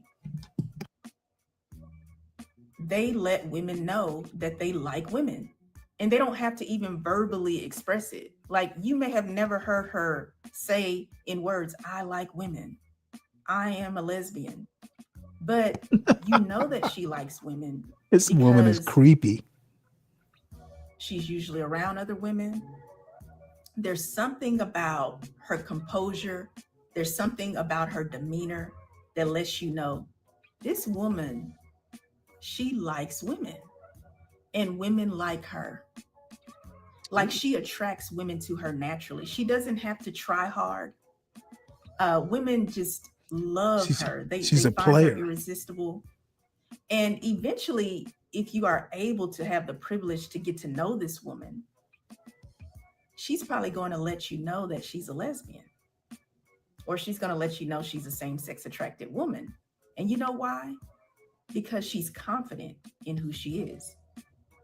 And she knows that when she reveals to women that she likes women, that opens the door to women approaching her. See, a lot of women who love women, they don't really even have to approach women. You know why? Because women approach them.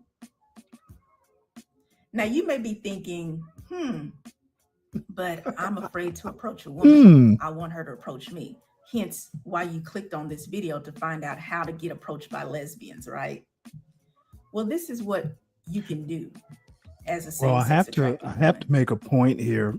You make yourself Hold on one sec. available. To be honest, that this video is a contradiction. It's not that surprising. I mean, if you think about it, a woman being attracted to another woman is a contradiction. So, I would expect a little bit of contradictory vibes here. You be present around women. Just be there and show this woman that you like her. Show this woman that you find her interesting. Compliment her. Learn about her. Ask her questions. Women love attention. Women love to talk. Use this to your advantage. Let me ask you a question, Dave. Do you actually think, I mean, this sounds like some good advice for some of the guys in this Black YouTube space, don't you think? I swear to God, I was thinking, I don't know how to approach this because it kind of feels so weird. It's got like a weird vibe to it, but like she's got better advice than most dating coaches to guys that will work as well, because really they're the ones with the bigger issue in mass. But I don't know what to think of it. Like, I really don't entertain these things, so anything she's saying right now is new to me. Well, that's kind of why I started watching it. I've literally never heard a lesbian talk about how to attract lesbians. So, I mean, this is kind of a research project here. Yeah, it looks like we're waiting on something, and we don't know what it is. But I tell you what, I think this advice is definitely something that you know, maybe she should be coaching young boys. Right. And it wouldn't be weird. Yeah, At that point. I don't know. You know what though? I mean, I don't know. I'm sure my mother must have given me advice on women, or I'm sure I must have asked her, well, you know, you're a woman, what do you think? It's not that far off base that a mother, for instance, might give a boy, you know, some pointers on what women like. I look at it as like a fish teaching fishes how to catch fish. Well, fish do eat fish. Don't they? Yeah, and in that sense, but like with a fish walking on land catching fish in water, I don't know, because it's not natural, but they're still trying to catch a fish in water. Oh, I don't know. I'm not sure that analogy actually works. I mean, fish do eat other fish. They herd other fish. They lure other fish. But a natural fish swims in water. This isn't a natural fish. Oh, you know what? Never mind. I'm thinking way too deep. It's so stupid. I do have the self-concept of how this sounds, but it's wrapping your head around it as a process. That's all. Well, I just think that funny enough, she does give a little bit of masculine energy here. She sounds really confident. When you are around women and when you are socializing with women and you are around a woman that you're really attracted to, you enjoy being in her company, you are going to be excited. You might say, well, I might be nervous, I might be afraid. Well, you're not directly asking this woman out on a date. What you're doing is you're showing her that you are interested in her in a subtle way. And she's going to pick it up because she's confident. And you are doing what most women don't do. You are around her. You are talking about it on YouTube. Very much so. Yeah, what does your family think? Says, you make yourself available to her. You show interest in her. Hey, this is actually pretty funny. Smiling at her. You might have to do a show. Jokes. Might have to use this as a show title. Her. This is two fish out of water trying to eat each other. Nah, it's too good. I gotta use it. You are actually ahead of the game because all the other girls, they're back there. That's a good one. They're quiet. Or they're acting like they're not really interested, or they're too busy trying to act like a straight woman. So she doesn't get the opportunity to be with a lesbian.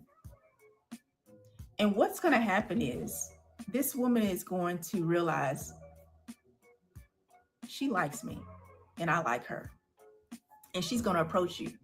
And the way she approaches you doesn't have to always be, can I take you out on a date? She doesn't necessarily have to say, can I take you out on a date? Can I get your number? She may just say, do you like this movie? Let's go to this movie. Oh, Lord. That's a date. I tell you what, So be available. she needs be to be present, talking to show some interest. YNs. You don't have to directly ask a woman If she out. said that And to don't men, that worry would be, about or if how men this said that woman to is going to women, approach you. they look at that as Really? like a sign. Just be around her. Sign of what? I'm sorry. It would look at it as a red And flag. she's going to notice you because you're going to stand out from Okay, all well, the other things have women definitely who are changed. I not mean, doing what especially you are if you've doing. known a girl for a So in a while, sense, ladies, you hey, are are you approaching interested in her, this movie? Would you like to go with but you're me? doing it subtly. And That you're doesn't setting seem up that the weird to me. opportunity for this woman who you like to officially But a approach lot you. of it has to do with confidence. I hope that I message think if you resonates just with say you. it like matter of There fact, you like, have it. hey, you know How what? to get approached This by a is gonna lesbian. happen. That sort of I am energy. Giselle Wallace, certified gay life coach and author. Subscribe to my YouTube channel, like and share the video. Also, if you don't mind, donate to the super thanks button, as this helps my YouTube channel to grow and I can Excellent. provide more information and resources for us as same-sex attracted The women. channel's gonna grow like a penis. You also can sign up for life coaching. I provide one-on-one life coaching. I provide life coaching for couples, and I also provide group coaching. If you're not on my mailing list, join my mailing list, because this is how you keep the most updated information and topics and current events that I will be conducting. Join my mailing list. You can go to my Really? website, www.gisellewallace.com. Samuel doesn't think or you she's can go to direct. my contact page Her from my entire website advice is and everything contact but me, being and I'll direct add and you to my taking the mailing first list. step. And when you're Yeah, added to I my agree mailing with that. list, you will actually Okay, get a well, free you know what? guide, which will I will just have to support disagree with you the both as a of you. same-sex attracted woman. She said, "Do you like this movie?" Yeah. We'll go see it. Well, then she Right. considers that a date. Well, the Well, girl no, still no, no, doesn't no, know she no. might like girls. She didn't say. I don't think she considers it a date as much as a first step. Nah, she said date. She literally said date. Okay, well then it's a date. What I mean? What would a young man say? What would he say different? Would that be good advice to a young man? I think it would be. So he in his mind he considers it a date. So No, it's no, no, no, no. accelerated to No, him he should faster. not be. He should not be considering it a date unless Okay, it well turns then should into a date. she? Well, you know what? Should, Maybe it depends on. I mean, it depends. I wouldn't say that you should consider it anything. I would probably want to ask, like, how long have you two known each other? You know, you just met someone, like, you know, on a college campus somewhere. It might not be a date. Might have to feel it out. But if she agrees to go, especially if she doesn't know you, or maybe, you know, it's like a friend of a friend or something like that, I would just see how the vibe feels. I mean, I remember, I've had plenty of times where a friend would introduce me to some girl or some woman that he knows, thinking we might get together. There've been several times where um I dated this girl off and on for maybe 2 or 3 years. And I'm trying to think. I met her. It was like a friend of ours. We went to lunch, and you know what? I'm trying to think. I guess maybe I got her phone number or something. I mean, we kind of instantly, you know, we're kind of interested in each other. But I mean, I don't think I asked her, "Hey, do you want to go out on a date?" I think I just asked her, "Hey, would you like to do something?" And no, I think the worst thing a guy can do is have expectations on the first date, because it comes through that energy, like, you know, you get rushed. I think guys need to be programmed. Hey, don't expect anything on the first date, even if you take her out to a quote steakhouse. on this side of Now, then, 40? Bullshit. what? On this side of 40? No. See, Yes. y'all need to stop. Hey, If, money should not matter. Either my you bad. can afford it or you can't afford it, but acting like, oh, I spent $40 or I spent $80. If money is a problem, if you are counting pennies on your first date with expectations, you don't fucking need to be going out on a first date. What you need is Giselle here. Well, really, you don't have to take them nowhere, honestly. You know But what? if you do, I tend to. I mean, I don't intend on like going for a walk in the park. I mean, you might just ask for a phone number and talk a few times before you go out. It just, right. there is no formula. That's what people need to understand. Every relationship, every approach to a potential relationship is different, and you just have Uh, to feel it out. And I think the younger you are, the harder it is. I know, for instance, once I was in my 20s, half the women that I dated probably approached me. A lot of I tell you, I've had more than once where, I just kind of like, I've had women like approach me and make the first move. yeah, It just depends. yeah. Usually, if they'll talk to you, they'll go. If they Now, speak to you you know what? first, I never had that much confidence in my abilities. I'm not a Deacon Dave. I hey, just hey, know hey, that hey. I'm not I saying just that know either. I just know that I'm decent and I always have a shot. And it works out or not, but I find that if you literally are like having expectations on a first date, I would almost say not having expectations is going to get you more pussy than having expectations. Yeah, I'm not gonna say I'm this ultra confident dude, but We I just know. Like some things you just know. Well, yeah, but I think women can kind of sense, the hunt. You know what I mean? If you take a woman out on the first date and you're really expecting, oh, hey, I took you out to an expensive restaurant, therefore you need to be putting out, women can sense that. Kind of like, how, and I hate to use this analogy, but you brought up the hunt. A lot of times prey know when they're being hunted. And I don't like using that analogy, but I can't think of a better one. They can kind of sense it in the air. And if you're putting out that kind of vibe, dude, you were just doing it wrong. Women will come to you. A lot of it depends on the woman. But you got to let things just kind of naturally happen. And if they don't happen, fucking move on. Maybe it'll happen on the I second date. totally agree. I mean, you got to, again, if you're 13, you're going to be a lot more twitchy than you are at, say, 23 or 33. Absolutely. And you can't tell me that you're not manosphere because you shoot it better than some of the manosphere guys. Yeah, but you know what? The thing is I don't hate women. They don't either. There's Oh, I don't sections know. that they kind of bond over certain Dude. things like child support or court systems, family court like that. Yeah, Let me tell you a story. Let me see, can I find this show. I was in Drip's audience last night around midnight, and they showed a show from Nightish, and I was shocked. What is he talking crazy? Oh yeah, it was. Hey, have you came across that channel, Not for Humans?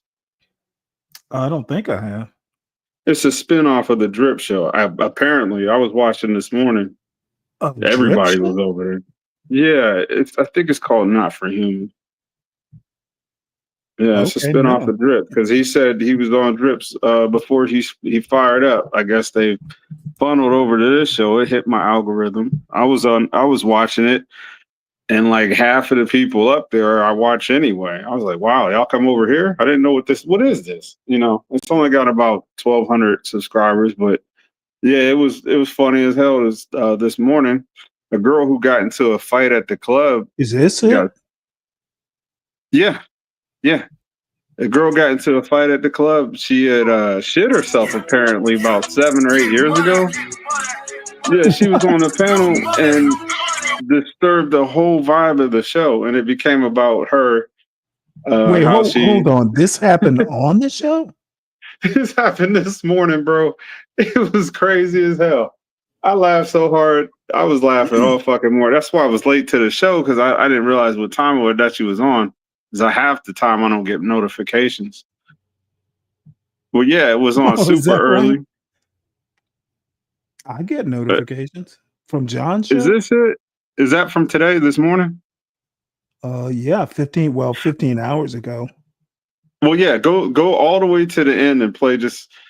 I think the girl's name is Black Dahlia. Yeah, right about there. You Yeah, just put yourself in the equation because just listen for like 5 minutes.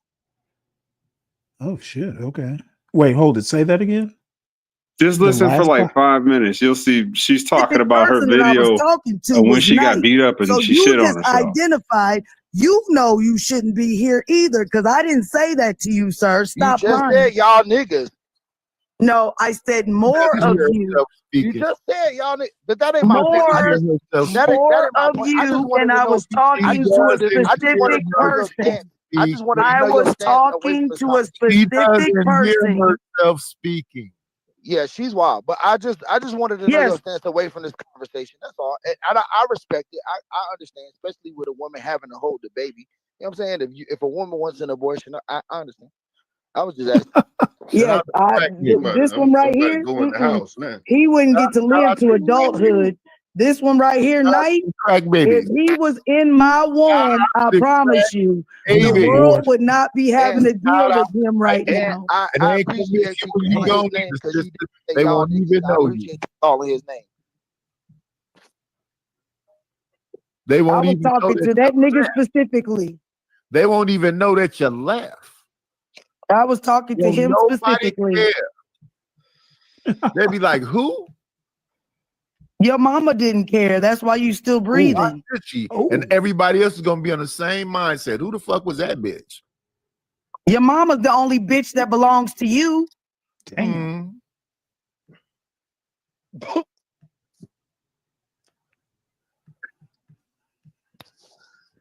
I'm sorry. I didn't mean to laugh at her calling Yep. your mom a bitch. Well, if I gotta be a bitch, the only one that belongs to him is his motherfucking mama. His response was funny as shit. I'm sorry. What's He up, couldn't Lou? say shit. That's Is this Brooke, a the legend. elder that y'all It's looking funny up as to? fuck. I just This think weak ass nigga. He been This weak ass in the whole nigga. conversation. Why? Listen, we just had Men's Mental Health Month. Listen, you should have fallen, but you should have fell behind that What's up, line Frito? in the month of June. You had all space and opportunity to use men's mental health to take yourself out of here. But this is how you want to show up. You stuck around to do this. You stuck around to do this. Yeah, nobody won't miss it. You know, I often wonder why women do this. Now you got a whole panel full of men who are just ready to roast you, and you want to go toe to toe. Unless you are really good. Bomb Cherry's the only one I've ever seen able to just kind of go toe to toe. Yeah, she's a seasoned vet. Actually, there's another woman, PH Diva. Yeah, I've seen her. I've seen PH Diva. I've seen her take some guys apart. She is a precision weapon. Not too many like her though. So this woman's a veteran, huh? You bringing up men mental health though. That's funny. You call her the shit slinger? Nobody miss her. He had an excuse last month. Why is he still here? They'll be crying. I don't know who will be crying, but they'll be like, who left? What happened? Do you have life insurance, old ass man? Not at all. I'm a nigga. Oh, Jesus fucking Christ. How many kids you gonna leave with the burden of paying for your burial? Do you have life insurance? Why do you give a fuck? I don't. Then why you talking about it? See what I I'm would saying? show up at the grave site to fertilize it. Annoying, irrelevant. I would show up at your grave site specifically to fertilize it. That's You why know what that means? I was being quiet thinking that weird ass shit will shut the fuck up too. But no, she's trying to find other angles so she can keep talking to me. Stop talking to me. What's your real name so I can look for your obituary so I can come fertilize your grave? Dang. He alive. Yeah. This AI, he alive. With that blood pressure, not for long. Oh, shit. That was fire. I just took my medicine and you gonna say that, man? She said I'm crying. That with that blood pressure. I'm crying. I got breakfast sandwich with my name on it. That's why they get mad at a bitch like me. You can't make me back down, motherfucker. I enjoy rubbing your fucking nose in piss like a goddamn puppy. This is a racist weirdo too. It's funny because some of your jokes directly correlate with your own exist. Like somebody should have rubbed your nose in that poop in the club. But they didn't. I drugged that bitch through my shit. Then I slapped her mama in the face with it. Then I made sure that bitch was no longer on the planet. Where that video at? What video? So did you? You know, I have to stop to address this comment. So Palomino Ricky Z writes, Stanley is a woman, I think. Dude, you are not doing yourself any favors. And I think I'm just going to go ahead and give you some grace on this comment. It's just too easy. Dude, you need to stop. This is like this woman on this panel shitting herself. You just did that. Dude, don't ever write that again. And you know how you're always telling black people that they should be thankful for being here in the United States? Well, motherfucker, you need to be thankful I don't roast your weird ass. So this is your one grace. You know, don't make me do you like Be Brave. You know, I don't want that kind of talk in my chat.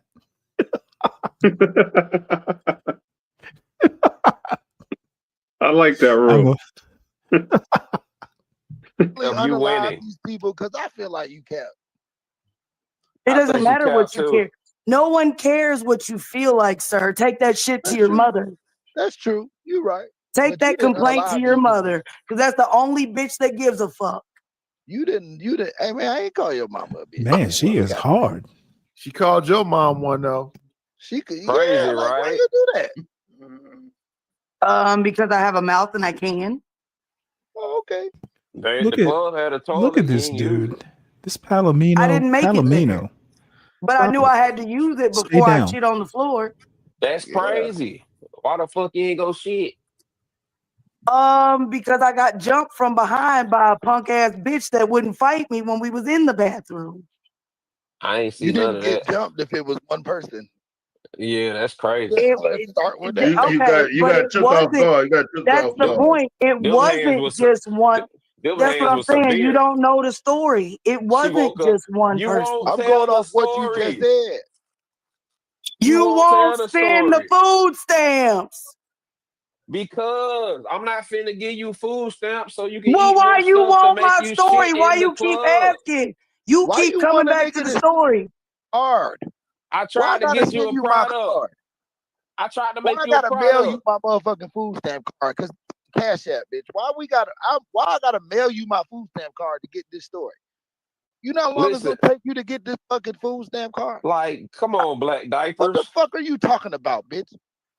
You ain't get jumped. It was one person beat Oh, your ass you in the are club. so emotional right now. Do you Black- really No, I'm think that not. calling You call me my a mama a bitch bitch and everything. I'm hurts? not emotional. Because she is. I knew your mama All was a y'all bitch. doing is giving this weirdo. That's why I called your mama a bitch before you called me one. Because I knew eventually you was going to show us how much of a bitch your mama Yeah, is. yeah. Hey, black You thought I diaper. was gonna keep it cool with you, bitch, after calling my mama a bitch? I've been cool with you. No, why would I? Why the fuck would Why I? would I Like, think why would that? you call Why my would I mama a think bitch that? unprovoked, bitch? And then think I'm supposed to be Because the I bigger could person? smell the bitch out of you, and I know it came from your mama. Hey man, I can That's smell whose some pussy shit you out of fell out you. of, I ain't know it? it came out your ass. But that's whose pussy you fell out, I ain't it? smelled the Your shit mama. out you, bitch. I know that know bitch it came came from from that your bitch mama. beating that ass. I know that. I know that bitch came from your mama Hello. too. You mad because I can identify your mama as a Hey bitch? man, I got Yeah, your I got and your I I can got your back. identify you as a bitch. You can identify as whatever the fuck you want Nah, to. But man, lay off what I bet you You was won't do shitty is in the pull up in club. Missouri. You was I bet shitty you in the won't pull up. club. I You bet you shitty won't on pull this up. panel, and But you I shitty bet with an you attitude, won't baby. pull That ain't up. my problem. I bet you won't. That ain't my I problem. bet That you you're won't. shitty. It's I not bet my you problem. won't. I bet Hey, you Black won't. You're Diaper. shitty, and it's not my problem. Yes, I am. You were You're shitty not in the gonna make it your club. You problem got a because you shitty ain't gonna pull up. attitude, and you sound like Yes. you got a shitty life. Yeah. And that ain't my shit. All of that. That's a lot of shit to unpack. That's a whole lot of shit, baby. You can identify as a stick. I don't give a fuck. And you could keep Hey, man. identifying your mother as a bitch. Bitch. Lay off Okay, Black bitch. Diaper, man. That ain't that. Okay, But, bitch. She's a clean bitch. She ain't a shitty bitch. Like, I am too. hey,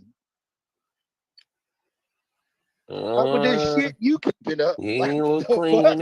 on that club floor. Hey, bitch. Oh no, I cleaned up the club floor with my shit. And it ain't clean, baby. What the fuck? You cleaned with shit. You Yes. thought you ate with that one. You thought you almost clocked that P, didn't you, bitch? Nope. Oh my God, that was the gayest thing I've ever heard. It's not. You've heard other You gay say that shit from your too? gay Clock homeboy. it. Oh my God. Not only Clock is he that a one, didn't bitch, you, he a bitch? little sissy too. Yeah. Yeah, all that Sissy. yeah, all that shit you trying to say. Yeah, okay. Sissy. Project that shit on me, baby. Clock it. I don't even say It's that funny shit. to That listen shit is as fucking annoying. Hey, And then got your ass whooped in the club. You didn't clock Yeah. shit. She clocked you. Oh, The my fuck are you grandma talking taught me, about? baby, You you gotta wouldn't be take an ass clocking shit. whooping to give one. You My wouldn't be grandma clocking taught shit me if you you gotta didn't take clock, an bitch. ass She whooping to rang give your one. bell, bitch. She Ain't rang none the of my alarm on your family dumb members ass. said because of nothing that she What could the do. fuck are you talking about? Yeah, you Ain't wouldn't be none of my clocking shit. family You're getting members clocked. dead because of nothing that she could You do. wouldn't be clocking shit. You're getting clocked. Sissy, In your fucking sissy, clock, bitch. That's the point. sissy. Hey, man. Go off, sis. Ow. Sashay, Shantae. Ow. Bitch. Ow, bitch. Ain't nobody put their head. Ain't nobody beat the shit out of me, bitch. You're gonna Ow. be on RuPaul's next season of Drag Racing. Like, bitch, yeah, they dragged your ass. Is this in your the race. audition? Is this your They audition? dragged your ass in What's your race. drag name? Beatabitch.com. Oh, okay. What You you want to want be me the to say? bitch? Like, what the fuck are you talking about? I'll be the drag. They didn't Wasn't that a drag me gay through the dude club. that Hey, said bro. that too? Hey, bro. I Hey, don't bro. fight. I Hey, don't bro. argue. Not one I just time have beat we that ever bitch got with a dragged through the bottle. club, nigga. Never in our life, nigga. Fuck are we? So have we heard enough of this? Oh yeah. I was just if you go back a little bit, you can see other people up there. They were rotating in and out, but I don't even know why I even brought this up. But this is okay. So this was a spinoff of Drip Show, and I hear everybody talk about Drip. I've never seen it, and I didn't even know that I was already subscribed to this channel. This channel right here, it was in my subscribes, and this I don't know who the fuck this is or where it came from. No, the Not Yeah. for Humans. Oh, well, I kind of agree with the name of it. It's not for humans. But Freezy had a good show over the weekend. I don't know if you caught any of that. No, I was kind of busy, but I actually subscribed to Freezy's channel. But Freezy's actually on this video. This is from Drip Show last night. Oh, okay. This kind of surprised me, to be honest. Forgive me if I stumble a little bit, Rufus, but I was on this show recently and they had these Hebrew Israelite guys up there. And I want to ask you this question because I remember you always talking about, the Bible and Christianity. What's up with this 66 books thing? Like, why is it that this guy is saying that the only thing that is established? Oh wait, hold I mean, I Bottom guess up. maybe it's just not your area. Stormcrow. I mean, that's what I'm saying. Like, oh, he be on Drips? No, because this the bow is tie guys are this, the Muslims, so I this know is that's not what that Nightish. is. This is Drip looking at Nightish's show. And you know, I was kind of shocked. Just watch it. It's Drip and Shanika talking about, you know, this clip. Well, it's actually the whole show, quite a bit from Nightish's show. It is. Niggas always giving away the newspapers and shit. Ain't that Muslim? Mm-hmm. Yeah. So They talk that's about all I Hebrew really seen. Israelite stuff. You may start noticing it now a little more. Now that it's been put on your radar. Well, on the internet, it's for sure being noticed a whole lot. It's a lot of people that's down with the. You might notice. Start seeing it a There's little some of more this now stuff. that, I want to get to And Night. see, that's what I was saying too, because that. Okay, I just mind my business. That's all. Okay. Because if they using the same terminology as the. Anyway, but I don't want to have that conversation. Let me see, can I find Nightish's show? So the Muslims and the Hebrew Israelites treat their women the same way, you said? In my opinion. Oh, okay. And you say you don't want to have that conversation. No problem. I ain't gonna press it. But now you got me intrigued. Now you got me intrigued. God damn it. Shit. Okay. I'm respectful on this tree like that. So that's why I was like, I'm trying to be mindful of the words that I choose, because I don't want to be. But yeah, essentially, they feel like we're connected to the Holy Land, not the small hats, the black people. Because a lot of people try to tie them. Well, I ain't gonna say a lot of people. Some people try to tie that connection to small hat people, say that it's them. Mm-hmm. I need to see how they. Hold on, let me see something. You got me intrigued. Goddamn sneaker. You started this nigga. Hey, Meta. Hold on. Hey, Meta. Hey, what's up? I love this guy. He's super cool. How do the Muslim men treat their women? Treatment of women varies widely across different cultures and communities. In many Muslim communities, men treat women with respect and kindness. However, some communities still have patriarchal norms that can lead to unequal treatment. The Quran emphasizes the importance of treating women with respect and kindness. It's also worth noting that not all Muslim men hold the same views or follow the same practices. Would you like to know more about Islamic teachings on this topic? Ooh. Okay. No, that's cool. I guess. All right. They said they treat them with respect. To you, bro. That's what I'm talking about, my man Freezy. But in regards with this, right?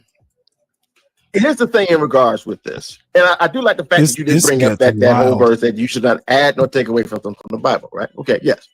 That's true. But here's the thing about it, right? We'll just break it down section by section. Oh, Lord, Jesus. For the Old Testament, right? What they are. If you behave positively towards people, I think that energy gets returned, right? So when they rude as fuck, you know what I'm saying? I'm saying, I said I didn't want to have a conversation because I just don't let this go from here. Like I'm disrespecting get where I'm going. Oh, okay, I got you. My bad. Okay, got you. Okay, cool. I got you. That's what I think. So Something tells me you trying to show like some kind of setup. He would tell you that he's I'm trying to. I'm not real good at it. but other people may not really see it that way. It depends This on actually happened. it depends on. Well, nothing happened. I want to see. I'm curious. But I think that someone like more me of on what the they outside said. looking in, maybe they're anti-controlling, or are you being? I got you. You walk behind me, and and you know what I'm saying? Talking about the that's manosphere. for sure. I didn't know it was like that though. Okay. Like I want you walking next to me. Don't walk in front of me. Yeah, I mean that's kind of that motherfucker blurry too, nigga. God damn. Fuck. Okay, I have to figure this out. Somebody can feel like me walking in front of you is protecting you. Right. What?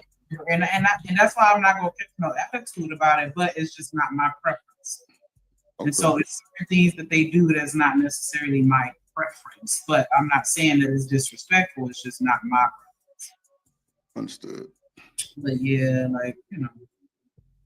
Understood. I think that, to be honest, I feel like if anything, this just highlights how we're not having enough conversations within the community, because we should understand, or at least have a basic understanding of the different, religions within our community to know, say what's real. But you know what I'm saying? Like these are conversations that we honestly do need to have, because these are people that are in the community that are influencing other people.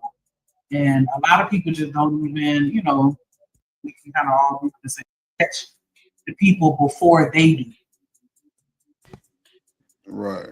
I wish I could just find the show. Yeah, maybe educate us on, there are certain things that I don't speak and be disrespectful. Damn.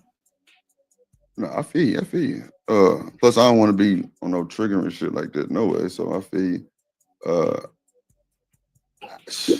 I just thought they would have said something a little treacherous, but clearly they didn't. That's why I'm like, what the fuck? But then again, I don't know how Kevin Gates, really and truly treat his women type shit. I thought he was with Drika, then he was with Brittany Renner and some more shit. Hell, I don't be paying attention to that bullshit. But religion. But you say you got to walk behind them and not want that, but they don't clearly. Because I don't know nothing about. Press the play button. Okay, damn shit, Drew. I didn't fuck this up. All right, hold on. Let me see. This fat you shit one. There we go. God didn't ordain, or God did. But listen, whatever. No, I just said it's in the scripture that whatever scriptures. See, the church is in good hands, like Allstate with God, right? He's going to lead us in the way of wisdom, so we don't really have to worry about where when they rude as fuck. You know what I'm saying? Like I didn't have to open the door for you. Okay, make hold women on. aware when they about where I want to be. That men should, you know what I'm saying? Because be like, damn, just saying them. They do not gel with the overarching. Hold on, I'm at the wrong time stamp. She said 2:59. Okay. Here we go, right here. 2:59. Yeah, I ain't finna watch this bullshit. Not all this shit here, no. Okay, there we go. Yeah, I would say you don't have to say them.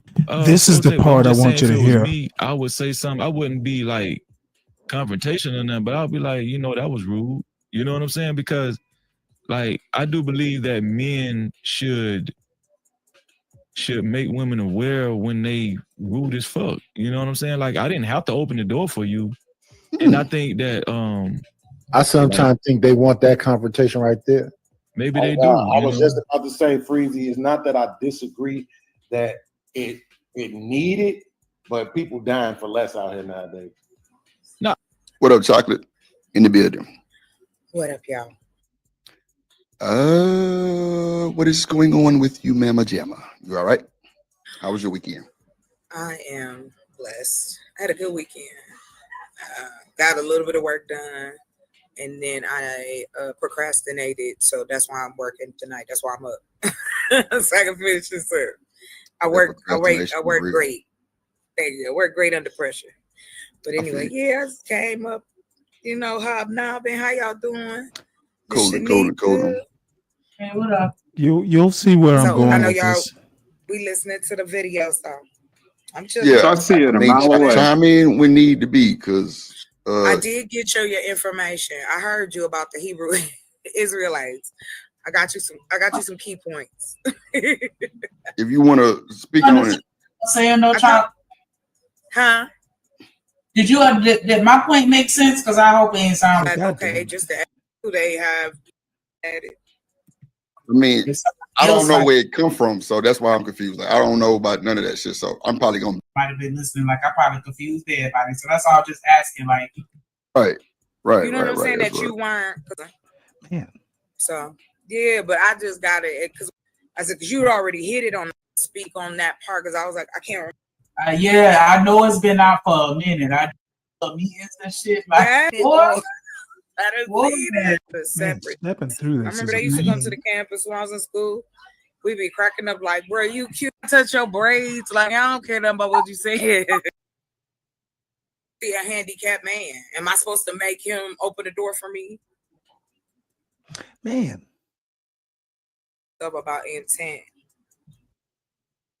I don't know. What you were saying was I right. might just have to tell I just y'all was about like, it. okay, just to add on. No, basically what it is these guys on here, the whole premise of, someone talked about being on a bus or something like that, and they got up to let a woman sit down, and I think it was Nightish or somebody got all wrapped around the axle because the woman sat down and didn't say hello. I'm sorry, didn't say thank you. And then Freezy talks about the whole thing about opening a door for a woman. If the woman doesn't show gratitude, then, it's a man's job to let her know that she's major rude. And I just thought it was the weirdest conversation. These people just are getting wrapped around the axle over practically nothing in their quest to keep women subservient. And I've heard people actually say that, you know what, women should be subservient to men, even men they don't know, just because they're men. Black men specifically, black women should always be subservient to black men, even if they don't know them. Like you come up on a panel, a woman on the panel needs to be subservient, even on a panel, to a black man just because he's a black man. Doesn't matter whether they know each other or not. I've literally heard people say that, and I think that is just the most ridiculous stuff I've heard in quite some time. You Any can't deny thoughts that there, Dave? it's a thing. It is a thing. No. It's a thing, and it shouldn't be a thing. It's not a thing for me. I'm saying that it is a thing in the sense that, yeah, there are a lot of moments where you can say, "Damn, she was so fucking rude." It happens to me all the You know time. what? If you actually are gonna, if you open a door for a woman and she just walks through and doesn't say shit to you, are you gonna actually tell her, "Well, ma'am, you're mighty rude"? No.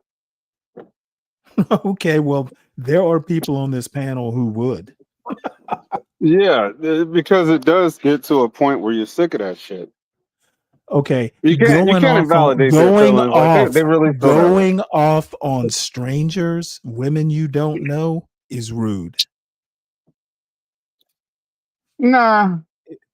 Yeah, I'm afraid going after a woman and telling her she's rude just because you opened the door and she didn't say thank you, you don't know her, you're going to tell her, "Well, ma'am, that was mighty rude of you."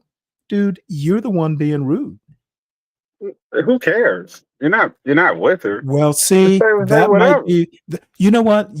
Everyone's fond of telling me what's wrong with the blacks. Well, the blacks don't care. So wait. Maybe Let me get this straight, because it's okay when it goes one way, but when it goes the other way, It's it's so like, oh, it's not why would you do okay. that? It's not okay either way. My big deal is, why would you get wrapped around the axle if you open the door for a woman and she walks through and doesn't say thank you? I don't care if it happens to you. I don't care if 10 women walk through you don't know and none of them say thank you. Why, as a man, would you sweat it? Nah. I'm trying to find that one slice that you can actually sweat it, but I really don't care, because I don't have these thoughts. I'm trying to You justify wouldn't, you something that's wouldn't, not you my wouldn't open the position. door. You wouldn't open the door for a woman. She can do it herself, right? A lot of me has turned more that way lately. Yeah. Yeah. Unfortunately. Okay. Detail was necessary. Let me see. Can I get to the right Okay, point? here's my little Because 5 cents added. Freezy shocked me. No, I just want to make sure the So that's why I'm confused. Like, I don't know about none of the other people that might have been listening. I didn't Yeah. see nobody asking, so you weren't. Like, nobody seemed like they was confused. I wasn't. And I don't know who this white guy is on the bottom right hand corner, but he was like, Man, I'm missing all kinds of stuff on this And panel. then as soon as she sat down on her There we go. Let me. The type of women that you think It's just thank you and not a And most do. And most exhibit.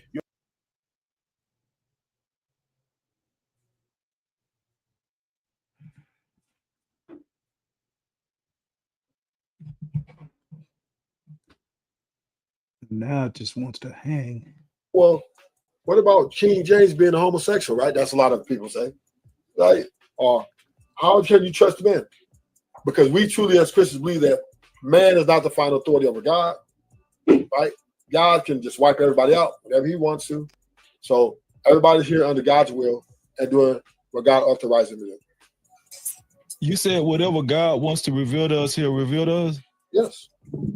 Well, that's probably why you can go buy a King James 1611 with the Apocrypha in it right now. Yeah. That's probably why. You could go buy one with 80 books, with 80 books. Can I maybe answer that? First off, before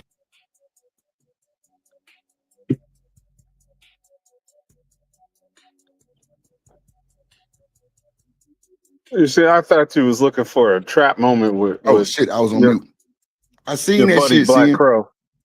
With them dudes, they were kind of young dudes. It was kind of like a big dude on there. He was Black saying Crow that is the in white a woman was gonna problem come here. save them and shit. And they were just like, one thing about So you guys squashed the beef. Y'all cool now? Damn. We had a beef. Yeah, you did. No, I'm joking. Nah, I mean, you guys are cool. It's like not animosity when you're on a panel. Last I checked. Good. What do you say? See? Oh, no, I was just laughing at that. I didn't see that, but that's hilarious. Yeah, I showed it on the show and niggas got to leaving. No bullshit. Coffee was like, oh hell no. They reviewed it on Sharon, so that shit was funny. I'm thinking it was more funny, but I guess when I started it, it wasn't the funny part yet. But yeah, they was like, yeah, them white bitches coming to save us. Them white bitches love us. All kind of weird shit. I'm like, damn. Okay. There's something I won't even get I'm just into. going off of ruthless truth logic. That's all Yeah. I was doing. I know. First and foremost, what's up, Freezer? I always wanted to talk. What's good with you, fam? I've had a chance to sit down and wrap it up with you. Now, see, this is just Black Crow just being ridiculous here, trying to be funny, which I didn't appreciate. But he's being himself. You man, what's good with you? What's going on with you, bro? Salute and blessings to you, bro. That's what I'm talking about, my man Freezy. But in regards with this, right? Here's the thing in regards with this. And I do like the fact that you did bring up that whole verse that you should not add nor take away from the Bible, right? Okay, yes, that's true. But here's the thing about it, right? Once you break it down section by section, for the Old Testament, right? What they already had, aside from the writings of Moses and all the major prophets, add with these are books of lore and or legend. While these particular books may gel with the overarching. Hold on, I'm at the wrong time stamp. She said 259. Okay. Here we go, right here. 259. Yeah, I ain't finna watch this bullshit. Not all this shit here. No. Okay, there we go. Yeah, I would say you don't have to say them, Flote, but I'm just saying if it was me, I would say something. I wouldn't be like confrontational or nothing, but I'll be like, that was rude. You know what I'm saying? Because like I do believe that men should make women aware when they rude as fuck. You know what I'm saying? Like I didn't have to open the door for you. And I think that I sometimes think they want that confrontation right there. Maybe they do. I was just about to say, Freezy, it's not that I disagree that it needed, but people dying for less out here nowadays. No. What up, Dying. Chocolate? He went all the way to dying. Yeah. What is going on with you, Mama Jamma? You all right? How was your weekend? I am blessed. I had a good See, he weekend. must have some superior Negro understanding that I haven't accomplished yet. Well, no, they don't. What they're doing is just acting like if a woman doesn't express gratitude every time, then they and Freezy says it. He thinks that it is a man's place to tell a woman when she is being really rude. And I'm saying, you know what? Unless she's your daughter or your wife, maybe you don't need to be approaching strange women saying this shit. Why is it even a thing? Why don't they? The fact that Why they don't they don't what? is like a low level of disrespect. It really is. Okay, so what? If a woman you don't know doesn't say thank you and you take it as disrespect, well, just take it as disrespect and move on. You don't There have to say can't be that anything to many her. of them that just have poor home training and manners. Like, God damn, Okay, I and what if it was? already My gave up on it point, because I assume it. it is never a man's job to tell a woman he does not know that she is rude for some minor bullshit. You know, I could see it if she ran a shopping cart into your car or something like that. But like sitting on a bus, if you give up your seat, or if she walks through a door you held open, it is never a man's place to say, "Hey, why didn't you say thank you? That was so rude." It is never a man's place if you don't know her.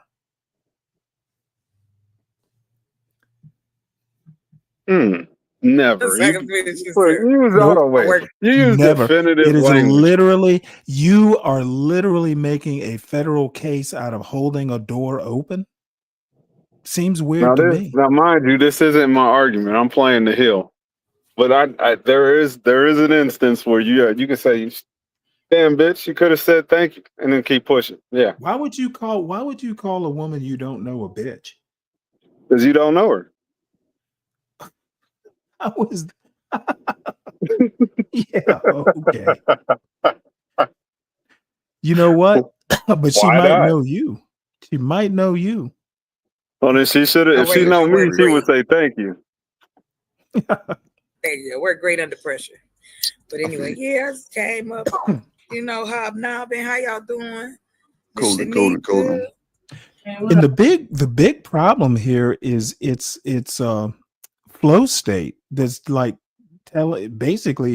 he's basically telling these guys, you guys are weird. You know, he's like, why he would flow state would just blow something like that off.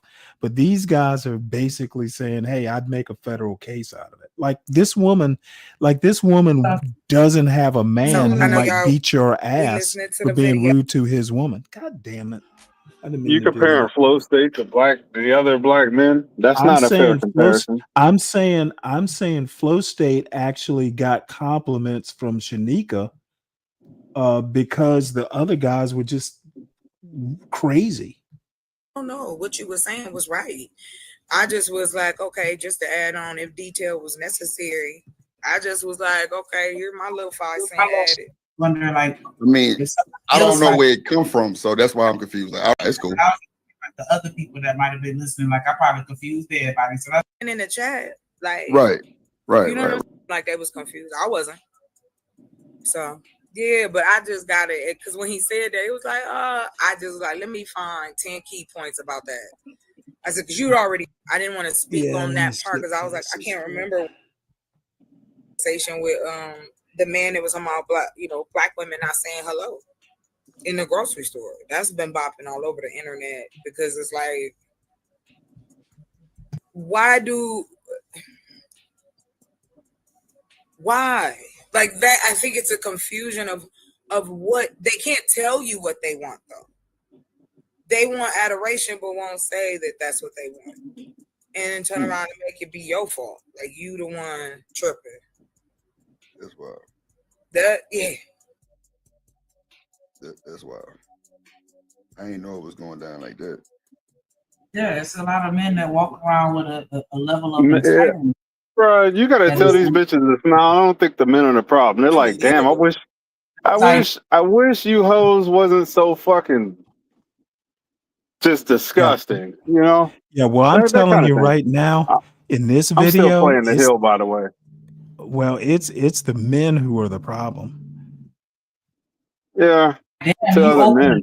Weird. That's kind of weird. Nigga, chill out. I mean, he wants you to strip right at the door. Strip at the door. Money need to come out the sky. He want to be like the Price is Right. You remember not the Price is Right, Publishers Clearinghouse. Remember how they come to your door and bring you that big ass check? Dudes like that want that. Like I'm being extreme, but that is the kind of they want to be praised. You are exactly right. They want that praise for that. Now, a woman should be, it is a common courtesy to say thank you. Not take any type Yeah, of but I'm account. not gonna walk you down if you don't, though. You know what I'm saying? She should be saying thank you because you did her a favor. I get that. And I'm not trying to skip past that. But I'm just saying, if she don't say thank you, don't get her. Lou, the problem is the instances that these guys are talking about, you could barely classify this as disrespect. If you open the door for a woman, who knows? It could be that she's like, who knows what's going on in her head. Just because you open the door, if a woman doesn't say thank you, don't make a federal case. I don't even understand why you would think it's a major disrespect. It's just you open the door. Most women, most times they're going to say hello. I'm sorry, they're going to say thank you. If for some reason one doesn't, then move on. And, Why is this a Deborah, rule for men? Wait, why is this a rule for men to okay, the follow? reason Like, it's not a I rule don't for get that men. shit. Okay, what I need you to do is understand that this is a particular instance they're talking about. They're not setting rules, they're reacting to this video. Why is it weird if a guy says, "Hey, that was rude"? Because it's rude for a guy to do it. And why would a guy even sweat what some strange woman did? Didn't say thank you. You don't know the woman. Why would you even make a big deal out of it? Stanley, have you ever? Okay, this is gonna sound like a rhetorical question. Have you ever opened up the door for a white woman? They What does usually that give you have? like the You most know what? energetic. I'm Oh, sorry. thank I'm you. sorry. You're right. And it's It is pleasant. it is a weird question. Do you think are there people who only open doors for white women but not black No, no, no, women? no, no. Who opens the door based on race? Well, it's for comparison purposes that I'm asking you this Dude, rhetorical I just question. open a door, little girl, big, old lady, woman with kids. You know what? If I'm there first, I will probably just open the door just out of just out of habit. I've been doing it since I was a kid. I'm gonna run the experiment where I'll look at him dead in the eye and Shit, not I'll hold the open the door. door for an old man. Yeah, I will. I do too. But I'm gonna run the experiment where I don't open or hold the door. I'm just gonna go in and act like I didn't see him even after I make eye contact. Let's just see how that goes for a week. You know what? You want to make an experiment out of everything except just taking it at face value. A real man is not going to sweat the one A real rare man. occasion where That's a the gaslight. one rare occasion where someone doesn't thank you for opening the door. Most people, like Flow State says, 90% of the time, 99% of the time, they're going to say thank you. If that one doesn't say thank you, I hope you're not going to lose it or even think about it that much, to be honest. And then Deborah, no, I think Islamism tend to be pretty rough on their women, but you got to think that a lot of women in Islam really are rougher on other women than their men are. And I know I have friends who are Muslim. I, on occasion, watch a lot of Muslim content. To be honest, it's the women in Islam that can be rougher on women than the men are. So I think if you want to make a broad generalization, you may be right, but I would never even bother making the comparison because I think a lot of times Christianity can be pretty rough on women as well. And then you got to Why? think, Because they don't want them to preach. okay, what I need to do is finish what I'm going to say, and then you can ask Okay, your that's question. it. In the United States, we tend to judge a lot of things on what happens in the United States. Go to somewhere like Saudi Arabia, where women, go. There are places in Europe and places where women have expectations of their behavior. I would actually say that Orthodox Jews can be pretty rough on their women, especially like if you know, I've read books. I've read a couple books where, you know, some young Orthodox girl decides she doesn't want to be Orthodox anymore, and they just treat her like shit and disown her. I think every religion has its moments. Islam may be a little bit rougher and more rigid than most, because I mean, in all honesty, they're still living like 500 years in the past. Other religions have kind of evolved from that, but anyway, I'm belaboring this point. Well, Stanley, just to tell Free Zone, I agree with Stanley too. What I'm trying to find a way not to. Well, but still, I want you. Freezy is the one who shocked me. Freezy is a Hebrew Israelite. Is he really? Yeah. You said he was a Muslim? No, he's a Hebrew Israelite. Oh, no. I didn't say that. I knew he was. I thought he was just kind of like your straight line Christian. I didn't realize he was a Hebrew Israelite. Like she, you know what I'm saying? Like that's my thing. Like you mad and you wanna F you then, or you know, or never open another door for another woman again because these hoes don't appreciate shit. Like that's the part where it's like, okay, now you're going too far. Yeah, like what if you see a handicapped man? Am I supposed to make him open the door for me? Like just out of common respect and courtesy, like that's all. Like that's so crazy that it's become to the place where we have to now re-explain how to be courteous, and it not mean anything else than me being a courteous human to you. Not that I want to take you back to my house or your house, I guess. However, go ahead, you guys. I teach my boys, like, don't let other people change you. If you're nice to somebody and they're an asshole to you, that don't mean you got to match their energy and be an asshole to them. Because then now they're changing you into something that you're not. Be who you are at all times. And if you realize that they not taking what you giving them the right way, then give it to somebody else. I agree with that. And then that's just it. You know, like I don't understand that. I agree with that, Shanika. I didn't know it was, that's why I say, man, this internet it's a crazy game. It's crazy shit. Like I thought that was shit that we just learned as little boys to open up the doors for the women or our elders, but everything is so categorized and, you know, ostracized and all kind of shit to where now they got to acknowledge that shit. So what, you gonna kick out the seat if she don't acknowledge it or what? It's happened. Sadly, you can find videos of men just jumping out the window over the small, like that guy said, like that's a lot.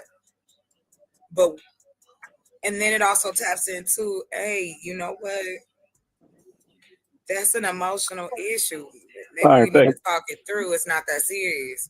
I'm not talking about that's what anybody should do on the spot. I'm saying, hey, some of these thoughts should be in the back of your head that maybe you are not coping with life well if you're doing what you deem a good deed only to completely unravel it after you've done it.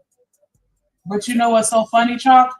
Yeah. When the old lady at home say, hey, you know, you could say thank you for me cooking for you every night and washing the dishes and cleaning the house and doing all this shit that I do for you on a daily basis. You can say thank you from time to time. What do?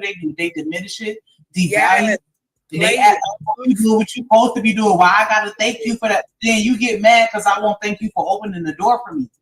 But you can't understand the concept of I'm over here busting my ass to make your life easy, and it'll be nice to be appreciated from time to time. But you can't. That the math ain't mathing with that though. No, and that's the ironic part. You hear them giving themselves their own answer. They even get, you know, like you can hear like, oh well, no, that's not it, but it is it. It is very simple. Let's lay out on the table why if everything was okay, if we was cool, we was communicating properly, none of this stuff will be out here. This you. Clarice, that's an interesting comment. I mean, when you say liberalized, you mean westernized? Because I would argue that before before 1978, I think it was, places like Tehran, they were very Western. So, can you help me out with that? Because I would think that somewhere like Tehran, there was a time in Pakistan when Lahore, is it Lahore or one of, um, um, damn it, what's the major city in Pakistan? I can't think of it right now. There were a couple places. There there are like three cities that I can think of in Turkey. Constantinople. Damn it, what is it now? Man, I'm having a senior moment here. But places like Tehran, they were fairly liberalized at one point in time before the fundamentalists came back and kind of changed direction. So help me out with that.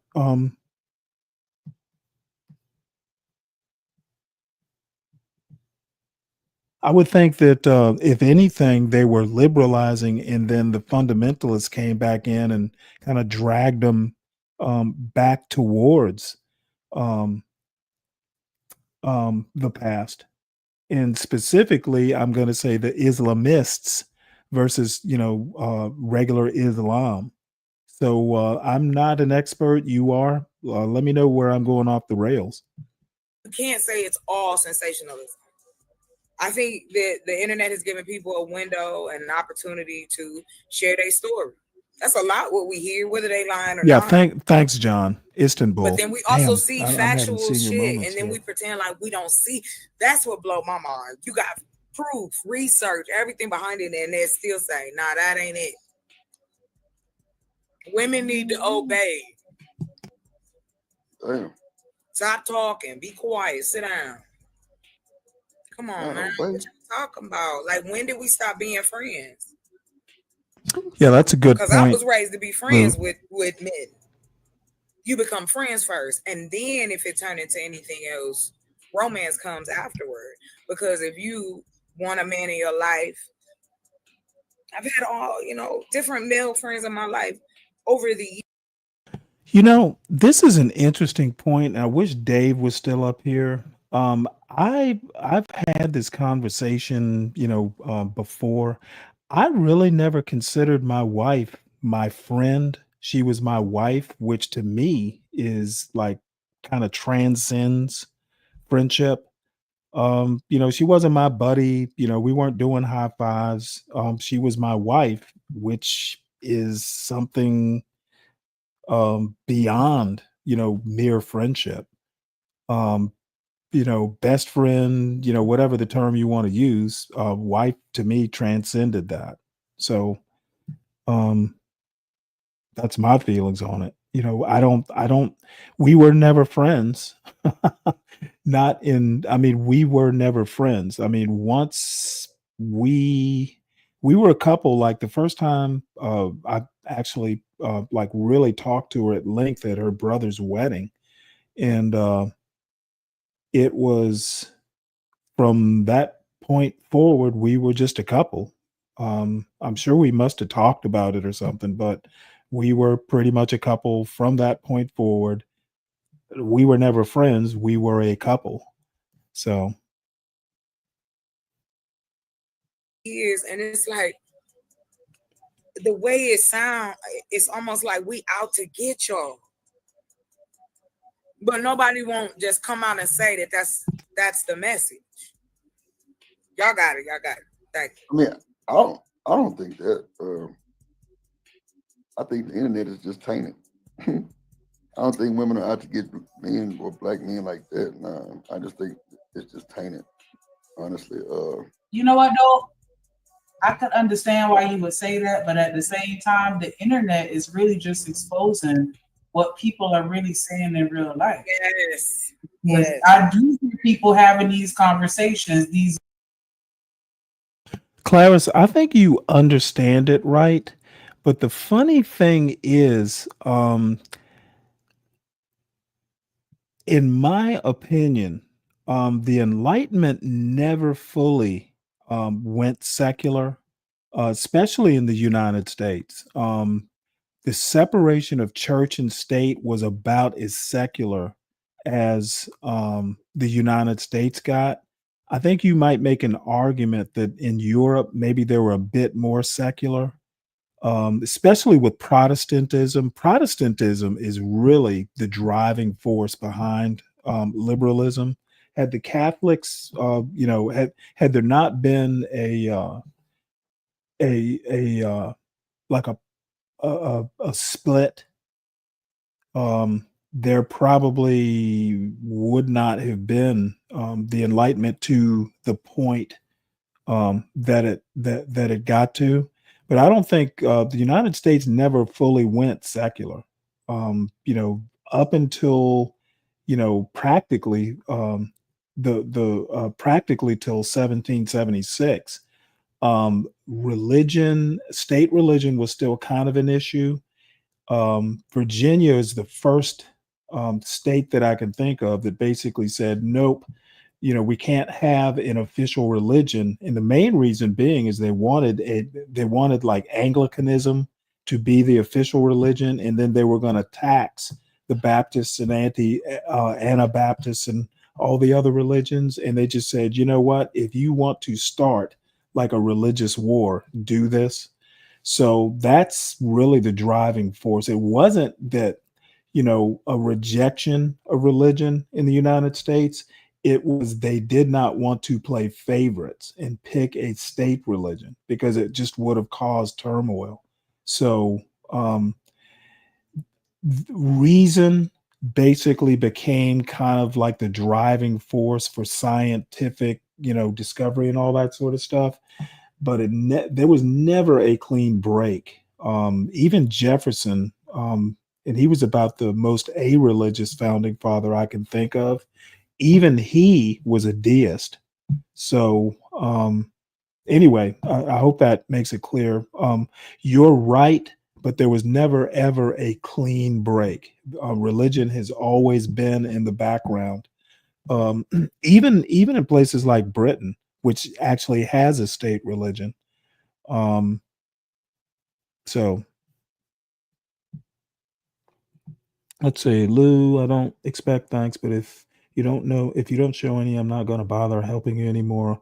Well, I mean, I'm assuming these are strangers, Lou. So you may not even see this person again. That's why I'm saying don't get wrapped around the axle. It's a stranger. You may or may not see this person again. YouTube conversations, I hear people saying this stupid ass shit in real life. It's not necessarily as, I think that social media gives people a megaphone, but I'd be lying if I've never heard a conversation. I'm like, oh my, and it done got to a point now where I be wanting to secretly record people. Yes. Like, it's like somebody needs to hear this shit that these niggas is talking about randomly. Loud enough for me to hear. Me and my homeboy had a conversation not too long ago, and I'm like, nigga, what YouTube channel you been watching saying this shit to me? Because he was mad at his wife, and he coming in and talking shit to me about it because I guess he wanted to say it to her, but he like, well, let me just say it to you, that way I can get off my chest. Yes. And I'm like, bruh, like what? Because y'all women just don't view us and appreciate us and blah blah blah. Sounded just like Kevin Samuels. Like, but oh my gosh, I have never heard this nigga say no shit like that before. But he's gotten like this shit is spreading like a wildfire. Like as young as 8, 9-year-old boys saying this shit. Yeah. And this is what I mean. We all about the kids. Okay, well, are we gonna change the message, or are we gonna keep saying it's women's fault? It's women's fault we don't listen. It's women's fault we don't choose right. It's women's fault we want careers. It's women's fault we want to read. It's women's fault that we want to breathe. But if I ask you what traits are you looking for in a woman, they're gonna give me an 8-word sentence. and that's it. Cook and clean. I don't like women who read. This is what they should say. Like they want to come, because this is what it sounds like. Like, would you want to come out here with y'all the protected class? Excuse me, who are we being protected from? Just, this is a numbers game. But why out here in this space, it's this adoption of a mix of like this 1950s rhetoric along with conservative rhetoric, along with with a nice splash of melanin. And then what do you want us to do as women?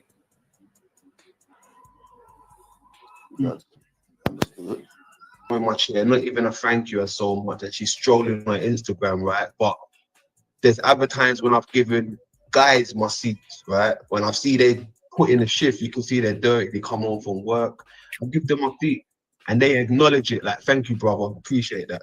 And they sit down with their tools and stuff, right? But these women don't really return the favor like that. I think men are negligent if something like that happens and they don't say nothing. Like, you should say something. You should say something to that woman for the next time she even think about doing some shit like that. Like, you should say, you know, I ain't have to give you my damn seat, right? Wow. I'm just saying, you gotta say something. You got, like, if you don't fucker.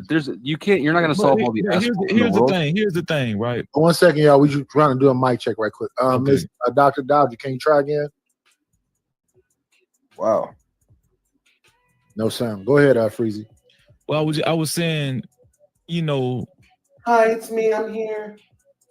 Oh, okay. What the hell is that? What was that?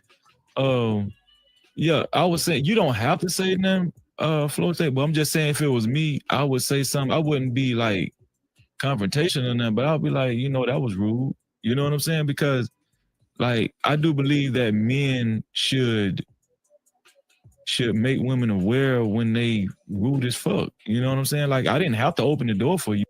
Oh my gosh. I'm sorry. That's crazy work. You beat me to the punch. Rude as fuck. He said rude. Women are being rude as fuck to you. Like, why is it gotta be rude as fuck? That's how you perceive it? We sorry. I'm apologize on behalf of all women. All the women's that never thought to say, you know, thank you. Because maybe she has some shit going on in her brain. You know what I'm saying? Where she mentally distracted, she forgot.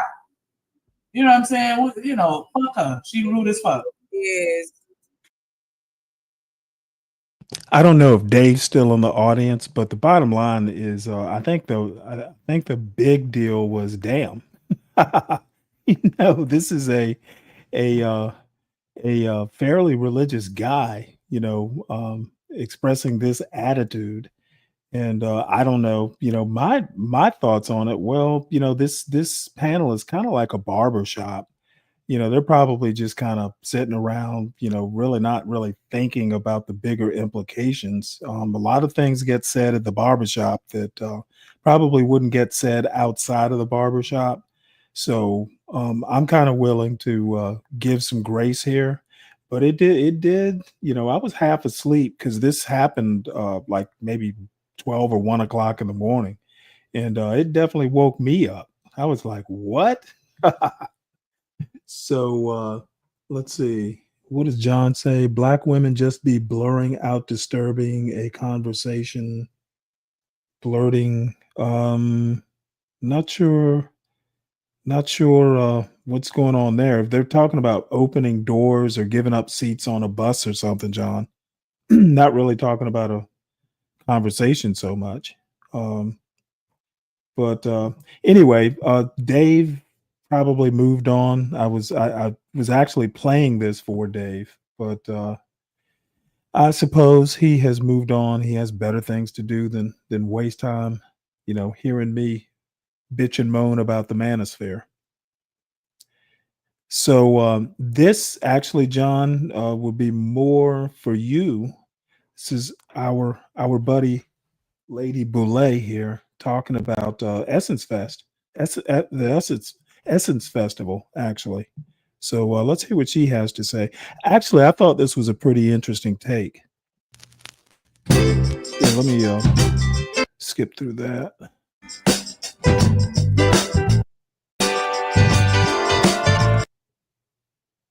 This is Lady Boulay, and I hope you're having a wonderful day. Thank you for your support. Thank you for subscribing to the channel. Kimmy, thank you how you for your doing? thumbs up, for your comments, and thank you for sharing the videos.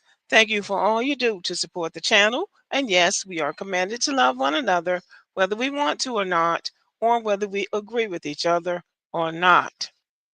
Well, probably one of the worst and most embarrassing things for you to get is a public wake-up call where all the world has a chance to see you being embarrassed by somebody who calls himself the most powerful person in the world. That is what happened to some African leaders that came to the United States to meet with Donald Trump a few days ago. Take a listen to this exchange. We want to encourage American involvement in the investment in Liberia. Yeah. We'd like to see that happen. We want to work with the United States in peace and security within the region because we are committed to that. And we just want to thank you so much for this opportunity. Well, thank you. And such good English, such beautiful. Where did you learn to speak so beautifully? Where were you educated? Where? Yes, sir. In Liberia. Yes, sir. Well, that's very interesting. It's beautiful English. Sure. I have people at this table can't speak nearly as well, Very and good, sir. they come from here. So thank you very much. That was the president of Liberia speaking to Donald Trump. First of all, Donald Trump didn't hear anything that man said because he was not taking him seriously. He was not taking them seriously. Second of all, did you see how meek and deferential he was talking to Donald Trump? He is the president of a country himself, but he was almost, I don't know, intimidated. His voice was almost intimidated speaking to Donald Trump. And we just thank you for the opportunity to come here to speak with you because they really want to network with the United States. Donald Trump was just sitting there nodding like, I'm not really paying any attention to you. But it was just almost, I mean, it was kind of cringy watching it. But now, can you imagine what would have happened if he had been talking to a Black American? I guarantee you his demeanor would have been totally opposite. He would have taken on a superior attitude talking to a Black American. Any African would, because that's their disposition.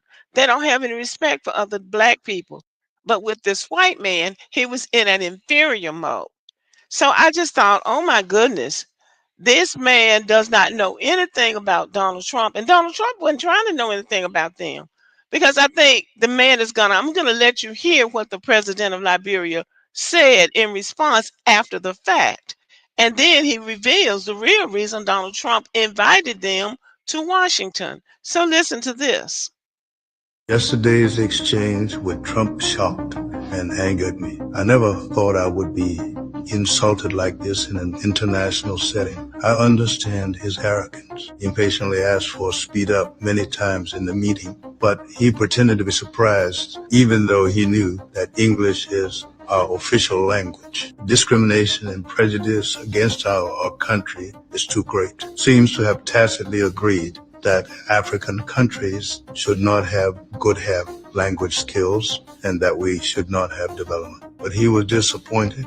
We have our own long history and culture. We receive education on our own land and master the official language of English. This is normal, but Trump, as a leader of a country, deliberately repeated praise to me with a racially prejudiced attitude. The sarcastic tone and ignorant sense of superiority made me feel extremely disgusted. This is too arrogant. I believe that if Trump cannot learn to respect every country, he will sooner or later become an international laughingstock.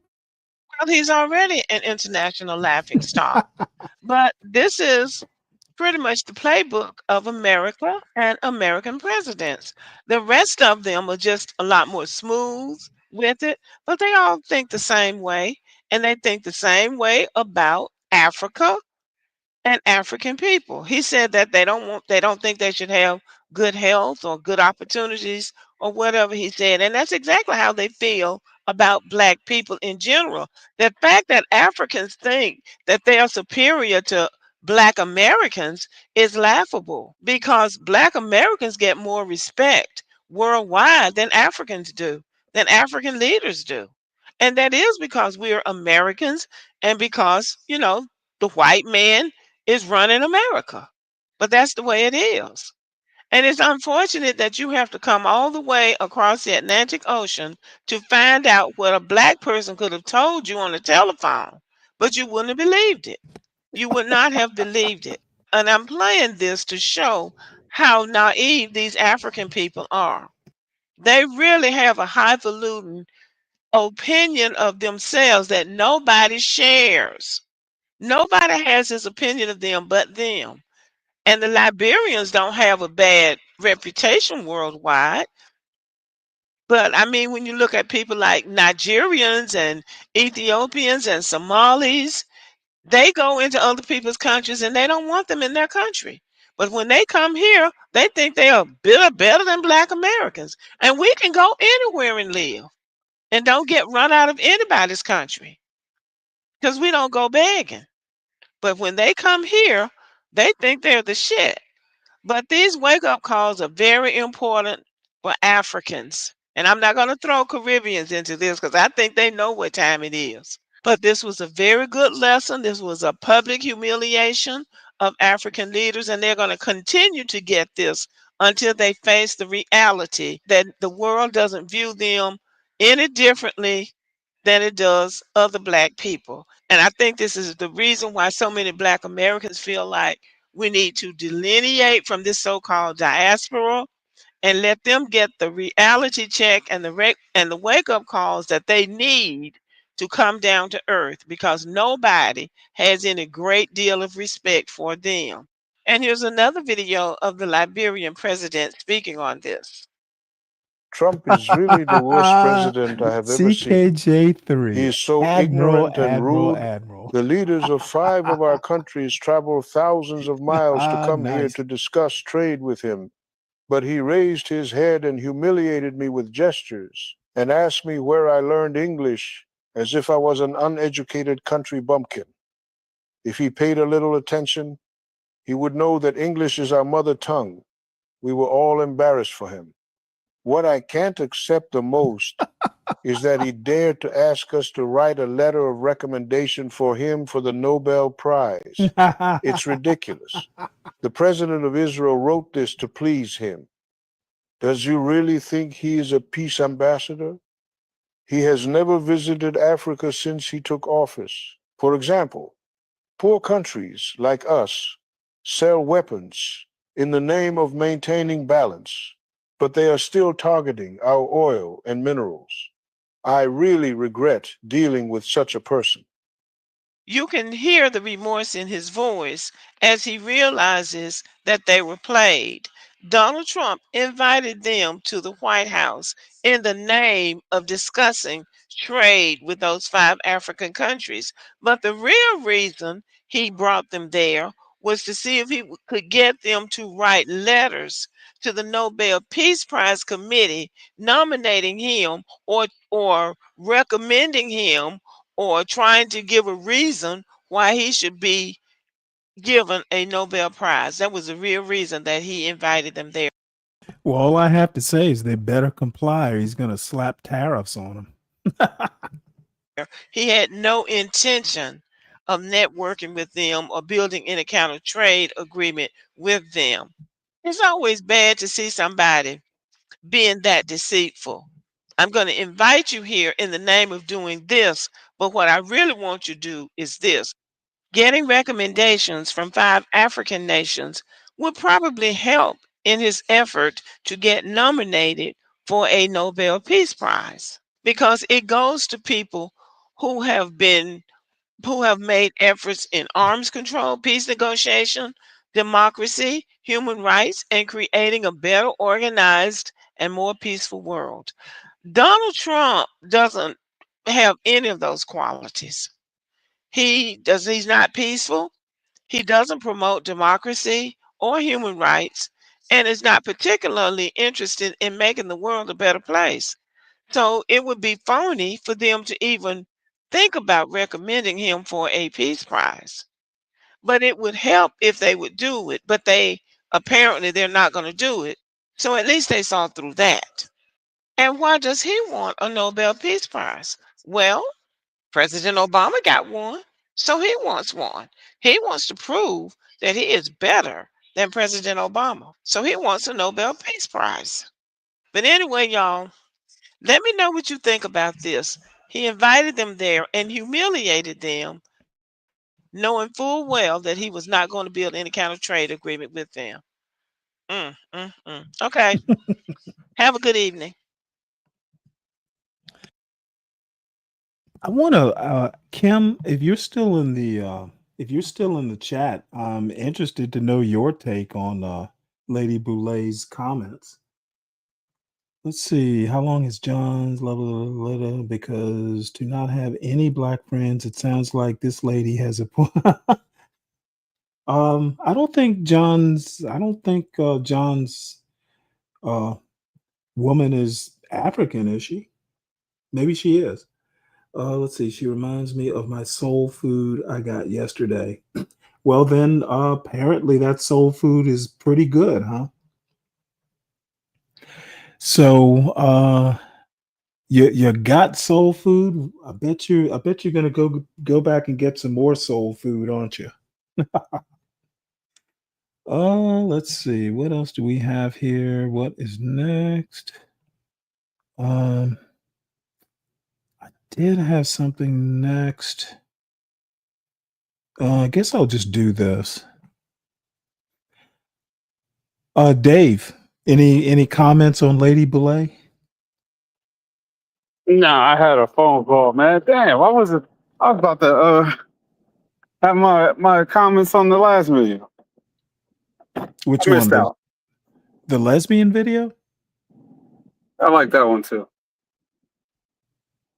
No, the drip show. Oh, well, it was pretty much as I described it. The only thing was, Freezy. He was using some pretty language there, talking about opening doors. That kind of shocked me. I missed it. Well, I'll put the link in the back for you.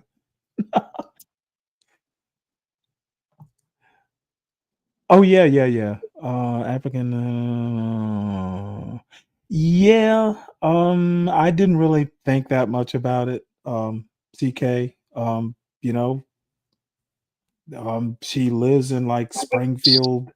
She lives in like Springfield, Virginia, somewhere. I mean, when I lived on the mountain, I didn't have many black friends. I mean, I had a neighbor who was black, and I think he might have been my only. Well, no. Actually, I had two black friends, and they both lived up on the mountain. So most of my friends were white. Just kind of happens to be where I lived. So I mean, she lives in Virginia, like a ritzy part of Virginia. So it could just be not many black people live around her. And you know what? I was going to make a joke. Well, John, are you her friend? Does she consider you a friend, John? But I didn't want to go there.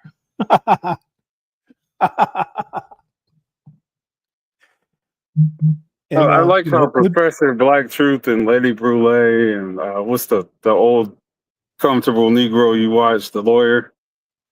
Yeah. That's a nice rotation. I don't think he's as old as I am, to be honest. No, he just has the look. He has that.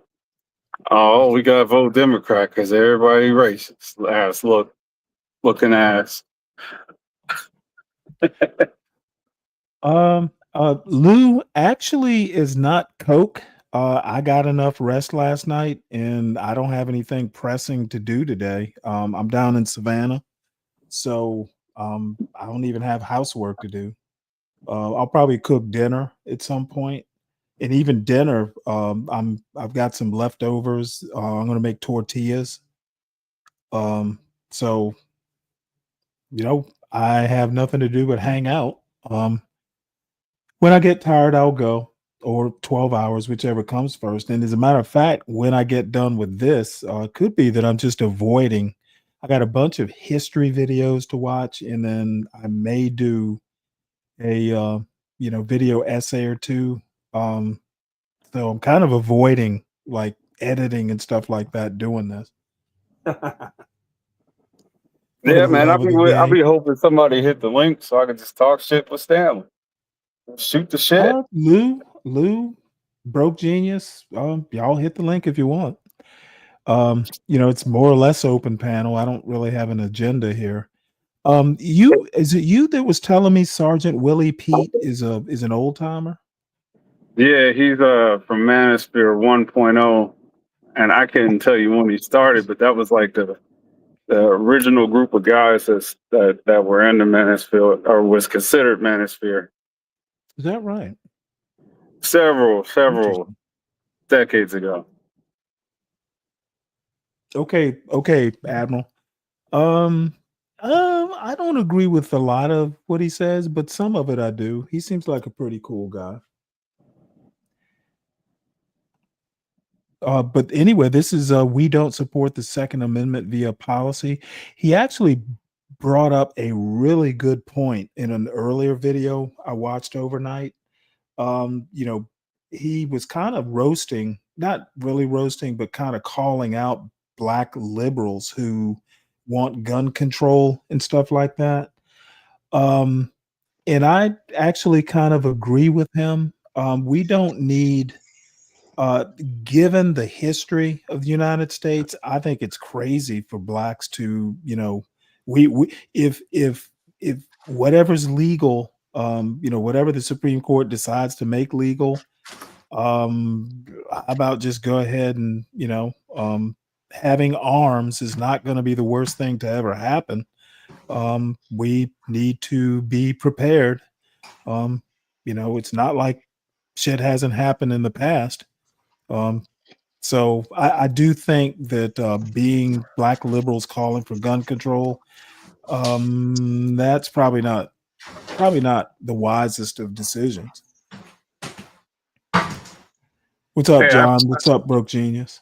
What's going on? I appreciate them pulling up, man. What, to take the pressure off of you?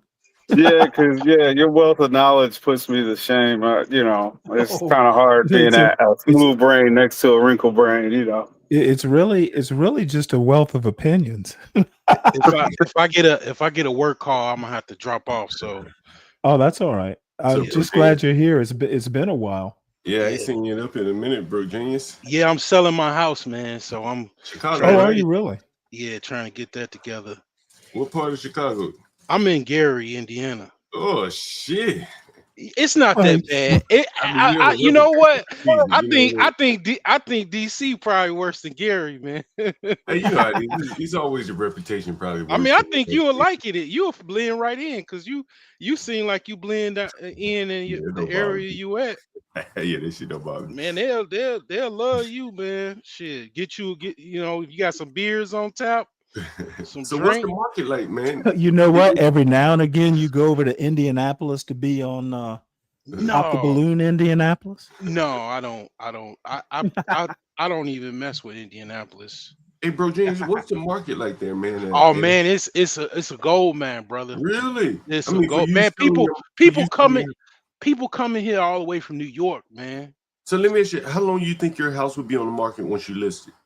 Well, it's been on for about a week. Okay. So just going into the second week. So have you had people coming by to see it? Yeah. Oh yeah. I had a couple people. I got somebody coming to do a second walkthrough tomorrow. What? Okay. Yeah. It is pretty quick. Where are you moving to? Yeah. Oh, I'm probably gonna get another project. I'm probably gonna get I'm probably gonna move. I'm trying to get back in Illinois. I want to get back. That's where I'm from. There's so many people moving away from Illinois. What attracts you back to Illinois? Money, man. Chicago was the third largest center of capital in America. A lot of people don't know that. Like, Yeah, I believe it. I I can believe mean, it. New York. It's I think New York is one, L.A. and then Chicago.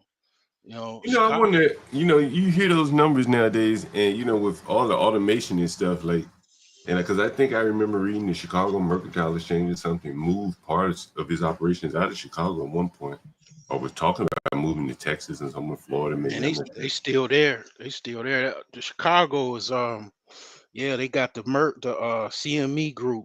maybe in the CBOT, the Chicago Board of Trade. One of those trading organizations was moving out of Chicago. Yeah, they was talking about it. They haven't moved yet. The one person that did move, he was like the richest guy in Illinois, Ken Griffin. Oh, He yeah, moved to yeah. Miami. Right, Citadel Capital. But Yeah. Citadel still right in Chicago though. Yeah, I'm sure he'll never leave totally. You know what I mean? He probably moved the bulk of his offices out of He Chicago. moved out of Chicago, but the Citadel group. Have you ever seen his offices in Miami? Oh, no. I haven't Oh, seen shit. It's on South Beach, bro. I've seen that shit before. Yeah. Citadel. I'm pretty sure it's on South Beach. Was it Ocean Drive or Collins? Wherever on the streets. Yeah. Well, let's listen to Sergeant Willie Pete here. I have brought this point up several times, but I see based off of one of the comments that somebody responded with that I'm going to have to articulate as clearly as possible my position on this. Professor Black Truth nor Black Authority actually support the Second Amendment. This is one of the problems that I have with the older generations. Okay, this is the problem I have with the Gen Xer Black people and the Boomer Black people, because both of them, I believe, are Gen Xers. Black Authority, I'm like 90% positive he's Gen Xer. These guys are like in their 50s. Okay. They're the type that's just on some have what you need. Okay. They don't care whether you got it legally or illegally. It doesn't matter. Have what you need, which to me, with the majority of the states in this country being, what do you want to call it? Constitutional carry. It's lazy because it doesn't, if you can get your paperwork, get your paperwork. Now, see, a lot of Black folks, they don't like to support the idea of getting your paperwork because it's conforming to the system too much, I guess, right? Instead of being covered. And so it doesn't fly with Black people being rebels and revolutionaries, right? To have your paperwork, to go and fill out your 4473. And, so they want to like there's a lot of Black men, when they talk about guns, they want to ride this funny ass freaking tightrope between being a law-abiding citizen and just being a criminal with illegal guns and just having your nuts out. And we don't have a healthy conversation about the Second Amendment and self-defense and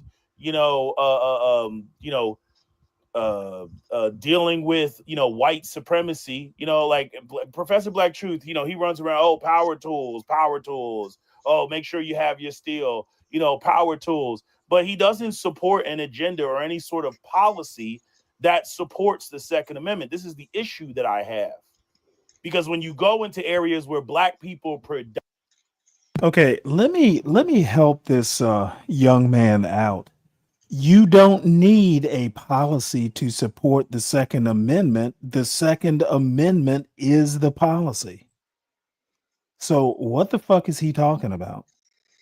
Man, If you're a law-abiding citizen, comply with whatever your particular state's laws are. You don't need a policy. There is a Second Amendment. He one of those people, man. He is an older, manosphere guy. He's younger than me, but he's Hmm. been around for about over 10 years. Hmm. In my opinion, I think he got bigger concerns than um gun control per se. He just talks about different topics, but I mean, in my opinion, he needs to be concerning about trying to start a family before he gets too old to even be able to chase. Well, here's the deal. I'm actually, like I said, he was recommended to me by a buddy who Oh, I knows listen to more about the. I listen to But him but every my day. thing is, I'm not even fussing at him. I'm just saying, you're kind of being redundant here. You don't need a policy. As a matter of fact, the gun control stuff is the policy that keeps getting struck down by the Supreme Court. Literally, they don't want a policy. No policy is the policy that a lot of people would really want. Yeah, he did mention on the video that a lot of down south guys like Mhm. you and John are the black people that actually are holding up the Second Amendment. Because I do agree. I Well, you agree know with what? you I know. don't even yeah, I don't even think about it. Look, I was shooting shotguns at like 10.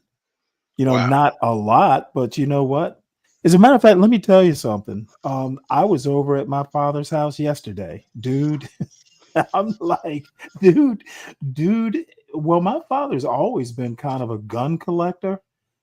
He was showing us a new AR yesterday that he bought. Now, what he needs one for, I don't know, but you know what? He's a Mhm. gun enthusiast. Yeah. So, it is, and you bring up a good point, Broke Genius. Look, I grew up, playing cowboys and Indians. Shit. When I was a kid, I had a toy M16 that made, the sound. You Yeah. pull the trigger and it makes a little, Yeah. little automatic weapon sound. So I mean, I would Yeah. think I got a people question for you in then. what's that? If it were put to up and down vote, ban guns, yes or no, how do you think black people in America will vote? I don't really care how they would vote. I I know understand you I don't would care about vote. I anything. would vote yes. You vote to ban them? No, I would vote. Well, yes, keep them.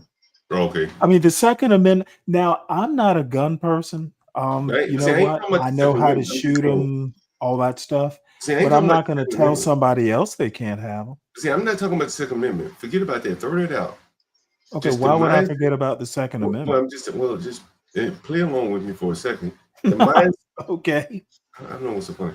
But the mindset of would you want to take these guns away, yay or nay? I think a lot of black people put the vote. You'd be surprised at what the number would be in terms of take them away. Well, I think what I would not be surprised at would be most of the people who give it a down vote would be people who live in urban areas. Mm.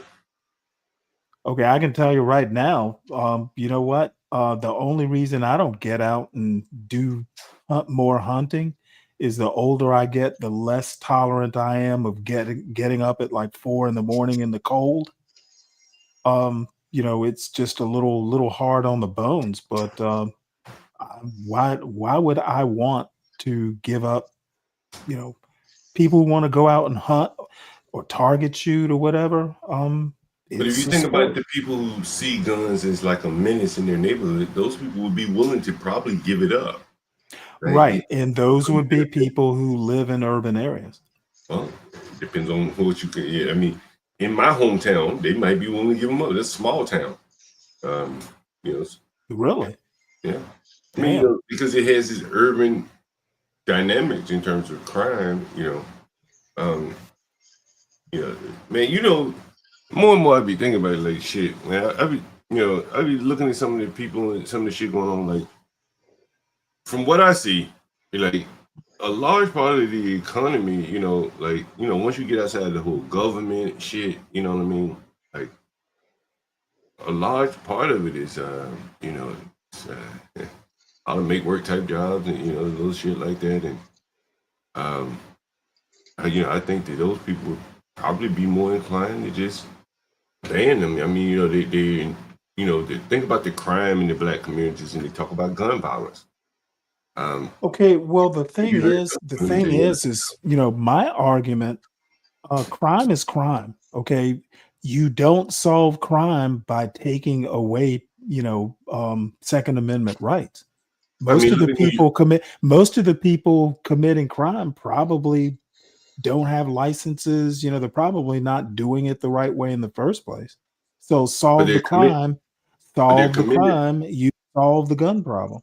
But if you committed against the mother of someone, she's likely Okay, going I to don't, be. you know what? That's Yeah, all I know window you're right. dressing. The bottom line is solve the crime, you solve the gun problem. Well, yeah, maybe. I don't know if you do or not. I mean, but Well, if they're committing crime with guns, solve the crime, solve the gun problem. And a lot of those people, a lot of those kids don't even, if you're getting out, if you've got a felony, what are you doing owning a weapon? That's the policy, that you need to follow. I understand what you're saying about the crime. I think solve the crime, solve the gun problem. did You're you see? not going to. Did you see the basketball player down in Alabama? He's facing death penalty. No. Yeah, he's interesting case, man. He's from up here in Maryland, Charles County. We talked about it a bit. He had a gun. It was a legal gun, but It was legal. Yeah, but he committed a crime with it. and the family is like, these guns, the young girl that he was killed by. Yeah, but the bottom line, look, I know I'm going to sound like a Republican here, but you know what? That gun didn't commit the crime. No, I think he definitely. I just think that I mean, if you're crazy enough to have a legal gun and go commit a crime, you got bigger problems than a gun. Yeah, they made guns hard to get in the UK. They walk around with knives and machetes.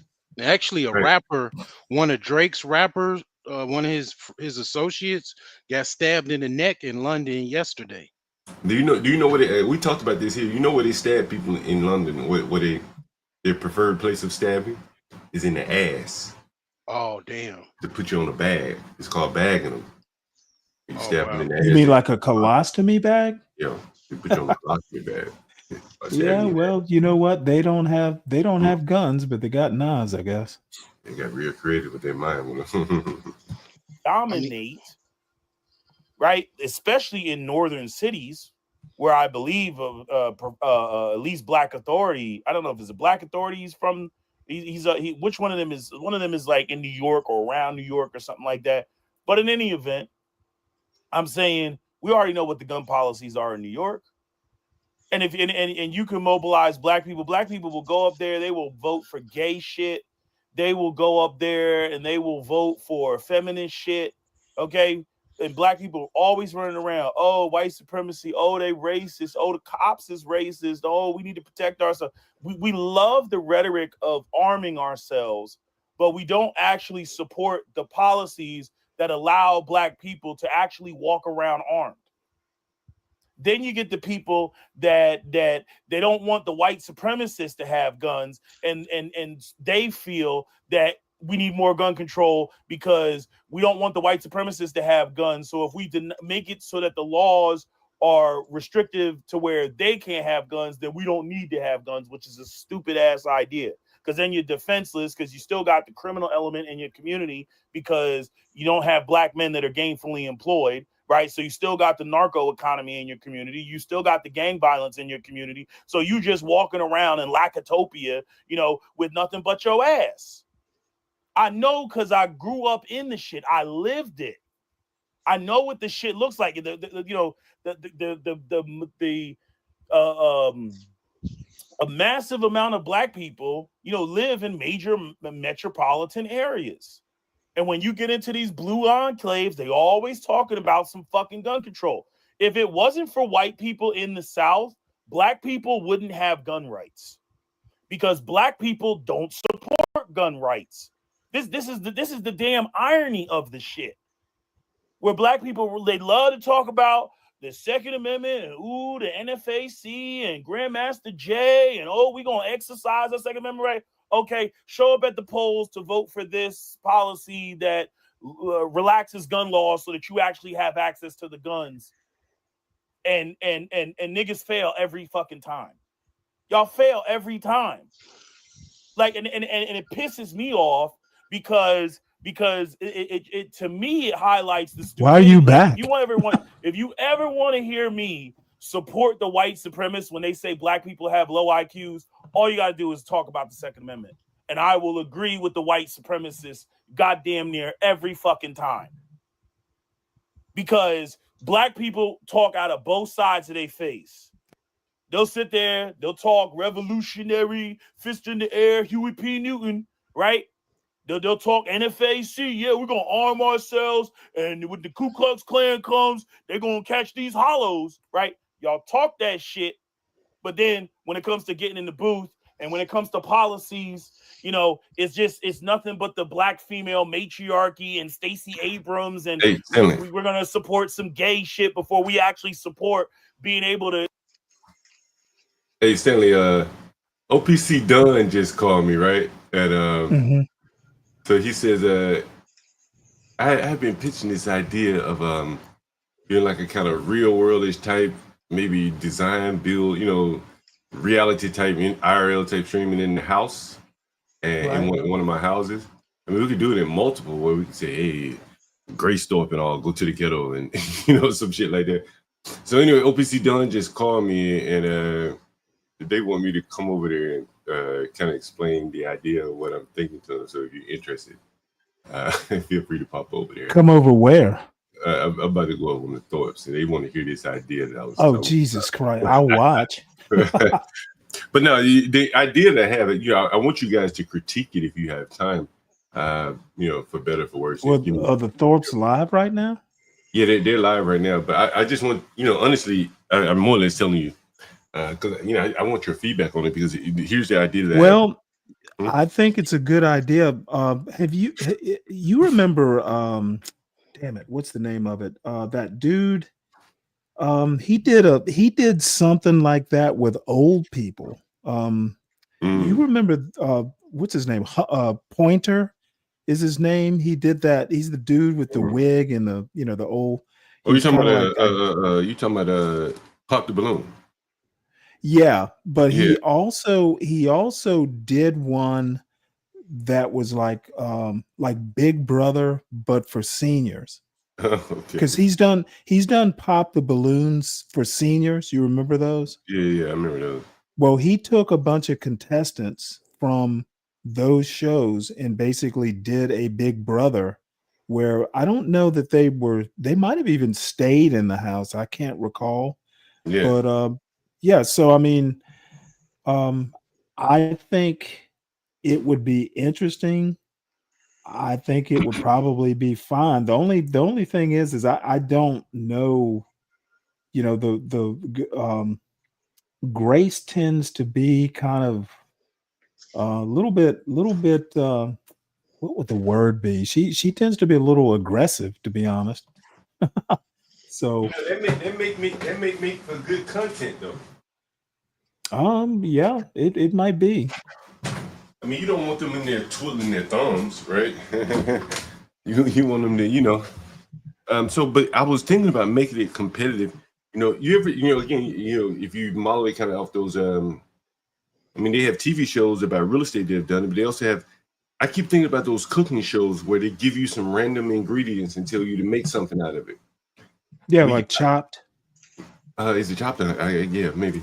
And so I was thinking maybe we put them in 3 random rooms in the house and say, give me your best ideas. And OPC Dunn would do some of the painting or whatever they came up with, something low budget, you know, make it an LGBT room, make it a freak off room, make it a girly room or whatever, you know, and they could compete for money. The audience could vote for which one is the nicest room. I think it's a lot of different angles you can go with it. Wait, does Grace has freckles? I don't know. Why is that? Well, I'm watching her right now. Oh, well, let me hop over there and I'll be back. Yeah, okay. Hi. Hello there. Why is this girl wearing You fake shouldn't be. You freckles? shouldn't be insecure about camming up. You're very handsome. Thank you. I appreciate that.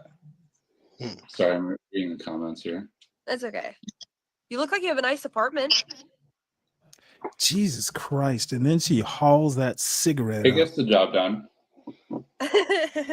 You're not a man of many words, are you?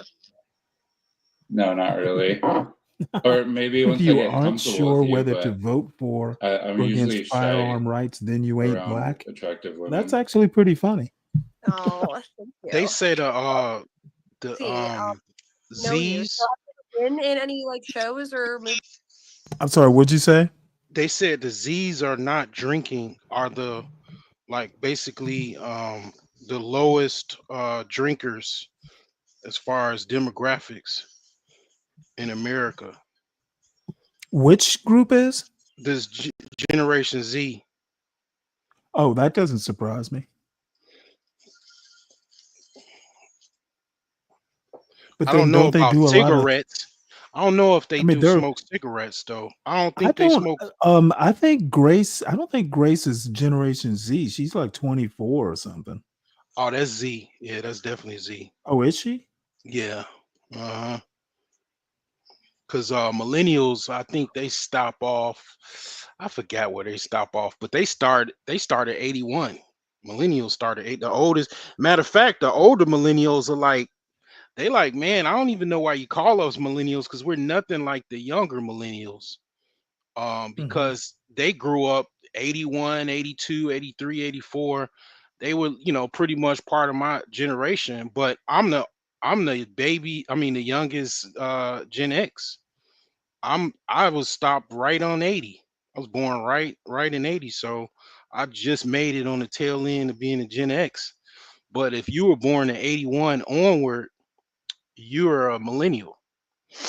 So yeah, 24. I believe even 25 is still Gen Z. Okay. Yeah. But Well, I don't know. I thought all of them smoked pot. I didn't know they did cigarettes. Well, they do the vapes. The vapes is probably real big. I tried vaping. I don't like it. Or maybe I did it wrong or something, but I don't like Yeah, well, I don't like Grace's father smokes, so they probably just share cigarettes or something. Now, is this the same chick that allegedly slept with her father, or is it? Yeah, that's I think that's rumor, but Oh, it's one at some point in time. I guess they kind of encouraged the rumor. oh, okay. Yeah. She's got one of them cool dads that smokes pot with her and No, he's an asshole. oh, Believe me, I've had plenty of encounters with the both of them, and they they are basically white trash. oh And yeah, but they love to pretend that they're not, but they are. yeah. Like be brave.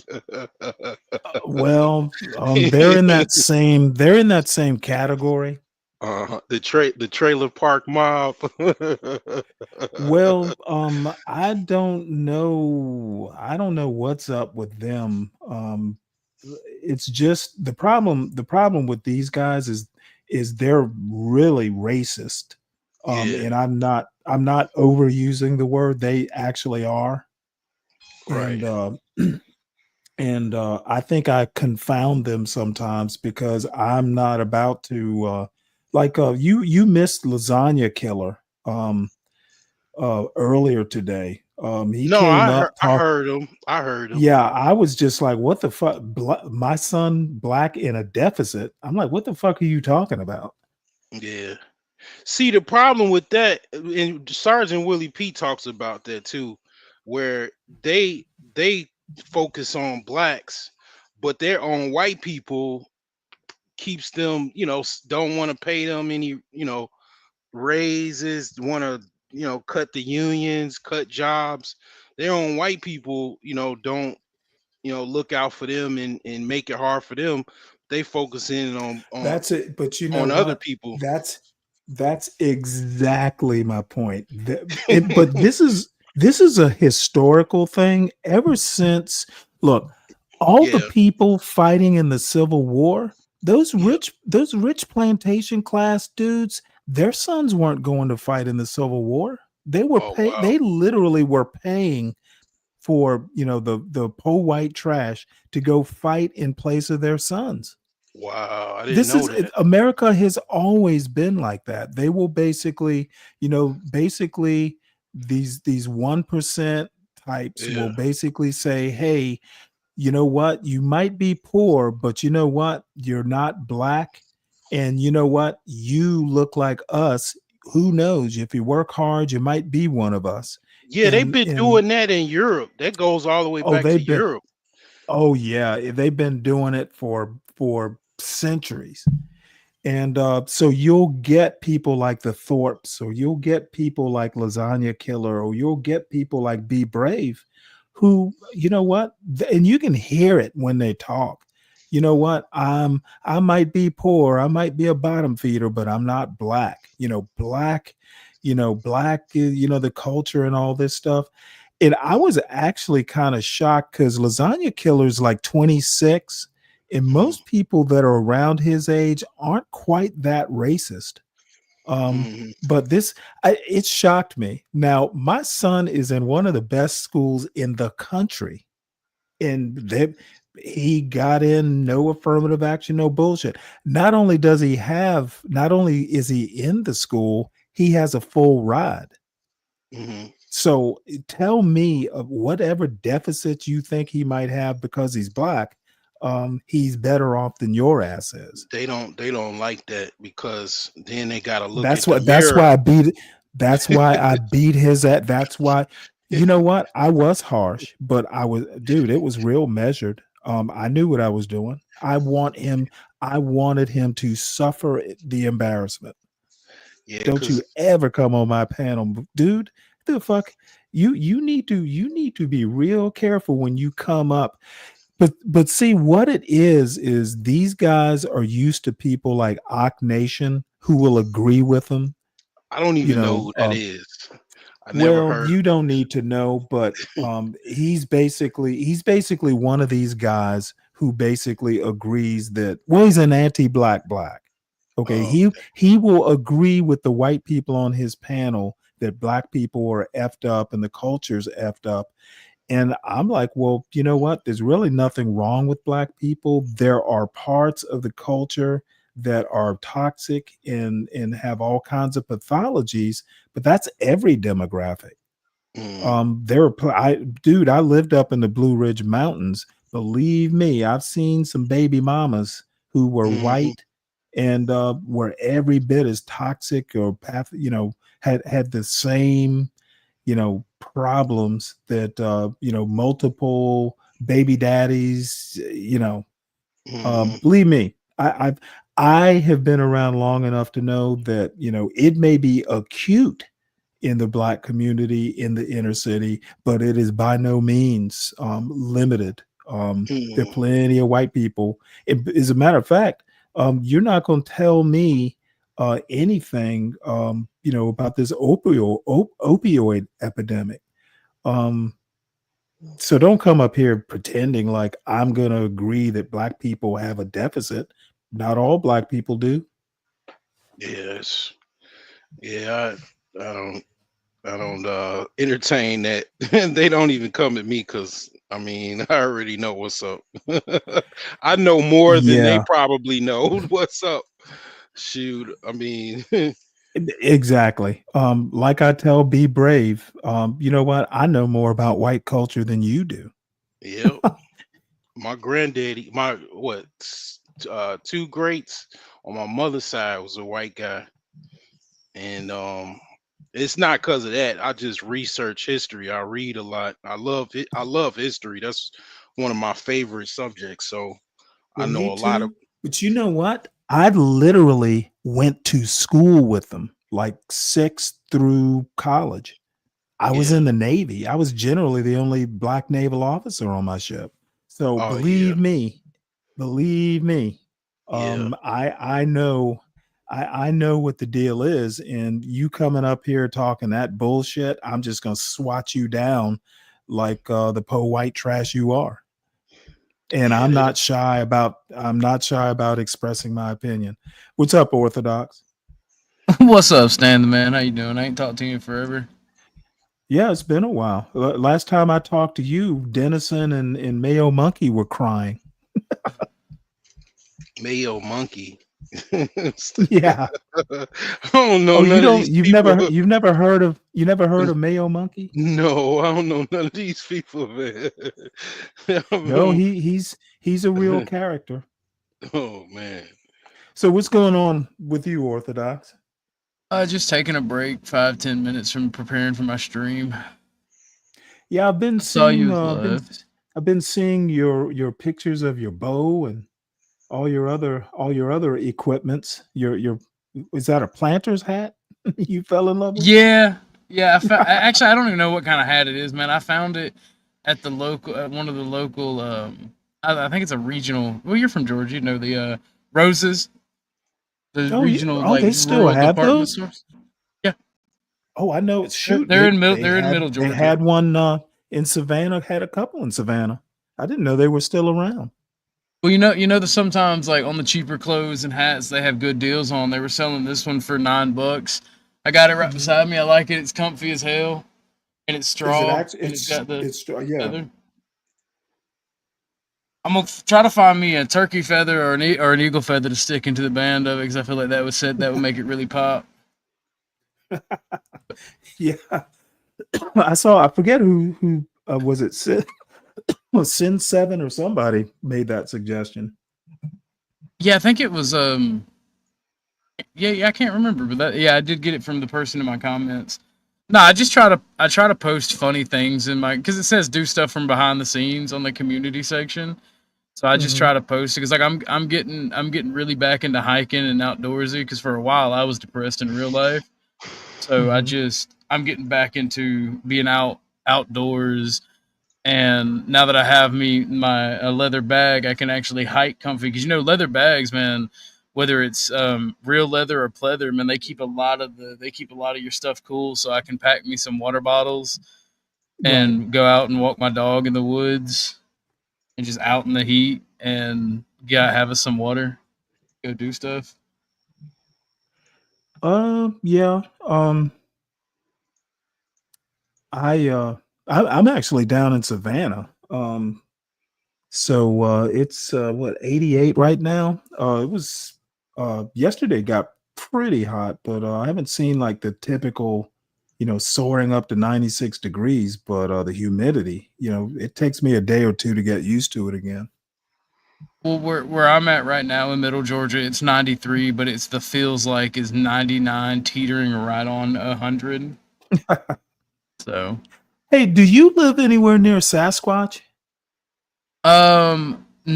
What's funny is I think that the three of us, whenever we're on panel, I always think about it because our relative locations. I think it forms like a triangle, like almost the entirety of Georgia, at least the middle part. So they get that good deep Georgia wisdom when us three are on panel. Yeah, it's been a while since I've been on a panel with him. But yeah, he's a good guy. I mean, I think most people from Georgia are. Really It's really funny. One of these days I'll tell you because I lived up in Newport, Rhode Island for a couple years, and I swore after I left there, coming back down to Norfolk, that I would never live north of Baltimore again. And to be honest, I actually think if you have North in your state's title, it's the North. So I'll probably never live north of North Carolina again. I did live in Virginia, but I had a reason for living there. Let's listen to John here. I'm gonna go bounce. I gotta go start my stream. Okay, well, one of these days I do get in there every now and again, but yeah, I'll be over there. As a matter of fact, I watched a little bit of Gary and was simulcasting, but I wound up falling asleep. But yeah, I won't be a stranger. All right, Don't cool, be a cool. stranger That's good. here. I won't. I just been hella busy. Right now we're in the drama arc and I'm trying to get over that, but it's very profitable. So I'm like, I like money, but at the same time, I don't like dealing with other people's bullshit. So You it's know like what? as soon as I probably need to come over there and talk to you because I kind of need to get my channel hopping, but I kind of don't want to do anything I don't want to do. And quite frankly, if I have to basically not be myself to do it, I'm good. It'll happen eventually, but well, I think being consistent is actually the most important thing. well, no, you have a point there. Being consistent and being genuine, being who you are, is the Right. best. Like the only Well, reason the in drama that this I'm in the only this reason the sector, drama being I'm myself, covering gets you in trouble. it does. I'm sorry, I didn't mean to interrupt. Be Brave tossed me off out of his chat and off his channel. He has banned me. It is so funny because I was just messing with him in his chat, and he was talking about something, and I went, well, Be Brave, talking about CT going to a gay wedding sounds kind of ... and then I put fill in the blank. And I just kept doing that. I wasn't actually, I was going just right up to the line ... It sounds kind of fill in the blank. Oh, it pissed him off.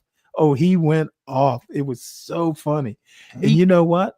I didn't accuse him of anything. I just said, hey, it sounds like ... And he filled in the blank and got pissed off when he did it. Well, the I thing that found it.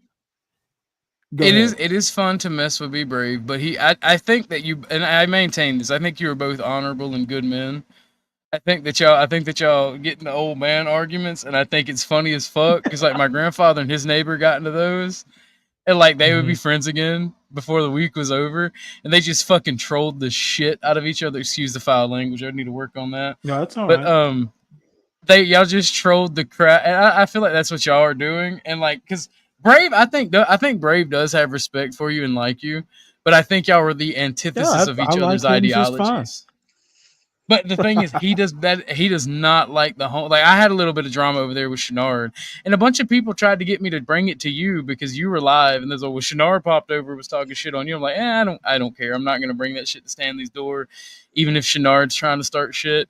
But Well, Shenard, I know how to handle Shenard. but he I was talking usually about just, if it gets to my be kid much. that miscarried on Free Brave Yeah, Street, I and heard about that. Why was he doing that? he doesn't like me because he thinks I'm white trash, and that's fair enough. Fair enough on him. But don't bring up. And I Yeah, but I some mean, artists that's cut you know across. what? Now here is what I thought, and I didn't dig too deep into it. I thought, everything was cool, and he was just like, messing with like a newborn. I didn't know all that. I mean, that's despicable. Well, Yeah, let's that's say so. I don't like people that do that. Last year we had a miscarriage with the girl who died this year. Me and her. Oh And shit! what? And he knew What the fuck that is he his had. problem? I don't know. And he tried to bring in the drama with me and Jay, and then he tried to reach out to Jay and get Jay to talk Oh shit on shit! I me. didn't mean to do that. And me and Jay just did a stream. It wasn't yesterday, it was the day before yesterday, saying that our beef is over. It's nobody else's business. It shouldn't ever even spilled out into the public. The three of us that were involved with that don't give a shit. We don't fuck with each other because Wait, hold it. shit I happened. definitely got the wrong. Let me go back.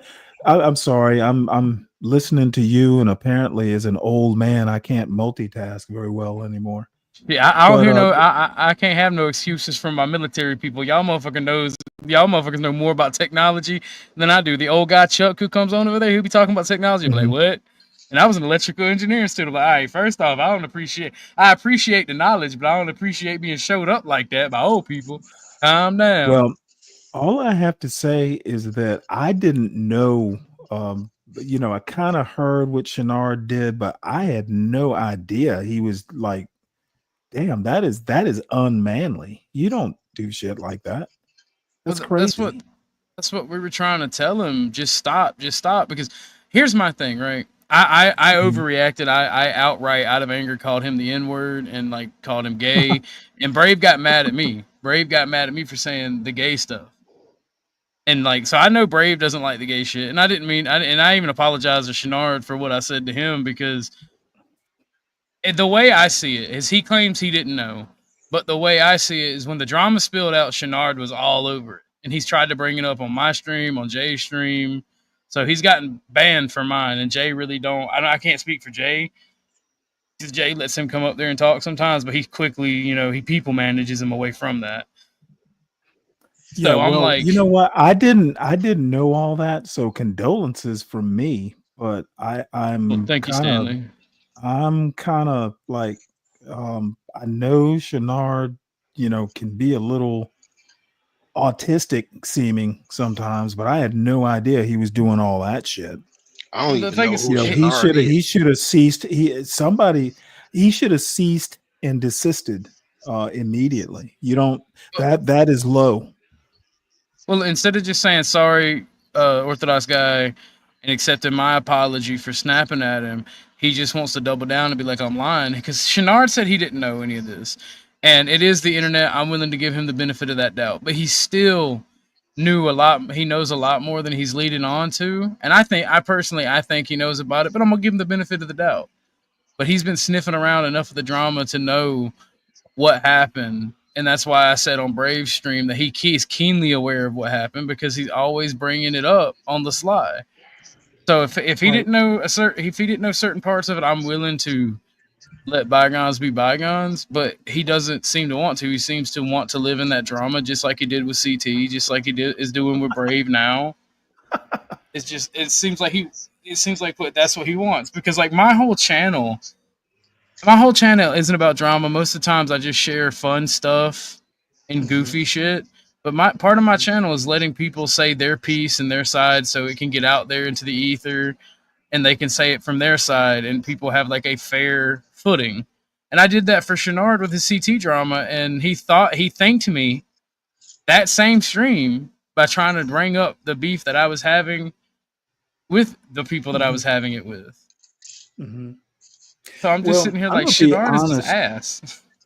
I'm just at a point now to where, getting up on these 9-panel things, I don't do well in them. And I'm just kind of like, I got 3 people up here, we kind of all know each other, it's kind of chill. As boring as I can be with the history and all that, this is my speed right here. I just don't, I'm not doing any more of those, CT style drama panels. I'm just kind of done with all that. Well, there is only points in it if you are either in the drama or you are the person hosting the panel making money. But speaking of, I do have to go. It was really wonderful talking to you, Stan. You guys on the panel, y'all have a wonderful day. Have a good one. Take it easy. What's up, tough guy? What up? What's happening? No, nothing much. Let's this is John over on the Thorpes doing a proposal. They're talking about doing some sort of, I don't know, like Big Brother. I stopped by there earlier today. Oh, did you? Yeah, and they were just on the same shit. I'm just like, y'all just love to make content. Y'all ain't never serious about shit. Well, John's serious. So, he's talking about one of his houses, setting it up, making it kind of like a game thing. A content house. Yeah. So let's hear what he has to say. So it's more like a show. Yeah. Yeah.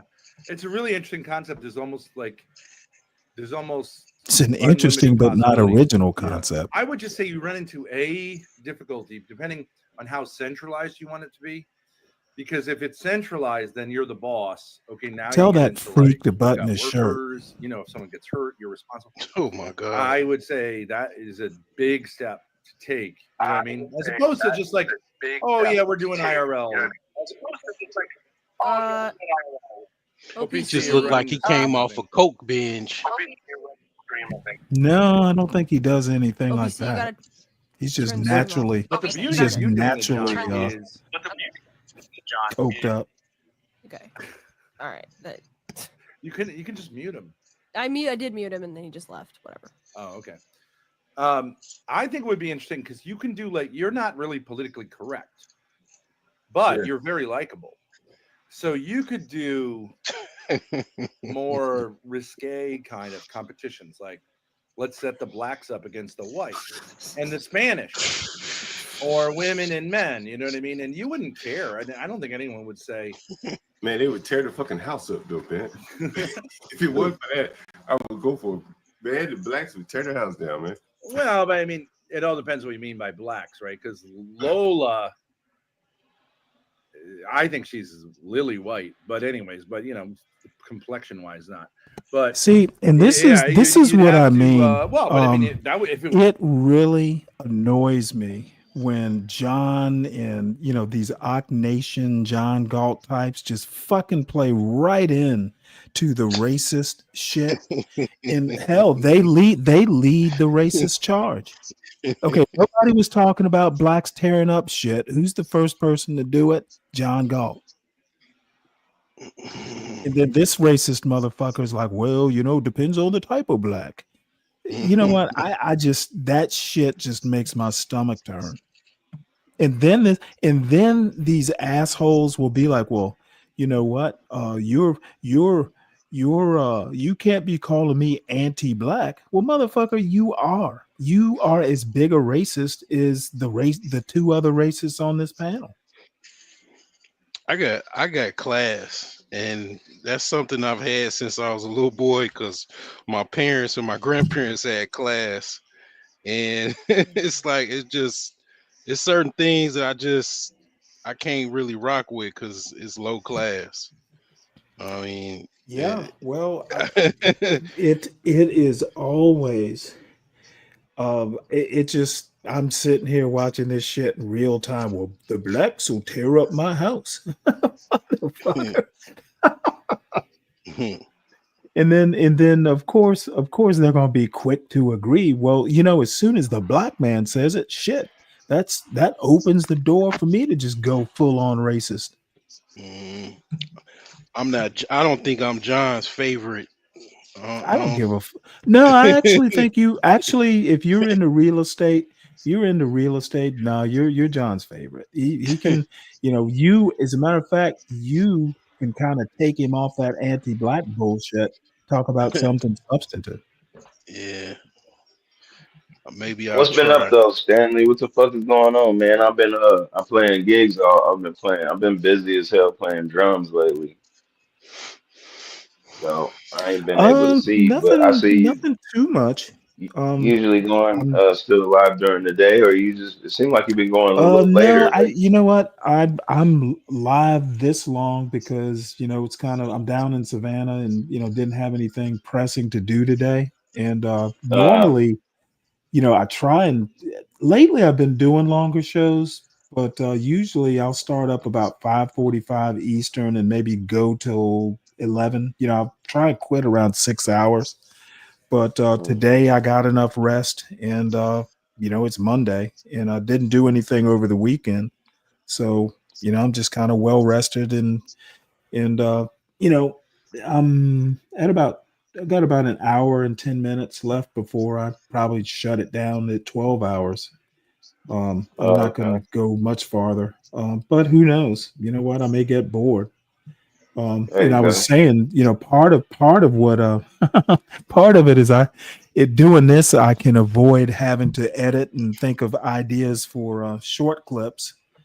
So part of it is working this hard is also adding to my procrastination and laziness. Right. Because what happens with three females is that what they do is they like align themselves, and they all take on like a lie about themselves that they're fun and they're having fun. They usually just get drunk a lot and not do anything. So they need in a sense, you could do like a reverse race play here, where you're the massa and the three white girls are the house people. You know what I mean? Someone That would be agree. funny. I think people would really enjoy it because you have to have a dynamic. Because Yeah. I can tell you, Ruby, I believe Ruby's very attractive. She like on cam. Ava has this kind of impishness, and Lolo is just a classic sort of beautiful young woman. But they didn't really get very many views. They Jesus didn't top even Christ. triple digits What because are these guys until they talking had a about? man come in who was like, you know what I mean, giving a little bit of clash. And you know, actually, and I hate to be mean, but you know what? Marilyn Monroe was good looking too, but she was trailer trash. Beautiful trailer trash is still trailer trash. And Yeah, I just that's don't, what we call hearing, beautiful trash in the game. We call it beautiful trash. A yeah, beautiful bitch and you know that's what? lazy. Yeah, There's we don't like nothing lazy wrong ass. with it, but Beautiful. what I'm saying Yeah, it is that, is. It definitely is. They feel entitled. Just 'cause well, I'm pretty. You know, now fuck all I that. don't That think, shit only lasts for so long. I don't think those three are, like really conceited or anything like that. But I think we need to understand that they are not like, I watched, Women nowadays are though. did you see any of the trip they did to Charleston last week? I think they were down there No, 2 or 3 days. They did like a no, I girls didn't. trip. And No, I didn't so, check that out. I watched parts of it and it was kind of entertaining, but you know what? I'm glad I wasn't in Savannah. I was still up in the Atlanta area because if they had said, because Savannah's only like 50 miles, 56 miles from Charleston, I wasn't about to go over there and hang out with them.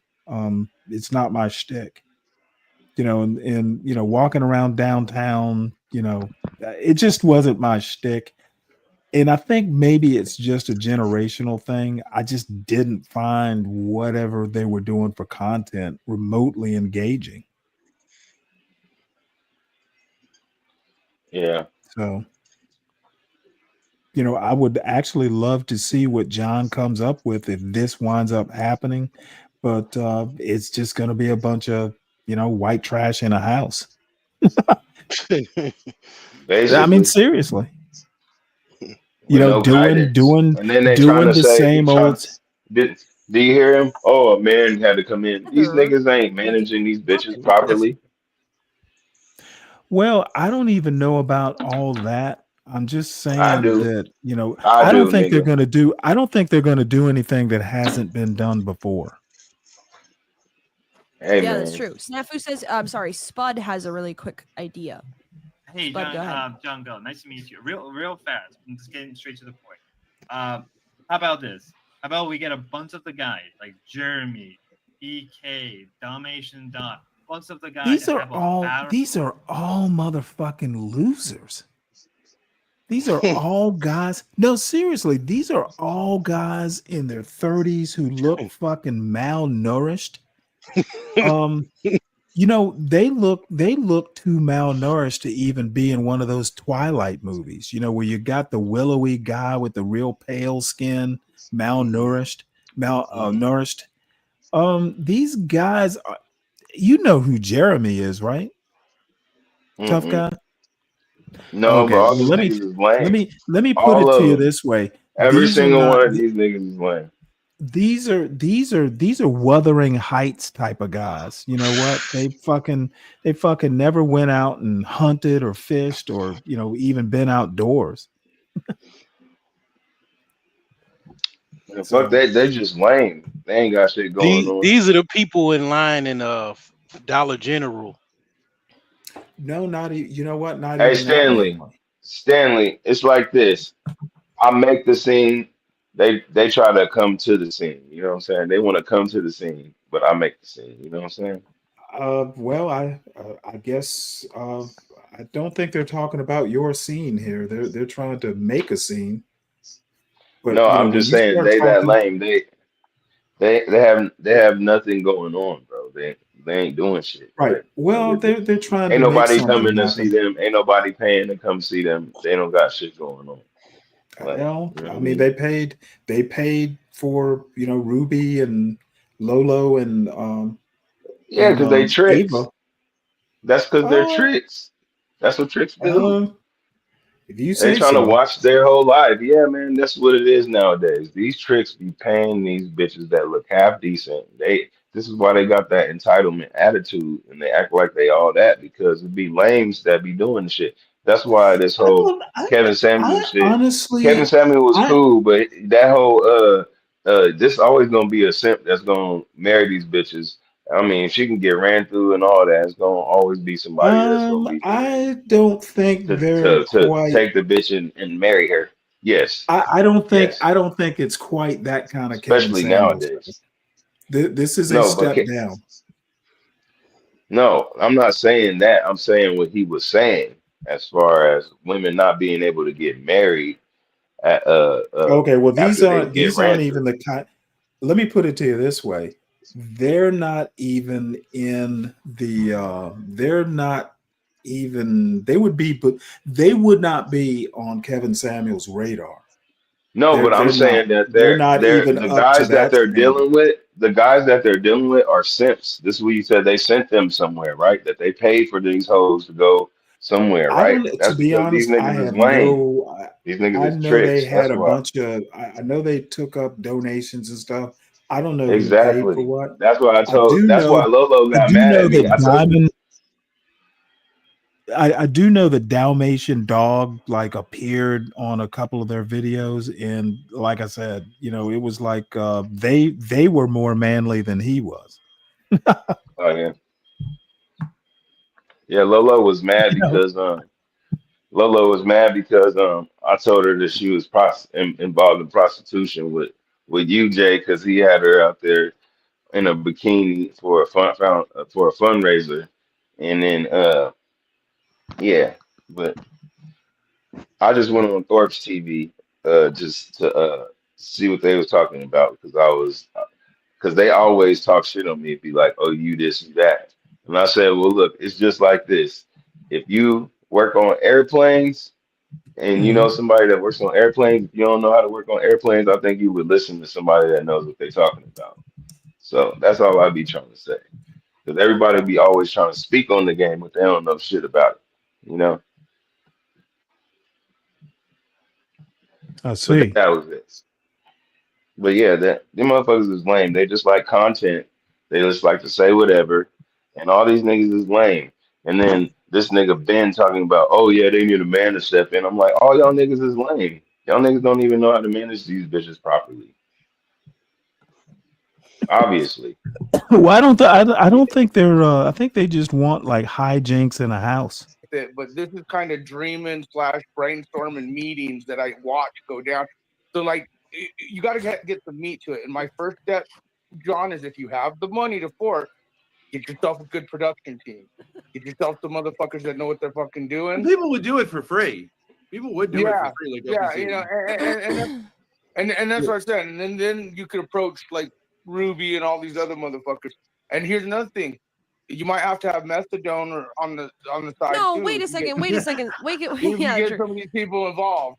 Steph, So, wait, hang on a second. What are we talking about with permits here? We're like, let's just say 3 or 4 girls going to a house to collab with a guy and like put up some paintings No, and move some it could be all couches. kinds of shit. You don't know the city could get whiff of what's going on. There could be sound ordinance type shit going on. That you don't want And here's another thing: you got to decide: are you going to do a lot of this live? Which yes, you could, but I also think editing. I also think that having a production already filmed content for the contest or whatever the fuck you're gonna do, you know what, like that could be more professionally done. I think you guys could do this.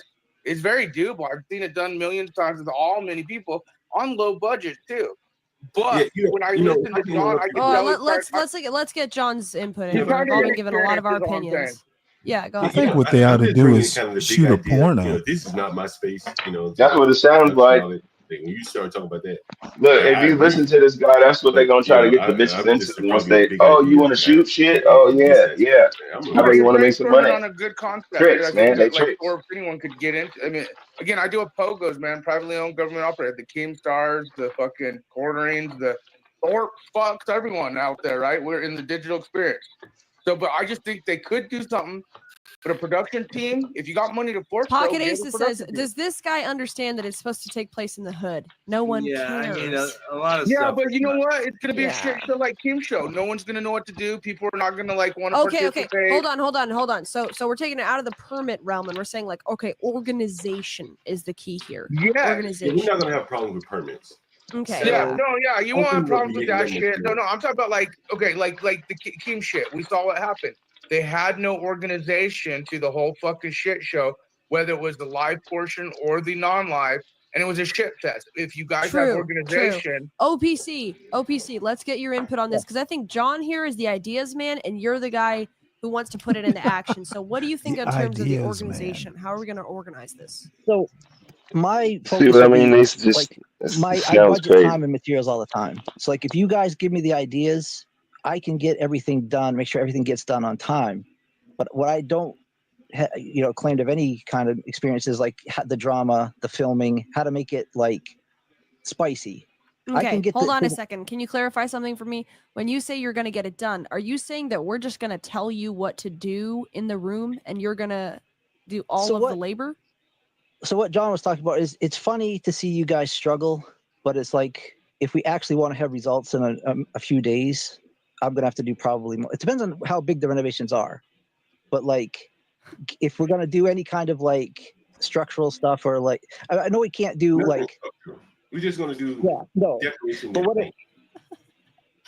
but I'm saying like if I have to put in a stud to hold the painting or something like that, like we're not going to ask the girls to do that. He want to put in some time so he could try to see if he can fuck one of the girls. That's what he want to do. Because we want to get it done quickly. Girl, you gonna let me fuck? Yeah, I understand that. Oh, did you send me those pictures, by the way? No, I'll get it to you. Okay, let me see. OPC Well, just that's wants another to thing. I think you guys should like start working on your creative concept here too. Because no offense, that idea kind of sucks. Okay, wait, hang on. No. I'm genuinely curious. Yeah, that's true.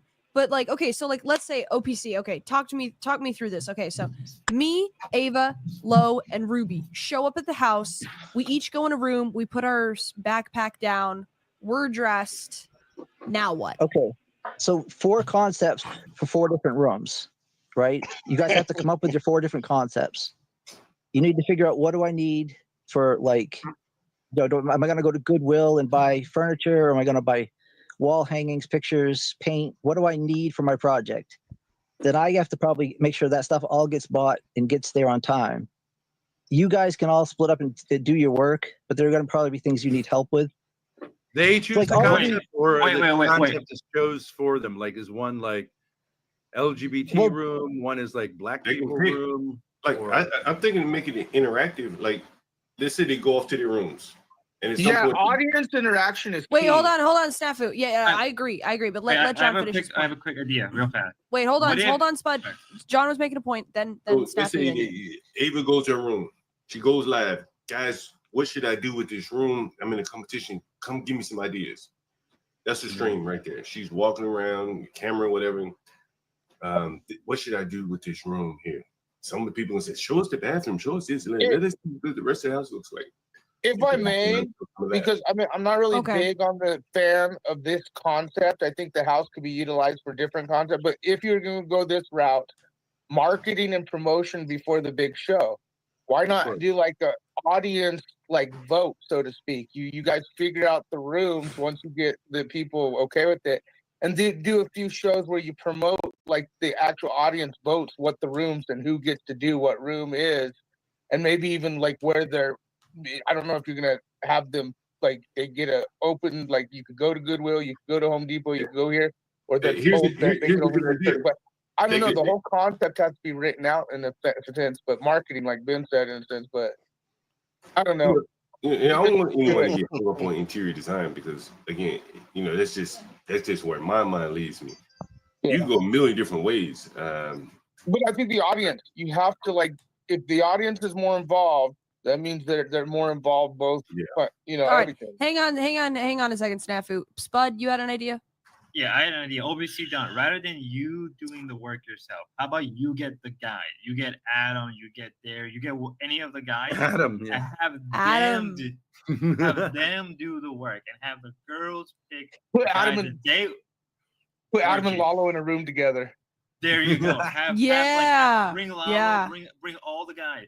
Have them. That is, I really do think the guys interacting. I know, John, you're saying the girls are the main part of the show, but the male-female interaction, like stealing somebody else's man, that's more of the housewives thing. I think that would be a great element. Yeah, but look, can I point something out? Like, if you bring people like Adam in, the content is gonna be like whatever he does, get the cops show up, and also like swinging at someone. Like that's where streaming is at. If you bring in people Adam, like that, you're going to get into, which is fine. What's the big problem? But you'll spend the night in a DC jail. But like, that's what the audience, or if you give Lalo a drill, the idea is he's going to like, something's going to fall on his head, and he'll probably make that happen. And that's okay too. Like, you know, go to the hospital, go visit him the next day. Why are these idiots trying to even do unless anything? You have people who are really much more These mature niggas than is these. dumb. Types Say of that people. again? That's what you're going to get. That's what I said, why are these idiots trying to do anything? Well, John had the idea. He's an idiot too. Well, just because he own a building, like that don't make.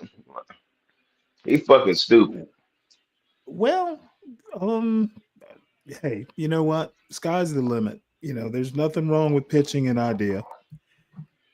I guess that shit sounds stupid as a motherfucker if you ask me, but whatever. Well, we'll see how it pans out.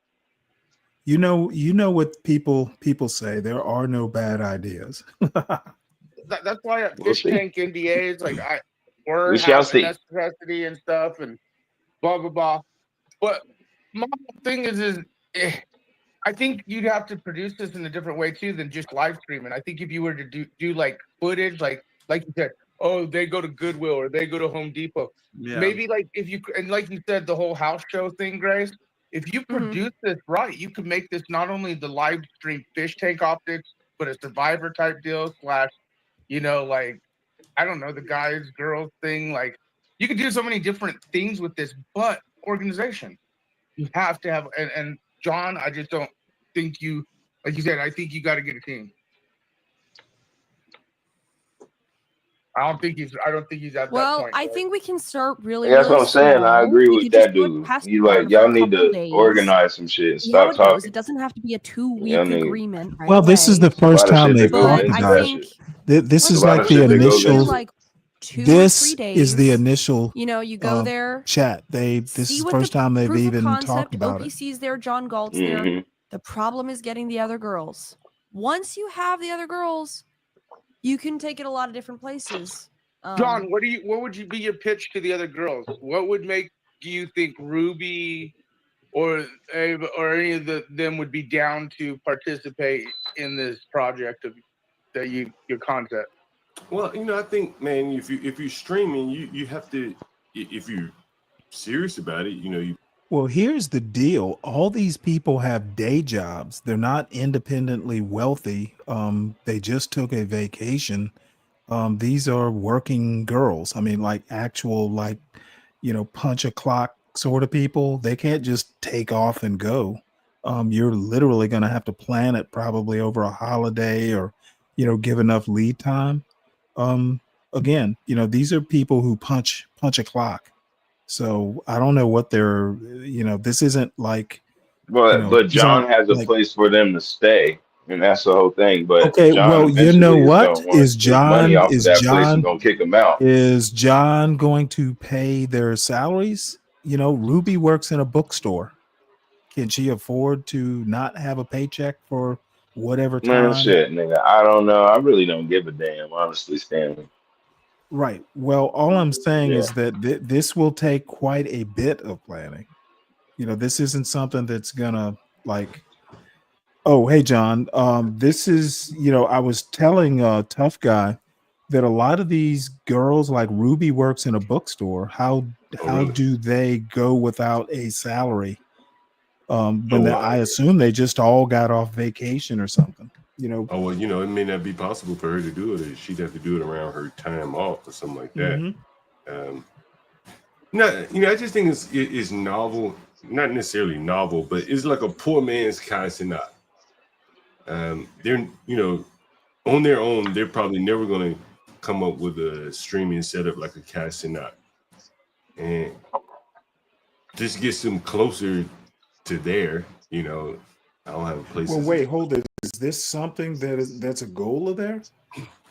Well, I mean, if you're streaming, you either go big or go home, I would imagine. These are young people out here streaming. They have the ability to go big. So why not go big?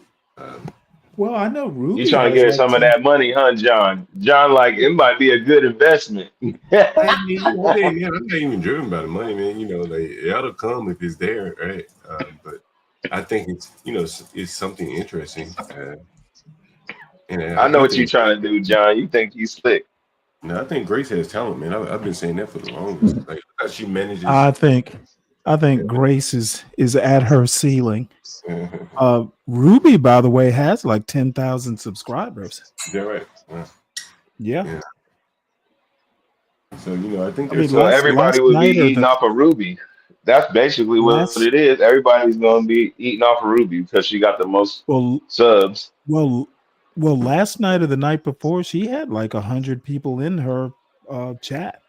I think Grace and Low looks kind of decent, so she kind of gonna balance out Ava with her booty because Ava got a booty. So yeah, I mean, it might work in different ways, but like a dude said, if you was listening to him, John, he was like, "This should need to be organized, nigga." Like, there's a lot of shit that go into that. I know all about that shit. This is like because it's entertainment. This is like the first time they've even talked about it. So I mean, don't expect. Yeah, but there's still a lot of shit that goes into it, especially if you're trying to do production and you filming and schedules, and you're not only thinking about the girls, but the other people that got to be there. You know what I'm saying? If they're gonna be on camera, they're gonna want to do makeup. Like, it's gonna be a lot of shit that go into that shit, bro. Like, a lot of shit. And you're dealing with girls and females and hormones and attitudes and all type of shit. Like, nigga, y'all niggas don't deal with bitches like that. I think you ought to hire them all as like cleaners for your buildings. That might be worthy of it. Yeah, that way they can pay for something or get some money somehow. The thing is, like, you look at what TV's done. TV's made billions off of flip this house, renovate this house, this, that, this, other, decorate this house. So what's your concept? They're going to be like interior decorators or something? Well, that was my initial thought, but women can just get in the house and just start putting on makeup, walk around with panties on, and get views and monetize that alone. Then if they come up with something creative to make it like a franchise. So wait, you're talking. So you want them to walk around in panties, John? Did I say that? Damn, yeah, you did.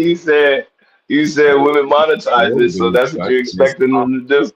I said it's possible, with women. I bet you know it's possible, especially once you get them there, old man. I mean, I'm not gonna be there. Shit, no matter what the fuck they do. But no, I think this thing about like Pop the Balloon, right? That's a segment that came out of, basically, they probably started very small. It wasn't some big grand production. That's what it evolved to. We could have random women streamers coming in,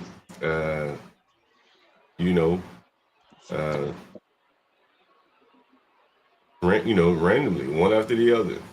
And yeah, but it would have to be like a contest. They would have to win it. Right, we can have contests. There you go.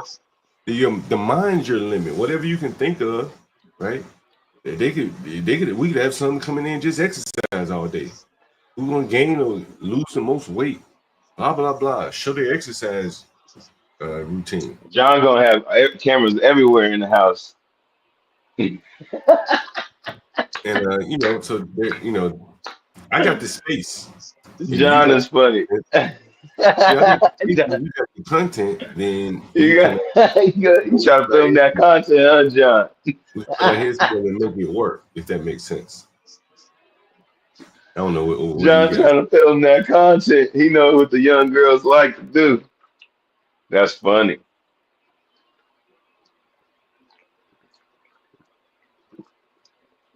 Anyway, what do you guys think about that? I think you're gonna have a field day with them bitches, nigga. Well, You'll I own think some it's going to shit too. be. I think it's going to be pretty interesting to see how it gets organized. Well, yeah, it's gonna take some time though. Y'all definitely gonna have to plan it out. Forget about the concrete implementation of it. I'm thinking about the thought, the abstract, the concept of it. Does it work? Does that make sense? Because we can I find. mean, if you're willing to provide the place and actually pay the girls, that would give them incentive. They got to make money off their own content. I ain't paying them now. Well, you got to pay them something, or they got to work for you or do something because they. I mean, their audience should pay them, right? They're gonna get views. Their audience should pay them. What I'm saying is, how about you just give them like $1,000? For what? Boom. I'm giving them a place. But when they come in the house, that's the bonus. They come in, they get $1,000. Boom. The subscribers give them 1,000. Because that's what they start off with. You gotta give them some incentive to be like, okay, I'm gonna do this. Okay, I'll keep that in mind. They got jobs and shit, like what Stanley said, man. They got shit going on. They got regular lives. They got shit they got going on. It's not for the people with jobs, in. It may not be for the people with jobs. Yeah. I mean, you never know what people's got going on in their life. If they could leave, if they could do that, you know what I mean? How long they could do it. That's why he was saying like it need to be organized because people have different schedules. People have real life. People have court. People have fucking appointments and doctors and fucking family. I got you. Don't go through the whole list. We assume that if they can get their schedules together, this is a concept or this is a potential concept. See what we can do. Yeah. It's simple as but that. You understand what I'm trying to say, though, right? Yeah, hopefully. I think you're complicated. This is just like a brainstorm. Well, it's not complicated, nigga. It's regular shit. That's regular shit. Right now, we're just in the brainstorming session. No moves have been made. Brainstorming. But that's why I wanted to get your feedback. Well, I'm telling you, because I know, nigga. I know how bitches are. You got to manage all that shit, dog. There's a lot of shit to manage. But you talking about implementation. No, but you expecting them to just be independent, and you expecting them to do everything, and it's just like, no, it don't work like that. You say tough guy, not tough guy. This is just like the conceptual stage. Okay, all right. Well, shut the fuck up. You're going over details that don't exist. Right, like you down in the but they matter though. Not now. They will matter. They don't necessarily matter today. Right. Okay. All right. Down in the weeds. You know what I mean? You down in the weeds. But just the whole concept, that's what I'm trying to work through. Does it make sense? You know, these particular streamers are interchangeable. The concepts are interchangeable. But allowing them to come into one of my houses and do it, does that make sense? Yeah. That's I mean, it's doable. But I said you got to be willing to. You got to be willing to give a lot though. Like you're going to be facilitating a lot. He back down in the weeds again. God damn, stay out the weeds, tough guy. See, CKJ3 is talking about ideas. Right now, we're just in the idea stage. He said, sit the house up like Squid Games and have the audience donate to the pot of them doing stuff in there. Yeah, something like that. No, I suggested, hey, make them pay to have, you know how they have the cameras on them sleeping at night. Hell, Grayson them do that shit anyway. Why not make people pay to see you sleep with you? Each one of them can say, hey, if I get $300 in donations, I'll cut my bedroom camera on. Right? They get there every night. They can make 3, 4, whatever the number is. Right? Wow. You know, think about that. That's weirdo shit, man. People would just be watching these bitches sleep. Man. That's crazy, man. People be paying for this shit. I know, man. That's just strange, dog. I know. Trust me. I know people pay for a lot of weird shit, strange shit, nigga. I know. Trust me. I know. Somebody see if we can get Rachel Dolezal. I'll pay. Hell no. They could have people pay to be judges on the panel for whatever competition. That's the white girl that tries to be black, right? Is that the white girl that tries to be black? Yeah, Rachel doesn't. Yeah, what you say? Yeah, it was just a joke. I'm gonna tell T You said that shit. T is married. Tell her all you want. No, but she be pro-black. She be going off about shit like that. Oh, you Well, like white girls? I remember somebody was talking about white girls, and she was like, "You don't like white girls? I mean, you don't like black girls? You don't?" Oh, she went on Solid Snake. That's who it was. yeah, well, no, it was Solid Snake deserved it. Yeah. Okay. Yeah. I mean, it's Solid Snake, but yeah, we're talking about Solid Snake here. But yeah. Well, I'm loving summer, man. Are you guys enjoying your summer? Because it'll be gone before you know it. Can't be the end soon enough. Man, I tell you, Oh, New York really? in the summer is great, bro. Is it hot or something? Man, it's just like No, it's just I got used to my empty nest. oh.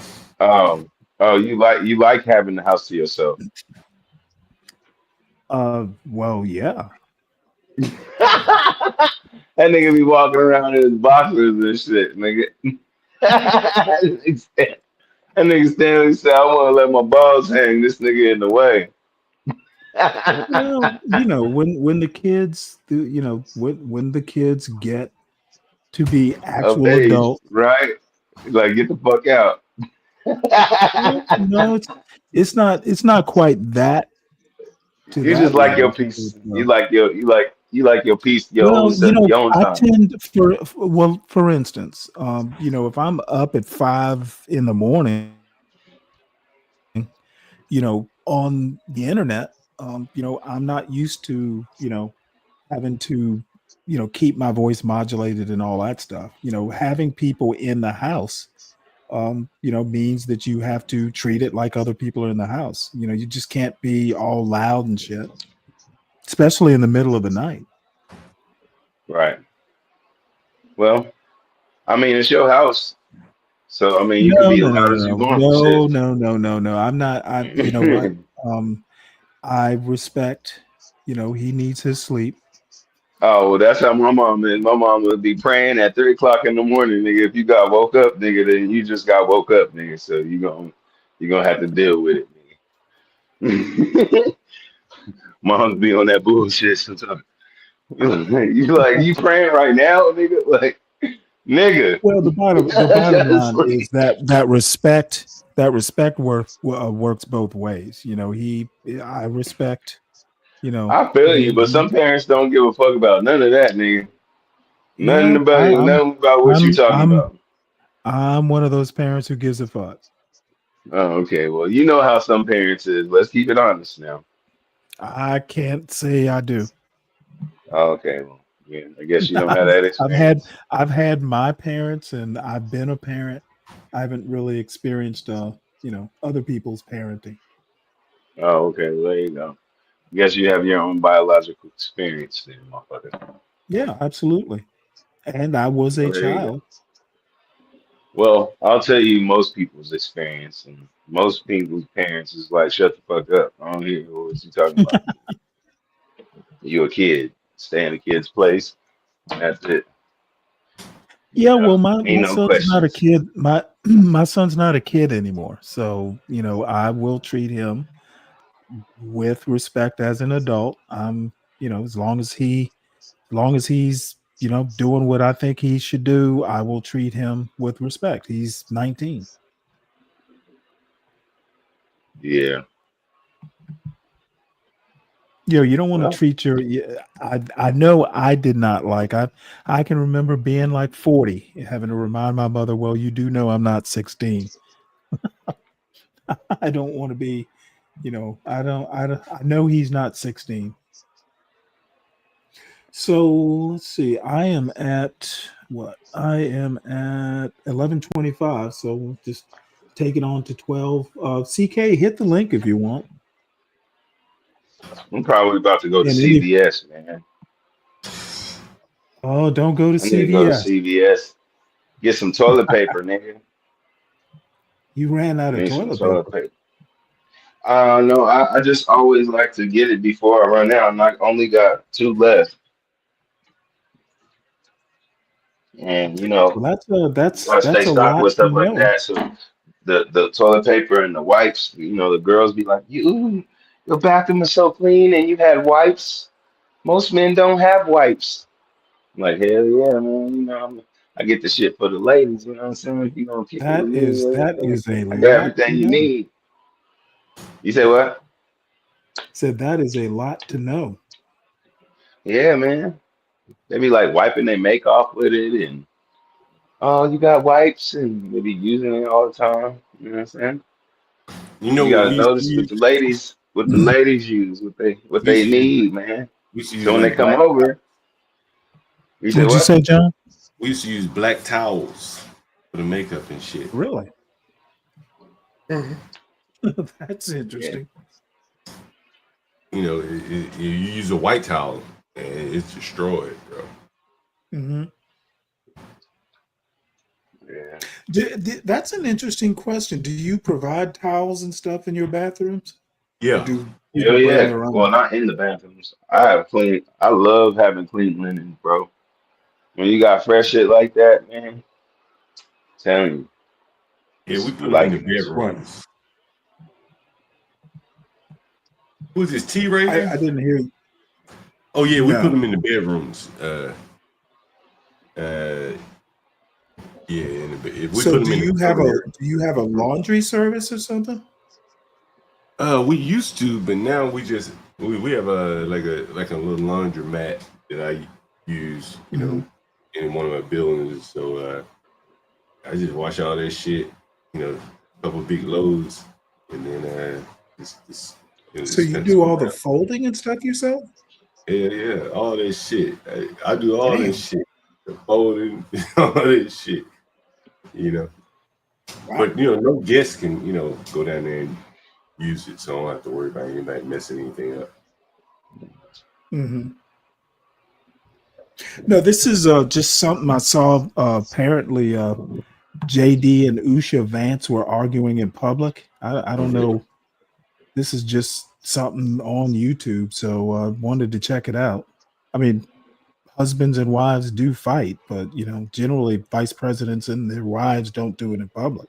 I don't think I've ever seen that. To get when I'm 2 glasses of white wine in. Cheers, because I'm feeling messy. But apparently, so are JD Vance and Usha. Their marriage is in trouble, and someone needs to tell. Oh, come on now. I just got this text from my friend who is staying at a very nice place, redacted for obvious safety reasons. And apparently, JD Vance and Usha had also been there recently. My friend said, despite it being in a super conservative rural area, most of the staff of this place are liberal twinks. Love that. And they were down to give the tea, honey. Oh my God. But to absolutely no one's surprise, they were miserable both to the staff and to each other. So I can officially add them to my list of confirmed Republicans who are rude to wait staff. So they were fighting at dinner, which, number one, messy. My grandma always said you never, ever, ever gossip or fight in public, and especially not in a public restroom, because you never know who's in there. Keep that in mind. But apparently, Usha said, this is what our life should actually be like. And he, to no surprise to anyone, was just like a little meager beaver, like me, I know, which confirms a few things that we already know. 1, Usha wants absolutely nothing to do with this. 2, JD wants absolutely nothing to do with this. And 3, JD Vance is a little bitch, both for being unwilling to step down from a position he clearly knows he shouldn't have, and also to not take control of his own circumstances for the betterment of his wife, his marriage, and his family. And frankly, JD, I'm hurt considering how much time I poured into your presidential campaign website, vanceforpresident.com. Someone please make sure this gets back to Jack, but in the meantime, hide your couches. Yeah, I'm sure. You about to stop your stream, or how long you about to be up here? I'm only gonna be up ourselves, here like and 30 when the minutes Ku Klux more. Klan comes, I don't. You know what? That doesn't even sound like it's real. That's some fake news right there. What you got going on I today, think John? that, Just selling rooms, nigga?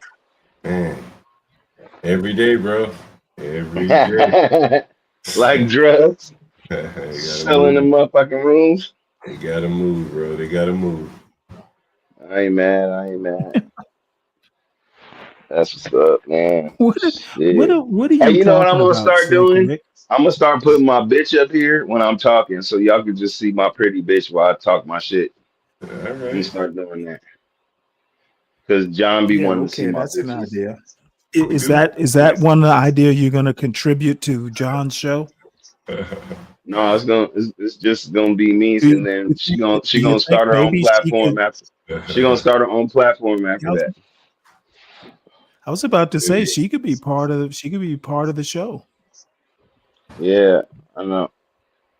I told her about it. She was like, I like to dance. I mean, you had She's a Latina. lot of suggestions. Yeah, because I know what the fuck to do. That's what I said. You could be That's like why a I would have my bitch. co-producer. That's why I would have my pretty bitch in the camera while I talk my shit. You could be. You know what? As a matter of fact, I bet if you're willing to foot some of the bill, you could be like a co-executive producer. But like I said, I might just It do could that. be tough. It could be Tough Galt Productions. I like that. Hey man, hey, I'll tell John this. If he listened to me, he would be better off. And you use that smarty arty white boy for the technical and detailed shit, but you fuck with me, nigga, and your shit gonna be right, nigga. I guarantee you. All right. I could put money on it, nigga. You could bet me money on it, nigga. You know what? John is rubbing his chin. He's weighing the odds. Nigga, I put that on everything I love, nigga. I got game, and I know how to work with these bitches, nigga. I'm telling you, nigga, because I know how they are. I just list a whole bunch of shit. I already know what's gonna happen before it happened, because I know how bitches think. Oh, what about my mom? Oh, I gotta go to a wedding. Oh, I got this to do. Oh, but what about my friend? My friend is going through it. She has a boyfriend, and I need to talk to her. Like, man, y'all don't understand these bitches, man. They always got emotions and shit going on all the time. What are you talking Yo, about? Tyrone, man, Now I'm confused. I'm talking about how bitches are, bro. Like, if you're around them, you'll understand Well, what I'm they're saying. not at that stage Tyrone, yet. man, I always get something. Yes, but if you get them together, my nigga, that's what's gonna happen. Yeah, I don't know why he Yeah, talking about. well, you know what? Just hold the advice till he gets them together.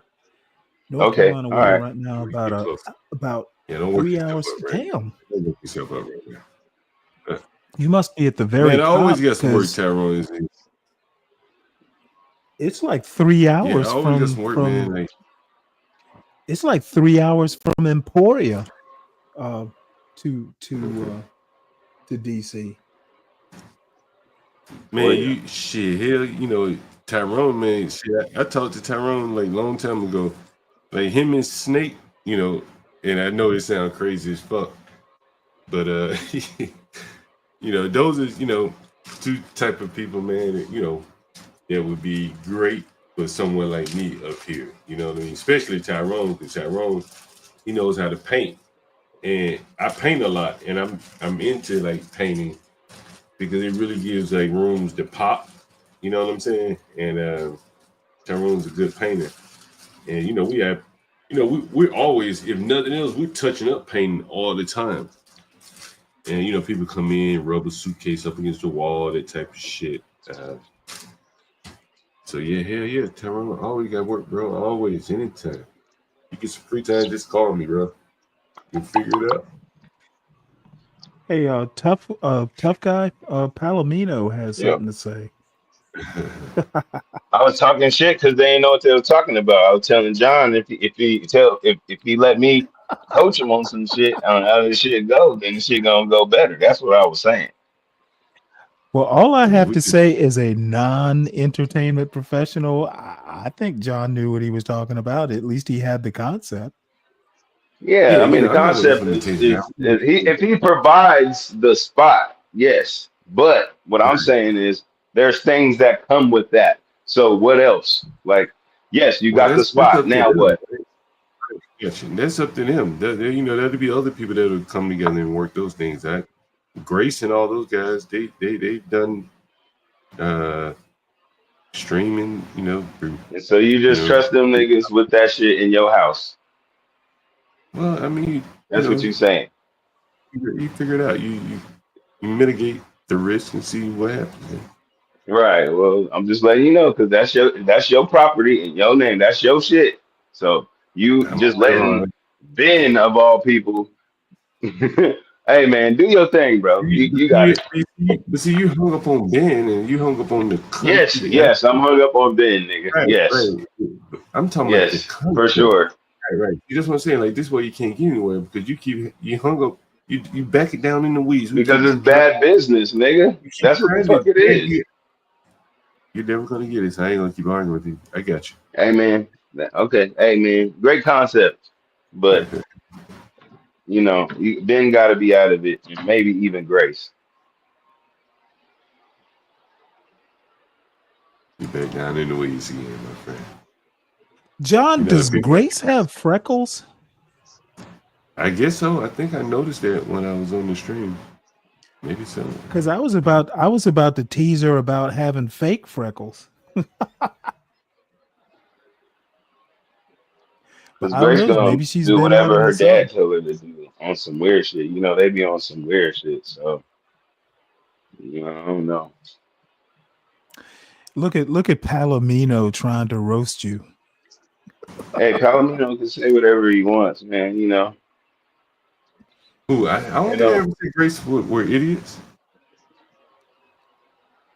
I've always had a high opinion of Grace, actually. I always had a high opinion of her. I always thought she has talent. I told him when I came on that show, I was like, hey man, I don't got a show. I came on y'all show. I was just telling y'all what it was. You know what I mean? Like I don't take this shit as serious as you do. Y'all Wait, do. hold it. You know How did you even get in the middle of all this? You're a spectator like me. No, I'm talking about right now. We talking about it because you had it on the screen. So I've been talking to you about it. John came on, and then that's why I was talking to him about it, right? But I went on their show earlier. But we are outside the tent. We are basically their audience. It's their project. Right, but I went on their show today. I went on show today because I wanted to confront Ben. I was like, Ben, what's up with that? Well, wait, hold shit? it. So you went on the show before John even talked to him about it? Yeah. For what? Because they were live. They're the only ones live, and I went over there, and I was like, I went over there, and and then they put me on the screen, and then they start talking shit like they usually do. And I was like, oh, okay, here we go. So I was like, all right, so I was ready for the bullshit because wasn't nobody live. So I went on their shit, you know, to see what they were talking about. And then they start talking shit on me. And then I was like, oh, yeah. And then they kicked me off. So, you know. I think regular shit. So I was your sloppy seconds. No, I was on CT show after that.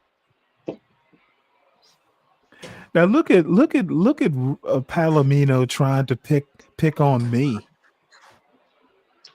Man, Palomino's a weirdo. Don't worry about Palomino. That nigga's so lame. He won't come up on the panel, but he'll talk shit in the comments. This shit is almost like I keep equating it to like television. But television, typically you can't get on the TV. You can just scream at the TV. Right? Grunt at the TV. I don't like their opinion, but YouTube really, I should say, really gives them the opportunity to interact with the news or the TV or the show. John, did you watch any of Lo and Ruby and Ava down in Charleston? No, I did not. You might want to. You might. You know what? Fuck it. What? Well, I think you might want to, and I'm just not really saying this apropos of anything, but you might have an idea of how those three might be because they were in like an Airbnb or something. Mm-hmm. And I did, they were downtown a bit. You might have an idea of whether you even want their. Did they trash your place? No. I'm not. No. I'm not. I'm just saying, just research. As far as I know, it was a perfectly enjoyable. They didn't destroy shit. Looks like, it was, they were interacting with the audience and all that stuff. But still, like any good executive producer, you want to know, your potential stars. Yeah. I think, again, not to get hung up on them, because we could have a rotating cycle, to come in. It could be Ava, Grace, and whoever first time around. And then, we could have interviews with them and say, somehow to monetize it on this channel or to make hay out of it on this channel, we bring them on or something, Mhm. And, something we do,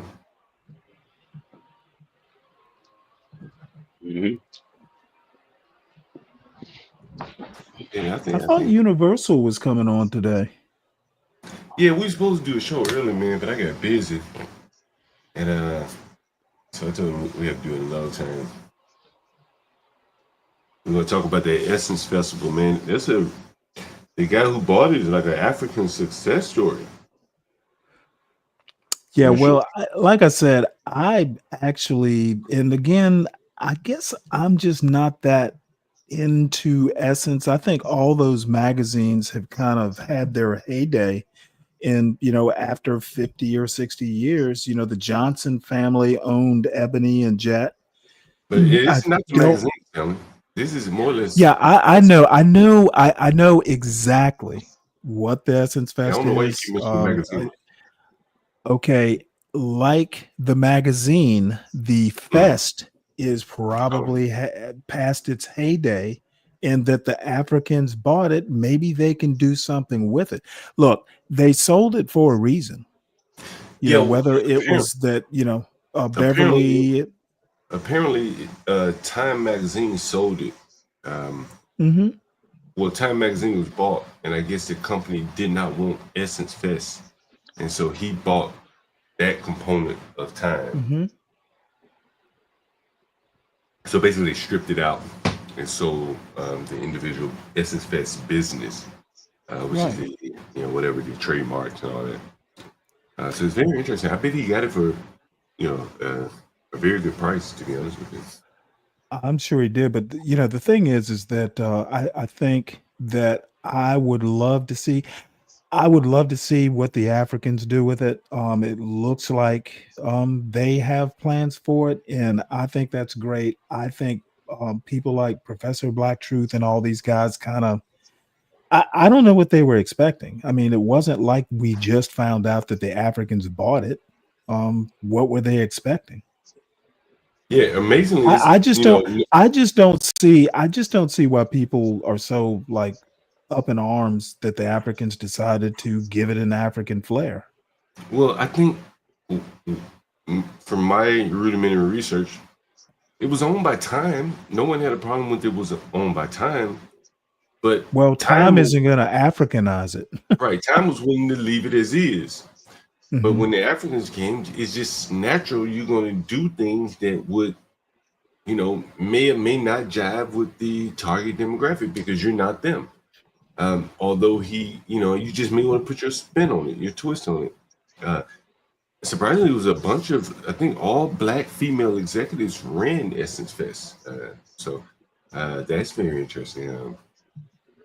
I'm not sure what their backgrounds are, but very interesting.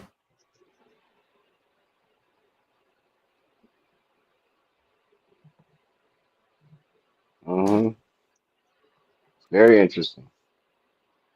It would be like an African buying the Indianapolis Black Expo. Let's see. So apparently they did some sort of recap, which actually looks this actually looks fairly well done. Just taking a quick scan from you through it. folks. What is it? Tried to pull a little look together. Well, basically, it's kind of like a Ruvelo recap. Oh. Picks, Keemstar, Darius, thoughts. Who's This is from Ruvelo? yesterday. So Who's they're Ruvelo? it's kind of like a slideshow back over the trip. Oh, okay. I did watch a portion when they were in downtown Charleston. So Doing a little.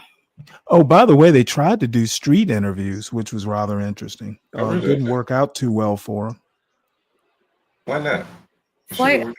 Well, I mean, they weren't. They it was kind of like on the fly. They didn't have a table or anything set Okay. up. Attendant moment because I would like to fly back away.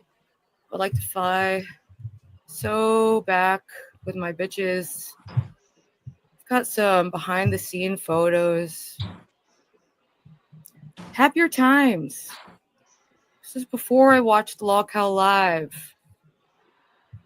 It was different. I felt different. This is before I drank Wait, this perhaps is hundreds actually of Bud Lights. this is sort of funny. Ruby was out on the beach in like a bathing suit or something with boots on. Mm. I'm like, you know what? They're gonna know you're not from Charleston. And nearly got the whole damn show plugged, unplugged, pulling out of the plug of the show. If you follow what I'm saying, I've been smoking as much weed as possible to prepare for this. Happier times, simpler times. I was just frolicking, me, Ava Daji, riding high with low. Guess what I did? I rode high with low. We rode high together in the car, in the fuck. Let me ask you a question. This smoking that they all love to do online. What is up with that? Do they think it looks cool? I mean, I don't know. For women, I don't get it. I don't think men well, like no, I don't think it looks cool. They might as well just roll their hair up and sponge rollers. it. No, just do the complete trailer trash impression. Convertible as we cruised all over Charleston, South Carolina. It was such a beautiful trip. So thank you, chat, for making it happen. It was beyond successful. A little bumpy intro. Lebrowski's eating good tonight. What is up? My dutiful and fellow troop out here in the trenches watching oops. Sorry, I don't know what that's all about. Watching, this guy. This silly man. He's evil and silly. Ooh. What's that, King? Interesting. Do you know what else is interesting? Do you know what I was for Halloween many years in a row? A fucking Dalmatian dog. And then today, well, not today, and then just ever so recently, we did that. We met Dalmatian dog. And the trip went so amazing. It was the cherry on top. Wild times. We had some wild panel antics. Look at how beautiful the bitches are. It's a lot to take in, people. It's a lot. That was a lot for us all to take in. And we all know Jeremy's a lot. Do you know what else is a lot? Those cakes. Do you know what else is a lot? Jesus. My blood alcohol level here and the amount of panelists.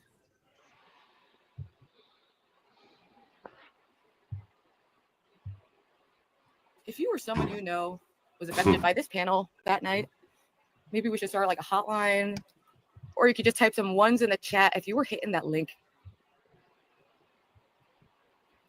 No, we flew away. Sometimes old friends are meant for the past. Yeah, he was yes, he was part of it. In a plot twist that nobody saw coming, he did block me. He did block me. Lickety blocked. Do you know who else is having a rough or amazing week, depending on how you look at it? Because wouldn't it just be so fucked to have your viewership and income tied to domestic violence, Darius IRL, Keemstar? Wouldn't that be crazy? That would be crazy. Yet here we are. Stupid, evil, both, featuring the Lol Cow Cult. Domestic Violence Edition. Why does that sound familiar? Oh, wait. I forgot. This is edition number, 8 in this series. Oh, buddy. So we all knew this has been out for a while. The mugshot has been out for a while. You know what? And they effectively kind of swept it under the rug. They said it was like a drunken, misunderstanding, and everyone's happy. And for a few months now, Keem's been saying that the charges will be dropped in a week, But what was dropped was the 911 call audio. And it was shocking to listen to, honestly. It's so much worse. It's so much worse than you would have ever imagined. So that had been already out for 24 hours or something. Schizo Spud, shout out to him. He's the one who notified me he was covering it, and he sent me a link. And this is before I could even find the call on YouTube. He sent me a link to it. So I did a stream reacting to the call. And you'd think certainly by the time Ruby's reacting to it, Keemstar would have at least listened to that call, to go in prepared. But here's the real mystery, folks. Keem says that he did not listen. He said he didn't listen to the call first, and I kind of believe him. Because they did play it live on air, and anything would have been better than that insofar as dealing with this situation. But no. Not only did they play it live on air, they set a viewer goal to react to the 911 call leak. Which was an interesting move.